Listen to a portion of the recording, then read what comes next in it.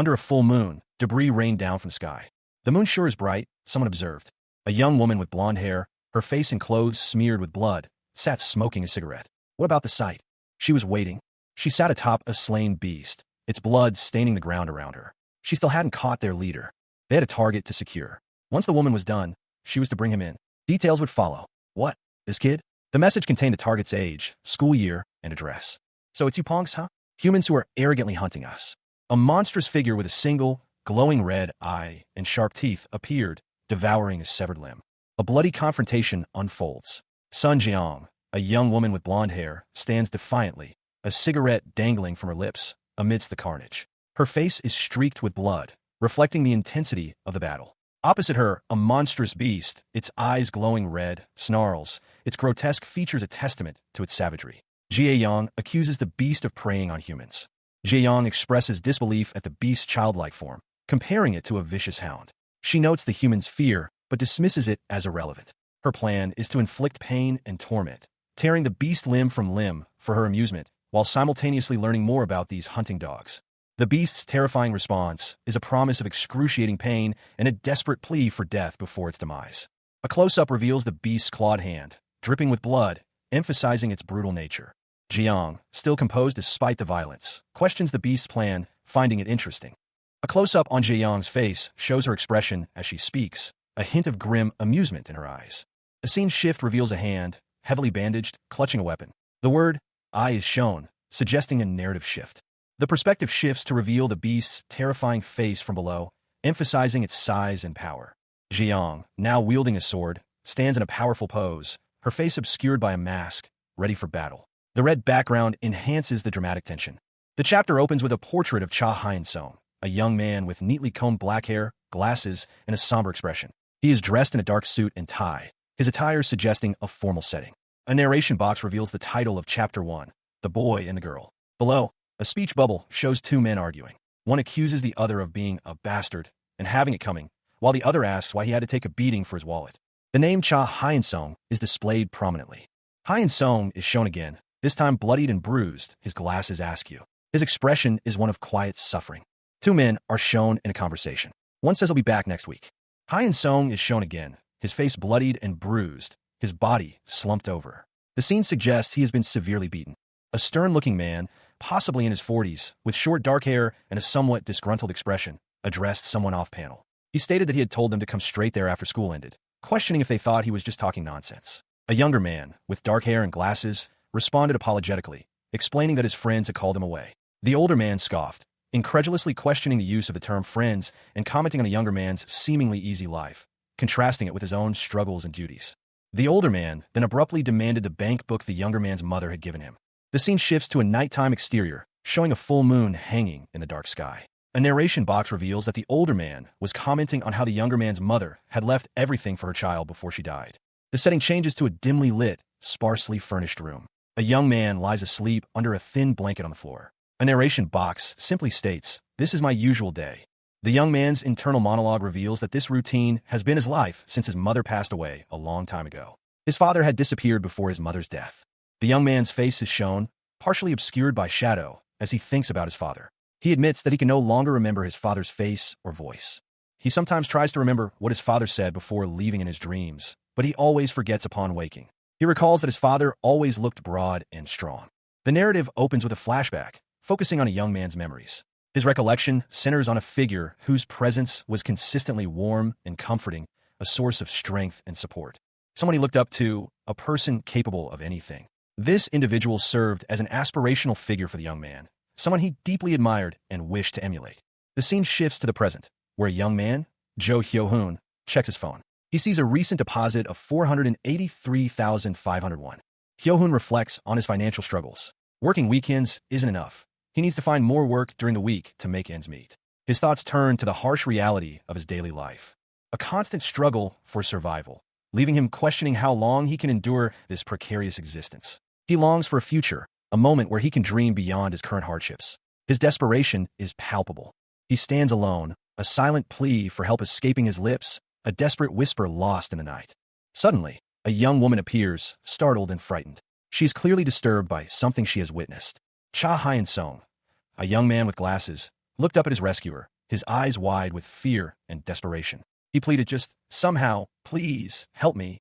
He was confused and overwhelmed. Internally, he questioned, what's this? Why me? Of all people, what can someone like me do? A sudden memory flooded back to him. I remember, the narration box explained, the moment I came across someone who was suffering for the first time. The panel showed a younger Hyun-sung witnessing a man being harassed by two thugs. Then, the narration continued, the moment I gathered up the courage to help someone for the first time. From that moment onwards, the narration box stated, my life turned into a living hell. Hyun-sung's face was etched with despair. He muttered, I can't do anything. The back of a man's head was shown, his hair slightly disheveled. He seemed to be observing Hyun-sung. Hyun-sung's eyes, wide and filled with a desperate hope, were the last thing shown. Cha Hyun-sung, a young man with glasses, and Sun Ji-young, a girl with dark hair, found themselves in a dark alleyway. Hyun-sung, clearly shaken, muttered, let's get out of here first. He clutched a bundle of clothes as Ji-young, her face etched with concern, offered help. I'll help you, she declared. As they moved, Hyun-sung noted the deserted streets. The narration box confirmed his observation. In this neighborhood, there's no one out at night. He decided to take action, intending to report the incident. I'll report this to the police right now. Hyun-sung pulled out his phone, his eyes darting around nervously. He wondered aloud, by any chance, is that person still following us? He called out, hello, into his phone, his voice strained with anxiety. Suddenly, Hyun-sung was attacked. A wave of crimson engulfed him as he was violently thrown back, his glasses askew. A bloody hand, clutching a broken phone, fell to the ground. A single word floated above. Oh. Jaeyoung, her face still obscured, spoke softly. You're really kind. I mean it. There's not a lot of people like you these days. The scene opens with a narration box revealing a conversation. Someone lamented that their usual methods were ineffective, leading them to consider giving up. However, another voice countered, knowing that such methods would easily fool a naive child. A young woman with striking red eyes and dark hair is shown, a monstrous claw emerging from behind her. She smirks. Her words, had I not starved, suggest a connection between her current state and a past deprivation. The focus shifts to a young man with glasses, his eyes wide with terror, sweat dripping from his face as he screams silently. His expression is one of pure, unadulterated fear. The woman from before stands over a corpse, a monstrous appendage attached to her arm. She states dismissively, don't take it to heart. The scene is set at night, under a bright moon. A large, full moon dominates the sky, casting an ominous glow over a group of monstrous figures. Their grotesque features are clearly visible, their mouths agape in a silent scream. One of the beasts speaks, its voice a guttural declaration. We can't control our hunger. A blood-curdling scream fills the panel, a visual representation of pure terror. The young man from earlier is shown being attacked by several monstrous claws, his face contorted in agony as he is overwhelmed by the beasts. Cha Hyun-sung found himself in a desperate struggle, his body contorted in pain as he was attacked by monstrous creatures. Their claws tore at his flesh, leaving bloody wounds in their wake. His vision blurred. The last thing he saw before succumbing to the attack were the grotesque forms of the beasts, their sharp teeth bared in a terrifying grin. He wondered, in his final moments, what exactly these monsters were. Hyun-sung awoke, his eyes wide with shock and confusion. Tears streamed down his face as he cried out, questioning why things had turned out this way. He had only wanted to help, but everything had gone wrong. His thoughts drifted to the things he had lost, family, friends, and the future he had dreamed of. The weight of his loss was almost unbearable. A crimson backdrop filled his vision, symbolizing the blood and violence that had consumed his life. He had lost everything. The monstrous creatures returned, their presence looming over him. They grabbed him, their claws sinking into his flesh as he screamed in terror. This was the end. But then a voice called out to him, a voice he recognized. He had never experienced anything like this before. Hyun-sung, the voice said, a somber tone filling the air. The voice continued, speaking of the harsh realities he would face, his father's impending departure, his mother's inability to always be there, and the many difficult times ahead. The voice warned him of the pain and suffering he would endure, the people who would cause him harm. This was a stark preview of the challenges that lay ahead in his future. A large, shadowy figure kneels beside a young boy, Cha Hyun-sung, gently placing a hand on his head. Hyun-sung looks up, his expression a mixture of fear and weariness. The narration box explains that the reason for this kindness is because the boy is having a hard time, and if there comes a time when he can no longer bear it. The panel shows a close-up of Hyun-sung's eyes, now filled with a fierce determination. Blood streaks across his face. A single drop of blood falls onto the black background. A monstrous face fills the panel, its gaping maw filled with sharp teeth and a single, malevolent red eye. The monster's voice booms, a command to kill everyone. Hyun-sung is shown surrounded by several of these monstrous creatures, their teeth sinking into his flesh. Blood splatters everywhere. He is violently thrown back, the impact implied by the red streaks across the panel. Cha Hyun-sung's vision blurred, the world dissolving into a chaotic swirl of red and black. A monstrous beast loomed, its shadowy form barely visible amidst the carnage. Its gaping maw filled with rows of razor-sharp teeth, a chilling testament to the brutal end that awaited him. A wave of nausea washed over him as the beast's presence filled his senses. But then, a shocking transformation. Hyun-sung felt a surge of power, his body contorting and reforming into something other. His eyes glowed with an unnatural light, his teeth lengthening into monstrous fangs. He looked down at his hands, now clawed and dripping with blood. A terrifying reflection of the beast that had killed him, yet somehow different. A primal rage surged within him. Sun Jiang, a beast hunter, watched in stunned silence as the resurrected Hyun-sung roared, his newly formed body a horrifying testament to his transformation. "What, this kid?" she exclaimed, her voice laced with disbelief. The beast's eyes widened in shock as it realized the horrifying truth. It wasn't human, it shrieked, its final words echoing the disbelief of the hunter. With a final, earth-shattering roar, the beast exploded into a bloody mist, leaving behind only the newly transformed Hyun-sung, his eyes burning with an unnatural light. Cha Hyun-sung's vision fractured, a kaleidoscope of crimson and white as he felt the life drain from his body. The world shattered around him, mirroring the devastation within. Even in death, a furious question echoed in his mind. "Were you bastards? What happened to me?" He may not know anything, but he knew well what he had to do. A primal rage ignited within him, reflected in his eyes as he vowed, "I'll kill all of you." His fist clenched, dripping with the blood of his attackers, a testament to his brutal resurrection. Hyun-sung stood amidst the carnage, his back to the viewer, a silhouette against the crimson backdrop of his vengeance. He had returned. The chapter opens with a dark, ominous image. A shadowy, crimson form dominates the top of the panel, suggesting a violent or bloody event. Then focuses on Cha Hyun-sung, lying on the ground, his body marred by wounds. The question, "Cha Hyun-sung?" is posed, followed by the observation that he looks quite different from any photograph. The scene shifts to Sun Jiang, a young woman with blonde hair, sitting calmly on a low brick wall amidst a scene of carnage. Blood stains the ground around her. The question, "Are you?" hangs in the air, leaving the reader to wonder what she is being asked. Jia-young's face is shown in close-up. Her expression is one of intense scrutiny as she examines something small in her hand. And she asks, "A human?" The scene opens on a grim urban landscape, stained with blood. A young woman with blonde hair, clad in athletic wear, sits slumped against a wall, her expression unreadable. Nearby, a muscular, bloodied man stands, his features sharp and intense. He appears to be in the midst of a violent struggle. The camera focuses on a gruesome pile of mangled bodies, a testament to the brutal conflict. A thought bubble appears. A human? The woman, Sun Jiang, observes the carnage, a question forming in her mind. Did he do all of this? The beasts wouldn't eat each other. Her gaze sharpens, suspicion growing. She contemplates the implications. Does that mean that Guy considers beasts as enemies? A close-up reveals a bloodied fist, the hand belonging to the muscular man. The scene is tense, the air thick with unspoken questions. Jia-young speaks, her voice laced with a mixture of assessment and calculation. "If you're a human, I need to take you with me. But if you're a beast, I have to kill you." She lights a cigarette, her expression unreadable. She asks simply, "Oi, what do you want to do?" The bloodied man, Cha Hyun-sung, lunges forward, his eyes blazing with a primal fury. He unleashes a powerful attack. A monstrous, clawed hand, dripping with blood, reached out from the darkness.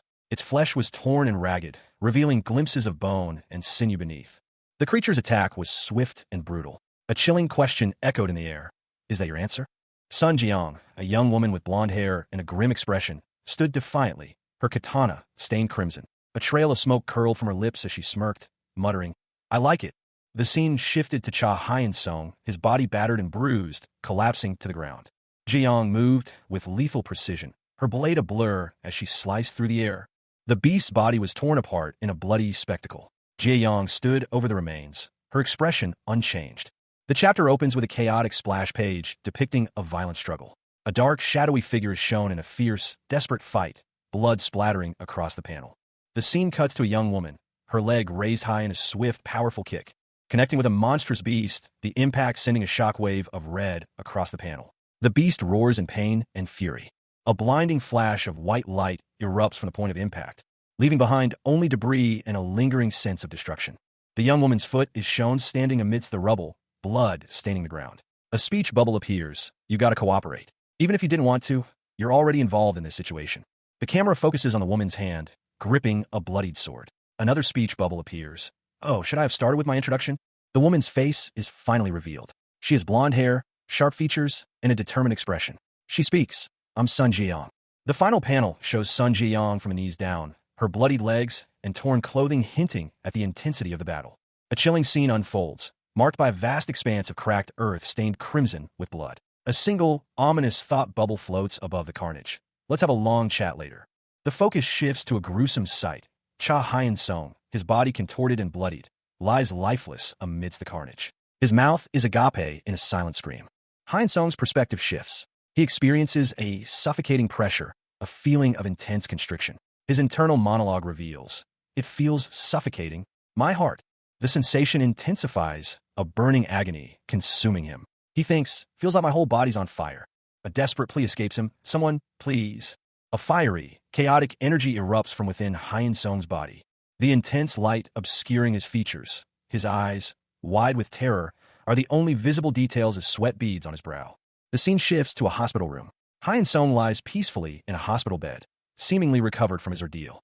Cha Hyun-sung awoke to find himself lying on his back, his hand reaching towards the ceiling. It was intact. A wave of confusion washed over him as he wondered what had happened. A flashback revealed a gruesome scene. A monstrous beast, its maw dripping with blood, was devouring someone. The sheer horror of the image caused Hyun-sung to retch violently, a guttural sound escaping his lips as he vomited. He continued to heave, the sound echoing the turmoil within him. Tears streamed down his face as he struggled to catch his breath. Weak and disoriented, he lay in a hospital bed. A figure loomed over him, asking if he was okay. Cha Hyun-sung awoke disoriented, his mind a blank canvas. His eyes, wide and filled with confusion, scanned his surroundings. Who are you? Where is this place? He wondered, his voice barely a whisper.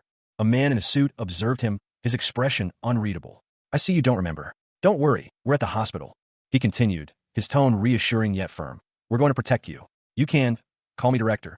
The director, a man with neatly trimmed dark hair, glasses, and a goatee, was introduced. His gaze was steady and calm. Hyun-sung, still confused, questioned, Dir, Hector? Are you a police officer? The director replied, No, I'm not with the police. I'm a civil servant, but the work I do is a bit different. He explained, we're an organization unknown to the outside world, those things you met yesterday. The director concluded, we're fighting against those beasts. Hyun-sung, his eyes wide with dawning comprehension, whispered, Beasts? A man, his face partially obscured by shadow, spoke, his voice low and grave. He reflected on the nature of the beasts they fought, stating that they were once human, too, but now transformed into the monsters they hunted. The man's thoughts were illustrated by a horrifying vision, a collage of grotesque, monstrous beasts, their forms a twisted mockery of humanity, loomed behind him. He continued his explanation, stating the simple, brutal truth of their world. Beasts kill and eat humans. The image shifted to a terrifying scene. A monstrous, hulking figure, its muscles bulging and veins pulsing with dark energy, towered over a smaller, terrified boy. The beast's eyes glowed with malevolent intensity. The man's voice, though unseen, continued, revealing a shocking secret about the boy. He can transform into one of these beasts. The scene changed to a sterile, clinical hallway. A subordinate approached a man in a suit, addressing him formally as Mr. Director. He anxiously inquired about the success of a procedure. The director, looking weary, responded negatively. The boy, it turned out, had no memory of the previous day's events, let alone his newly discovered ability. He instructed his subordinate to assign someone to protect the boy, suggesting Manager Hong for the task. The chapter opens with a close-up of a man, his features sharp and defined, wearing glasses and a neatly trimmed beard. His gaze is directed slightly away, a thoughtful expression on his face. The scene shifts to a dimly lit office. A man with short, dark hair sits slumped in a chair, his posture conveying weariness. Above him, a speech bubble reads, Assign this matter to Team Leader Yoon. The setting changes to a dark, shadowy city street at night, the buildings looming large and ominous. A man in a suit, holding a can, looks surprised. He mutters, Huh? The man continues, That site that is under investigation. Another man, his face etched with worry, looks down. A voice from off-panel says, Sir, could you step back a bit? The second voice, firm and authoritative, responds, Sir, it's a crime scene, so please cooperate. Two figures in suits stand in the dimly lit street, their expressions serious. One is a woman with short, dark hair. The other is the man from the previous panel. Cha Hyun-sung stood alone, silhouetted against the bleak cityscape. The shadows stretched long and ominous around him, mirroring the darkness in his heart. Suddenly, a monstrous figure emerged from the darkness, its eyes glowing with malevolent red light. The creature's features were obscured by shadow, but its menacing aura was palpable. A terrifying beast lunged at Hyun-sung, its claws tearing into his flesh. A scream was cut short as the beast's attack ended his life. But death was not the end. Hyun-sung found himself alive again, his body marred by wounds, as Sun Jeong, a beast hunter, appeared before him, her expression grim. Ji-yeong watched as Hyun-sung's body began to convulse, his eyes glowing with the same red light as the beast that had killed him. A transformation was underway. "This bastard," she hissed, recognizing the signs of a beast's influence. With a furious roar, Hyun-sung, now partially transformed, lunged at Jeong. The ground cracked under the force of his attack. A battle between beast and hunter had begun. Cha Hyun-sung, his face contorted in a grimace of exertion, launched a powerful, acrobatic kick.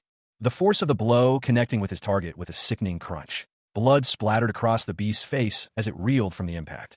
Hyun-sung, momentarily stunned by the ferocity of the beast's counterattack, stumbled back, but quickly recovered, his eyes blazing with determination as he braced himself for the next assault. The beast roared, a guttural sound filled with rage. He lunged forward, a blur of motion, his attack precise and deadly. A spray of blood erupted as he landed a devastating blow. The beast staggered, weakened but still dangerous, giving Hyun-sung an opening. He seized the opportunity, delivering a swift, brutal kick. The fight was over. Cha Hyun-sung lay sprawled on the ground, his body a canvas of crimson against the stark black and red backdrop. His lifeblood seeped into the earth, staining the alleyway a deeper shade of scarlet. Above him, a shadowy beast dissolved into darkness, leaving behind only the lingering scent of death and the echoes of a brutal struggle. Hyun-sung, however, was not truly gone. He had been resurrected, his eyes opening to a world still consumed by the violence of the beast's attack. He observed the aftermath, his thoughts turning to the limitations of human strength against such overwhelming power. He mused that while the technique used against him wasn't bad, humans were ultimately outmatched. His gaze fell upon his own blood-soaked hands, a grim reminder of his recent demise. A chilling question formed in his mind. Were others like him, victims of these creatures? He looked around the ravaged alleyway, the destruction a testament to the beast's savagery. He concluded that this was likely their hunting ground. Hyun-sung began to walk away from the scene, his steps heavy with the weight of his recent experience and the questions that plagued his mind. A grim determination hardening his gaze. He considered himself a punk, a mere mortal facing impossible odds. The ground beneath him cracked and crumbled, a visual representation of the immense power unleashed in the recent battle. Cha Hyun-sung stood amidst a scene of devastation, his back to the viewer, a bloody wound visible on his arm. The ground around him was cracked and broken, a testament to a brutal conflict. His eyes, wide with shock and horror, reflected the carnage around him. A large portion of his face was covered in blood. He stared at the destruction, a question forming in his mind. Did humans do this? He muttered to himself, so brutal.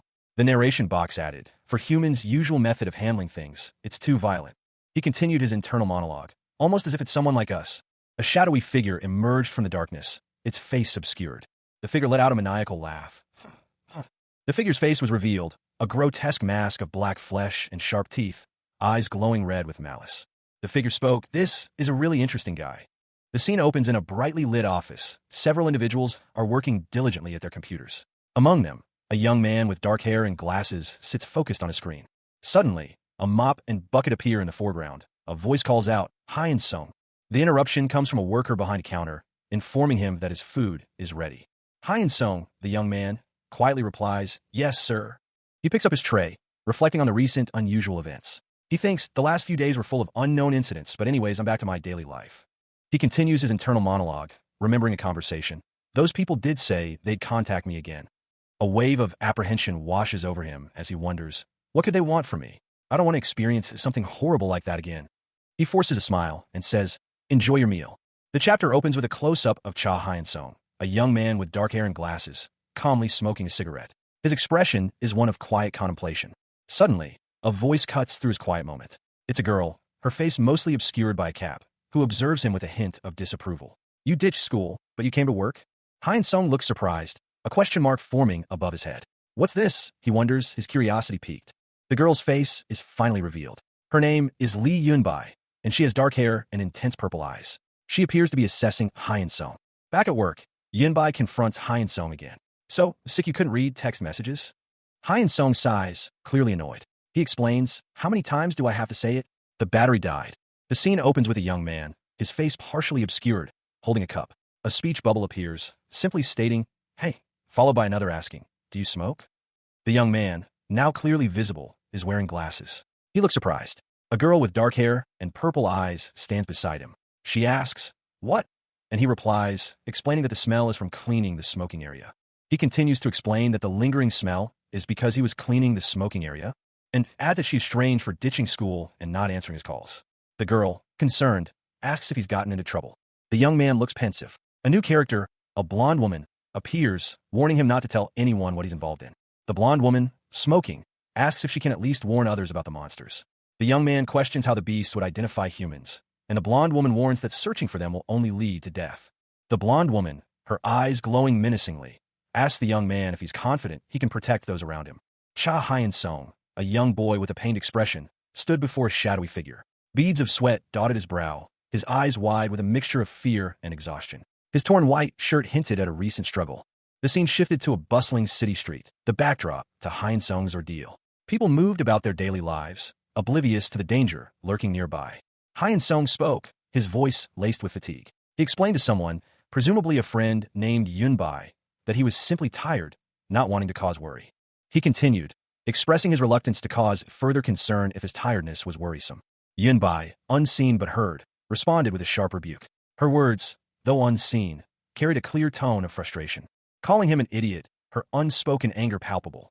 Sun Jiang, a girl with a baseball cap and a serious expression, stood amidst a crowd of people, her presence a stark contrast to the casual atmosphere around her.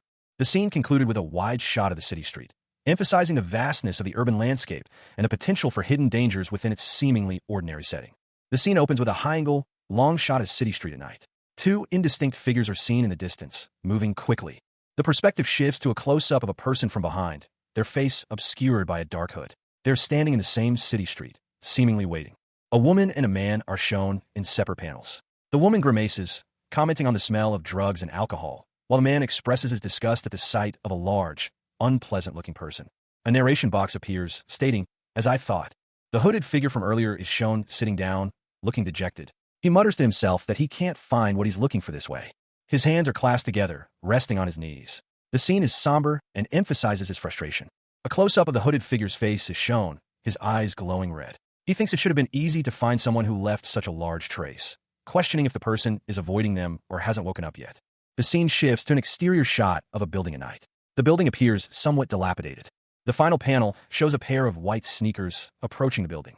Cha Hyun-sung, a young man with glasses and dark hair, let out a weary sigh. He appeared exhausted. He slumped against a wall, his head obscured by an empty bottle he held in front of his face. Suddenly, Hyun-sung's eyes snapped open, revealing a startlingly intense gaze. His face was marred by injuries. He glared, his expression hardening. "You think I'm a joke?" he seemed to think, his eyes burning with resentment. A shadowy figure loomed over him. "How much money did I ask for?" the figure demanded, his voice laced with anger. Hyun-sung, visibly shaken, responded, "Think you'd leech off my money till I'm old or dead?" "Huh," he stammered. "You uncle, the reason? I couldn't send the money." His voice trailed off, filled with despair. The uncle's face contorted in rage. A violent outburst followed. The uncle roared, 500,000 won. Is it that hard to send me that money? Why piss me off?" A furious, distorted face filled the panel. The man's eyes bulged, his mouth stretched into a grotesque grin, revealing jagged teeth. He roared, "Someone's gonna pay for hoarding that little money." The camera focused on a young man's torso, his clothes torn and stained. He was hunched over, his posture conveying exhaustion and despair. The young man, his face pale and drawn, was being accosted by the same enraged man. The man's voice boomed. "What? Did you plan to run away? You think this house is L2, right?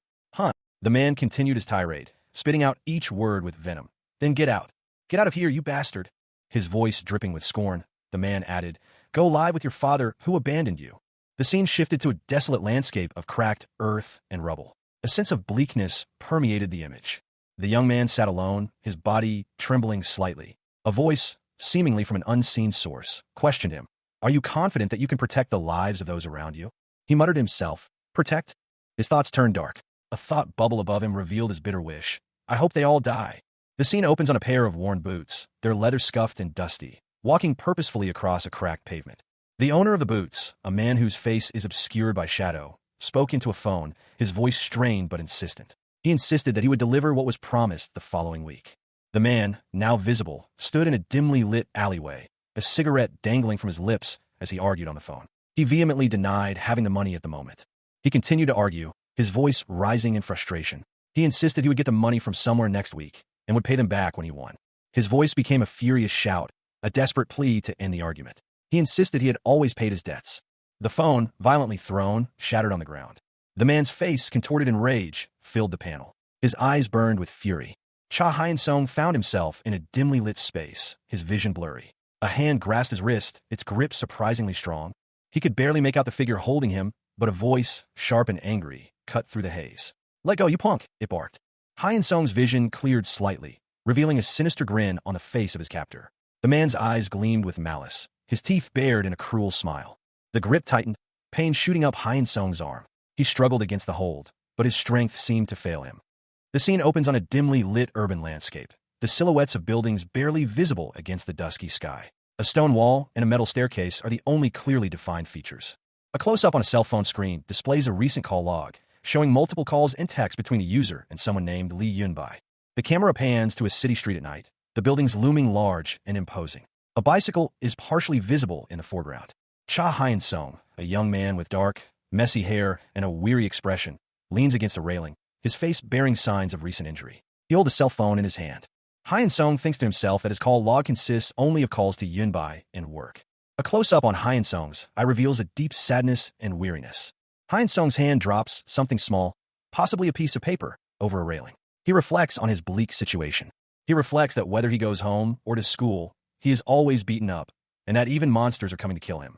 Cha Hyun-sung, a young man with a pained expression, lay on the ground. His eyes, though closed, hinted at the suffering he had endured. A single bitter laugh escaped his lips. "What a great life, huh?" A dark figure approached, their boots crunching on the ground, casting a long shadow over the lifeless body of Hyun-sung, a chilling indication of the events to come. Hyun-sung's eyes snapped open, filled with a mixture of pain and confusion. Gasps escaped his lips. "Yuji, erga." He sat up, his body trembling, his face contorted in agony. He clutched his chest, as if trying to hold something back. A young man with short, dark hair appeared, his eyes wide with shock and confusion. He looked around, his voice laced with disbelief. "Uncle? Why is Uncle here? Did he follow me here? What's this? Something strange." The older man, his face obscured by shadow, groaned in pain. "You are G? So, son of a bitch."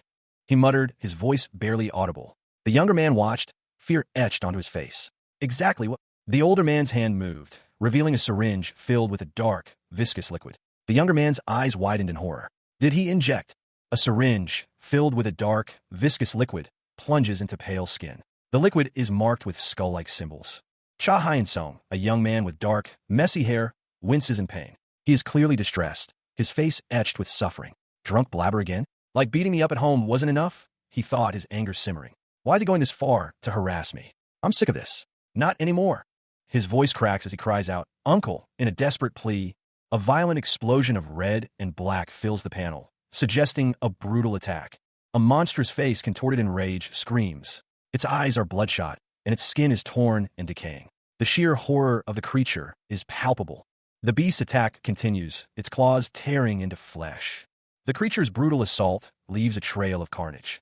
Hyun-sung's eyes widen in terror as he witnesses the horrifying scene. His wide, terrified eyes are the focus. A monstrous claw, dripping with blood, looms over him, the final image before the attack. The scene opens with a dark, ominous sky, filled with the silhouettes of flying creatures. A sense of impending doom hangs heavy in the air, as a monstrous beast looms into view. Its grotesque form is a horrifying blend of flesh and bone, its single, glowing red eye burning with malevolent intent. Cha Hyun-sung, a young man with wide, terrified eyes, is face to face with the beast. He utters a choked, desperate sound, his fear palpable. The beast lunges, its massive claws tearing through the air, connecting with Hyun-sung in a brutal attack. Blood splatters across the panel as the force of the blow sends him flying. Hyun-sung is sent hurtling through the air, crashing into the ground below, the impact creating a small crater. A pained groan escapes his lips as he struggles to rise. He tries desperately to get up, but the pain is overwhelming. His body is battered and broken. A monstrous claw, stained crimson, descended from the darkness, its sharp points piercing the cracked earth. Dust and debris swirled around it, leaving behind a trail of destruction. A young man, Cha Hyun-sung, coughed violently, his body racked with pain as he lay prostrate on the ground. His eyes wide with terror. "Uncle, why? Stop this," he pleaded, his voice barely a whisper. "Uncle, you're not a monster." His desperate plea hung in the air. A brutal, swift attack followed. A flash of red, a blur of motion. The monstrous figure was struck, a violent explosion of energy erupting from the point of impact. A blinding white light momentarily obscuring the scene. A large, sharp object sliced through the air. The aftermath was a scene of carnage. A dark, shadowy figure was revealed at the center of the destruction, surrounded by a chaotic splatter of blood. Hyun Sung lay wounded, his body covered in blood, his eyes closed. He was barely alive, but still clinging to life. The scene ended with a close-up of his bloodied hands. Cha Hyun Sung found himself dangling precariously from a maw of a monstrous beast, its grotesque features and blood-soaked for a horrifying testament to its brutal nature. The beast's eyes glowed with malevolent red intensity. A surge of energy erupted from within him, a violent crimson light emanating from his body as he struggled against his captor. His muscles bulging with unnatural strength as he fought back with a ferocity that belied his frail appearance. A beast roared in pain and surprise as Hyun Sung's power overwhelmed it. A guttural scream tearing from his throat as he unleashed a raw, untamed power. The beast, weakened and enraged, cursed Hyun Sung, its words laced with venom. All because of you, punk. It continued its tirade. Even your mother died because of you. Hyun Sung, his mind reeling from the beast's accusations, whispered to himself, because of me? Was it all my fault? I want to end it now. Cha Hyun Sung, his body ravaged, lay dying. His final thoughts were a torrent of self-recrimination. Everything that had happened to him, all the pain he had endured, was it all his fault? He considered a bleak solution to his suffering. Perhaps he could simply cease to exist. Hyun Sung's face, bloodied and bruised, reflected his despair. His eyes, though filled with pain, held a flicker of defiance. The scene shifted to two shadowy figures, their faces partially obscured. One, sharply dressed, seemed to be in charge. Their conversation was hushed, conspiratorial. Suddenly, a woman appeared, her eyes glowing red, a monstrous claw emerging from her arm. This was Sun Ji-young, a beast hunter. Ji-young's attire was revealing, her expression grim. The monstrous claw pulsed with dark energy, their sharp teeth sinking into his flesh. A horrifying tableau of violence and death. Cha Hyun Sung crumpled to the ground, his body contorted in agony as blood stained his clothes. The impact of the attack left him gasping for air. A guttural scream ripped from his throat, a raw expression of pain and disbelief etched across his face. His vision swam, but through the haze, he saw a shattered cage and a dark, ominous space beyond. A scene of devastation where he lay broken and bleeding. Hyun Sung's face was a mask of agony, his features contorted in a silent scream as more blood welled up. A crimson tide spreading across his skin. He didn't understand what was happening. He could only utter, I don't know. Despite his confusion, a desperate thought clawed its way to the surface of his mind. He had pondered this so much, yet he still couldn't grasp the reason why this kept happening to him. He raged silently against the unfairness of it all. Why did these terrible things always happen to him? Why did everyone want to hurt him? His silent plea for answers echoed in the desolate space. Tell me. Cha Hyun Sung felt the searing pain of countless claws tearing into his back as a monstrous beast pinned him to the ground. His vision blurred, the beast's grotesque maw a horrifying final image before his eyes. A single choked sound escaped his lips. Then darkness, only to be replaced by a surge of agonizing pain as Hyun Sung's body violently convulsed. He was alive, but something was profoundly wrong.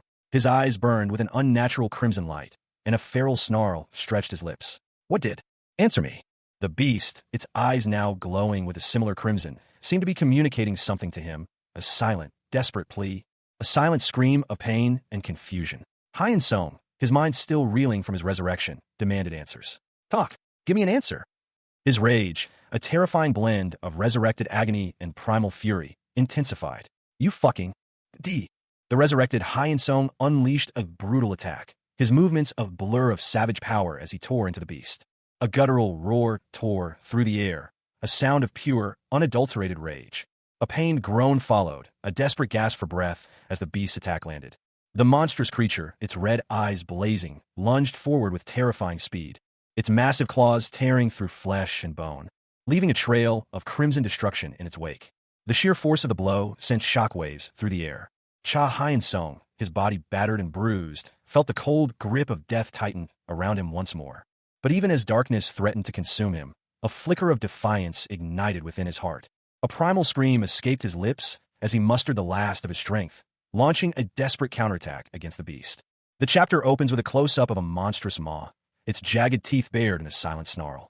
The creature's grotesque features filling the frame, a chilling prelude to the violence to come.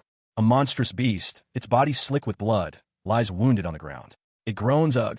WH. What? You've been an annoying little weasel since birth. Its eyes, glowing with malevolent red light, fix on something unseen. A single word escapes its lips. Is that so? The beast continues, its voice laced with bitter resentment. So you never even thought of me as family. Then I don't have to feel guilty at all. Its face contorted in a grimace of self-justification. A sudden, sharp cry pierces the air. Wah! Way in it. Another figure appears, calling out, hi and song. What I meant was, shut it. The beast roars in fury. You're fucking nonsense. Cha Hyen Song, his body contorted and marred by grotesque, bloody wounds, rose from the ground. His eyes glowed with an unnatural red light, his teeth bared in a feral snarl. He was a horrifying sight, a testament to the brutal attack he had just endured. But from the depths of his ravaged form, a defiant declaration escaped his lips. I'm sick of it all. His face, a mask of rage and pain, twisted into a monstrous grimace. Look at me, he roared, his voice echoing with a newfound power, a terrifying transformation complete. I'm right here. Meanwhile, on a rooftop overlooking the city, Sunjung stood silhouetted against the crimson glow of the moon, a grim expression on her face as she observed the scene below. Hyen Song's resurrected form, now fully revealed, stood defiant against the backdrop of the city's red-tinged skyline. His voice boomed across the cityscape, a challenge to his pursuers. You monsters who've been chasing me, he declared, his resolve hardening. I'm not going to hide or run away anymore. I don't give a shit what your identity is. Cha Hyen Song's resurrected form revealed itself, his eyes glowing with an ominous red light. A sinister grin stretched across his face as he declared, or what I am. He challenged his opponent, a shadowy figure, with a defiant statement. If you want something from me, kill me and take it. But he continued, a chilling condition to his challenge. If you can't kill me. Hyen Song's monstrous transformation was complete. His skin was now a grotesque patchwork of flesh and scales, his eyes burning with a hellish fire, and sharp claws extended from his hands. A terrifying grin stretched across his face, dripping with blood. He declared his intention with chilling finality. I'll do the killing. A defiant challenge echoed through the desolate landscape. Come at me. Cha Hyen Song, his body ripped and bloodied, stood amidst the carnage, a grim determination etched onto his face. A chilling declaration escaping his lips, so I can kill you. His eyes burned with a fierce intensity. A nearby observer whispered, what do you think? He's even saying shit like that. Two figures emerged from the shadows, silhouetted against a blood-red moon. One, cloaked and ominous, stated, no choice but to have a face-off, right? The cloaked figure continued, his voice laced with dark amusement. A punk who randomly kills his kind. He's an even more interesting bastard than I thought. His companion, his face partially obscured by shadows, offered a curt assessment. He's not our kind. He's a flop. The cloaked figure, however, remained resolute. It's dangerous to let him live. I'll handle him. Cha Hyen Song found himself crouched on the ground, amidst a scene of devastation. The earth was cracked and broken around him, radiating outward from where he knelt. A powerful figure loomed over him. Sun Jiang, a beast hunter, stood with one foot planted on the ground, her expression unreadable. She stated that she only had one question for him. Jie Yang questioned the source of Hyen Song's newfound strength. Hyen Song, his face partially obscured by blood, responded that he didn't know. He had simply died, then awakened with this power. Jie Yang doubted his explanation, suspecting he had awakened the power himself. She indicated that he wasn't planning on telling her the truth. As Jie Yang spoke, a monstrous form began to emerge from Hyen Song's body. She declared that this was the perfect time and place for a confrontation. The monstrous transformation continued, with a guttural sound emanating from Hyen Song. The transformation was complete, revealing a terrifying beast-like form. Jie Yang stood ready to face this new threat. The beast lunged at Ji Yang, initiating their battle. A chilling declaration echoed in the air. Will be your last breath. A monstrous avian creature, its eyes burning with malevolent red light, loomed over Cha Hyen Song. The beast's powerful, rocky torso filled the frame, hinting at immense strength and ferocity. As the scene transitioned to a sudden darkness, a snarling beast, its teeth bared in a terrifying grin, confronted a bloodied Hyen Song. Come on, it seemed to growl. It's a fight to the death. The beast, a powerful, muscular creature with glowing red eyes, prepared for the final confrontation. Hyen Song, his body covered in blood, stood defiantly before the towering beast. The panel shows a close-up of a brutal scene. A monstrous beast, its features contorted in a silent roar, is being bisected by a gleaming blade. Blood splatters across the crimson background, emphasizing the ferocity of the attack. The beast's upper body is shown, now severed, with blood gushing from the wound. The red background continues to highlight the violence of the scene. A powerful impact is shown, a white explosion against a black background, suggesting a violent confrontation. The force of the blow sends the beast flying backwards. its body contorted in agony as it crashes to the ground. The impact is emphasized by radiating lines and a red background. Another powerful explosion erupts, suggesting a continuation of the intense battle. A monstrous beast, its form vaguely humanoid but undeniably monstrous, loomed over Cha Hyun-sung. Its massive frame filled the panel, muscles rippling beneath dark, leathery skin. The beast lunged, its massive claws extended, aiming for a fatal blow. Hyun-sung braced himself for the impact. A blur of motion followed as the beast's attack connected, sending Hyun-sung sprawling. Blood splattered across the ground as the beast prepared for the kill. Suddenly, a figure emerged from the chaos. Sun Jiang, a beast hunter, intervened, her movements a whirlwind of precise strikes. She launched a powerful counterattack. Her blade found its mark, cleaving through the beast's thick hide. The creature roared in pain, its body convulsing violently. With a final, desperate lunge, Jiang delivered the killing blow. The beast collapsed, its life force extinguished. A monstrous beast loomed over Cha Hyun-sung, its massive form casting a shadow that swallowed the light. Hyun-sung, however, met the beast's gaze with a defiant glare, his body already marred by wounds, blood staining his chest. As he braced himself for the inevitable impact, the air crackled with anticipation. The beast lunged, its claws extended, aiming to tear Hyun-sung apart. But with a surge of adrenaline, Hyun-sung met the attack head-on, his body a blur of motion as he weaved through the beast's assault. A whirlwind of blows exchanged in a desperate struggle for survival. The impact of their clash sent shockwaves through the ground. A blinding flash of light erupted from the center of their conflict, momentarily obscuring the scene, leaving behind only a cloud of dust and debris. When the dust settled, the beast lay broken and defeated. Hyun-sung's body lay still, amidst a pool of blood, his life seemingly extinguished. The scene was one of utter devastation. He wondered, how could this happen? How am I, being shoved around? Cha Hyun-sung lay dead, his body marred by wounds inflicted by unseen beasts.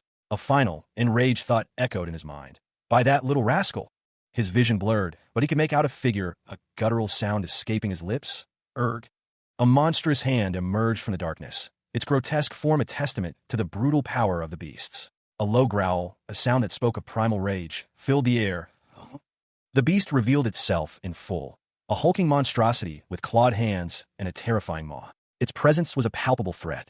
Hyun-sung, though dead moments before, found himself staring at the beast, a question forming in his mind. Asterisk what? His arms, asterisk. The beast, surprised by Hyun-sung's unexpected resilience, muttered, I shouldn't have underestimated you. It lunged forward, claws extended, unleashing a devastating blow. The force of the attack sent Hyun-sung reeling. Despite the brutal assault, Hyun-sung's resolve remained unbroken. He vowed, I'll fight you with all I've got. He met the beast's next attack head-on, fists colliding in a brutal exchange of blows. Cha Hyun-sung found himself in a desperate struggle for survival, grappling with a monstrous beast. Blood splattered across his body as he fought back with fierce determination. The beast's claws tore at his flesh, its massive form looming over him. The sheer power of the creature was overwhelming. Hyun-sung's body was battered and bruised, but his will remained unbroken. He refused to yield. A guttural cry escaped Hyun-sung's lips as he braced for another attack. He was clearly outmatched, but he fought on. The beast's relentless assault continued, leaving no openings for counterattack. Hyun-sung's situation was dire. He needed a new strategy. He realized he couldn't win a direct confrontation. He needed to find a weakness, an opening in the beast's defense. A desperate plan formed in his mind. He would have to outwit his opponent, not overpower them. With a surge of adrenaline, Hyun-sung prepared to execute his plan. He moved with calculated precision. A swift, unexpected maneuver that caught the beast off guard. The beast's attack faltered. A brutal, bloody clash erupted between Cha Hyun-sung and a monstrous beast. The sheer force of the attack sent shockwaves through the air, leaving a trail of destruction in its wake. The impact was so violent that the very ground beneath them cracked and shattered. A cloud of dust and debris obscuring the scene for a moment. When the dust settled, Hyun-sung lay broken and bleeding amidst the rubble, his body ravaged by the beast's attack. A gurgle escaped his lips as blood flowed freely from a deep wound across his face. His vision blurred, and he cursed the monster's speed and efficiency, lamenting his inability to dodge their attack. He realized the beast had used a cheap technique. Meanwhile, Sun Jiang observed the scene from a distance, her eyes narrowed in thought. She recalled a similar attack from a previous encounter, noting that the beast had transformed their arms. A question formed in her mind. Could these creatures transform their bodies at will, using them as weapons? Hyun-sung, eyes blazing with a newfound intensity, muttered the words, come out. A shadowy beast loomed over Cha Hyun-sung, its form barely visible in the darkness. The beast spoke, its voice a low growl. I know you're not dead from this. What you doing?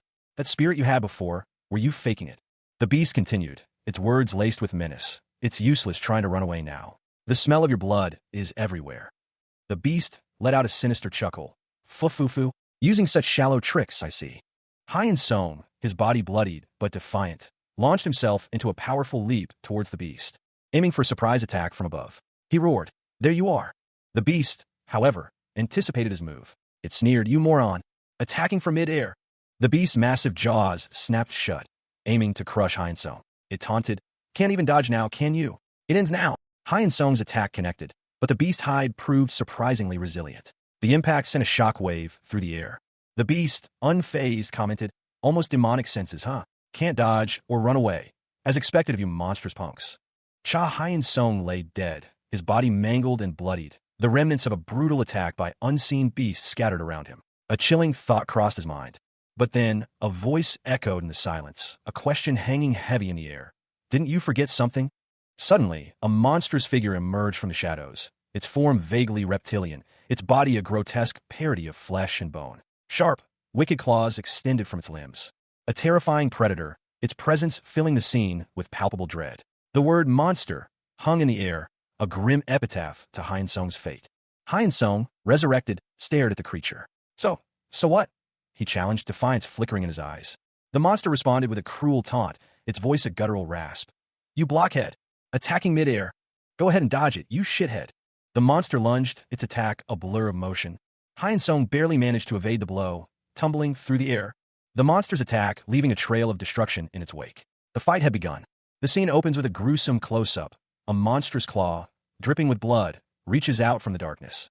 Its owner, a beast of immense size and ferocity, is shown to be engaged in a desperate struggle with another figure. This figure, Hyen Song, is clearly wounded, but fights back with surprising strength.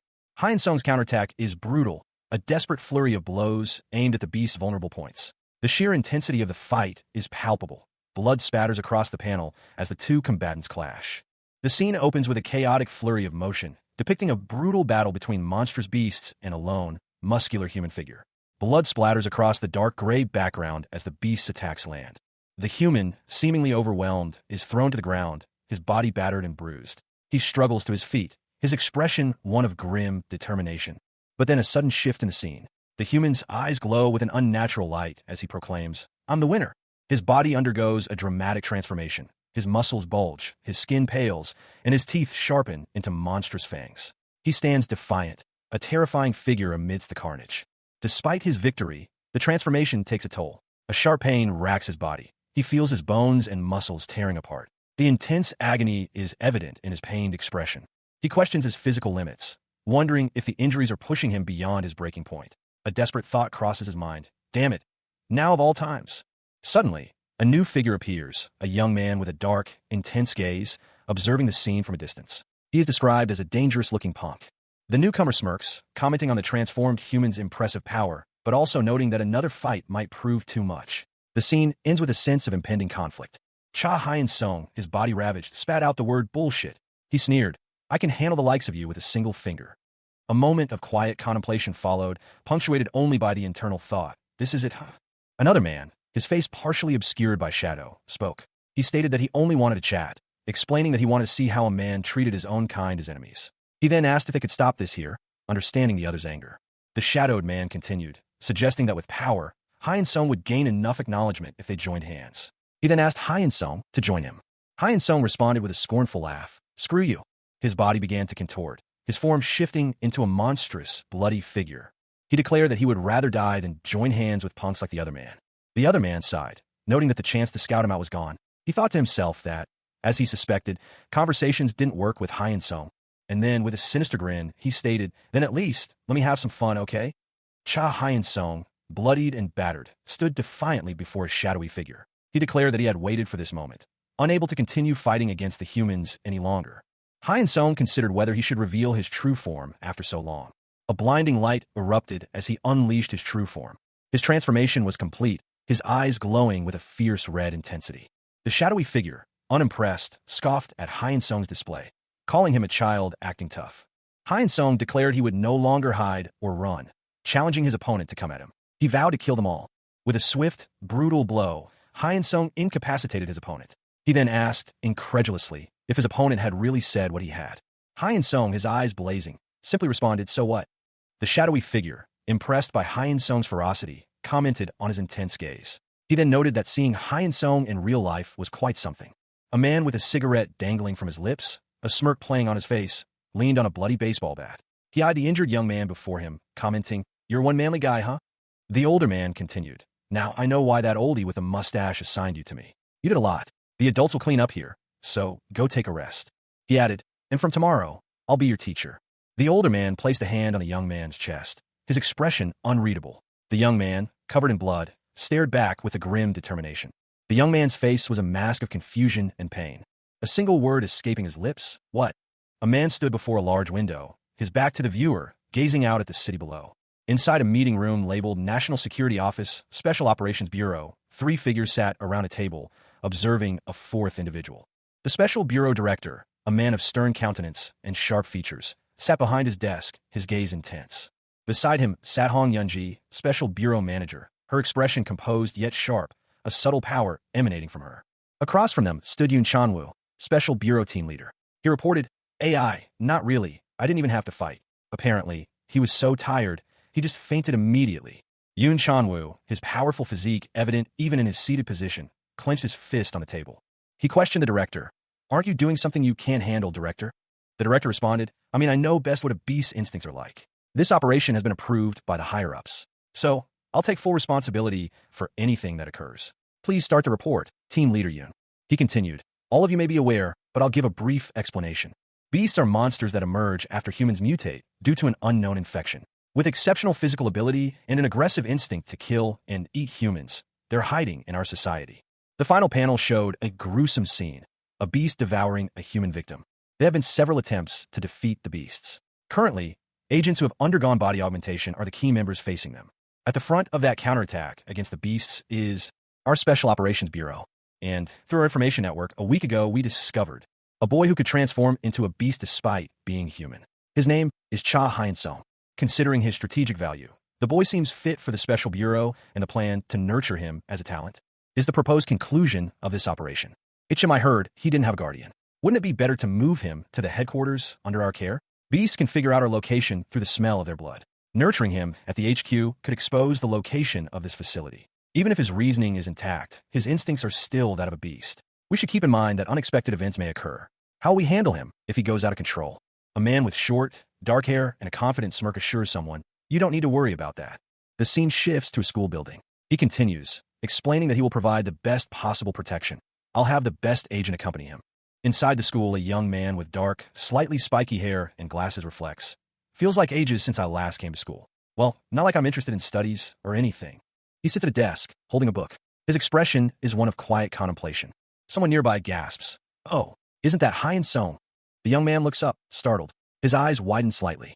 Suddenly, the young man is violently attacked, his hands flying up to his face as he's thrown backward. His glasses fall to the ground, shattered. 2 men approach the injured young man. One of them says, "Yeah, it's been a while, huh? Great to see you. Cha Hyun-sung." The scene opens on a bleak, urban alleyway, the diamond-patterned metal fence casting long shadows in the harsh sunlight. A sense of isolation and decay permeates the atmosphere. Cha Hyun-sung, a young man with dark, messy hair and a haunted expression, is shown in close-up. His face is etched with weariness and a hint of despair. He is clearly troubled. The lines around his eyes and mouth speak of sleepless nights and heavy burdens. 2 men are seen in conversation. One, a stern-looking man in a suit, holds a tablet, his expression one of concern. He is speaking to Hyun-sung, who appears distant and withdrawn. The man expresses his worry about Hyun-sung's recent behavior, noting his absence from school and his unresponsiveness to calls.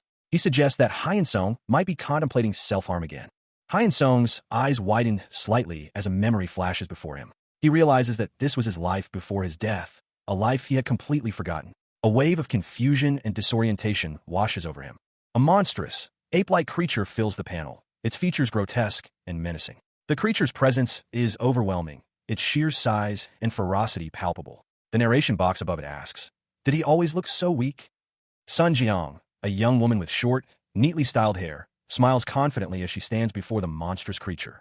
Her expression is one of calm determination, a stark contrast to the beast's raw power. She appears completely unfazed by the creature's presence. Jae-young grabs Hyun-sung's arm with surprising strength, her grip firm and unwavering. The intensity of the moment is palpable. The lines around her eyes and mouth suggest a deep concentration. Jae-young looks at Hyun-sung with a mixture of concern and suspicion. She questions his sanity, her expression a blend of disbelief and apprehension. A close-up on Cha Hyun-sung's face, his eyes blazing with a furious intensity. His expression is one of barely contained rage, a mask of pain and fury etched onto his features. The words, "Is this fun to you?" float above him in a speech bubble, a question dripping with venom. Hyun-sung violently tears at his shirt, his movements jerky and uncontrolled. His body is visibly strained, muscles bulging as he struggles against some unseen force. A guttural cry, "Uheya," escapes his lips, a sound of pure, animalistic pain. The scene shifts to show two figures, their faces obscured, witnessing Hyun-sung's torment. One of them seems to be holding something, their hands clasped tightly together. One of the onlookers speaks, their voice laced with a chilling amusement. "Having fun now, huh? Beating up someone weaker than you like this." Hyun-sung's eyes, bloodshot and wild, fix on the speaker. His grip tightens on the other person's arm. The other person continues, their voice calm and almost conversational. "You always seem to be enjoying it. But you see, I don't know what that feeling is." Hyun-sung's face hardens. He responds, his voice grim and determined. "So, I'll try to feel it and find out for once." He tightens his grip further, his knuckles white with strain. A flashback sequence begins. Hyun-sung's thoughts are revealed. "I wonder why those oldies were making me go through this. So this is why they called me." A young woman with fiery blonde hair, a cigarette dangling from her lips, glared intensely at someone unseen. Her eyes, narrowed in fury, burned with a fierce light. "Have you lost your mind?" she snarled, her grip tightening on the person's arm. The scene opens with a glimpse of two figures, their forms partially obscured against a pale pink backdrop. One has shoulder-length blonde hair, the other dark, spiky hair. The blonde figure's hand is raised, fingers splayed, revealing a young woman with fiery blonde hair and a determined expression, her arms entwined with a muscular man whose face is partially hidden in shadow. The intense, red background emphasizes the tension of the moment. Suddenly, the scene shifts to a close-up of a man's throat, his skin torn and bleeding. A hand grips his neck with brutal force as he struggles against his attacker. Two other men watch from a distance, their expressions a mixture of shock and concern. One of them asks, "Hey, Lee Dongwoo, what are you doing right now?" The other replies, "Why are you trembling and making a fuss?" Lee Dongwoo collapses to the ground, his body shaking violently. The camera focuses on Lee Dongwoo's severely injured arm. His companions stare in horror, one of them whispering, "Oh, this is his arm." The other man explodes in frustration, shouting, "Why are you fucking standing there like idiots?" The scene returns to the blonde-haired woman and the shadowy man. She leans against him, her expression grim and determined. The red background continues to highlight the intensity of the situation. A woman's legs, clad in a short skirt and stockings, are shown from the knees down. A speech bubble above them contains a furious shout. "Get lost, you retards." The scene shifts to a conversation between two individuals. A woman with blonde hair and a cigarette speaks. "Has it been a week?" To a man with dark hair. He replies, "You don't even endure it now, huh?" The man's face is shown, his expression grim. He asks, "What did you plan on doing with this fist?" The setting is revealed, a city street, showing a typical urban landscape of buildings and shops. A young woman with dark hair, wearing a school uniform, walks down the street, looking at her phone. A narration box appears. "Huh? Those guys. They're surely Hyun-seong's bullies. Did they beat him up again?" Reporting this to the teachers was useless. Cha Hyun-sung, a young man with a troubled past, found himself contemplating the recent actions of a group he referred to as punks. Suddenly, a woman with striking blonde hair and intense eyes appeared beside him. She had a cigarette dangling from her lips, her expression hard and unreadable. She seemed to be holding him captive. From a hidden vantage point, a young girl with dark hair and purple eyes watched the scene unfold, her face etched with concern. She whispered a single word, "Girl." The blonde woman addressed Hyun-sung, her voice laced with a hint of amusement. She taunted him, suggesting he was struggling to suppress his true nature. She continued, urging him to embrace his instincts and abandon his attempts at normalcy. The blonde woman gently touched Hyun-sung's chest, prodding him to unleash his full power, to embrace his monstrous side. She goaded him to give in to his primal urges, hinting at a killing spree. Her own features twisted into a grotesque grin, revealing sharp teeth as she pressed her point, confirming her belief in his true nature. Hyun-sung, his eyes blazing with a fierce red light, challenged her. His transformation was complete. He was ready to fight. Cha Hyun-sung's face, contorted in agony, was a canvas of pain. His skin, marred by deep wounds, seemed to peel away, revealing the raw flesh beneath. Tears streamed down his face, a testament to the unbearable suffering he endured. Suddenly, a surge of energy erupted from within him, a defiant clenching of his fists, a sign of life returning from the brink of death, a desperate attempt to regain control. He had no intention of hurting anyone. He simply wanted to be left alone. Hyun-sung, his eyes now clear, adjusted his glasses, a gesture of calm amidst the chaos. He declared his unwillingness to fight. Hyun-sung, now resurrected, stood before his attacker, his expression resolute despite his recent ordeal. He was a young man with dark hair, wearing glasses and a vest over a collared shirt. Sun Ji-young, a beast hunter, appeared, her blonde hair a stark contrast to Hyun-sung's dark locks. She smirked, unimpressed by his calm demeanor. Ji-young explained that Team Leader Yoon had summoned Hyun-sung for an important matter.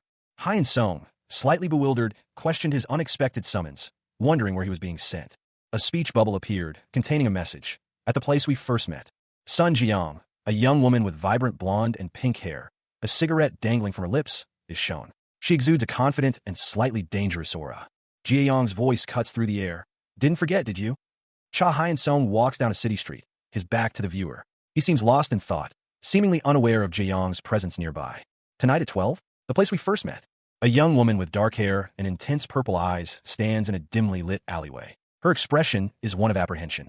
The camera focuses on her legs, emphasizing her nervousness as she shifts her weight from one foot to the other. What did? I just hear. The scene opens with an aerial view of a densely populated urban area, the buildings tightly packed together, showcasing a blend of modern high-rises and older, lower structures. The overall atmosphere is one of urban density and a somewhat gritty realism. The camera focuses on a pair of worn sneakers, resting on cracked pavement. A speech bubble appears, containing the words, "You're a guy who keeps his promises, huh?" A young man with dark, slightly messy hair and glasses stands amidst a cracked, desolate landscape. His expression is serious, almost pensive. His gaze is unwavering as he stands firm on the broken ground. Another speech bubble emerges, this time with the words, "I'm Yoon Chanwoo." The scene shifts to show Yoon Chanwoo and a woman with blonde hair, standing on a rooftop. Chanwoo is muscular and relaxed, while the woman looks on with a curious expression. The scene is set against a backdrop of urban decay. Chanwoo asks, "Why'd you call me?" He then remarks, "This punk, you're feisty. I heard you crushed some kid's wrist in an instant today." A young man with a cigarette dangling from his lips, his expression a mixture of weariness and cynicism, questioned, "So, what do you want me to do?" He continued, recounting his experience. "I told the school and the adults, even the police, and I was the only one who was criticized." Two figures stood, facing each other, their bodies tense. One offered advice, "If you use violence, you'll be the same as them." The other retorted, "You win if you endure it. Just ignore it." He clenched his fist, his anger palpable. Everyone had brushed off his concerns, dismissing his pleas as great advice, when in reality, they didn't care at all. The man with the cigarette sighed, "That's not what I meant." "Then what else? What exactly do you want from me?"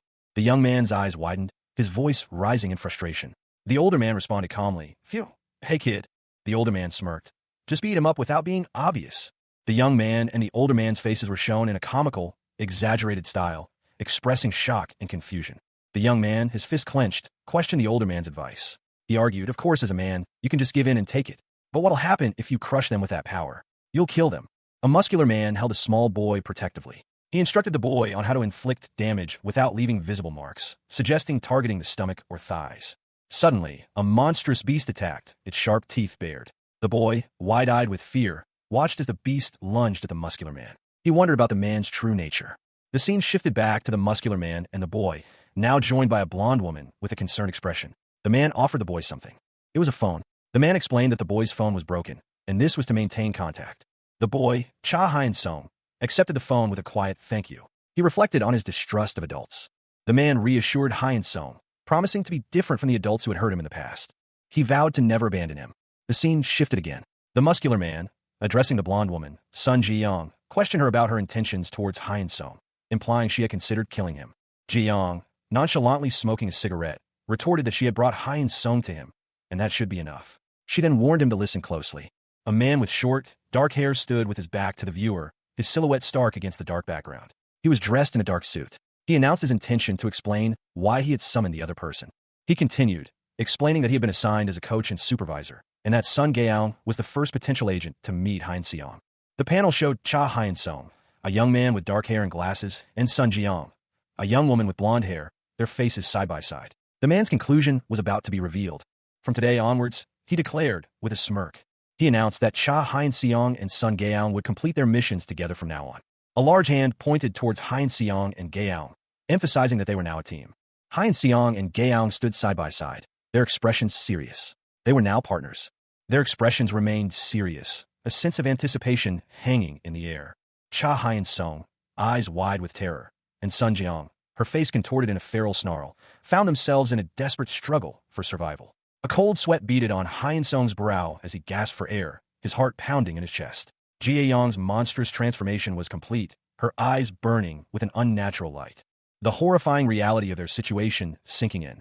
The sheer power emanating from Jiang was palpable, a terrifying force that threatened to consume them both.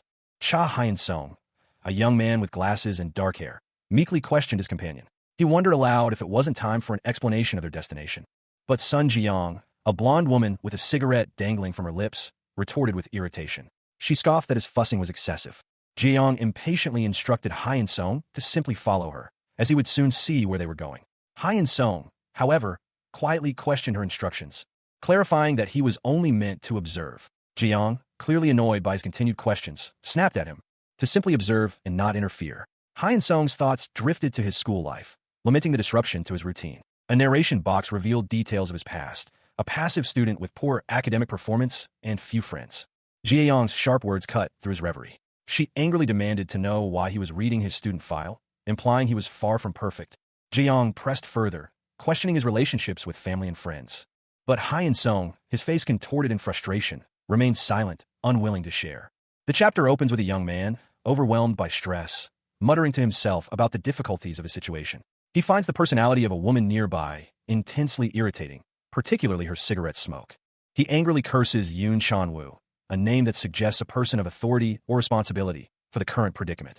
The young man's annoyance grows as he is forced to care for the woman, whom he considers a pathetic rascal. His frustration is palpable. He openly expresses his hatred for this situation, his resentment clear in his posture and expression. The scene shifts to the exterior of a large building, possibly a hospital, where two figures in formal attire stand guard. Their presence suggests a serious or sensitive situation. Inside, a police officer expresses concern about allowing unknown individuals to control the crime scene, highlighting the unusual nature of the situation. Two officers discuss the incident. One suggests it's best to remain uninformed about the unknown individual's actions, while the other points out the lack of information about the incident's nature. The recent surge in disappearances and murders has been met with a media blackout. The press has been ordered not to report on these cases. Rumors circulated that a mysterious organization was responsible for the killings. The image shows the corpse of a young man, his face marred by brutal injuries, lying in a pool of blood. Despite the gruesome nature of the crime, a woman's corpse discovered in a park bathroom, officials decided to cover it up. They warn that those who know too much won't live long. A masked man, part of Special Bureau Team Leader Yoon Chan's backup, arrived on the scene. He demanded to be shown the way. Sun Jiang, a blonde woman with a cigarette, and Cha Hyun-sung, a young man with glasses, are introduced. They appear to be working together. The incident was reported to have occurred roughly 3 hours prior, discovered by hospital security personnel during their shift change. Jia-young asked if there were any survivors. The grim reply: everyone was killed. The pair surveyed the scene of the massacre. Multiple bodies lay scattered across the floor, drenched in blood. The extent of the carnage was horrifying, leaving a trail of blood and death in its wake. Cha Hyun-sung, a young man with dark, unruly hair and glasses, stared wide-eyed, his expression one of sheer terror. His face was pale, his eyes wide with a mixture of fear and disbelief. Sun Jiang, a woman with long, blonde hair, casually leaned against a wall, a cigarette dangling from her lips. She observed the scene with a detached, almost bored expression. They piled up the corpses as if they're saying, "Look at me," she noted, her voice devoid of emotion. His eyes were bloodshot, and he'd been bitten on his tongue. He must have been in excruciating pain before he died. They didn't kill him at once. They took their time playing with him. Jiang watched, seemingly unfazed by the gruesome scene. She appeared confident and relaxed, even going so far as to make a disgusted face and exclaim, "Bleck."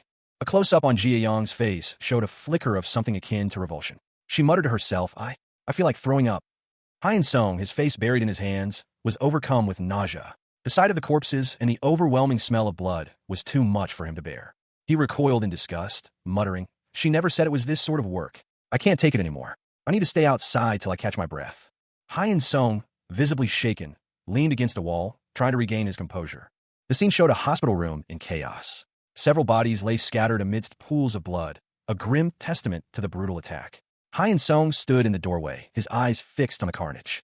The image depicts a young boy and a woman, both covered in blood, embracing amidst a scene of carnage. The woman's body is limp, suggesting she is deceased. The boy, his face partially obscured, clutches her tightly, his expression one of profound grief and despair. The perspective shifts to a close-up of the boy's face, now older, his eyes wide with a mixture of fear and shock. His features are gaunt, and his expression reflects a deep trauma. The words, Hyeon Song, appear in a speech bubble below, suggesting this is a flashback or a moment of recognition. He is lying in a hospital bed, weak and pale. His mother's voice echoes in his mind. You have to live earnestly, even without mom, okay? Because that's implying an unfinished message and a sense of urgency. The scene shifts back to the boy's perspective as a child. His eyes are filled with a mixture of fear and confusion. He appears to be alone and vulnerable. His mother, weakened and barely conscious, asks him to come closer and hold her hand. He refuses, prompting his mother to ask why, and he questions if she is dying. The focus shifts to the mother's frail hand reaching out. The boy's internal monologue reveals that he sees his father in this moment, adding another layer of emotional complexity to the scene. The boy, overwhelmed by grief and fear, flees the hospital room, his movements blurred by motion lines, indicating a desperate escape. The boy's feet are shown running away. His internal monologue reveals that he ran because the situation felt like a nightmare he could escape from. He continues to run, believing that hearing his mother's final words would mark the true end. His tears stream down his face, reflecting his profound sorrow and the weight of his loss. Cha Hyeon-song, a young man with dark hair, knelt on the ground, his back to the viewer. He appeared exhausted, his body slumped in defeat. His thoughts echoed the pain of his past, a past he believed he had left behind. He wondered why it was all happening again. Tears streamed down Hyeon-song's face as he wept. Suddenly, a woman's voice cut through his despair. Sun Jeong, a young woman with blonde hair and sharp features, stood over him, a cigarette dangling from her lips. She informed him that the investigation was nearly complete and that they were on standby. Jae-young observed the scene of a brutal crime, commenting on the carelessness of the killers who left behind so much evidence. She surmised that the killings were a trap, a ploy to lure investigators into an ambush. Hyeon-song, still distraught, questioned the assessment, muttering about the victim's pathetic nature.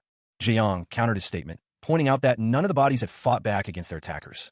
Jae-young concluded that the victims were killed while attempting to flee or hide, further supporting her theory of a deliberate trap. Cha Hyeon-song, his eyes wide with a mixture of pain and fury, silently cursed the fleeing figures. Tears streamed down his face, his glasses smeared with moisture as he spat out a venomous, "Fucking cowards." Suddenly, a young woman with vibrant blonde hair and a cigarette dangling from her lips appeared before him. Her expression was hard, her gaze unwavering as she confronted the distraught Hyeon-song. She addressed him sharply. What do you know about these people? Hyeon-song, his face contorted in anguish, roared back. Stop spitting nonsense like that. Right, the woman retorted, her eyes narrowed. Without your power, you'd be pretty much the same punk as them. She continued, her voice cold and unwavering. I'll say it again and again. Humans who don't fight don't deserve to live. Hyeon-song's eyes burned with a fierce intensity as he prepared to unleash his power. With a surge of energy, he unleashed a devastating blow. The force of the impact sending a shockwave that shattered the nearby buildings. The resulting destruction was immense. Amidst a landscape of shattered concrete and rubble, Cha Hyeon-song and Sun Ji-young embraced.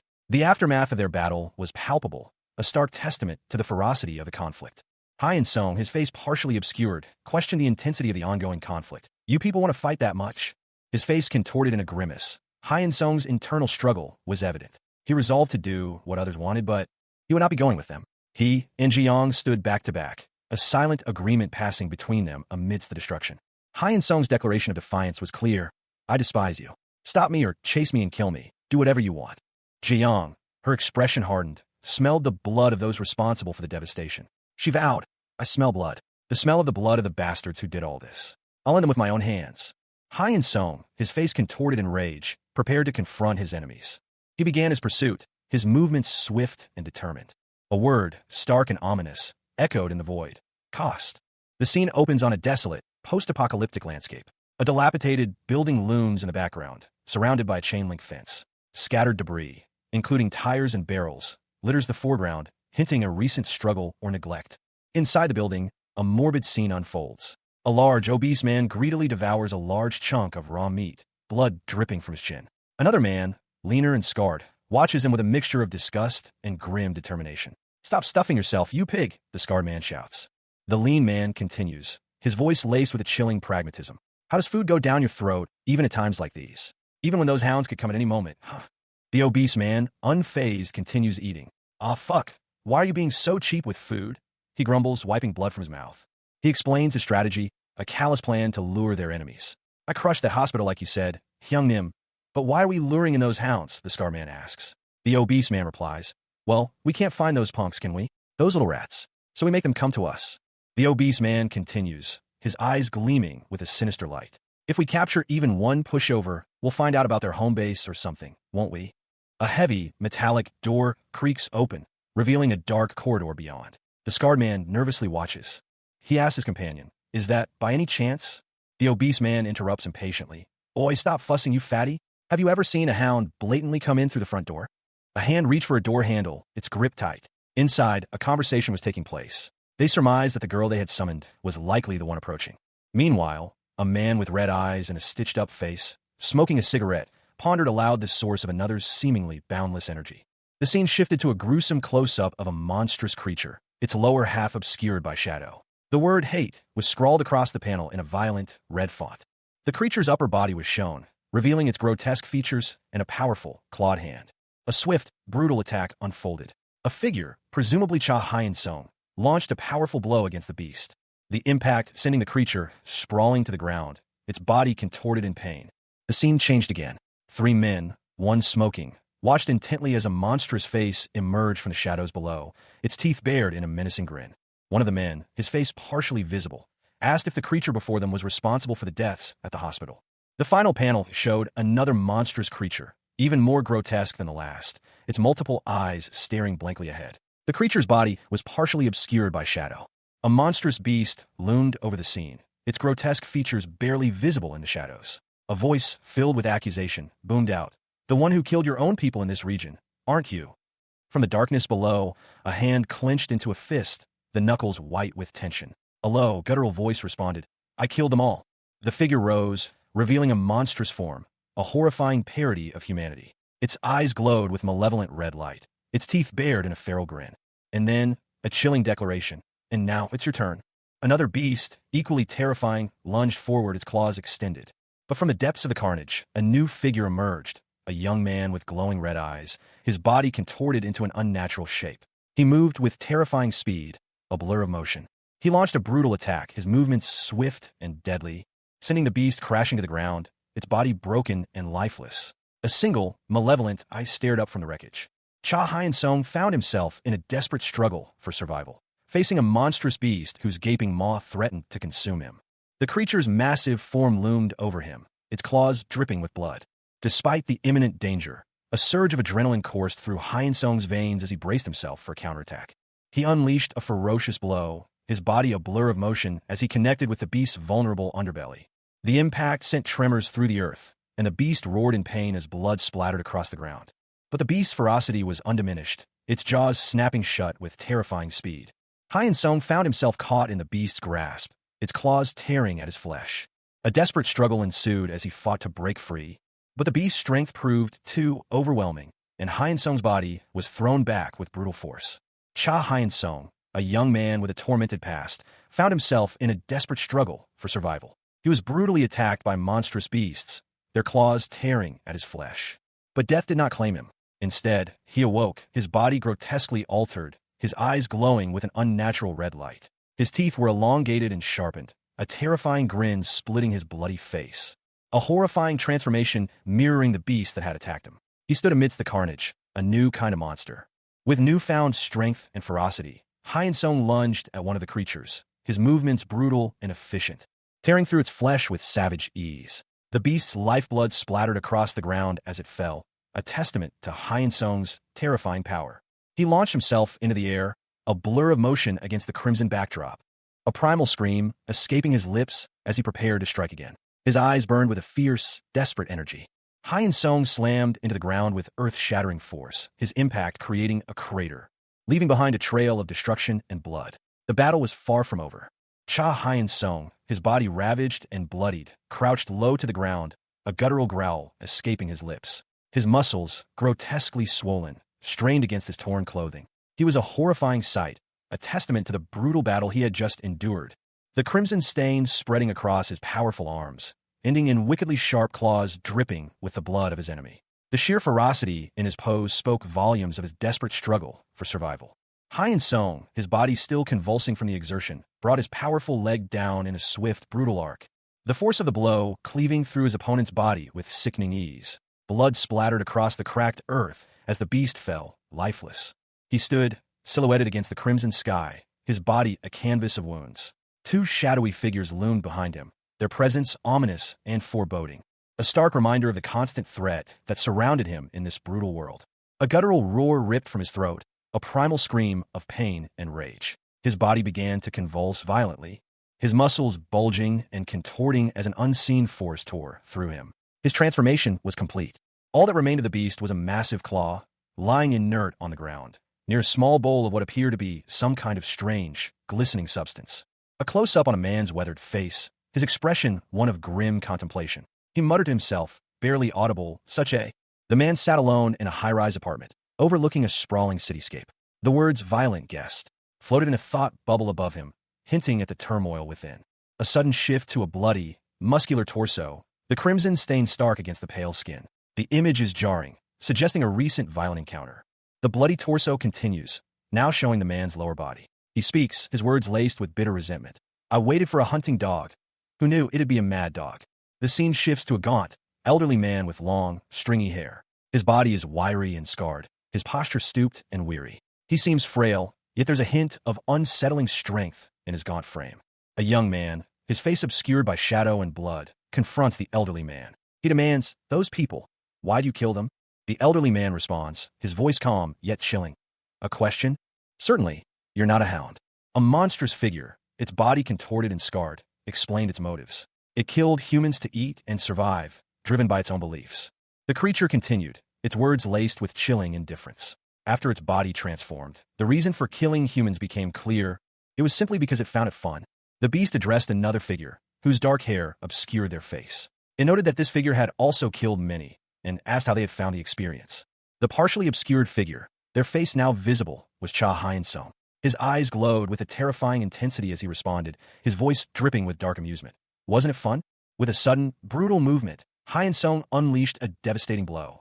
A powerful punch that connected with the beast's head, sending a spray of blood and gore across the panel. The beast, momentarily stunned, let out a surprised "oh." The beast's body began to crumble as Hyun-sung grabbed its arm, the scene ending with a close-up of their intertwined hands. Cha Hyun-sung, a young man with a grim expression, found himself in a desperate struggle for survival against a monstrous beast. Its leathery wings, torn and bloody, were spread wide as it lunged, its clawed hand reaching for him. The beast's grotesque form was a horrifying testament to the brutal conflict between humans and the creatures that preyed upon them. Hyun-sung, his face contorted in a mixture of pain and disbelief, could only utter a breathless "how?" as he stared at his own body, seemingly resurrected amidst the carnage. From the shadows, a figure emerged, Sun Jiang, a beast hunter, her expression grim and determined. Her presence hinted at a complex relationship between the beasts and the humans who hunted them. A blinding flash of light erupted, the force of the impact shattering the ground and sending debris flying. The beast was destroyed, its body torn apart by an unseen force. Hyun-sung's face, now a mask of shock and confusion, was the only thing visible amidst the chaos. His eyes widened as he processed the events unfolding before him, a silent observer to his own violent resurrection. Jia-yong looked down at Hyun-sung's lifeless body, her voice a low murmur. She assessed him as young, reckless, and inexperienced. The tragedy of his death was compounded by the potential he had left unrealized. Such a waste, she sighed. You could have gotten stronger if you'd met the right teacher. A gruff voice echoed, noting Cha Hyun-sung's unexpected survival. The speaker observed his physique, impressed by its strength.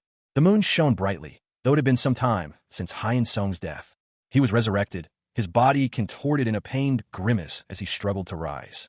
A monstrous, clawed foot descended, its shadow looming over the cracked earth. A chilling voice promised a lesson. Cha Hyun-sung, his body ravaged and bloodied, glared with ferocious intensity. His eyes burned with an unnatural light, reflecting the crimson backdrop of the panel. He strained against an unseen force, his muscles bulging with effort. A frustrated growl escaped his lips as he realized the futility of his struggle. A gaunt figure, an elderly man with clawed hands, lunged at him with terrifying speed, landing a brutal blow that shattered Hyun-sung's jaw and sent a spray of blood across the panel. Despite the ferocity of the attack, Hyun-sung's resolve remained unbroken. He thought, "I fought bigger guys yet." The elderly man unleashed another devastating attack, a blow that sent Hyun-sung reeling. He realized, with dawning horror, that he was no match for this opponent. The elderly man's attack continued relentlessly, tearing at Hyun-sung's flesh. A scream of pain ripped from Hyun-sung's lips as he was overwhelmed by the sheer brutality of the assault. A monstrous figure, its face contorted in a rictus grin, its fangs bared, loomed over a fallen body. The creature observed the corpse, its words dripping with cruel amusement. "I see your beastly fangs are sharp. Huh? I guess that'll cut up this old body, won't it?" The monstrous figure's grin widened, revealing a terrifying visage. It spoke, its voice a chilling threat. "If you touch me, that is—" Cha Hyun-sung, his body ravaged, his eyes bloodshot, clutched his head in agony. His resurrection was proving to be far more painful than death itself. With a guttural roar, Hyun-sung launched himself at the creature, his body a blur of motion as he unleashed a brutal attack. A desperate, bloody struggle ensued. Hyun-sung's muscles were being ripped apart, his bones crushed. His internal monologue reflected his despair. "My muscles are being ripped apart, and my bones are being crushed.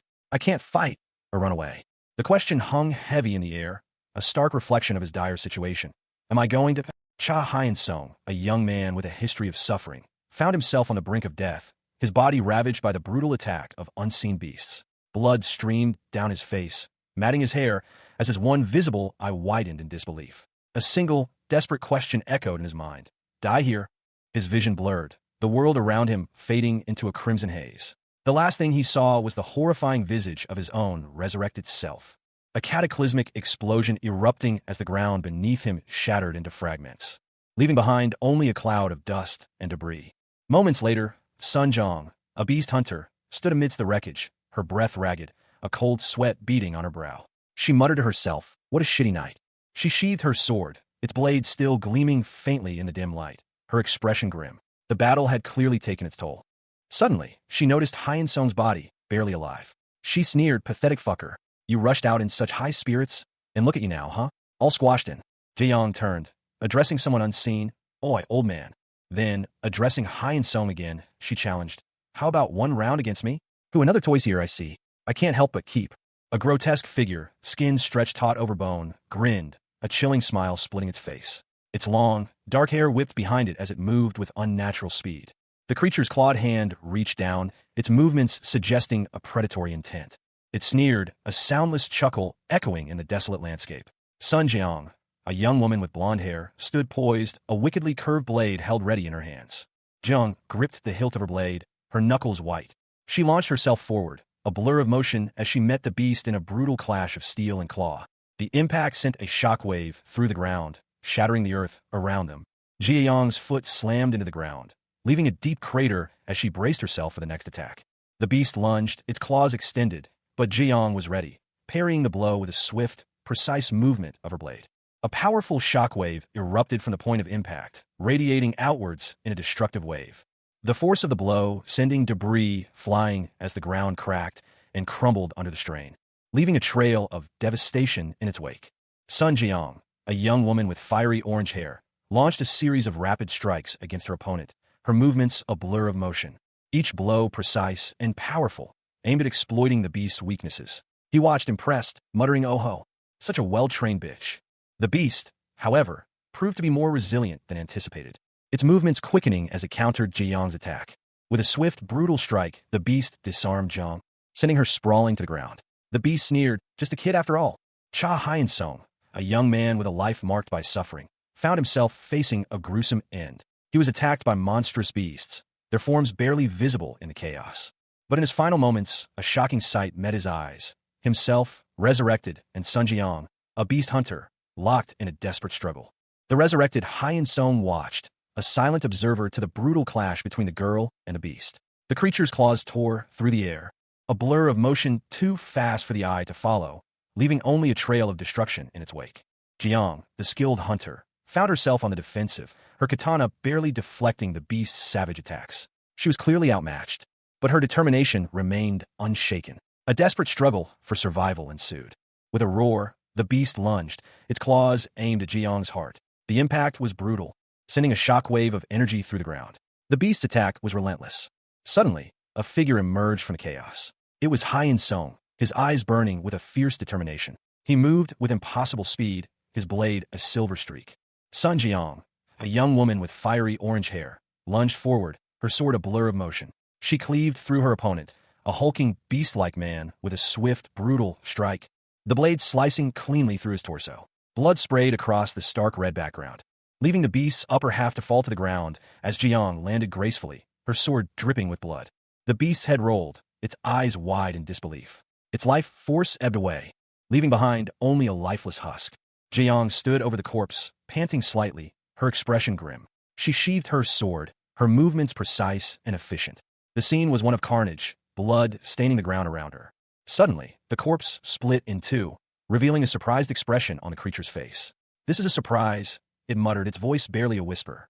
Another figure emerged from the remains, addressing Jiang. "Kid, who's your teacher?" he asked, his wounds slowly closing. Jiang retorted, "Teacher? What bullshit are you spitting?" A woman with fiery orange hair, a cigarette dangling from her lips, sneered down at a bloodied figure. "Your mom's my teacher," she stated, her voice dripping with disdain. "Regardless, you're not a normal one." The bloodied figure, his back to the viewer, showed extensive wounds. He chuckled darkly. The sound was chilling. He realized he had no choice but to reveal his true form. With a guttural roar, the figure contorted, his body transforming. Muscles bulged, and monstrous fangs erupted from his mouth. He was no longer human. The beast lunged, its massive claws tearing into its opponent. The raw power of the transformation was evident. A red, swirling vortex of energy filled the panel, suggesting a powerful attack. The vortex expanded, creating a massive crater in the ground, leaving behind a trail of destruction. A young woman with blonde hair, wielding a sword, stood at the edge of the crater, observing the scene. She commented on the beast's attack, noting its power and speed. Sun Jiang, a young woman with fiery orange hair and piercing golden eyes, smirked, a cigarette dangling from her lips. Her expression was one of disdain as she addressed an unseen opponent. "So you didn't just grow old doing jack shit, huh?" A crimson, serpentine energy erupted from Jiang's hand, whipping and swirling around a figure in the distance. The impact of the attack, leaving behind a trail of destruction. Jiang, seemingly pleased with her work, commented, "Thanks for coming straight from the front." She raised her weapon, a bloody blade, high above her head, her predatory grin widening. "I'll split that head in half." With a ferocious swing, Jiang brought her weapon down. The force of the blow creating a massive explosion of red energy, leaving the beast's head pulverized and its body collapsing in a heap. A guttural roar of pain echoed from the creature before it fell silent. The beast's body shuddered violently one last time before falling completely still. A violent explosion rocked the city, sending debris flying in every direction. The force of the blast causing a building to crumble into dust, leaving behind only a cloud of smoke and scattered rubble. The dust settled, revealing the aftermath of the devastating attack. Cha Hyun-sung lay amidst the ruins, his body battered and bruised. He gasped, "I didn't think that guy would be this strong." He wondered, did it end? A figure emerged from the dust cloud, breathing heavily. "Phew!" Sun Jiayong stood over the fallen Hyun-sung, her sword dripping with blood. Hyun-sung's eyes flickered open, and a sinister smile crept across his lips. He muttered, "How remarkable." Haha. Cha Hyun-sung's vision blurred, his last moments a chaotic swirl of red and black. A guttural snarl echoed in his ears. Then, a chilling thought pierced through the pain. What a fun night. The scene shifted. Sun Jiang, a young woman with fiery orange hair, stood amidst the carnage, her katana dripping with blood. With a swift, brutal strike, she had decapitated a monstrous creature, leaving its headless body to collapse onto the cracked earth. The ground was littered with debris and blood. A voice, cold and accusatory, cut through the debris-strewn landscape. You wiped him out." A young woman with fiery blonde hair stood amidst the rubble, her back to the viewer, a sword resting at her side. Blood stained her clothes and the ground around her. She muttered, "That dude's wounds are deep too. But how?" The panel shifted to show a bloodied face, eyes wide with pain and disbelief. A single word escaped his lips. "Your stomach." The blonde woman's face was now visible, her expression grim, blood smeared across her features. She clutched a bloody sword. The camera angle changed, focusing on the woman's abdomen, revealing a deep gash. A thought bubble appeared above her. How about the concern for someone else's body? With a wound like this, I won't die." The scene shifted again, revealing the bloodied but still standing figure of a muscular man, supporting the wounded woman. He was also heavily injured, but his eyes burned with a fierce intensity. The man spoke, "Well, it's been a long time since I faced off with someone like that." His hand, still bloody, held a small, crushed container of what appeared to be apple juice. Another thought bubble appeared above the blonde woman. For an old man, his blows were... A woman, her blonde hair matted with blood, clutched at her severed arm. Crimson stained the stark red background, spattering across the panel like a macabre Jackson Pollock. The severed arm, still dripping blood, clenched a small, golden object. Meanwhile, a monstrous figure, its body torn and bleeding, writhed on the ground. "Moments like these are the most fun," it muttered, a chilling amusement in its tone. Its clawed feet left bloody prints on the cracked earth as it dragged itself away, leaving behind a trail of carnage. Two figures stood over the fallen beast. One, a young woman with dark hair, knelt while a man in dark clothing watched. Of course, it's great crushing someone while you look down at them, but reversing a critical moment like this is a different kind of fun. You already know all about that fun, right? The man stated. The woman, her face streaked with blood, glared at him. After all, you're also another object made to fight. I could tell from your eyes, she retorted. To fight us, the humans. Made cheap copies by replicating body parts of beasts, the narration box explained. A large, grotesque pile of bloody remains lay before them. One failed the test, the caption read, and the other dregs were disposed. Except one, the narration box concluded, focusing on the woman's bloodied face. The image depicts a gruesome scene. A young woman, Sun Jiang, kneels amidst a pool of blood, her body splattered with gore. Below her lies the lifeless body of Cha Hyun-sung, his own form marred by the same brutal violence.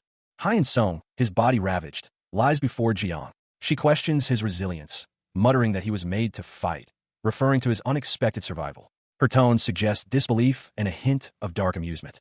Jiang observes that even his near-fatal injury is insignificant to him, implying a remarkable capacity for regeneration. She sarcastically asks if he thought the battle was over after she severed his head.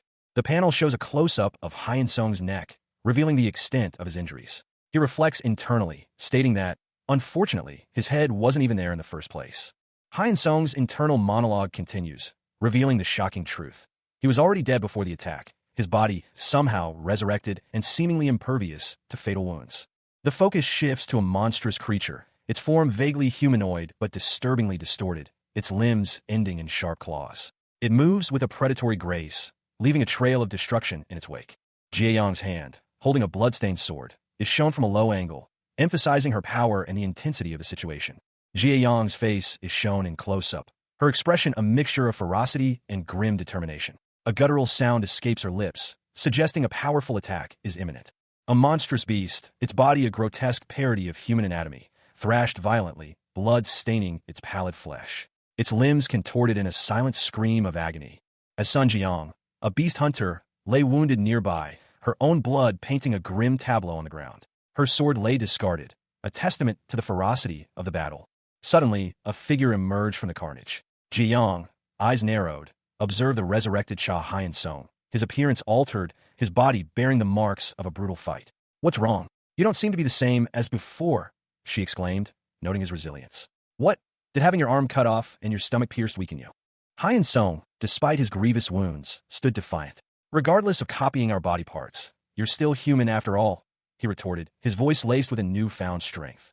Jieyang, however, was not convinced. The weight of her injuries began to overwhelm her. The burden of pain, she groaned, collapsing to the ground, her body racked with pain, as Hyun-sung noticed a faint light emanating from her wounds. Isn't that light? He gasped, a glimmer of hope flickering in his eyes. Jieyang cried out in pain as a new wave of agony washed over her, her body convulsing. The beast, seemingly rejuvenated, lunged forward, its claws extended. The title card, Beastly Fangs, appeared, foreshadowing the imminent attack. With surprising speed and strength, Hyun-sung countered the beast's attack, his movements fluid and precise. The title card, the rotating fist of victory, highlighted his unexpected prowess. A crimson, serpentine energy lashed out, a brutal, destructive force tearing through the air. The sheer power of the attack leaving a trail of pulverized stone and crimson destruction in its wake. Cha Hyun-sung, his face contorted in a grimace of pain and exertion, braced himself against the onslaught. He wondered, with dawning horror, if such a technique could even be used from this distance. The force of the blow sending him flying backwards, his body a bloody mess. A guttural cry of pain escaped his lips as he crashed to the ground. The impact of the attack leaving him battered and broken. The attack continued relentlessly, pulverizing the ground around him, leaving only a cloud of dust and debris in its wake. Hyun-sung was left for dead. A young woman with fiery blonde hair, her body covered in blood, gasped. She glared at someone unseen, spitting out, "You moronic bastard."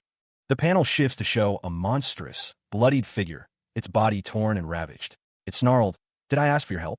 The blonde woman, still bleeding profusely, hissed, "I hate you." She continued, gasping between words, that condescending tone towards the weak. "And how you think fighting is the most important?"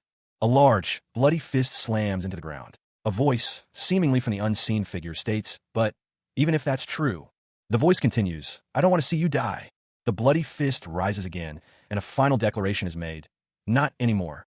Cha Hyun-sung, his face bloodied and eyes wide with horror, cried out, I don't want to see anyone die in front of me.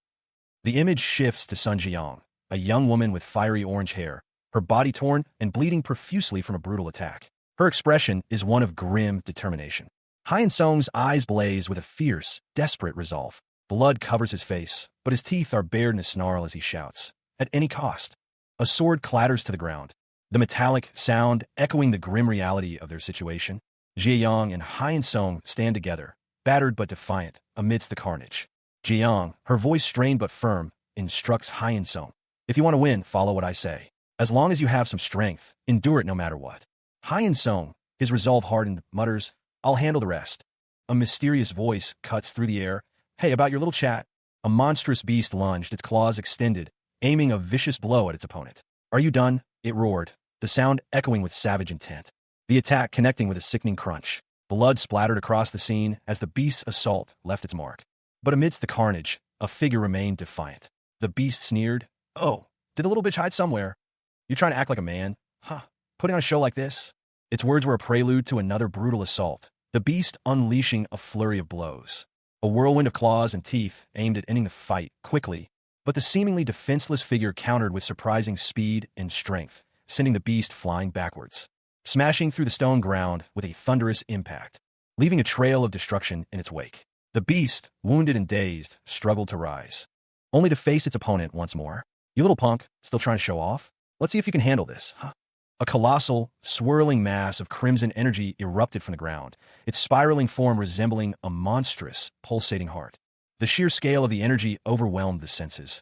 It was a sight that inspired both awe and terror. Cha Hyun-sung, recently resurrected, stood amidst the devastation, his silhouette stark against the crimson backdrop. He stared up at the monstrous energy, a silent gasp escaping his lips. His eyes widened, reflecting the terrifying power before him. He muttered to himself, questioning his ability to withstand such a force. He quickly realized that a direct confrontation was impossible. His only option was to evade the attack. But even as he braced himself to dodge, doubt gnawed at him. Was this truly his only choice? Could he really escape? His back was turned to the viewer, revealing deep gashes across his flesh, a testament to the brutal fight he had just endured. A voice echoed in his mind, questioning his resolve. The question hung heavy in the air. Was he truly considering fleeing? Hyun-sung's past flashed before his eyes. A life filled with hatred for the cruel reality he was born into, a cycle of endless pain and suffering. Yet, amidst the darkness, he found a newfound strength. A bloody fist clenched, the knuckles white against the crimson stain. He had wielded that strength, fueled by the pain in his heart, against all that he hated. The raw agony etched onto his face, a mask of suffering and barely contained rage. His eyes, bloodshot and wild, reflected the torment within. Anger, a burning inferno consuming him from the inside out. His normally gentle eyes, now blazing with furious blue light, were framed by broken glasses. And sadness, a crushing weight threatening to pull him under. He stood on a rooftop, the city a blurry expanse of red and gray below, a gaping hole marring the brick wall behind him. He was a whirlwind of motion, a blur of dark hair and shadowed features, his body taut with barely controlled fury. He ran, a desperate flight fueled by a potent cocktail of pain and rage. A grim determination etched onto his face. He thought he was fighting those things, those beasts that haunted his past. But no, he realized with a sickening clarity. He was just running away. Nothing had changed since then. The image shifted to a hospital room, a stark white space that contrasted sharply with the previous scenes. He was a boy again, running, tears streaming down his face, consumed by anger and sadness. Drunk on the false strength of his anger, using fighting as an excuse to avoid confronting the truth. He was running away from what he hated most. Cha Hyun-sung, his face contorted in a grimace, is shown covered in blood. His eyes burn with a fierce intensity. A dark, brooding thought crosses his mind. The true battle lies within, against his own cowardice. A fight that will push him to his absolute limits, until his very bones and muscles break. A bloody fist clenches, symbolizing his determination to overcome this inner struggle. The sound of a guttural roar echoes in the background. Hyun-sung's face is shown again, now even more ferocious, his mouth open in a silent scream of effort. He realizes he needs only one thing, the strength to fight and never run away again. A powerful surge of energy erupts from him, shattering the remnants of his former self. Hyun-sung's body undergoes a transformation, his form shifting as he gains immense power. A witness observes in shock, questioning how he could awaken such power so quickly. Cha Hyun-sung, moments from death, faced a monstrous beast. Its jagged teeth were bared in a final, terrifying lunge. As it unleashed a furious roar, "Take this!" The beast lunged forward, its attack a whirlwind of claws and teeth. Hyun-sung braced himself for the impact, the beast's attack a maelstrom of red and black. A brutal force that threatened to tear him apart. The sheer power of the blow sent debris flying. Despite the ferocity of the attack, Hyun-sung somehow endured. He muttered to himself, "Still, it's just baby teeth." His resolve steeled. He gritted his teeth. "I just need to bear with it for a second." The beast's attack subsided. A voice, calm and reassuring, spoke. "You did it. You endured it well, Cha Hyun-sung." Sun Jiang, the beast hunter, descended from above, landing beside the battered Hyun-sung. Jiayang's gaze was sharp, her voice cold as she observed the scene. She stated, "The seconds this punk borrowed by betting his life to cut up your throat." A young woman, her face obscured by a grotesque mask of blood and mangled flesh, lunged forward. Her body was a canvas of crimson, wounds gaping open, yet she moved with terrifying speed and determination. She muttered to herself, "That's more than enough time." A moment of stunned silence followed, punctuated only by a gasp. "Wah!" Then a shocked exclamation. "What?" A swirling vortex of crimson energy erupted from the woman, taking the shape of a blade as it tore through the air. The force of the attack was immense, leaving a trail of destruction in its wake. The attack continued, a devastating wave of energy that obliterated everything in its path. The sheer power was breathtaking. A guttural sound escaped the woman's lips. "Ugh! Uhua!" She snarled. "Yo, you rascals!" Another wave of dark energy surged from her, a final, desperate attack. Cha Hyun-sung's vision was consumed by a horrifying tableau of grotesque, monstrous faces, their mouths agape in a silent scream, their eyes wide with primal rage. The beast's features were a blend of the human and the monstrous, their flesh torn and bloody, a testament to the brutal violence of their attack. A cacophony of screams echoing in his ears as the world dissolved into a crimson haze. He felt the searing pain of his own demise, a final, agonizing gasp escaping his lips before oblivion claimed him. Then, a blinding flash of light erupted, a surge of energy that ripped through the darkness. A wave of intense heat washed over him, leaving behind a trail of incandescent energy as it tore through the very fabric of reality. The world reformed, but it was different now, reborn in a fiery baptism. The crimson sky was dominated by a massive, blood-red moon, casting an eerie glow upon the desolate landscape below. A sense of foreboding hung heavy in the air, as dark, ominous clouds swirled around it, hinting at the impending storm. From the shadows, a figure emerged, silhouetted against the crimson backdrop. Sun Jiang, a beast hunter, stood poised, her sword gleaming under the malevolent light of the moon. She was ready for battle. Below her, Cha Hyun-sung, resurrected and changed, lay wounded but alive. His eyes, now burning with an unnatural intensity, fixed on the approaching hunter. The battle for survival had begun. Cha Hyun-sung, a young man with a history of suffering, harbored a desperate wish to obtain infinite strength, an unbreakable body, and fists of eternal power. However, the passage of time brought a cruel reality. His body weakened, and his fists lost their might, because he was, after all, merely human. But one day, a turning point arrived. A mysterious man appeared before him, promising the body and strength Hyun-sung longed for. He offered a tempting proposition. "I can give you everything you want. Drink my blood. Then, all you desire, an immortal body and eternal strength, shall be in your hands." Hyun-sung, however, was wary. He questioned the price of such a transformation. The life he had lived and would live as a human would be the cost. A final desperate thought echoed in his mind, all of it. He fell, his vision blurring.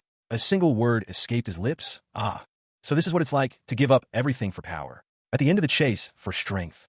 Parents, friends, wife, and kids. He had given up even his humanity. And this, he realized, was the price for the strength he gained. A bitter laugh escaped him. "Aha, it sure is useless, huh? This strength barely lasts for a decade." He would wither after 10 days, leaving behind only a crimson stain on the cracked earth. Two figures lay amidst the carnage, Cha Hyun-sung and Sun Jiang. Is it really the end? Do they win? Unless he could resurrect after being turned into powder. Cha Hyun-sung lay bleeding on the ground, his body marred by deep wounds. A faint whisper escaped his lips. "Thank you for helping me." He coughed, a pained HNGH escaping his throat. It didn't matter, he thought. It wouldn't change anything anyway. His life ebbed away, his vision blurring. His body went still. Sun Jiang appeared, her voice cutting through the silence. "Hi, Cha Hyun-sung." Hyun-sung's eyes flickered open, a faint glimmer of life returning to his lifeless gaze. Jiang lit a cigarette, her hand steady despite the blood staining her fingers. Hyun-sung and Jiang sat side by side, amidst the carnage. He looked at her, bewildered. "Do you really have to smoke even in this situation?" Jia Young exhaled a plume of smoke. What? I just finished a fight, of course I need to light one up. Why, you want one too? She continued, her voice low and serious. That old man started talking that nonsense before, so there's nothing to hide now. You asked me about my family before, right? A hand, bloodied and scarred, gripped a sword. The figure's words echoed the grim reality of their existence. They knew only the fight against beasts. The figure continued, revealing a life defined solely by this brutal conflict, a power thrust upon them, seemingly for no other purpose than a fight, just like the one before them. Their confession was stark. They hated fighting, the pain of being hurt, hurting others, and the horror of witnessing death. This hatred was absolute, but a new resolve began to form. The figure clenched their fist, a grim determination hardening their features. Monsters like them were killing others, and if their strength could stop that, they would fight. The figure's resolve was absolute. They would not run or regret their actions anymore. They would keep trying, despite the uncertainty of success. A young woman, wounded and bleeding, lay on the ground. The scene was one of devastation. A shattered cell phone lay on a blood-soaked surface, the screen displaying a missed call from team leader Yoon Chanwoo.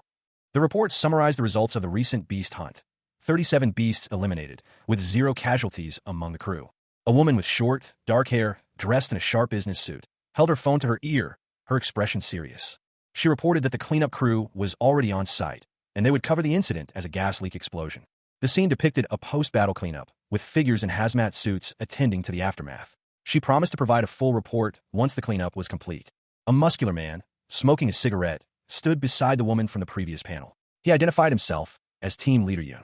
He asked the woman, Hyejin, if there were any other clues from the scene. She mentioned CCTV footage from inside the building where the fight took place.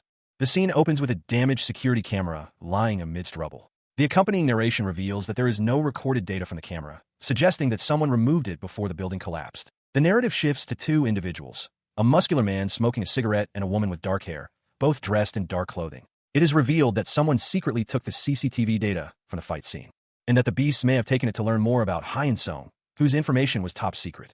The panel shows a terrifying beast, emphasizing the danger Hyun-sung faces. The muscular man from the previous panel speaks, questioning why Cha Hyun-sung was thrown into the fight scene.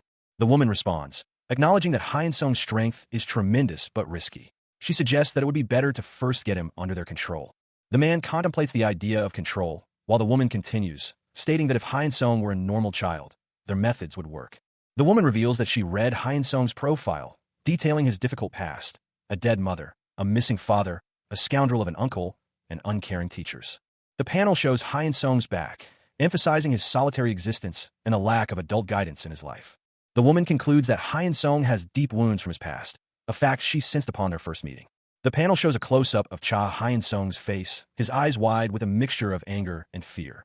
His mouth is open in a silent scream, his expression conveying a deep-seated trauma. The narration boxes reveal a concern for his future. For a boy who was never helped by anyone while growing up, any attempt by strange adults to control him again would leave him perpetually trapped by mistrust and anger. The scene shifts to another character, an adult male with a contemplative expression. He reflects on letting Hyun-sung be as he wanted, suggesting a decision made out of understanding or perhaps resignation. The narration continues, suggesting that only through the pain and fury of fighting does one truly discover what they want. A full body shot of Cha Hyun-sung is presented. He appears calm, holding a cigarette, but his muscular physique hints at a history of violence and hardship. His expression is stoic, betraying little emotion. The narration shifts to a conversation between 2 individuals. One expresses surprise at seeing Hyun-sung fleeing a hospital after a violent incident. The other expresses concern and cautions against hasty decisions. The conversation continues, focusing on Sun Ji-young, a beast hunter. Her remarkable combat skills are acknowledged, but her uncooperative nature is also highlighted. The speaker questions the decision to send Hyun-sung to her. The speaker continues to ponder the reasons behind Sun Ji-young's involvement, noting her exceptional skills. The reasons for choosing her, despite her uncooperative nature, remain unclear. This similarity is further emphasized by a visual representation of both characters, highlighting their shared traits. The conversation continues, with the speaker pointing out further similarities between Hyun-sung and Ji-young, their age, their poor social skills, and their shared dedication to fighting. The speaker concludes by noting that, despite their flaws, if Hyun-sung and Ji-young choose to live fighting, that is their right. A bloody scene unfolds, showcasing Cha Hyun-sung and Sun Ji-young, both wounded but standing together. The question hangs in the air. Wouldn't it be better if they were friends? Elsewhere, 2 individuals discuss Hyun-sung and Ji-young's unlikely alliance. One expresses doubt about their ability to form a close bond, but the other confidently asserts that they will grow closer while fighting side by side. The scene shifts back to Hyun-sung and Ji-young, their injuries evident. A moment of silence hangs between them. Well, seeing them like this, the observer reflects on their current state. Hyun-sung and Ji-young lie side by side, exhausted and bandaged. The observer notes, they really are just kids, huh? A different scene shows a person looking at a tablet, displaying an image of a bisected man. The question arises, did they split the old man in two? The focus shifts to a hand with intricate tattoos belonging to the bisected man. It is revealed that he was a powerful leader and that he met his match. Despite his death, the old man's strength is acknowledged. The implication is that whoever defeated him is a formidable opponent.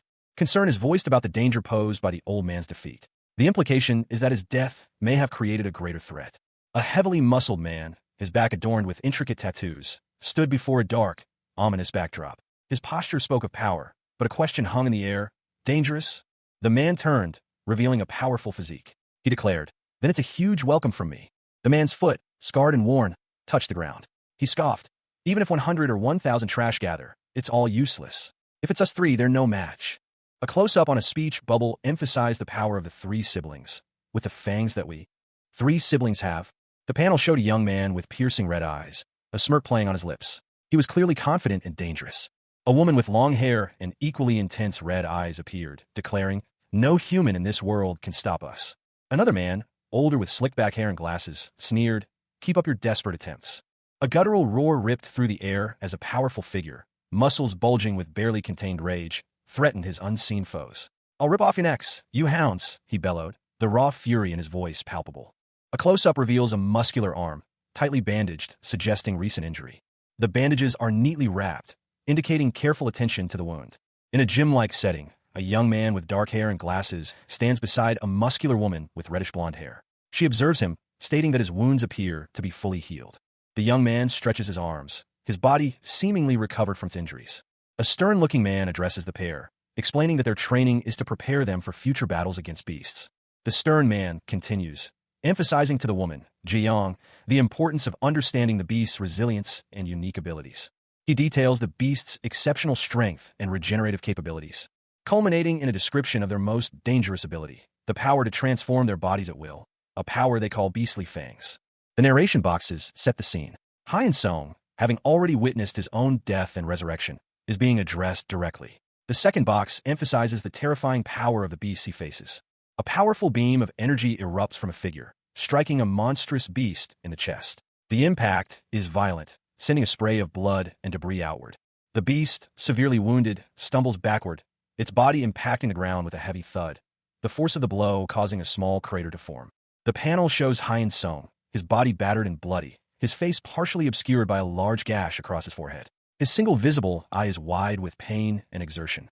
Hyun-sung acknowledges his weakness. He realized it during the fight. He reflects on his inability to do anything against such powerful opponents. A conversation ensues between Hyun-sung and another character, possibly a friend named Chanwoo. The other character scolds Hyun-sung for his recklessness and urges him to be more cautious in the future. Sun Ji-young is introduced. She is a strong, athletic woman with a determined expression. She speaks of the beasts and their unpredictable abilities. Sun Ji-young, a woman with sharp eyes and dark hair, explained to Cha Hyun-sung that to fight stronger beasts in the future, he would need a partner and to combine their strengths. Hyun-sung, clearly annoyed, agreed to Ji-young's proposal, and she suggested they begin training immediately. A muscular man with short dark hair appeared, stating that their training would focus on teamwork. He explained that they would face all kinds of beasts in the future and needed to act as one, emphasizing the importance of training together to the point of sensing each other's breath, gaze, and even heartbeat. The panel shows a close-up of Ji-young and Hyun-sung's muscular physiques, highlighting their physical readiness for the intense training ahead. The man instructed them to strengthen their senses while fighting. Hyun-sung and Ji-young began their training, running side by side. The man encouraged them to give it their all. The final panel shows a close-up of the man's incredibly muscular and scarred torso, emphasizing his own physical prowess and hinting at a potentially harsh training regimen. Sun Ji-young checked her phone, a frown etching itself onto her face as she noted the lack of response. Her frustration grew. She demanded to know what Cha Hyun-sung was doing, suspecting it had something to do with a certain woman. Ji-young's thoughts drifted to the unusual nature of Hyun-sung's recent behavior. It was unlike their usual dynamic. She pondered why he had been absent from school lately, and recalled their last encounter as equally strange. He was definitely hiding something from her. Annoyed by his silence and lack of communication, Jie resolved to question him at school that day. She walked down the school hallway, her expression shifting from annoyance to a more pensive look. Cha Hyun-sung's thoughts drifted back to his death, a question forming in his mind. It's been a while, huh? He looked up, his face partially obscured by bandages, to see Sun Ji-young standing before him. His expression was one of mild surprise. Suddenly, a violent energy erupted around them. Sun Ji-young's eyes widened in terror, her mouth agape in a silent scream as she was overwhelmed by the force. Hyun-sung, still visibly injured, explained, "No, it's not that, I told you, didn't I? I was exercising, got a bit intense, and this happened, really." Jie-young scoffed, incredulous. "Exercise? Stop kidding me. A stumbling loser like you, no way. I bet you were beaten by those thugs again." "This is going too far." Ji-young, exasperated, declared, "Let's go to a police station right now. I can't stand it anymore." She grabbed Hyun-sung's arm. Cha Hyun-sung, his body bearing the marks of a recent struggle, looked up in confusion. His gaze fell upon a man with a bandaged arm, his expression a mixture of concern and surprise. A young woman with striking dark hair and purple eyes appeared beside him, her voice sharp with alarm as she addressed Hyun-sung. The woman's hand reached out towards Hyun-sung, but he remained still, his gaze distant and his expression unreadable. His blue eyes held a haunted quality. A flashback showed Hyun-sung's face contorted in pain, his eyes wide with terror. The man with the bandaged arm watched Hyun-sung with growing unease, a bead of sweat trickling down his temple, uttering a barely audible as he struggled to comprehend the scene before him. The young woman, Sun Ji-young, recognized Hyun-sung's tormentor. She noted that he was the punk who had always bullied Hyun-sung. Hyun-sung, however, seemed unfazed by the presence of his former bully. He quietly stated that it was okay, that those punks would not bully him anymore. Sun Ji-young, a young woman with long dark hair and striking purple eyes, stood with a worried expression. A faint blush colored her cheeks, and beads of sweat glistened on her forehead. From a distance, a scene unfolded on a school's soccer field. Several students were chasing after someone, shouting urgently to stop him. The camera focused on a soccer ball being kicked with great force. A voice called out, expressing alarm at the apparent failure of the defense. Cha Hyun-sung, a young man with dark hair and glasses, ran, his expression one of surprise and exertion. He was being pursued, and the question of how he managed to pierce the defenders hung in the air. As he skillfully maneuvered the soccer ball with his feet, his movements surprisingly agile and powerful. Hyun-sung's internal monologue revealed a startling realization. His legs felt unusually light, almost weightless. He wondered if this was due to his no longer being human. A feeling of guilt flickered, but was quickly overshadowed by a strange fascination. He noted that this lightness was different from the feeling he experienced during battles. This new sensation was captivating. A final thought bubble emphasized the novelty of sweating without exertion, a phenomenon he had never experienced before. Cha Hyun-sung, a young man with glasses and short, dark hair, leaped through the air, his body glistening with sweat. He was clearly exerting himself. He landed, his momentum carrying him forward as he reached out to another player. The other player exclaimed that the feeling was so refreshing. The ball soared through the air, a blur of motion, and found its mark hitting the back of the net. Hyun-sung let out a nervous chuckle. He couldn't believe it. He had scored a goal, his first ever. His teammates were stunned. They couldn't believe that Hyun-sung, who had always been on the bench, had just scored a goal better than the senior soccer club. They demanded to know how he did it, and asked him to teach them. Hyun-sung sheepishly admitted that he hadn't planned it. He just ran without thinking. His teammates were incredulous, telling him to stop making excuses. Meanwhile, a group of girls sat on the bleachers, observing Hyun-sung from a distance. One of them, with long, dark hair, seemed particularly pensive. Her expression was one of quiet contemplation. A young woman with long dark hair sat hunched over, her arms wrapped around her knees. A sense of profound sadness emanated from her posture. Then a boy with short, dark, curly hair and glasses appeared, looking slightly surprised. "Ah," he questioned, his expression a mixture of confusion and concern. The girl explained that she had always thought it would be great if those bullies looked her in the eyes. Unlike before, when she was always found on the sports ground, disheartened. She thought that had already happened, but she wondered what changed so suddenly. She questioned him. "You'll never tell me, will you?" The boy's face showed sadness and regret. He mumbled sorry. He admitted that he had been acting strangely lately, avoiding contact with her. He hadn't wanted to upset her. He explained that something difficult had happened to him, but he was getting over it. He knew she would worry if he told her. That's why he hadn't told her. He didn't want to upset her. The two stood apart, a palpable distance between them. Cha Hyun-sung, a young man with a mop of dark hair and glasses, looked down, his expression pained. A sheen of sweat glistened on his forehead. He seemed to be wrestling with his emotions. A girl's voice cut through the silence.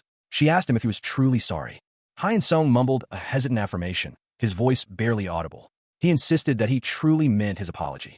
The girl, Sun Ji-young, continued, suggesting that if he truly wanted to apologize, he could spend a day with her. Jiyoung, a girl with long, dark hair and striking purple eyes, turned to face the reader, a thoughtful expression on her face. She carried a backpack with a cute cartoon character on it. Her proposition hung in the air, a silent question. The scene opens on a bustling city street. A young man, Cha Hyun-sung, is shown waiting. He had agreed to spend the day with a girl. He questions her choice of location. They could have easily met at their usual spot, a PC cafe. His thoughts turn to the unusual nature of her request. He wonders if she has a specific reason for choosing this downtown location. A suspicion forming in his mind, until Sun Jae-young appears, greeting him with a casual comment about his early arrival. Hyun-sung, a young man with dark hair and glasses, checks his phone, appearing slightly anxious. He is shown from the waist down, still holding his phone, his posture suggesting a degree of nervousness. Sun Jae-young, a girl with long dark hair, is introduced. Her name is revealed in a speech bubble. Sun Jae-young, a young woman with long dark hair, walks down a city street. Her attire is casual, a pink skirt, white socks, and sneakers. A bag hangs from her shoulder. Jae-young approaches Cha Hyun-sung, a boy with dark hair and glasses. She notes his busy schedule, but he explains he had time to meet her. He claims to be hungry, prompting Jae-young to inquire about his lack of lunch. His expression suggests he's embarrassed. Hyun-sung wonders if Jae-young is offering to choose his meal. He reflects on his limited experience eating out. They arrive at a restaurant called the Beardo's Sausage Soup. Hyun-sung points out a hiring kitchen lady sign. The sight of the sausage soup causes Jae-young to react with a look of intense disgust. She suggests stir-fried pork as an alternative, offering other options like soybean paste stew and spicy sausage stew. Cha Hyun-sung, a young man with wide, frightened eyes, stumbled, his body trembling slightly. Sun Jae-young, a girl with long dark hair, stood beside him, her expression unreadable. Hyun-sung stammered, his words barely audible. Spaghetti. Jae-young sighed, a hint of exasperation in her voice. I know a good restaurant around here, she said, her tone firm. Come on. They arrived at Willie's Kitchen, a seemingly ordinary restaurant. Inside, Hyun-sung nervously perused the menu. He muttered to himself, we're here at the restaurant Yunbai mentioned, but he was taken aback by the unfamiliar dish names. What are these dish names? I'm seeing them for the first time in my life. He thought, bewildered. Jae-young looked at him expectantly. What'll it be then? She asked. Hyun-sung, overwhelmed, simply replied, I'll place the order. He nervously approached the waitress, a young woman with short brown hair, and placed their order. The waitress smiled warmly. If you're getting that for both of you, how about getting free drinks on the house? Jae-young glanced at Hyun-sung, a slight smirk playing on her lips. The waitress questioned, ordering the couple's meal? Sun Jae-young, a girl with striking dark hair and intense purple eyes, considered the suggestion. A slight blush colored her cheeks as she contemplated the idea of ordering a couple's meal, a way to spend time together without explicitly labeling it a date. Cha Hyun-sung, a boy with dark, slightly curly hair and bright blue eyes behind glasses, waved his hand dismissively. He insisted that they were just friends. Jae-young, however, had a plan. She pointed out that couples' meals could only be ordered by couples, and that they should order from a usual menu to take advantage of the couple's discount. Suddenly, Jae-young grabbed Hyun-sung's hand, surprising him. He let out a startled yelp, who quickly complied with her request. Soon, a delicious-looking couple's meal arrived, eggs Benedict with bacon and a side salad. Hyun-sung, despite his initial surprise, found the food to be exceptionally good. Jae-young agreed, noting that it was the best meal she'd had recently. He confessed that he usually only ate instant noodles at home and school lunch, highlighting the contrast to this unexpectedly delightful meal. Cha Hyun-sung reflected on his unusual outing, remarking that if it hadn't been for Yunbai, he never would have experienced such a unique dining establishment. Sun Jae-young, however, downplayed the experience, suggesting it wasn't a significant event. The conversation continued as Jae-young pointed out the possibility of ordering more food if they desired. Hyun-sung agreed, expressing his intention to order more. The scene shifted to a movie theater, where a film depicting a young boy's longing for his mother played on the screen. The boy in the movie wished his mother would stay with him forever. The movie concluded, and Hyun-sung and Jae-young sat in the theater, having enjoyed the unexpected fun of their lunch, cafe, and movie outing. Hyun-sung observed that the movie was a re-release of an older film, noting the main character's separation from his mother. Jae-young, watching the movie, found the scene somewhat sad. She further commented on the main character's pitiable situation, prompting a sudden internal question from Hyun-sung. Was he truly enjoying himself? The final panel shows Hyun-sung visibly distressed, his body drenched in sweat, suggesting a significant shift in his emotional state. Sun Jae-young, a young girl with dark hair, observed Cha Hyun-sung with wide, shocked eyes. He was crying, and not just a little, he was openly sobbing.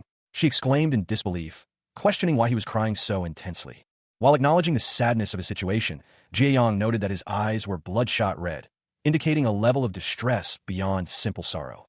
Hyun-sung's face was streaked with tears, his expression one of profound grief. A moment of silence passed before he spoke, a single word escaping his lips.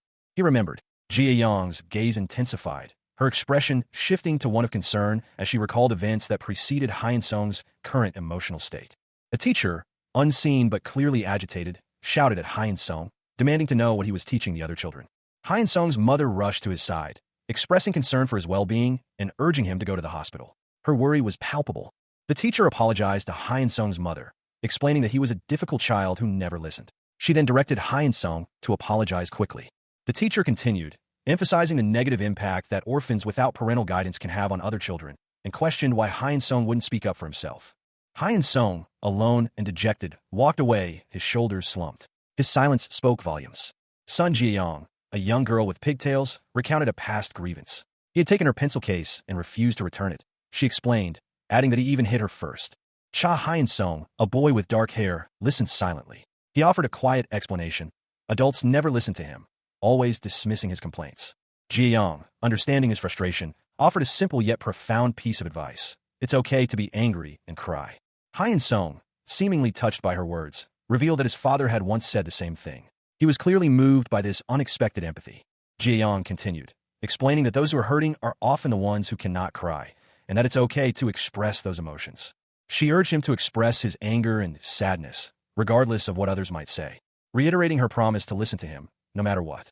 Hyun Sung clenched his fist, seemingly contemplating her words. A single drop of water fell to the floor, suggesting a tear had fallen. He let out a muffled groan, a sound of suppressed emotion.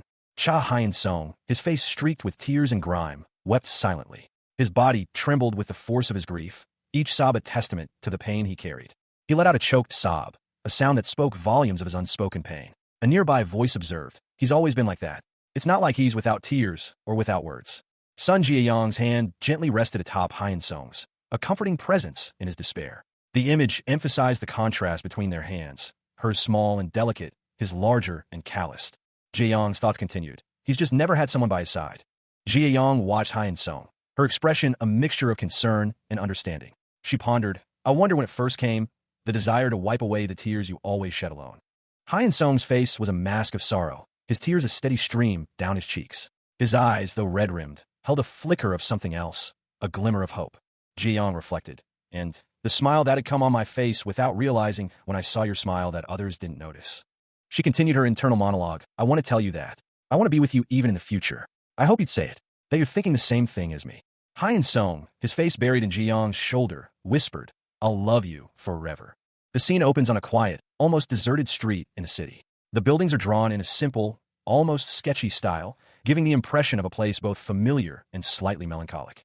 Cha Hyun Sung, a young man with dark, slightly messy hair and glasses, sits alone. His expression is one of quiet weariness. He mutters to himself, I'm going home first. Sun Jiayong, a girl with long, dark hair, stands before him. She looks down at him, a slight frown on her face. Huh, she asks. Hyun Sung explains, I'm tired from all the walking around the whole day. Hyun Sung waves goodbye, saying, see you tomorrow. Jiayong responds with a quiet, okay, bye. I had fun today. As Jiayong walks away, Hyun Sung is left alone with his thoughts. He wonders what happened. She didn't even say much. Is she mad because I kept crying through the whole movie? He continues to ponder, what do? I came here to make her happy, but I think I just made her mad again. But why'd she hold my hand? The panel shows Hyun Sung's feet as he walks away, his shoes emphasizing his pensive state. Jiayong walks alone, a look of frustration on her face. She thinks to herself, you idiot. What'd I do back there? I was thinking about the old days all alone and suddenly made a move. The scene opens with a close-up of two hands clasped together atop a stone surface. One hand is noticeably smaller and more delicate than the other. A voice, seemingly belonging to a woman, muses, Hyun Sung probably knows by now, right? The next panel shows a young man with dark, slightly spiky hair, wearing glasses. Tears stream down his face, his eyes wide and red-rimmed. The woman's voice continues, this time internally. He was quite shocked from the looks of his face. Or, am I mistaken? The perspective shifts to a young woman with long, dark hair, sitting on the ground, her head bowed. She speaks, her voice laced with embarrassment. Ah, Yinbai, that's so embarrassing. Suddenly leaving like that was weird too. Should I at least call and tell him now? No. Am I crazy? What am I thinking? My head's a mess. The panel shows a split image of the young woman and the young man, their profiles facing each other. The text above reads, tomorrow at school. Below, the woman's internal monologue continues. What should I say? A shadowy figure sits in a darkened theater, watching a screen. A thought bubble above them reads, "Sweet." So sweet I thought he was just a crazy hound.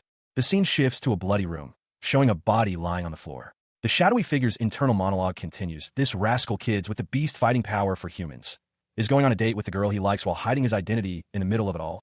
A bloody arm, marred by deep gashes and splattered with crimson, reached out from the darkness. The narrator's voice, detached and almost clinical, observed, "It's great seeing the budding romance between teenagers. But when they're young, they don't know that's when you're the happiest." The scene shifted abruptly to a stark red backdrop, a single word floating in the void. So, the moment that's ripped apart in front of them was revealed. A grotesque face, contorted in a wide, bloody grin, filled the panel. Its eyes glowed with malevolent red light. The focus narrowed to a torso, similarly scarred and bloody, clad in a tattered, ornate jacket. The red background emphasized the violence of the scene. The creature's thoughts, chillingly casual, were revealed. Just the thought of their faces is getting me excited. The scene opens on a school building, a typical structure of concrete and glass. A question hangs in the air. Cha Hyun-sung, a student, hadn't come to school again. A classmate, her expression a mixture of concern and annoyance, voiced her observation. She had already asked the teacher earlier that day. Apparently, he wouldn't be able to attend classes for the whole week.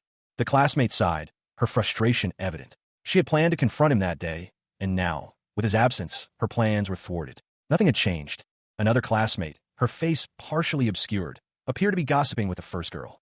The conversation turned to a recent date and quickly escalated into a heated argument. One girl vehemently denied any rumors, while the other pressed for details, her words sharp and accusatory. A young woman, her face partially obscured, approached someone, uttering a hesitant plea for assistance. She explained that she was searching for a particular individual within the school. Her crimson eyes, stark against her pale skin, hinted at a hidden urgency. The girl with glasses observed her companion, remarking on her unusual appearance, likening her to a character from a web novel. The girl with glasses suggested checking the faculty office, explaining that it contained student records with photographs. The young woman with crimson eyes expressed surprise and gratitude at this suggestion, relieved by the prospect of finding the person she sought. The young woman's demeanor shifted, her gratitude intensified, revealing a deeper urgency. She stated that the girl with glasses was a lifesaver, someone she had been searching for quite some time, and she intended to inform Doo-jun Appa and Songbin immediately. She emphasized her gratitude, promising not to cause any pain. However, a monstrous creature's presence loomed ominously behind her, its grotesque features a stark contrast to her words of gratitude. The creature's hand reached out, casting a shadow over the girl with glasses. The scene opens with a conversation between two individuals. One comments on the other's improvement, noting that their techniques have advanced beyond the basics. The speaker is a man with a determined expression, his face bearing the marks of past battles. He encourages the other to continue honing their skills. A woman with wild, disheveled hair and bloodstains on her clothes interrupts, suggesting it's time to end their training session. She looks agitated. The man, however, is visibly injured, clutching his arm. He seems to be struggling with the pain. The woman complains that he slows her down, questioning why he can't move more quickly. She points out that his slow movements make him a liability unless he could deliver a fatal blow. The man counters that he saved her life. The man is frustrated, questioning how long she will continue to rely on him. The woman's expression is one of annoyance and exasperation. He tells her to take a shower, clean up, and go home. The scene shifts to an empty gym, suggesting the end of their training session. Cha Hyun-sung, a young man with dark hair and glasses, sat on a staircase, his expression one of weariness. He reflected on his grueling training, wondering how many more weeks he had left before facing the beasts. The thought of his daily beatings weighed heavily on him. He worried that he might not survive the upcoming battles. Suddenly, his phone rang. He looked at the unfamiliar number with a puzzled expression. He wondered who could be calling him at this hour. Hyun-sung answered the call, a hesitant hello, escaping his lips. The caller's voice was immediately heard, sharp and impatient. The voice on the other end berated him for his lack of urgency, questioning how long he could remain so carefree after turning his own kind into enemies. Hyun-sung, startled, questioned the caller's identity and intentions. He demanded to know how they obtained his number. The caller, unfazed, retorted with a sarcastic comment about Hyun-sung's manners. The caller revealed that he was at Hyun-sung's school. A chilling image of shattered classroom window and a bloody scene followed, showing a body lying lifeless on the floor. The caller concluded the call, inviting Hyun-sung to meet and chat, but warned him not to bring anyone else, lest they ruin the fun. Cha Hyun-sung, his eyes blazing with a furious red, gripped his phone. His face, marred by wounds, contorted in a grimace as he uttered a chilling vow. A scene of carnage unfolded before him. A once orderly library lay in ruins, the floor slick with a horrifying expanse of blood. A hand, pale and lifeless, lay amidst the crimson pool, a stark testament to the violence that had transpired. Confusion clouded Hyeonsung's mind. He muttered to himself, questioning the unfolding horror before him. Suddenly, a grotesque creature emerged from the chaos. A monstrous being, part human, part something utterly alien, its form a horrifying testament to the carnage. Sun Jiang, a young woman, lay trapped beneath it, her eyes wide with terror. Jiang, amidst the carnage, found herself surrounded by the monstrous creatures. She was horrified, overwhelmed by the sheer scale of the devastation. Her voice choked with fear and despair as she struggled to comprehend the scene. Overwhelmed by grief and fear, Jiang realized the extent of the tragedy. Everyone was dead, teachers, children, all victims of the monstrous attack. Just as despair threatened to consume her, a voice cut through the silence. A reassuring voice promising safety. Hyeonsung, miraculously alive, appeared beside her, offering a lifeline in the face of unimaginable horror. He assured her that they would not be harmed. A grotesque, bloodied creature with elongated limbs and bulbous red protrusions on its head loomed over the scene. Its features were disturbingly alien, yet undeniably monstrous. The creature spoke, its voice a chilling monotone. They're just hungry now, but they'll calm down once they eat your friends, so you'll be fine. They're my cis vermin created. A young man with short, dark hair and intense red eyes watched the creature with a mixture of fear and something akin to grim acceptance. He responded, his voice barely a whisper. You don't know anything about us, do you? Well, it's just as you see. We're monsters who eat humans. A young woman with dark hair, her face streaked with blood and tears, stared at the young man in disbelief. Her voice was a choked whisper, barely audible. Monsters? Why would you do this? The young man's expression softened slightly, a hint of sadness in his eyes. He replied simply, as a favor. The image shifted to the young woman again, her face contorted in anguish. The background turned a violent crimson. The young man's words hung heavy in the air. For one of our kind, your boyfriend. The young man's explanation continued, the words stark against the black background. He asked us to kill everyone at this school. The scene shifted to a blood-soaked school hallway. A trail of carnage stretched before the viewer, bodies scattered amidst a pool of crimson. The young man stood at the end of the hallway, his back to the camera, silhouetted against the gruesome scene. The weight of his actions was palpable. The young man's face was shown, his eyes glowing red with an unnatural light. A guttural sound escaped his lips. Ugh. The panel shows a muscular, bloodied torso, the victim of a brutal attack. A chilling narration box appears below. He killed everyone. The scene shifts to a young man, Cha Hyeonsung, lying on the ground, his body marred by wounds. He thinks, just to call me here. They had nothing to do with this. A flashback shows Hyeonsung laughing with friends. A narration box reads, for the first time, I had friends to laugh with. Hyeonsung's face is filled with anguish. He cries out, damn it all, followed by a quieter, I'm sorry. His anguished expression intensifies as he confesses, all, because of me. A moment of silence hangs heavy in the air. His thoughts turn to a chilling possibility. If they target everyone who's related to me. The scene shifts to a woman, Sun Jiang, who shouts, EUNBI. Jie Young shows a picture of a monstrous figure. She says, you can recognize him, right? Though the vibe's a bit different. This is your boyfriend's real identity. Cha Hyeonsung, amidst the chaotic scene of destruction, found himself disoriented. A single thought echoed in his mind. What's all this? He was falling, surrounded by the remnants of a brutal fight, his body contorted in an unnatural position. The ground cracked beneath him, blood staining the shattered earth. A chilling question formed in his mind. Is this really the Hyeonsung I know? From the wreckage, a monstrous figure emerged, its features horrifyingly alien. A voice, filled with dawning horror, whispered, he's not a human. That's a monster. Sun Ji-young, a beast hunter, observed the scene with grim determination. She stated, I don't know the mask he wore in front of you, but that's his true nature. He's actually the one who enjoys seeing you guys suffer the most. A true monster. Jae-young's eyes widened, a mixture of disbelief and dawning understanding. She questioned, is that really true? All that you hid from me, till now. The scene opens on a blood-soaked floor, the grim aftermath of a brutal attack. A body lies sprawled amidst the crimson stains, a chilling testament to the violence that has transpired. A voice, seemingly detached and accusatory, echoes in the silence. What you truly wanted was actually something like this? The question hangs heavy in the air, unanswered, as if the very space itself is holding its breath. Another question follows, laced with suspicion and disbelief. Are you really a monster? Cha Hyeonsung, his face streaked with tears and grime, is shown in close-up. His expression is one of profound anguish and despair. Hot tears stream down his face, reflecting the turmoil within.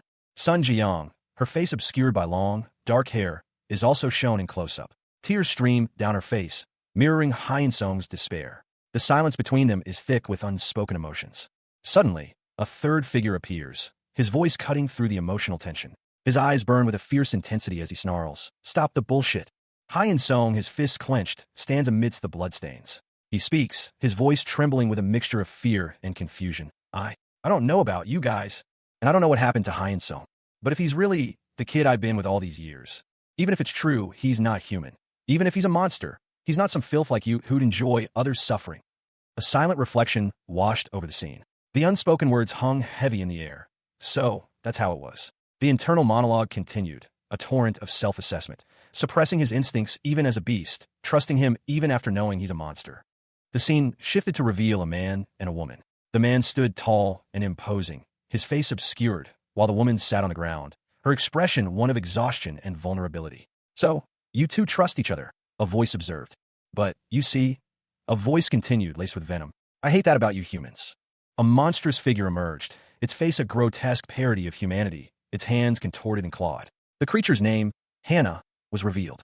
Hannah addressed the woman, her voice dripping with malice. "Nuna told me to mess with you, but it's all good if I don't kill you, so I changed my mind. I want to see the look on his face when I chop you up and turn you into one of those vermin." Hannah lunged forward, a blur of motion. The attack landed with brutal force. A guttural roar escaped the woman's lips as she was struck. She collapsed to the ground, her body trembling, her face contorted in pain. A desperate prayer formed in her mind. "I hope this is a nightmare and I wake up." But if it's not? Cha Hyun-sung's vision blurred, his last thoughts a desperate plea. "Someone, please save me." The world around him shattered, leaving behind only fragments of what once was. Hyun-sung fell into the abyss. He found himself in a nightmarish landscape, a monstrous figure looming over him. Sun Jiang, a beast hunter, lay wounded nearby, the beast's hand reaching for Hyun-sung. The image showcases two individuals, Cha Hyun-sung, his face contorted in a monstrous grimace, eyes glowing red, and Sun Jiang, her expression equally fierce, sharing the same crimson-eyed intensity. The stark contrast between their features hints at an impending confrontation. Hyun-sung, seemingly in the midst of a brutal attack, is shown from the neck down, his body contorted in a violent motion. The background is a chaotic splash of red, emphasizing the intensity of the moment. He is thrown backwards with immense force, the speed of his movement blurred by motion lines. The red background continues to dominate the panel, highlighting the ferocity of the attack. His body continues its trajectory, the impact of the blow clearly visible in his posture. The motion lines and red background further emphasize the violence of the scene. The impact of the attack culminates in a powerful sound effect, suggesting a significant blow. The panel shifts to Sun Jiang, her face etched with worry and distress. Tears stream down her face as she utters the name, Hyo. She continues, her voice filled with a mixture of hope and despair, whispering, Hyun-sung, a shadowy figure, his face partially obscured, sneered down at the scene. He scoffed, "Ha! Crawling here on your own to save these worthless humans." A muscular man, his expression grim, stood defiantly. He retorted, "Are you a moron?" The shadowy figure continued, "That old man was defeated by a retard like you. Show me the power you have." The man's face was partially visible, revealing a look of intense concentration. He muttered to himself, "So it's not just one person. They planned it all to catch me. Sorry I got you into this mess. I'll explain everything later." A young woman with long, dark hair appeared, her face etched with fear and distress. Tears streamed down her cheeks as she whispered, "Oh." A powerful blast erupted, sending debris flying through the air. The muscular man, now carrying the young woman, leaped away from the blast's epicenter. He thought to himself, "If I fight, I'll fall right into their trap. My first priority should be getting Yunbai to a safe place." Cha Hyun-sung, a young man with blood staining his face, clutches a girl close. His eyes are wide with a mixture of fear and determination. He is clearly injured, but his focus remains on protecting the girl. A narration box reveals that he is leaving after rescuing her, and another box reveals a cynical observation about his hasty retreat. But a sarcastic voice cuts through the air, questioning his actions. The speaker observes that he's running away with his girlfriend in his arms. Sun Jiang, the girl Hyun-sung saved, stands defiantly, a chilling smile playing on her lips. She is seemingly unharmed, despite the chaotic scene around her. Her legs are visible above monstrous, bloody creatures, suggesting a recent battle. The scene is grim and violent. Another voice comments on Hyun-sung's apparent lack of warmth, suggesting he needs to learn more about such things. Jae-young observes that Hyun-sung and the girl seem to treasure each other. Hyun-sung, carrying the girl, leaps from a great height, vowing to bury them side by side. He is falling toward a multitude of monstrous claws. The claws close in, suggesting imminent death. Cha Hyun-sung, his body bloodied and battered, stared in disbelief as a monstrous claw lunged towards him from a considerable distance. Attacking from that far? he thought, his eyes wide with shock. The beast's attack connected, sending a searing pain through Hyun Sung's body. He grunted in agony. The impact of the blow sent a shock wave through the air, leaving a trail of destruction in its wake. The force of the attack shattered the ground around Hyun Sung, sending debris flying. Dust and rubble filled the air. Hyun Sung collapsed, gasping for breath. Sun Ji-young rushed to his side, her face etched with worry. Ugh, damn it, he groaned, his body racked with pain. Ji-young cradled him protectively, her concern evident in her posture. Hyun Sung's legs were visibly injured, bleeding profusely. Hyun Sung, still on the ground, looked up, his mind racing. That woman, was she already watching from up there? The ability to stop my movement from that far. That'll be hard to take on. High above, perched atop a building, Sun Jiang, the beast hunter, observed the scene from afar, her expression unreadable. Hyun Sung, his voice strained with worry, called out to Jiang. Yinbai, are you okay? Are you hurt? Any injuries? Hyun Sung groaned in pain, his body racked with agony. A nearby voice commented that he was a sweet guy, through and through, but another, harsher voice interrupted, angrily telling him to worry about himself. Hyun Sung, his eyes wide with a terrifying intensity, glared back at his attacker. The beast loomed behind him, its grotesque features partially visible. The beast lunged, its claws extended, aiming for Hyun Sung's face. He barely managed to dodge, but the attack still grazed his cheek, leaving a bloody wound. He cried out in pain. As the beast continued its assault, its powerful blow sending Hyun Sung sprawling. A brutal kick connecting with his leg, causing a fresh gash to open. Blood splattered across the ground. The beast let out a guttural chuckle, its monstrous grin widening. Despite the brutal attack, the beast acknowledged Hyun Sung's impressive reflexes. Hyun Sung found himself in a desperate struggle, grappling with a monstrous beast. The creature's crimson eyes glowed menacingly as it overpowered him, sending him hurtling through the air. The impact of his fall creating a violent explosion of dust and debris, leaving Hyun Sung groaning in pain, his body battered and bruised. A pained orc escaped his lips. From the ground, Sun Jiang watched, her thoughts revealing her assessment of the situation. He jumped holding my leg after getting a bite into it. This punk's strength is... The beast, momentarily distracted, was thrown off balance and crashed to the earth with a sickening thud, its body broken and lifeless. Blood splattered across the ground. The beast, before succumbing to its injuries, let out a mocking laugh. "Haha, you're too light, kiddo." Hyun Sung, despite his victory, was left exhausted and wounded, collapsing to the ground with a pained urg. Hyun Sung, his face a mask of agony and blood, let out a guttural cry of "Ugh" as he was attacked by unseen beasts. Meanwhile, Sun Jiang, a beast hunter, found herself ensnared by the creature's long, sinewy limbs. A desperate cry of escaping her lips as she struggled against their grasp. Hyun Sung, seemingly resurrected, launched himself into the fray, his body a blur of motion as he hurtled through the air toward Jiang, a desperate attempt to save her from the beast's clutches. But the beasts were relentless. Hyun Sung cried out in pain, "Arg," as he was thrown back by their brutal force. The impact of the attack sent Hyun Sung crashing through a nearby wall, the debris raining down around him as he disappeared into the wreckage. Hyun Sung, grievously wounded, collapsed amidst a field of rubble. He cursed under his breath. There was no time for an attack, let alone a counterattack, while protecting Yunbai. Tears streamed down Sun Ji-young's face as she pleaded with him, "Just leave me and run away." Hyun Sung confessed his ignorance of her solitary struggle, lamenting that she had to bear such a burden alone. His face was a mask of blood, but his eyes burned with determination. He refused to let her run away. He urged her to stop, his voice raw with emotion. She was crying, her face streaked with blood. Hyun Sung insisted he was all right, implying that she should be the one to prioritize her safety. His eyes, though bloodshot, held a strange clarity as he commented on the meal they shared earlier, finding it tasty. Jiang, still upset, couldn't even recall the restaurant's name. She felt she always messed up, and this time was no different. A young man, his face obscured by shadow and blood, addresses someone named Yunbai. He begins to explain his past, his voice heavy with unspoken pain. From the moment of his birth, he hated being alive.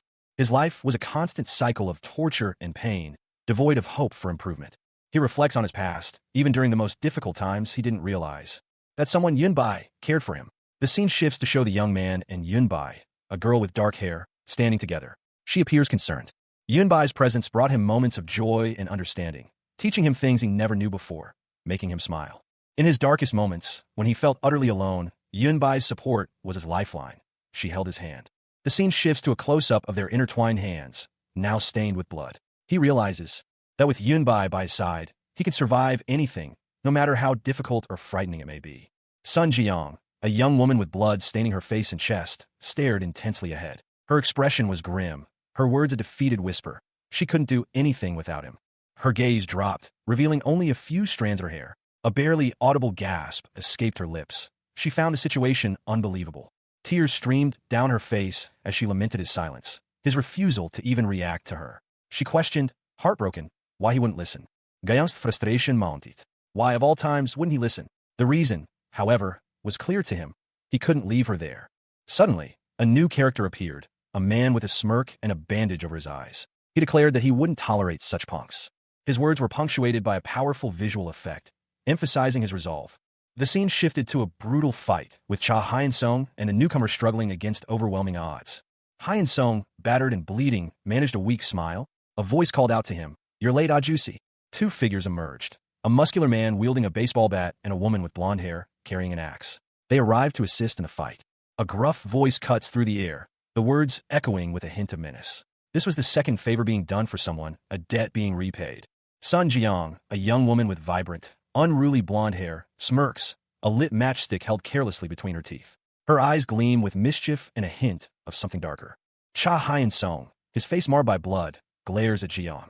His words are sharp, laced with resentment for her actions. He worked hard to cover up his presence, yet she still found him. Another man, clean-shaven with a cigarette dangling from his lips, speaks calmly. He reports that all civilians within a 500-meter radius have been evacuated, including the children hiding in the school. A young woman with long, white hair and piercing red eyes appears, her expression a mixture of surprise and amusement. She questions the unexpected turn of events, wondering if they should flee. Hyun-sung observes a new arrival, noting their yellow eyes and long sword. He realizes this is another of the old man's killers, a supervisor of the beast hounds. They have been played. He addresses another person, Do-jun, suggesting they engage in a fight. A man with red eyes, sharp teeth, and elaborate tattoos grins widely, his expression one of gleeful anticipation. He finds these opponents to be the best for having fun. At least they agree on one thing. The scene opens with a dramatic title card, announcing the start of the action. A monstrous beast looms large against a blood-red sky, the full moon a pale orb in the background. Cha Hyun-sung, a young man with a determined expression, finds himself in the midst of a fierce battle. He wields a long sword, facing a grotesque beast. Beside him, Sun Jiang, a girl with short hair, also fights with a katana, her movements precise and deadly. Another woman, with longer hair, attacks the beast from above. The beast lunges, its claws extended, aiming for Hyun-sung. A terrifying, snarling face is visible, its features twisted in rage. The intensity of the moment is palpable. Hyun-sung and the beast clash, their faces inches apart. Both are snarling, their teeth bared, blood staining Hyun-sung's face. The raw ferocity of the fight is evident. Cha Hyun-sung, a young man with short, light-colored hair and piercing red eyes, stood amidst a crimson backdrop.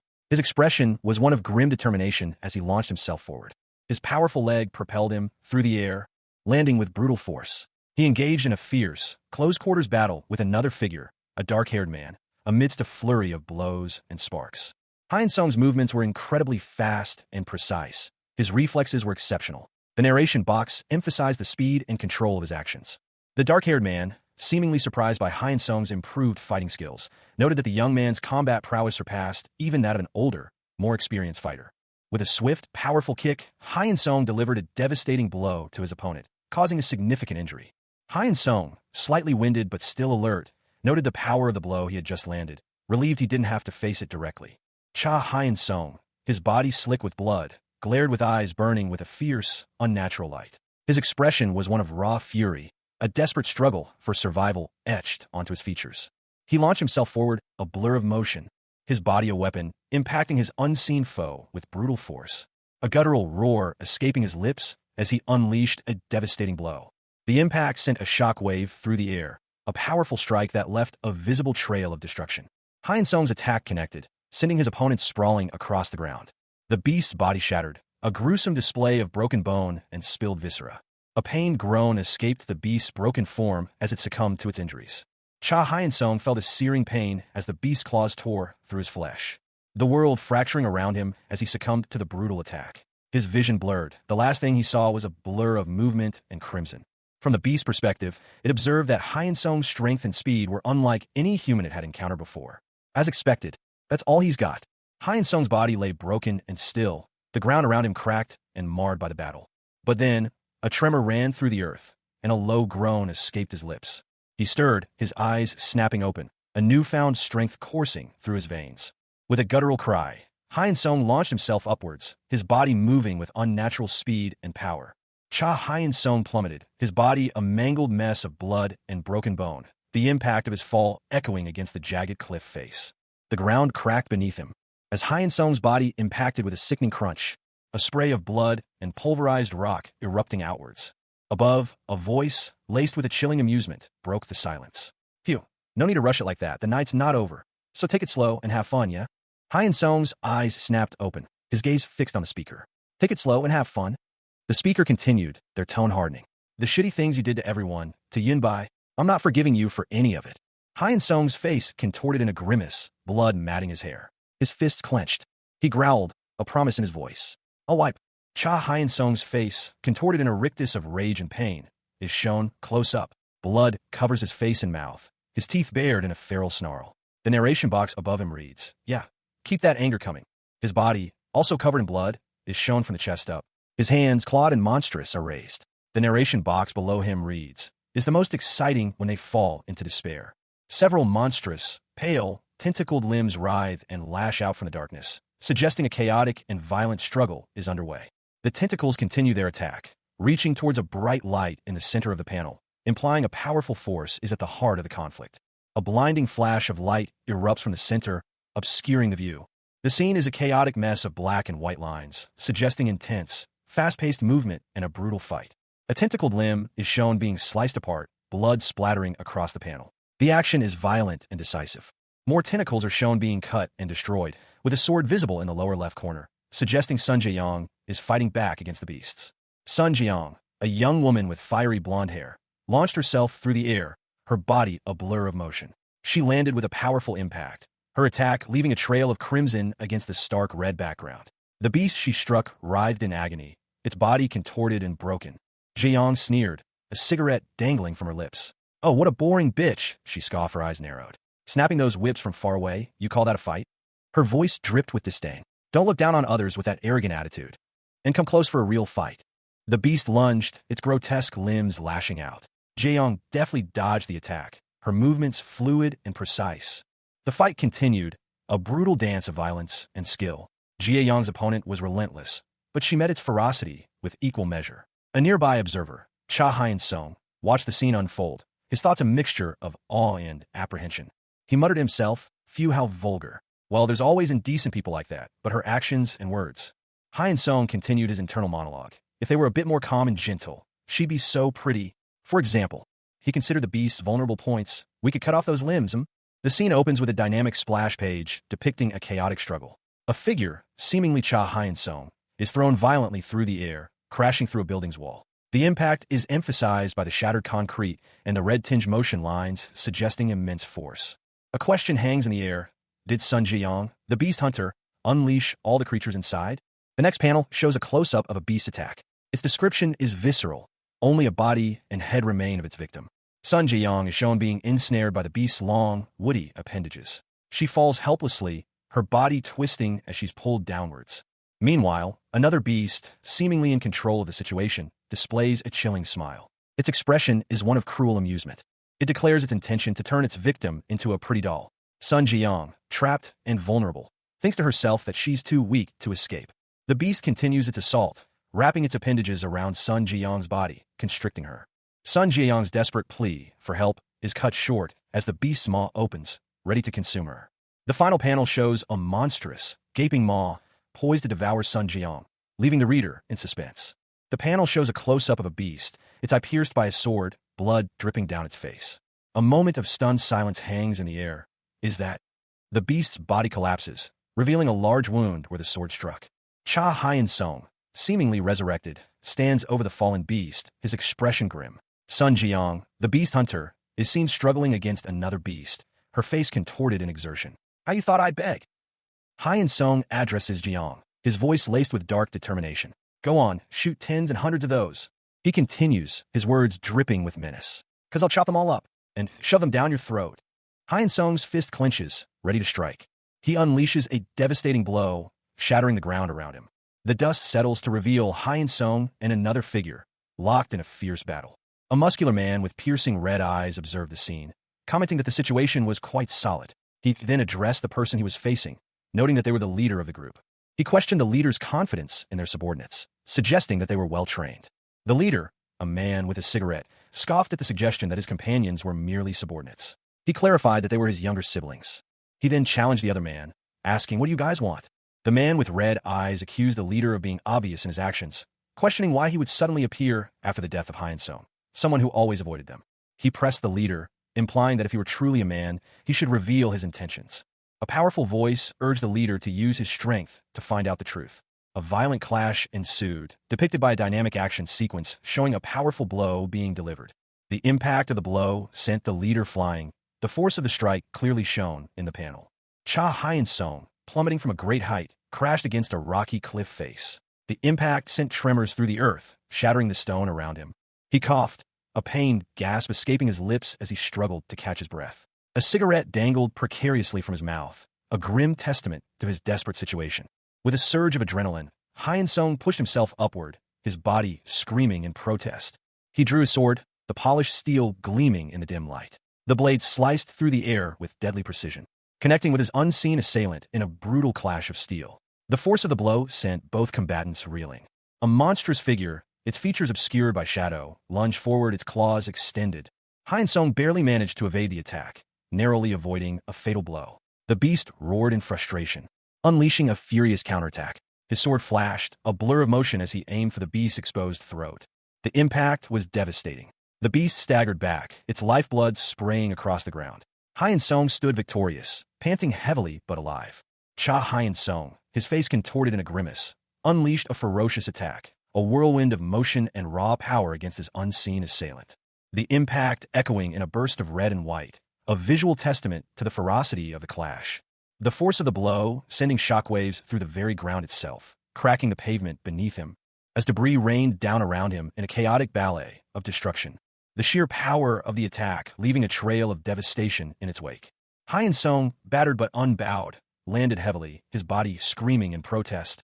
He braced himself, his eyes burning with defiance as he prepared for the next onslaught.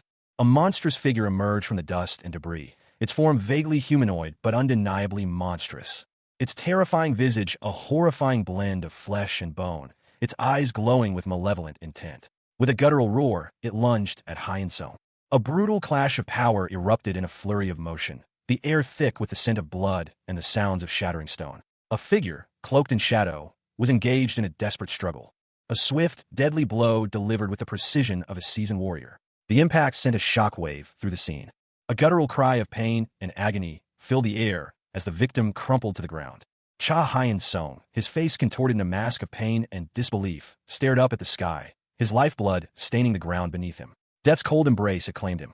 But even in death, a flicker of defiance remained. The scene exploded in a chaotic maelstrom of destruction. A ground shattered, bodies thrown about like rag dolls. Hyun-sung's body was sent flying through the air, a crimson rain of blood marking his violent trajectory. He crashed into a nearby building, the impact echoing through the city. His lifeless form lay amidst the rubble, a silent testament to the ferocity of the battle. But this was not the end. Cha Hyun-sung lay broken and bleeding on the ground, his body shattered by a brutal attack. A large, bloody weapon lay discarded nearby. The aftermath of a violent struggle painted across the scene in stark crimson. Hyun-sung's vision blurred, the world dissolving into a chaotic swirl of red and gray. He felt himself fading. Then a voice, distant yet clear, echoed in his mind. I guess the title of leader was well earned. Hyun-sung's lifeless hand lay on the ground, blood still seeping from the wounds. A voice, this time audible, commented, "This level of combat skills from a human body. I almost want to give you a compliment." The speaker was Sun Ji-young, a young woman with a determined expression, her face smudged with dirt and blood. Hyun-sung, his eyes now open, stared at his own hand. "I've realized it now," he thought, a dawning understanding in his gaze. "For you, a little sincerity might be needed." A figure stood in the distance, their back to the viewer. The figure had a large, intricate tattoo covering their back, a testament to their strength and power. Cha Hyun-sung's lower body was shown, his back to the viewer. He reflected on the skills he had gained from his past battles, and with a surge of determination, he resolved to unleash them all. Hyun-sung's face was shown, his eyes glowing red with a fierce intensity. His expression was one of grim resolve as he vowed to show his power. His muscular torso was revealed, showcasing a large tattoo across his chest. The image emphasized his physical strength and transformation, as he declared, with a triumphant roar, the awakening of his beastly fangs. A violent explosion rocked the ground, leaving behind a trail of destruction as Cha Hyun-sung, a young man with blood-red eyes and a gruesome grin, emerged from the heart of the blast. His body was battered and bruised, his bones felt like they were breaking, but he pressed on, his resolve unwavering despite the pain. Hyun-sung's eyes glowed with a fierce intensity, his bloody face contorted in a feral snarl. His opponent, another figure equally ravaged by battle, was thrown back by the force of the impact, his body breaking apart as his organs failed. Hyun-sung stood victorious, his bloody foot crushing the remains of his foe. Cha Hyun-sung's consciousness wavered as he felt himself being torn apart. His body, ravaged by unseen beasts, began to disintegrate. The line between the flesh on his body blurred as he felt the searing pain of his wounds. His perception of reality itself fracturing with each passing moment. His perception of self blurred as he felt his body falling apart, the world around him dissolving into chaos. Plummeting from an unseen height, the ground rushing towards him. The final image seared itself into his mind, the beast's teeth sinking into the neck of a hound. The scene opens with a gruesome close-up. Cha Hyun-sung, a young man, lies on the ground, his body contorted and bloodied. His clothes are torn, and a viscous, dark substance oozes from his wounds. A violent explosion erupts around him, sending debris flying as the ground cracks and crumbles around the epicenter of the blast. The dust settles, revealing the extent of the destruction, and Hyun-sung's battered form, seemingly lifeless amidst the wreckage. Sun Ji-young, a beast hunter, observes the scene from a distance. She thinks, no way he could dodge it in that position. I'm sure I hit his heart. Suddenly, Hyun-sung rises, his body now grotesquely altered. A monstrous, clawed appendage has replaced his right arm, dripping with blood. Ji-young is shocked. She exclaims, so where'd he disappear to? A narration box appears. The beast blood inside you is definitely powerful. Strength. A disembodied voice echoed, proclaiming, speed, and regeneration. You have all of those. Cha Hyun-sung, his body ravaged but alive, stood amidst a desolate, cracked landscape. Blood stained his clothes and marred his skin, yet his eyes burned with a fierce determination. But that's it. Right now, you're just a human with a beast's body. Remember this in your last moments.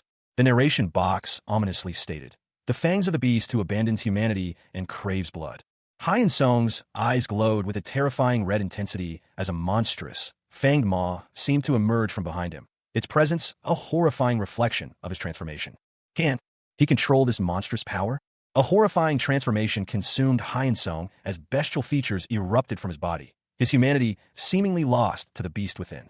A bloody katana, still dripping with the crimson residue of a recent battle, was shown prominently against a muted gray background. Sun Jiang, her face contorted in a grimace of exertion, gasped, they just won't end, those bastards. Jie-young stood amidst the chaos, her body covered in blood, her katana resting against her thigh. She was clearly exhausted but resolute. The beast before her was a grotesque mass of tentacles, regenerating rapidly. She muttered to herself, damn tentacles. Even if I chop one off, another pops up immediately. I can't even think of a way to get close to her. Jie-young's eyes narrowed in thought. She observed, but see, regenerating these little buggers also takes up energy. If I stay away, I'll be safer, but I can't knock her down completely. Then I'll just have to end it with this. A monstrous creature, its body a grotesque mound of flesh and rock, let out a guttural roar. Ugh! The beast's arm was severed, spraying blood as it recoiled in pain. A sound of disgust escaped its mouth. Bleck. The scene opens with a violent, bloody explosion. A body is torn apart, limbs scattered amidst a crimson splatter, leaving only wide, terrified eyes visible amidst the carnage. The eyes belonged to Cha Hyun-sung, moments before his death. A cocoon-like form lies on the ground, stained with blood. The cocoon rips open, revealing Sun Ji-young, a young woman with a chilling smile, emerging from the remains of the cocoon. The title card reads, Beastly Fangs, Scent-Chasing Butterfly. Jie-young stands triumphantly above a horde of grotesque, monstrous figures. They are beasts, their bodies twisted and decaying, their claws dripping with blood. One beast's hand rests on the ground, its grotesque features highlighted. The beast speaks, its voice laced with a chilling amusement. They're weak, get scared easily, and they all like me. But it's my first time meeting someone like you. The beast continues, its smile widening. So I think you will be my favorite doll. Hyun-sung, now resurrected, stares at the beast with a look of dawning horror. He thinks she's totally mental. A muscular woman, sweat beading on her brow and blood splattering her clothes, addresses someone off-panel. She dismisses a proposition, stating, hey, I don't sway that way. She resolutely rejects another suggestion with a forceful, nope. Instead, Her attention shifts to a group of men in the distance. A sinister smile spreads across her face, revealing sharp teeth. She declares, "No way I'll let you go." A chaotic scene unfolds, showing a brutal struggle between the woman and several monstrous figures. Blood splatters everywhere as limbs flail. The woman fights fiercely, her expression grim as she battles the beasts. One of the beasts, its face contorted in a grotesque grin, demands, "Just let me have your body." A leg, clad in a gray pant leg and white shoe, kicks out wildly, suggesting a violent counterattack. Cha Hyun-sung found himself in a desperate struggle, grappling with an unseen assailant amidst a scene of devastation. The ground beneath them cracked and crumbled, a testament to the raw power unleashed in their conflict. A guttural cry of exertion escaping his lips as the fight continued. Hyun-sung's eyes widened in surprise. His strength felt different, amplified. He was stronger than before. "He's heavy," he thought, marveling at his newfound power. His strength was on a different level now. His thoughts drifted to his past. Seeing Bin, always so smart, should have gone to college. Hannah, popular wherever she went. He reflected on his own lack of talent, a stark contrast to his sibling's success. But a guy like him, he had zero talent. This realization hit him with brutal force. A violent surge of energy erupting from him as he unleashed a devastating blow. The impact sent shockwaves through the air. Only after gaining this body did he realize his true strength. The only thing he was truly good at was hitting, smashing, and killing.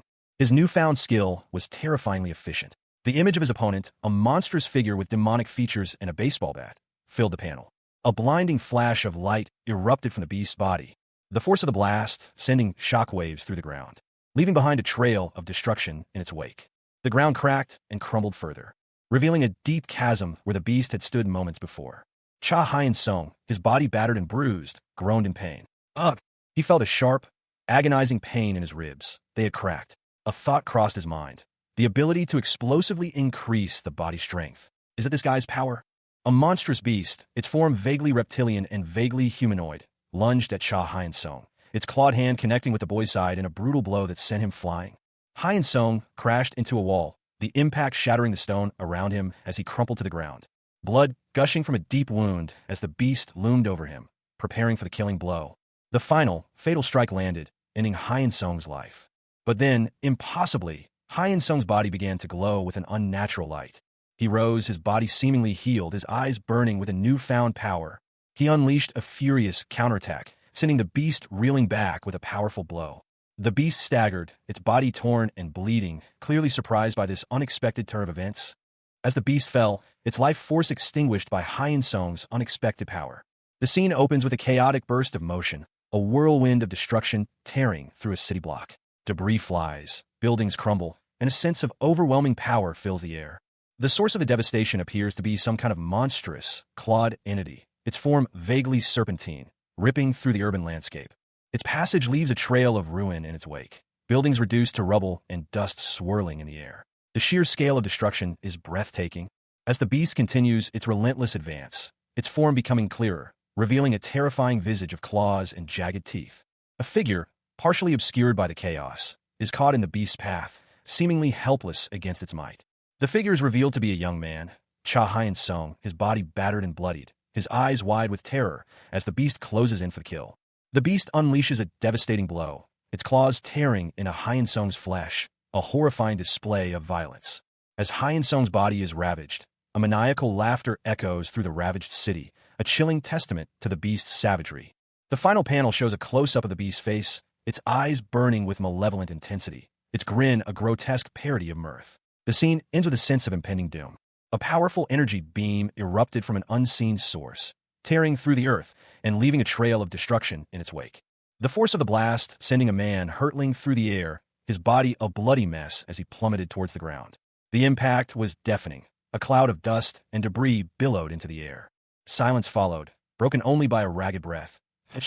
From the dust, a monstrous figure emerged, Cha Hyun-sung, his body scarred and bloodied, yet somehow alive. Horns sprouted from his head, a testament to his transformation. He looked down at his hands, a grim realization dawning on him. This is it, huh? Jae-young's assessment continued, a hint of disappointment coloring her thoughts. I expected this leader to be a bit different, but against us they just don't stand a chance. I'm getting so many surprises. Cha Hyun-sung's body lay broken and bloodied, the life draining from his eyes. Above him, a voice cold and detached, observed, surprises today. with that human body. But death did not claim him. Hyun Sung stood, resurrected, his form altered, powerful, amidst a desolate, cracked landscape. The voice continued, "You're still not dead." A bloody weapon lay discarded nearby, a grim testament to his violent end. The voice, now laced with a hint of surprise, questioned, "Aren't you taking humans too lightly?" The speaker, a monstrous figure, revealed itself, its features sharp and menacing, its body scarred and bleeding. "Why go through this trouble? If you'd run away, you could at least live." The beast's words hung in the air, a challenge and a taunt. "Are you fearless, or just have a death wish?" Hyun Sung's response was immediate and defiant. "Run away? Bullshit." His clenched fists, stained crimson, spoke volumes. "If I was that smart, it's not that I'm not afraid." The beast's face, close up, revealed its chilling intensity. Cha Hyun Sung, his body ravaged, muttered that he wanted to die. He continued, however, that he couldn't die, his resurrected form fueled by desperate rage. His eyes burned with a fierce intensity, a bloody baseball bat clutched in his hand. The resurrected Hyun Sung leaped into action. His movements were violent and uncontrolled, a testament to the turmoil within. He lamented the weight of his sins, the burden of his past actions. Cha Hyun Sung lay sprawled on the ground, his body broken and bloodied. His hands, outstretched, clutched at the cracked earth, a testament to his final, desperate struggle. His breath hitched in his throat, a silent scream trapped within his ravaged lungs. "I can't breathe," he thought, his heart, arteries, and lungs failing him. His eyes, wide with terror and pain, reflected the fading light of his life. His body convulsed, a final, desperate attempt to cling to existence. In a split second, his internal organs were all injured. "What's wrong?" he wondered, a desperate plea forming on his lips. A voice urged him, "You've got to get up straight away." A chilling laugh echoed in his ears. "I'm not forgiving you for any of it." A voice hissed, the words dripping with malice. The ground beneath him shattered, a violent tremor signaling the arrival of something monstrous. A wave of destruction erupted from the earth, tearing apart the landscape in a brutal display of power. The creature's attack was swift and merciless, leaving Hyun Sung battered and broken. The scene ended with a powerful impact. Cha Hyun Sung, his body contorted in a grotesque parody of life, clutched a broken weapon. Blood, a crimson tide, cascaded from his ravaged form. His eyes, glowing with an unnatural intensity, reflected the carnage around him. A guttural cry ripped from his throat as he collapsed, his body dissolving into a viscous, gray substance. The gray mass pulsed, reforming, reshaping itself into a horrifyingly muscular figure. A scream, raw and filled with agony, echoed through the night. "That's a lovely scream," a voice cold and detached observed. Sun Jiang, a beast hunter, watched from the shadows as the creature continued its transformation. "Like you, everyone runs around, saying shit like 'I won't forgive you,' and in an instant, everything changes." The newly formed Hyun Sung stood, his body glistening with a strange, viscous substance. Jie Yang's narration box explained the fate of those who face this new, monstrous form. When their eyeballs burst, organs get pierced, and their dismembered limbs roll around in front of them. The promises they spit out before all vanish. Cha Hyun Sung lay on the ground, his body battered and bleeding, his muscles trembling. The scene was one of devastation. The ground around him was cracked and broken, testament to a brutal struggle. Above him loomed Sun Jiang, her eyes burning with a cold intensity. "You'll go to the same place as those people who risk their lives for things like justice or duty," she said, her voice dripping with disdain. A cruel laugh escaped her lips, a sound devoid of empathy. "Justice, duty? Yeah, there are people who risk their lives for those things," she continued, her voice laced with sarcasm. But then, a chilling revelation, "But see, I'm not one of those heroic guys." Hyun Sung's perspective shifted. He was still injured, but something was different. His body, though ravaged, showed signs of an unnatural healing. His bleeding slowed, then stopped. A surge of power coursed through his veins. His only thought, "Even now, the only thing I want is to spend the weekend with Yunbai." Jae-young watched, her eyes widening in disbelief. The bleeding stopped. Is he regenerating? No, his wounds are fatal. No way he recovered so quickly. I see. He's expanding his muscles beyond ordinary limits. A close-up on a heavily muscled torso, marred by a deep wound across the chest. Blood vessels are torn, and the narration box states the urgent need to stop the bleeding. A clenched fist, stained crimson with blood, is shown. The internal monologue reveals a surprising feeling of genuine happiness. The narration box reflects on the recent past, describing the last few days as dreamlike. A young man with glasses, Cha Hyun Sung, is shown joyfully juggling a soccer ball. Sweat glistens on his skin. He is high-fiving a friend, sharing a moment of pure joy and camaraderie. A fleeting moment of happiness, a dream he wished could last forever. The narration box reveals the harsh reality. That dream cannot exist. The scene shifts to a blood-soaked school hallway. several bodies lie lifeless on the floor. Hyun Song, now seemingly resurrected, stares at the carnage. A close-up on Hyun Song's face, now contorted in a ferocious grin, eyes blazing with a terrifying intensity.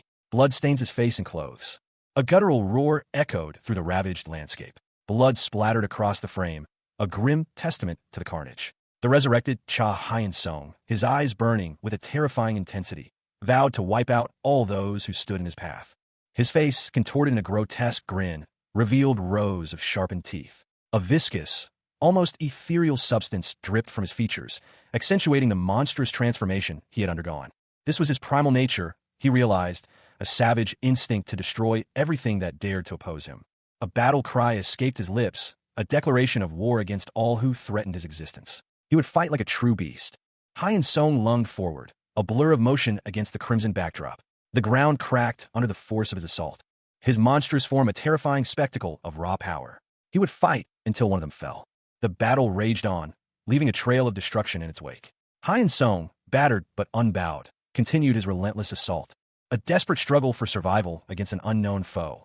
A monstrous beast, its muscles bulging with unnatural strength, was thrown violently through the air, crashing into a wall of jagged stone. Sun Jiang, a young woman with blonde hair and a determined expression, stood poised, her katana dripping with blood. The impact of the beast's fall sent tremors through the ground. Jiang continued her assault, her blade flashing in a blur of motion. But even as she cleaved through the beast's flesh, a chilling realization dawned on her. What are these bastards? She had decapitated several of the creatures, yet they continued to move, their bodies twitching despite their severed heads. Even if I chop off their heads, they're still moving. A sinister voice echoed. Chop them up all you want, it's still useless. Because dolls aren't living creatures. A woman with long dark hair and piercing red eyes appeared, a cruel smile playing on her lips. Cut off the head or pierce the heart. I can control them, even if there's just a finger. A woman, her face contorted in a grimace, stood amidst a bloody scene. Her body was covered in wounds, yet she held a large, crude weapon, her eyes burning with fierce determination. The narration box above her head warned, if you have the strength to get out, there's no telling what'll happen, but... A monstrous figure lay defeated at her feet, its body riddled with wounds. The woman's opponent, seemingly a powerful beast, was clearly outmatched. A speech bubble appeared, mockingly stating, seems a bit out of your reach. The scene shifted to a close-up of a man with striking red eyes and white hair. He addressed the wounded woman, his voice calm yet firm. Stop any useless thoughts and just relax. It's not like you have a life outside fighting. He continued, his words cutting deep, past memories, even a reason to fight. You're just the doll of a hunter dog with nothing but teeth. The panel focused on the woman's eye, reflecting the harsh reality of his words. The rain began to fall. The downpour intensified, obscuring the scene in a gray blur. The woman, now alone in the rain, looked around, disoriented. She muttered, I don't know where this is. The only sensation she could register was a powerful, acrid smell. She noted, the only sensation I feel is the smell that burns and invades my nose. The panel showed a wide shot of the rain-soaked ground, stained crimson. The woman's thoughts were revealed in a series of narration boxes. Smell of cold rain, burning smell of smoke, rotting smell of blood. What's this smell? A torrential downpour obscures the scene. The words bitter and overpowering appear in narration boxes, reflecting the protagonist's internal state. Cha Hyun Song, his body bearing the marks of a brutal struggle, carries a young woman, Sun Jiang, over his shoulder. She is injured and unconscious. Hyun Song's breath hitches as he whispers Sun Jiang's name, a mixture of exhaustion and concern evident in his tone. The word warm appears in a narration box, a stark contrast to the grim surroundings. Hyun Song's eyes widen slightly as he processes the name Sun Jiang, a flicker of recognition in his gaze. He questions, Sun Jiang? What's that? His confusion deepens as he murmurs, my name. Who is he? A voice, seemingly internal, instructs him. No need to listen to her. No matter how others see you, whatever nonsense they spit out. The voice continues, don't listen to them. Right now, even if you have nothing, you'll find them as you live. Sun Jiang, her face streaked with blood, stares blankly ahead, a single cigarette dangling from her lips. The rain continues to fall. Cha Hyun Song, moments from death, could only whisper the name, Jiang, before succumbing to the onslaught of the beasts. His vision blurred with crimson as the beasts tore into him, their claws and teeth leaving a trail of carnage. A wave of bodies, mangled and lifeless, lay scattered across the battlefield, a grim testament to the brutal fight. Hyun Song, resurrected, stared at his own hands, a chilling question forming in his mind. So what if I don't have a past? He reflected on his current state, realizing he wasn't simply fighting for survival. He was fighting to discover his own identity. But then, a new, unexpected presence interrupted his thoughts. Sun Jiang, a beast hunter, stood before him, her body covered in blood, her eyes burning with intensity. She was a formidable figure, her muscular physique and lethal weapons a clear indication of her prowess. Jiang scorned the fallen beasts, calling them fucking losers who were too scared to live as humans. She declared her intention to claim their power for herself. Sun Jiang, her face streaked with blood, glared down at the fallen beasts. Her eyes, filled with a cold fury, held nothing but contempt. Those arrogant eyes looking up, she hissed, and that vulgar little tongue, even a last drop of sweat on that flesh. Jiang stood over the corpses, her purple skirt stained crimson. The scene was a testament to her brutal efficiency. Two monstrous figures, cloaked in shadow and with glowing red eyes, emerged from the darkness. One of the creatures, its back adorned with a large tiger tattoo, spoke. Seems impressive to me. The creature's face was partially obscured by shadow, but its single visible eye glowed with malevolent intensity. He addressed Cha Hyen-song, who had been resurrected after his death. Thought you hounds were all devoted civil servants. Looks like you had fun in life, huh? Hyen-song, his face marred by wounds, glared back. I did live recklessly. That's why I'm fighting. He clenched his jaw, his eyes burning with determination, to avoid going back to that life. Hyen-song continued, his voice laced with bitter anger. Those kids, too, all the people you bastards killed, were fighting their way through life, and you snatched it all away from them. A horned man, his body covered in tattoos and bloodstains, scoffed. That absurd lecture. Yeah, we're the bad guys as always. But you see, aren't you guys the same as well? Family members kill each other for all sorts of reasons. While you're trying your best here to save humans. Humans are killing each other. That's right. It's always been that way. The man's face was contorted in a grimace, his teeth bared, just like I did. A bloody fist clenched. We hate, resent, and hurt each other. Regardless of that, the image shows two hands clasped together. One is covered in blood, the other is clean. A narration box above reads, just one person in the world who believes in you. Can give you the courage to go on. That's human too. Cha Hyen-song, his body battered and bloody, roars. So even if you bastards tear it apart, we won't be crushed that easily. Another narration box appears. Power can easily crush that courage. Hyen-song's appearance shifts dramatically. His eyes glow red, and demonic features emerge on his face and body. A narration box declares, the shouts of a powerless man are nothing but his last words. The ground cracks beneath Hyen-song as he unleashes a powerful surge of energy. He delivers a devastating blow to an unseen opponent, sending them flying through the air, leaving a trail of destruction in their wake. The monstrous beast loomed over its opponent, its words dripping with cruel confidence. You must know by now that your strength isn't enough. It pressed its advantage, sneering. Give up now, you foolish bastard. The boy, however, gritted his teeth, his expression one of grim determination. A surge of energy erupted from within him, a sudden, powerful transformation. Full bloom. The force of the explosion sent debris flying, revealing the boy's dramatically altered form. His muscles bulged, his eyes glowed with an unnatural light, and a terrifying grin stretched across his face. The beast watched in stunned silence as the boy's power increased exponentially. What's this? His strength suddenly exploded. The beast recoiled in pain and fear as the boy's power overwhelmed it. Ugh! The beast was defeated, its body broken and lifeless. Cha Hyen-song, despite his grievous wounds, pushed back against his unseen attackers with surprising strength. But the assault was relentless, and he was overwhelmed by the sheer force of the attack, leaving him battered and bleeding, his body a testament to the ferocity of the beast's assault. He was clearly near death. The manga introduces Full Bloom, a peak body strengthening method developed by a special bureau to combat beasts. It is explained that those who awaken Full Bloom exhibit superhuman combat abilities surpassing even beasts. However, this ability only lasts a few minutes. The price for using such a power that surpasses human limits is the destruction of the body and subsequent death. The panel depicts a violent, destructive energy erupting from a body, suggesting the devastating consequences of Full Bloom. The intense energy continues to surge outwards, leaving behind a trail of destruction. A monstrous beast with horns and glowing red eyes appears, seemingly the cause of the destruction. The beast unleashes a powerful attack, its ferocity evident in the dynamic panel. A monstrous beast, its body ravaged and bloodied, roared in fury, its eyes blazing with a terrifying intensity. Its gaping maw revealed rows of razor-sharp teeth, a chilling testament to its savage nature. The beast's ferocious roar echoed through the air, a sound that spoke of both pain and unrestrained rage. Suddenly, a figure emerged from the chaos, a young man with eyes that burned with an unnatural light. He lunged forward. His attack was swift and brutal, a whirlwind of motion that left the beast reeling. The sheer force of his blow sent chunks of the beast's flesh flying, a testament to his unexpected strength. A girl, observing from distance, gasped. Such enormous strength. Did he hide it for the right moment? She wondered. The girl's internal monologue continued. I can't use full bloom for long. I have to end this quickly.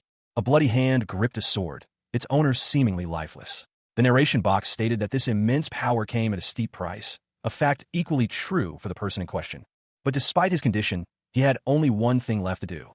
He focused his remaining strength on a single, desperate goal, to kill the beast before him. The beast's terrifying visage filled the panel, its red eyes burning with malice. With a surge of adrenaline, he channeled every ounce of his remaining energy, a guttural roar escaping his lips as he prepared for a final, all-out assault. His fist, a blur of motion, aimed to deliver a killing blow to the beast. The impact was devastating. The force of the blow sent shockwaves through the air, leaving behind only fragments of the beast and a crimson haze. A violent explosion rocked the ground, sending a shockwave that shattered the earth around its epicenter. The force of the blast, throwing debris high into the air. More tremors followed the initial blast, the ground cracking further, as earth continued to crumble and break apart under the immense pressure. A blinding flash of golden light erupted from the heart of the destruction. A wave of energy surging outwards, obliterating everything in its path. The intense energy continued to radiate outwards, pulverizing the surrounding structures, leaving behind only a scene of utter devastation. From the wreckage, two figures emerged. Cha Hyun-sung, his body grotesquely contorted, and Sun Jeong, her eyes burning with a fierce intensity. They stood back to back, a grim determination etched on their faces. Cha Hyun-sung, despite his grievous injuries, was still alive. He was surprised, to say the least. He never thought he'd survive such a brutal attack. He looked up to see Sun Jeong, a beast hunter, standing before him. A cruel smile stretched across her face as she noted his injuries, particularly the loss of his arm. She was pleased to see him, though not for any benevolent reason. Jae-young observed his ability to freely transform, commenting on its effectiveness in close-quarters combat. This transformation, she knew, made him a formidable opponent. The panel showed Hyun-sung in his monstrous form, surrounded by other, similar creatures. Their appearance suggested a shared origin or connection. Jae-young warned Hyun-sung that finding the core of these beasts would be difficult. Hyun-sung, confused, asked what a core was. Jae-young explained that the core is usually the head, but in this case it was different. She recalled a past fight where a beast got back up after its head was severed. That beast only collapsed after its entire body was destroyed. This revealed a crucial weakness and a new strategy. Jae-young explained that while the vital points might not be the core, they could still be used to force the beast to reveal the location of their core. Hyun-sung, intrigued by this new information, asked Jae-young about her plan. She responded that she wasn't sure if it would work, but it was worth a try. Covered in blood, Cha Hyun-sung and Sun Jae-young, a girl who hunts beasts, found themselves in a desperate situation. Despite their injuries, a grim determination etched itself on their faces. Either way, we need to give it a try, Hyun-sung resolved, his voice a low growl. Hyun-sung's legs, also stained crimson, were braced against the rubble-strewn ground. The sheer amount of blood suggested the severity of their recent battle. Jae-young, her expression hardening, retorted, "Because I'd rather not be buried with you." A cloud of dust swirled in the air above them, obscuring the view of what lay beyond. Several shadowy figures could be seen in the distance, their forms indistinct. Meanwhile, another figure, his face obscured by shadow, muttered to himself, "I can't see because of the dust, but the dolls can't move without me controlling them." His eyes, however, glowed with an eerie red light. He continued his internal monologue, questioning the situation. What happened? Did they run away? Or maybe they planned something? Suddenly, a figure launched itself from the shadows, creating a shockwave as it impacted the ground below. The force of the impact sent debris flying. The figure, revealed to be Hyun-sung, landed in a crouched position, his eyes blazing with a terrifying intensity. His body was contorted, his movements suggesting a newfound, monstrous power. From a distance, Ji-young watched in shock as Hyun-sung's transformation unfolded. Why'd he suddenly show up? She wondered, her voice laced with confusion and alarm. Sun Ji-young, a young woman with long, white hair and crimson eyes, stood amidst the chaos. Her expression was one of grim determination, her face pale but resolute. She observed the scene, her gaze fixed on a monstrous figure. That guy's definitely stronger and better at tackling, she thought, analyzing the beast's movements. Ji-young's eyes narrowed. She understood their strategy. They want to get through the dolls and come at me, she realized, a cold sweat beading on her brow. A series of wooden poles, resembling grotesque dolls, stood before her, each one seemingly imbued with dark energy. From behind them, a monstrous figure emerged, its form obscured by shadow, but a malevolent red glow emanated from its chest. The beast lunged, its eyes burning with a terrifying intensity. A desperate scream tore from its throat. With a furious roar, Jaeyong unleashed a powerful counterattack. A wave of energy erupting from her hands, shattering the wooden poles and sending debris flying. The force of the blast was immense, leaving a trail of destruction in its wake. A monstrous beast, its maw agape, revealing rows of razor-sharp teeth, sneered at its opponent. Even with that strength, your movements are shit. You'll be caught by my vermin if you foolishly rush like that. The beast's words proved accurate. Hyen Sung, his body racked with pain, groaned, ugh. He was trapped, his limbs bound by the beast's tentacles. Using all your tentacles? Really? Trapped, huh? I mean, the beast's words hung heavy in the air as Hyen Seong's body was completely ensnared, his face contorted in a grimace of pain and frustration. The beast loomed over him, its voice dripping with cruel amusement. You're really trapped, huh? With a surge of desperate strength, Hyen Seong strained against his bonds. But the beast's grip was too strong. Suddenly, Jaeyong appeared, her eyes wide with alarm as she was caught in the beast's grasp. She looked down, surprised, as a large piece of wood broke away from the beast's body. Oh, a monstrous, tentacled beast, its single, malevolent eye glowing red, ensnared Sun Jiang in its grasp. Its many limbs writhed, the girl's desperate cries echoing through the scene. The creature's powerful tentacles tightening around her, blood already staining the ground. Suddenly, a figure appeared, seemingly emerging from the beast itself. The figure's eyes widened in shock as they witnessed the scene unfolding before them. What? You picked up the whole thing? Did he get trapped by the vermin on purpose? They exclaimed, their voice filled with disbelief. The figure, Cha Hyen Sung, roared, his voice filled with rage. I'll smash you on the ground and crush you. He lunged forward, his intent clear, to destroy the beast that had captured Jiang. With those filthy tentacles of yours. The beast, however, reacted swiftly, launching itself away from Hyen Sung's attack. Jaeyong, seeing her chance, cried out, Nuna! The beast's movement was a blur of motion, leaving a trail of destruction in its wake. Hyen Sung, caught in the beast's attack, was thrown violently against a rocky surface. The impact sent tremors through his body, as the beast's tentacles wrapped around him, crushing him against the jagged rocks.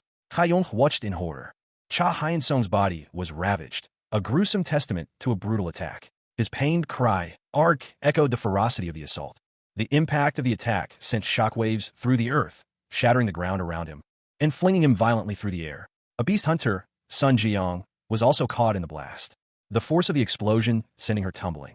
Hyen Sung, miraculously still alive, found himself grappling with Yang amidst the chaos.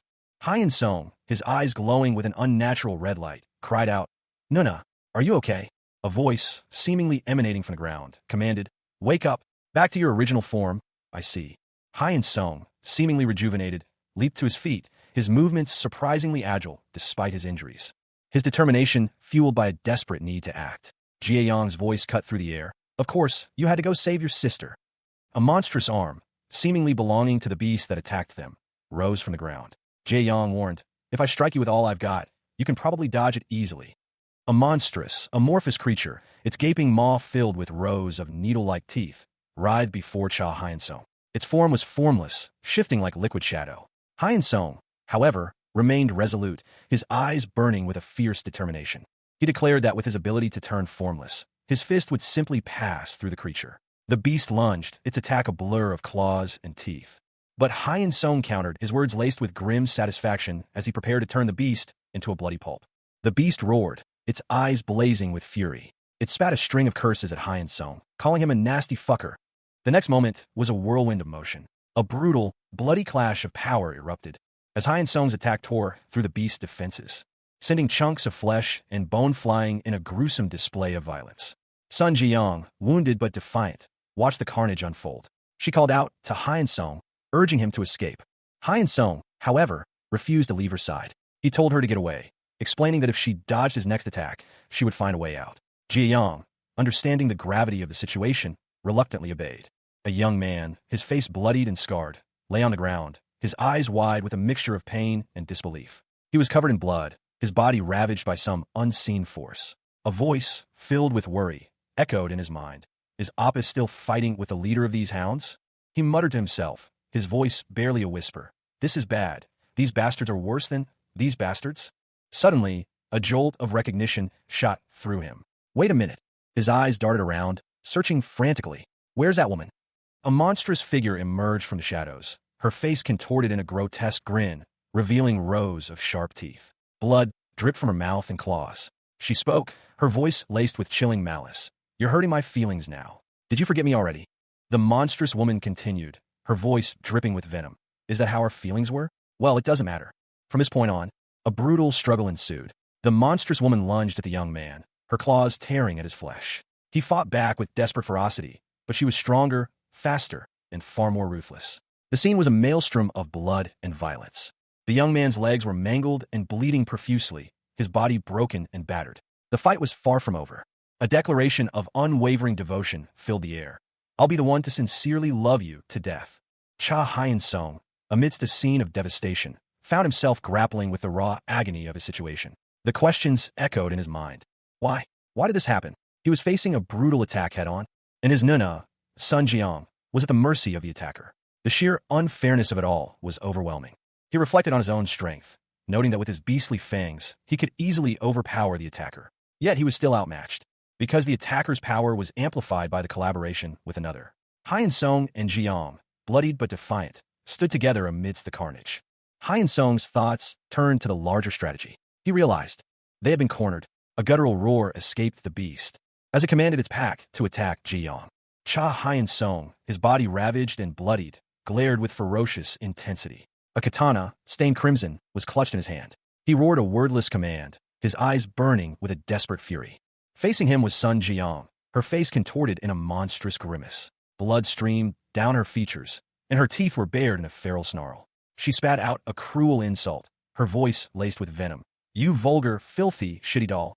Jiang, her body battered and bruised, retorted with a chilling calmness. Despite her injuries, a steely resolve hardened her gaze. She accepted the insult, her internal monologue revealing a stark reality. Sure, call me a doll. Without memories, who only knows how to fight. Hyun-sung, his rage escalating, prepared for another attack, and threatened to inflict grievous harm. Today, you will have your face ripped apart by this vulgar, filthy, shitty doll. Jiang, unfazed by the threat, defiantly retorted, so keep barking that nonsense. Because you're not going to win. The panel depicts a young woman, seemingly a beast hunter, judging by her attire, lying on the ground, grievously wounded. Her body is contorted, and several long, tentacle-like appendages pierce her, causing significant blood loss. The scene is violent and suggests a recent, brutal attack. A guttural sound escapes the wounded woman's lips, a desperate gasp for air amidst the pain. A young man, his body battered and bruised, struggles to his feet. His face is contorted in pain, and he mutters to himself that he can't take any more, any longer, and his body will be crushed. He considers using his fangs to let the attack pass through him, reasoning that with his abilities, he won't receive a single scratch. But then he realizes that if he dodges the attack, the beast's fangs will hit his sister. The young man is shown bracing himself for the impact as the beast's attack hurtles towards him and the wounded woman. The imminent danger is palpable. The young man is shown taking the full brunt of the attack, his body visibly strained. He grits his teeth, muttering that if he holds out any longer, he'll die. He then defiantly asks if he's going to die like those wretched scoundrels. Cha Hyun-sung, moments after a brutal attack by unknown beasts, found himself staring into the abyss of his own mortality. His thoughts, a desperate plea against the encroaching darkness, echoed the fear gripping him. Will I turn into a rotten piece of flesh?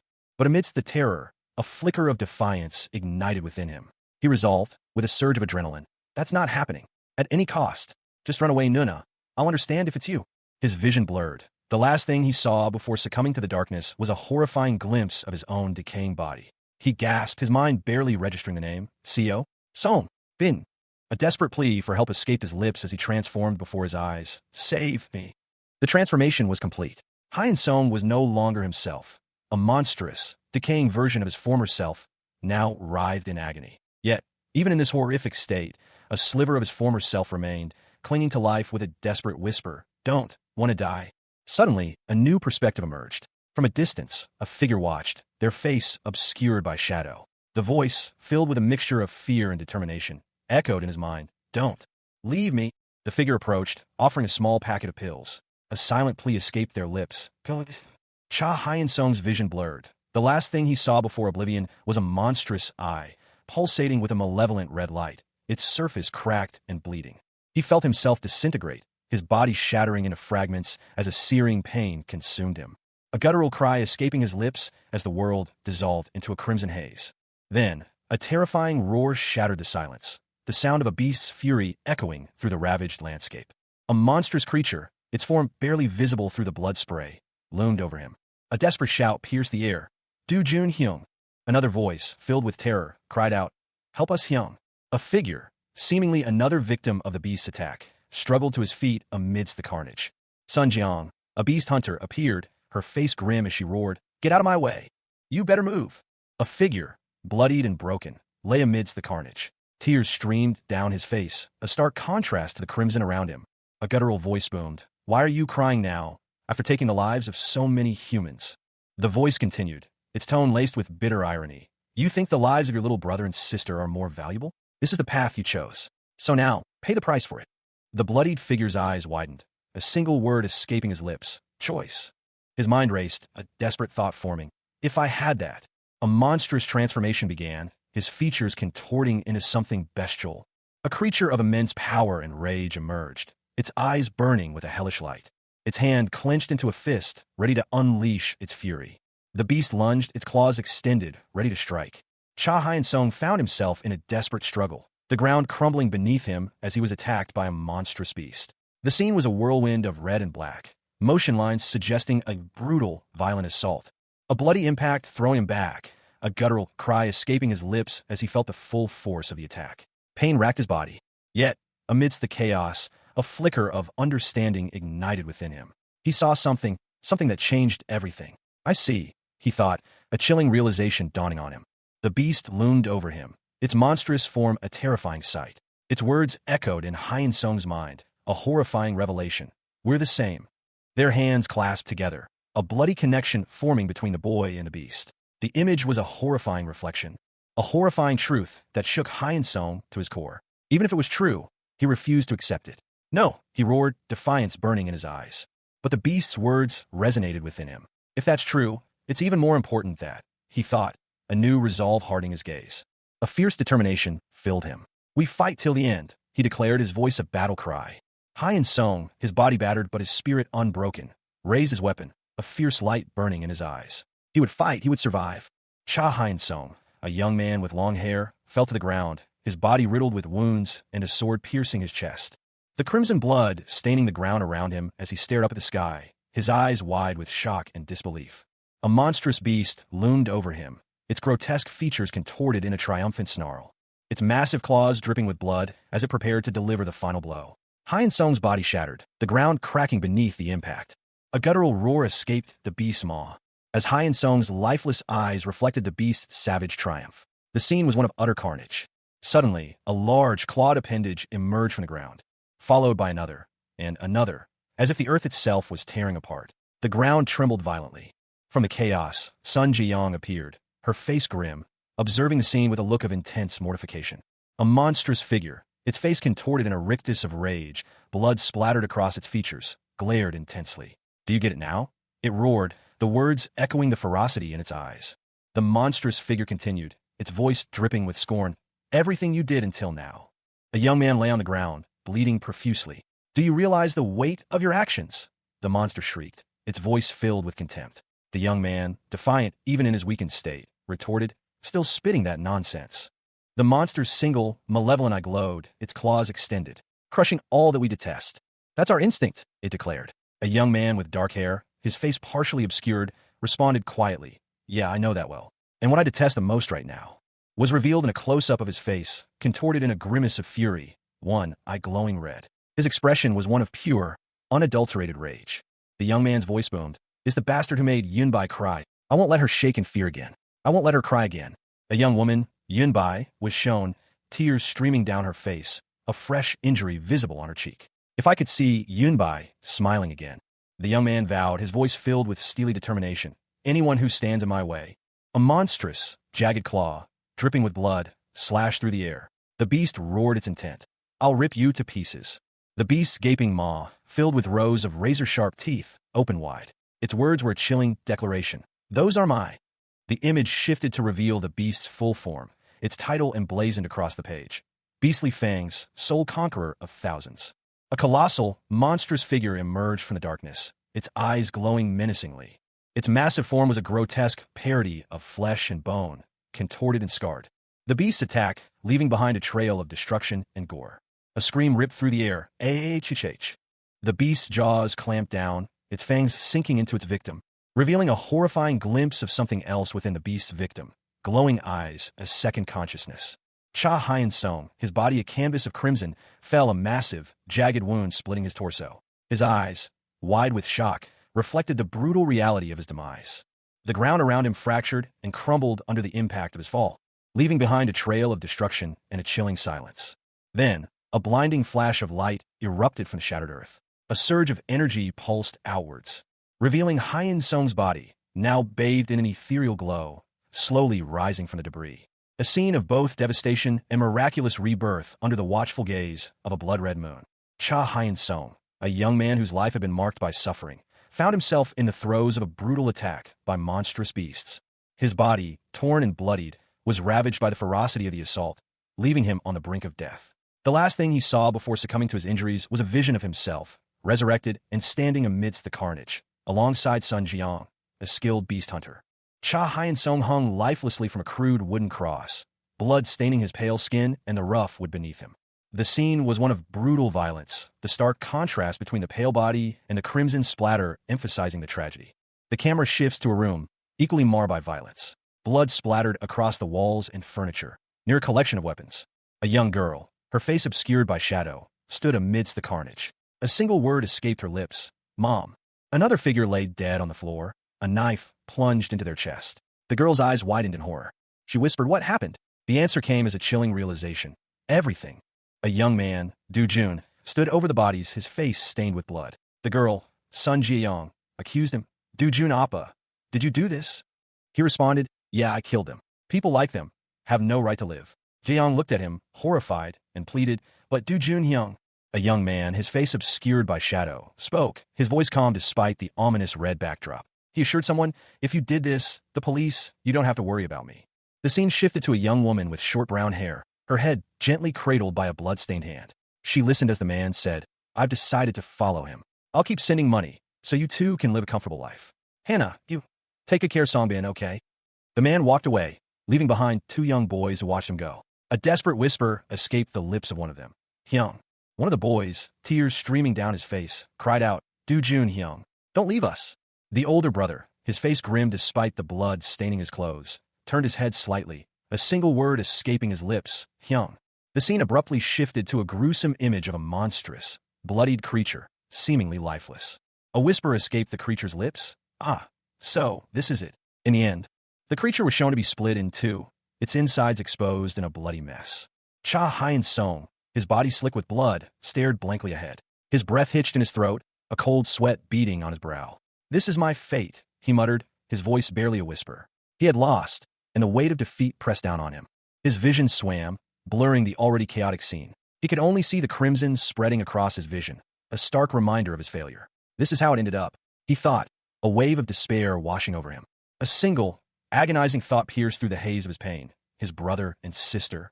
His hand, crimson-stained, reached out blindly, finding purchase on another hand, small and pale in comparison. The cold touch of his sister's hand was a fragile lifeline in the face of death. A low hum resonated from somewhere nearby. Hyun-sung's eyes fluttered closed, his consciousness fading. Suddenly, a voice cut through the silence. "HM, I ask, what happened to those little rascals?" Hyun-sung, his body battered but alive, looked up. He saw the aftermath of the battle, the ground stained crimson. He answered, his voice strained but resolute. "They ran away, those punks." The chapter opens with a close-up on Cha Hyun-sung's bloodied face, his eyes closed, his body slumped over. Blood trickles down his temple and across his cheek. His vision flickers open, revealing a pair of crimson eyes staring back at him, filled with malice. A voice, cold and sneering, cuts through the darkness. "As I thought, that punk." "I see." The perspective shifts to show Hyun-sung's body from the waist up, his eyes still closed, blood staining his shirt. The scene then cuts to a lower angle, revealing a young woman with short brown hair and glasses kneeling beside him, her expression filled with sorrow. The woman gently touches his arm, her face etched with grief. A single, whispered word escapes her lips. "I'm sorry." The scene changes to show Hyun-sung surrounded by two identical figures, one on each side, embracing him tightly. All three are covered in blood, their faces a mixture of pain and relief. The background is a stark orange. Hyun-sung speaks, his voice firm despite the visible wounds. "I won't ever say that I'll leave you again. So stop crying, HM." He continues, his eyes softening. "Let's stay together, the three of us." His gaze is resolute as he adds, "No matter what happens." The scene shifts to show the woman from before, kneeling on the ground, her face determined. She looks up, her voice filled with quiet strength. I'll protect you. The aftermath of a brutal battle littered the ground. Chunks of concrete and debris rained down from the sky, a testament to the ferocity of the recent conflict. Cha Hyun-sung, his body ravaged by wounds and missing limbs, stood amidst the destruction. Blood coated his torso, and a grim determination etched itself onto his face. He muttered to himself, "It's over." They were tough opponents, a weary acceptance coloring his words. If that last attack hadn't worked, I'd be finished. Still, somehow we won. It's a relief. Suddenly, a voice cut through the silence. What the hell are you doing? Hyun-sung looked down to see Sun Ji-young, injured but alive. Lying nearby, he winced. Ah, fu. I can't do it 'cause my arms fell off. Ji-young retorted. Oi, Cha Hyun-sung, light it up for me. Hyun-sung, in a childish outburst, exclaimed, You think my arms are okay? Ji-young, exasperated, shouted back, For God's sake, stop smoking. Your lungs will kill you before any beast does. Hyun-sung retorted, I inhale smoke 'cause of you all the time. You're nagging 'cause you think you saved me. Huh. Ji-young, frustrated, continued, If only you'd waited for the leader and not rushed out. I wouldn't have gushed blood or had my eyes pulled out. Get it? Cha Hyun-sung, his body bloodied and battered, weakly protested that they had killed his friend. His opponent, Sun Ji-young, a beast hunter, retorted that his defiance was a death wish. Hyun-sung, his face streaked with blood, reflected on their last strategy. Ji-young, her own body wounded, but her expression grimly satisfied, commented that it wasn't bad considering he had come up with it. Ji-young declared she would let him off this time, explaining that his plan worked because he persevered until the very end. Hyun-sung, despite his injuries, smiled, stating that they had accomplished it together. Ji-young, her gaze soft despite the blood on her face, whispered Hyun's name. Ji-young, her voice barely a whisper, called out to Hyun-sung. As she looked on, wounded and exhausted, a new character, Yunbai, appeared, her expression one of concern. Hyun-sung, surprised, questioned Yunbai's presence there the entire time, worried that she might have been hurt. Sun Ji-young, her face streaked with grime and blood, stared off into the distance. A profound sadness clouded her eyes as she spoke, her voice barely a whisper. It was his fault, she thought, that he was hurt. Cha Hyun-sung, his own body marred by wounds, offered a weak, almost unsettling smile. Ah, he began, his voice strained, This is okay. It's happened before. He continued, his gaze drifting to the ground. It'll get better, he thought, new ones will grow. He tried to reassure himself, but a flicker of doubt remained. His eyes widened slightly as a chilling realization washed over him. So, he muttered, a cold sweat beading on his brow. Right, he thought, I forgot. The pain of his injuries was so familiar, it had almost become background noise. He was so used to this, he hadn't even noticed the extent of his injuries until now. The narration box clarified the context. Yunbai's ordeal today. The panel showed Yunbai, her body battered and bruised, lying amidst the wreckage of a library. A monstrous beast lay dead nearby, its head crushed. The scene was horrific, a testament to the brutal violence she had endured. The narration box emphasized the cruelty of the events. Cha Hyun-sung's face filled the panel, his eyes blazing with a terrifying intensity. A feral grin stretched across his lips, his expression a chilling blend of rage and pain. Cha Hyun-sung, his body a gruesome canvas of blood and wounds, stared at his reflection. He thought, I probably look like a gruesome monster too. So, he decided not to tell Sun Ji-young the truth. He didn't want to tell her that he was this monster. He embraced her, whispering a silent apology as she held him close. Tears welled in his eyes. Ji-young, noticing his state, exclaimed in disbelief. His whole body was covered in blood, yet he could barely stand. She questioned him, So, you won't tell me? She called him an idiot, her tears falling as she looked at him with a mixture of concern and sadness. Ji-young softly asked, It was hard, right? Hyun-sung, despite his injuries, managed a weak smile and replied, Yeah, but I'm okay. Cha Hyun-sung awoke to a horrifying scene. His body was bloodied and torn, the remnants of a brutal attack still clinging to him. It was all okay now, he thought, a strange calm settling over him despite the carnage. He saw Sun Ji-young, a young woman with blonde hair, her own body marred by wounds, but her eyes held a steely resolve. Ji-young looked down at her own injuries, a grim satisfaction on her face. You did some hard work, she muttered, acknowledging the extent of the battle. Hyun-sung, his body still bearing the marks of the fight, stood beside Ji-young. The scene was one of devastation. The support team will be here in 15 minutes, Ji-young stated, her voice weary but firm. Ji-young's words were met with a sarcastic comment from Hyun-sung. Wow, team leader Yoon, you show up now after we did all that, huh? What did you do? Have a break in some corner, right? Hyun-sung looked around at the destruction. Yeah, I took a nap, you punk, he responded, his tone laced with exhaustion and a hint of annoyance. He surveyed the ruined cityscape. Phew, it's a mess, he sighed, the weight of the battle settling upon him. Ji Yang, still leaning against a damaged building, addressed Hyun Sung. So is it worth it? Think you're better at working with your partner? Ji Yang, irritated, retorted, I can fight just fine without that punk. Think we'll be friends just because we fought together a few times. Sun Ji Yang, a young woman with blonde hair, held Cha Hyun Sung, a dark-haired boy, close. She explained that if he caused trouble, she could handle it, and that she would explain things to him step by step. But he didn't even pretend to listen. He became worked up and started sobbing, acting like a little kid. Ji Yang observed that while he seemed to listen obediently these days, he was still a decent help during fights. Hyun Sung, however, insisted that he didn't need any help. The scene then shifted to a brutal close-up of a violent struggle between the two, with Hyun Sung on the ground, bloodied and battered. Hyun Sung's body was shown in a dramatic close-up, emphasizing the extent of his injuries. He declared that he could protect himself, but then added that having a partner was of zero importance to him. Despite his words, Hyun Sung and Ji Yang fought side by side, both covered in blood from a recent battle. The image focused on Hyun Sung's bloodied legs and feet, highlighting the intensity of the fight. Ji Yang, observing the aftermath, simply muttered at him. Cha Hyun Sung, his body marred by wounds, looked up, a question in his eyes. He wondered if his presence was truly a burden to the girl before him. Sun Ji Yang, the beast hunter, considered his words. She contemplated the possibility of sending him back, a decision weighing heavily on her mind, but ultimately decided against it. A panoramic view of the ruined city served as a stark backdrop to her resolve. She would let things be for now. Hyun Sung, still wounded, embraced Ji Yang. She wept, her face buried in his blood-soaked chest. The scene was a poignant contrast of pain and unexpected comfort. Ji Yang's words, though seemingly cold, hinted at a more complex plan. She would observe Hyun Sung further before making any final decisions. The scene opens on a large, modern hospital building, bathed in the soft light of dawn. Inside, Cha Hyun Sung, a young man with dark hair and glasses, lies in a hospital bed. Beside him sits Sun Ji Yang, a girl with dark hair, her expression concerned. She had just told him something. Hyun Sung sits up, a faint smile playing on his lips, but she insists it was her duty and apologizes for not telling him sooner. Their hands meet, a silent understanding passing between them. Hyun Sung's expression shifts, a question forming in his eyes. Now.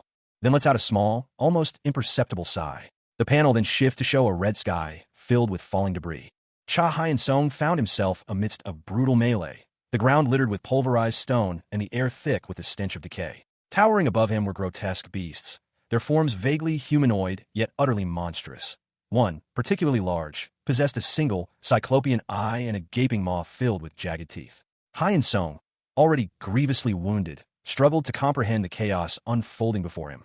His vision swam, blurring the monstrous forms into a nightmarish kaleidoscope. A split-second glimpse of himself, resurrected and somehow changed, flashed before his eyes, followed by the image of Sun Ji Yang, a girl known for her prowess in hunting these very beasts. He heard a voice, barely audible above the din of battle, muttering something about friends.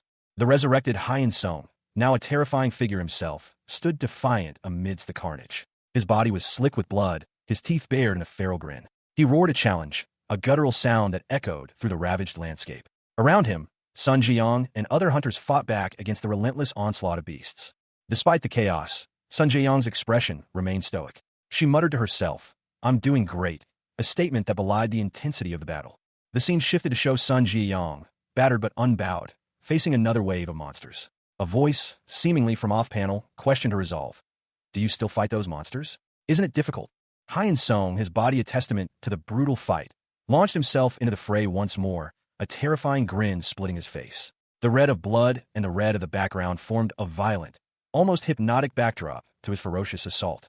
A guttural scream echoes through the night, a desperate cry swallowed by the encroaching darkness. A terrified woman, her face contorted in fear, begs for mercy. "Don't come any closer," she pleads, her voice trembling. A monstrous figure, its features twisted and grotesque, holds her captive. Its voice is a chilling growl. "If you come any closer, I'll slice her up." The beast continues its threat, its words dripping with malice. "If you don't want that to happen, get lost right now." A figure emerges from the shadows. A young man, his eyes blazing with a chilling intensity. "Go ahead and try," he says, his voice laced with a chilling indifference. He dismisses the beast's threat with a cruel smirk. "You seem to be mistaken," he observes, his tone cold and dismissive. "My job isn't to save humans. It's to catch and kill all you bastards," he declares, his voice filled with a chilling rage. The beast, momentarily stunned by his unexpected defiance, stares at him, speechless. Whether the woman lives or dies is of no concern to him. "Whether you chew that woman or not, is none of my business, he states, his expression unchanging. A guttural voice, filled with disgust, spat out the words, "This filthy." The narration box continued, "It's not that hard. It does get tricky sometimes." A furious roar echoed, "Damn bastard hunter dogs." The image showed a brutal scene of carnage, with a beast lying defeated and a woman, Sun Jiang, standing over it, her expression grim. The beast, its eyes burning with hatred, snarled, "You actually believe that, you stupid bastard. Your retardedness is why you're dead." Sun Jiang, despite her injuries, calmly responded, "I have a friend who's by my side, so it's okay." The battle concluded, leaving a trail of destruction in its wake. Sun Jiang let out a sigh of relief. Phew, finally done. Cha Hyun-sung, his body battered but alive, wiped blood from his brow. He was not a strong opponent, but he had survived because he was a hostage. A voice, likely Sun Ji-young's, commented, "He wasn't exactly a strong opponent, but because he had a hostage. Well, still, it's a relief no one was injured." Cha Hyun-sung, his body battered and bleeding, glared at Sun Jiang. He accused her of being friends with the beast that had attacked him, his voice raw with anger and pain. He challenged her to fight, daring her to come at him.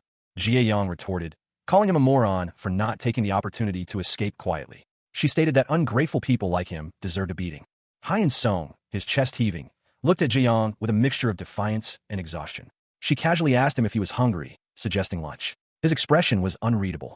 Jie Yang suggested stir-fried rice cake for lunch, but Hyun-sung pointed out they had that just yesterday. He expressed a preference for anything else. Ji Yang, lighting a cigarette, countered that she would have mala-flavored ones today. The conversation shifted to their relationship, with Hyun-sung questioning the closeness of their bond. Hyun-sung wondered aloud about his closeness to Ji Yang, admitting that he often doesn't understand her. Ji Yang and Hyun-sung walked away from the scene of the battle, leaving a trail of blood behind them. Ji Yang admitted that she didn't hate their unusual dynamic. Elsewhere, a man reviewed a Special Operations Bureau report, expressing uncertainty about its contents due to its sensitive nature involving adults. Two men, one of whom is Chan Woo-hyung, discussed his efforts to prove his usefulness to the Bureau. One of the men observed that Chan Woo-hyung's efforts seemed to be paying off, albeit slightly. Cha Hyun-sung and his friend sat at a table in a restaurant, enjoying a meal. One of them politely asked the waiter for another plate of skirt meat and a bottle of soju. Hyun-sung, observing the scene, reflected on the difficulties of fighting stronger opponents. He found it particularly challenging to deal with those more powerful than him, and also mentioned a frightening older woman. He noted that after the fights, everyone returned to their normal lives, a stark contrast to the intensity of their battles. He felt that onlookers viewed them merely as children playing at fighting. Later, as the group prepared to leave, Hyun-sung reminded them of something important. A passionate declaration of love interrupted the scene. Sun Ji-young, a girl with long black hair, passionately sang into a microphone, her face contorted with emotion. Meanwhile, Hyun-sung and his friends sat together, contemplating the drinking habits of adults. Someone commented that it was great he was having fun. Hyun-sung, however, questioned if he was actually having fun. Hyun-sung walked with two companions. One of them, a girl named Ji-young, observed that he seemed to be having fun. She noted his constant smile. Ji-young's observation prompted Hyun-sung to question if he had been smiling constantly. Later, one of Hyun-sung's companions commented that he had done well that day. Hyun-sung revealed his desire for a normal life, expressing his intention to quit once he could get a pension and avoid Ji-young's constant nagging. He felt he had adjusted well to working with her. He admitted that while he had gotten used to his current life, a certain fear remained. He held a cup in his hand, his expression one of apprehension. His apprehension stemmed from a past encounter with a punk named Songbin, who had urged him to crush and kill everything you detest. The final panel shows a terrifying, monstrous visage, suggesting a potential transformation or inner darkness within Hyun-sung. A narration box explained that it was his natural instinct, and then he sacrificed himself to protect his sister. The panel showed a monstrous beast, its gaping maw filled with sharp teeth, looming over the scene of the sacrifice. It was revealed that he could have easily dodged the attack if he had acted on his beastly instincts. He wouldn't have sacrificed himself. A young man with dark hair and glasses, trapped in a plan, threw himself into the trap to protect his family. The panel depicted a gruesome scene of a beastly figure, its body contorted in a display of savage power. However, the emotion felt was the thrill of killing that punk. After that, the young man kept thinking about it. Maybe the one who was closest to being a beast was himself. He thought that he was probably the one closest to being a beast. At that moment, he lit a cigarette, lost in thought. Cha Hyun-sung, his eyes wide and reflecting a deep sadness, sat alone, lost in thought. The words Chan Woo-hyung had spoken after a long silence echoed in his mind. There was something he couldn't quite grasp. Chan Woo-hyung's voice, though calm, held an unwavering conviction. As he spoke the words, "You'll soon realize it." Hyun-sung sat beside a man, his face obscured by shadow, the weight of unspoken understanding heavy in the air. Hyun Sung simply nodded, a quiet hope flickering in his eyes. He was clinging to the promise of a future day, a day he hoped would soon arrive. The panel shifts to show a nighttime cityscape, the lights twinkling like distant stars. Suddenly, a voice cuts through the darkness. There's work for you. Cha Hyun Sung's lifeless body lay consumed by a monstrous, pulsating mass of black flesh, its surface a network of veins and glistening with blood. He could only manage a weak, barely audible whisper. W. Who's? Master. A shadowy figure loomed over him, its eyes glowing red. Can you do it? The creature's grotesque form filled the panel, a horrifying mass of tentacles and multiple eyes, each glowing with malevolent red light. A woman with dark hair, dressed in professional attire, stood before a large screen. She addressed someone off-panel, explaining that the image displayed was the corpse of the beast killed in the last operation. The screen showed a gruesome image of a deceased beast. The woman continued her explanation, emphasizing the significance of the scene. The next panel showed the body of a muscular man, bearing a distinctive tattoo on his back. The narration box explained that after capturing the beast while attempting to transport its blood, the hostage was rescued, and the mission was completed by killing the beast. A close-up of the man's face revealed a look of contemplation. His internal monologue focused on the tattoo, noting its striking similarity to another. A large, shadowy hand reached down towards the man's body, the narration box stating that the tattoo was exactly the same. The panel shifted to show the man's back, highlighting the intricate details of the tattoo. The caption emphasized the tattoo's identical nature to that of the beast. Following the examination of the beast's corpse, investigators discovered a business card among its possessions. The location printed on the card was revealed, Club Bleed. The mission briefing began with a simple statement. The target of the next operation was revealed. Cha Hyun Sung, a young man with dark hair and glasses, looked at Sun Ji-young, a girl with shoulder-length blonde hair, a questioning expression on his face. He wondered if this was an undercover operation. Their superior explained that this mission was not a battle, but an information-gathering operation focused on finding the beast's hideout. Hyun Sung questioned the wisdom of infiltration, suggesting that fighting would be easier. His superior, however, insisted that he had chosen Hyun Sung specifically for this mission. The superior reassured Hyun Sung, stating that he had chosen him for his unique skills and that he shouldn't worry too much. He emphasized that Hyun Sung was the perfect person for this mission. The scene shifted to a pair of legs in pink heels walking down a hallway. As Sun Ji-young questioned the superior's choice, expressing doubt about Hyun Sung being the right person for this mission. Suddenly, a loud crash echoed through the building. Ji-young's superior, Yoon Chanwoo, warned her not to speak. The impact of the crash sent debris flying through the air, as Yoon Chanwoo confidently greeted the intruders. Hello, everyone. Special Bureau Manager Hong Yeonjin, a woman with vibrant crimson hair, declared with a flourish. I'm the one in charge of the mission this time. Her name, Special Bureau Manager Hong Yeonjin, was emphasized in a caption below her. A wide, almost manic grin spread across her face as she added, let's get along with each other. The scene shifted to Cha Hyun Sung, a young man with dark hair and glasses, who looked slightly nervous. Manager Hong Yeonjin approached him, commenting, are you Hyun Sung? First time seeing you in person. You're shorter than I thought. Huh? Is it because you haven't transformed? Hyun Sung's perspective emphasized Yeonjin's imposing height. He looked up at her, a single word escaping his lips, tall. Hyun Sung et lai, ya. Chan Hyung told us that we'd be working together. This type of mission is a first for me, so I'm grateful for the guidance. Yeonjin responded, yeah, don't worry. It's no hard mission. You're quite polite, huh? But Yeonjin turned to another person, a woman with blonde hair, and asked, Ji-young, you still haven't quit smoking?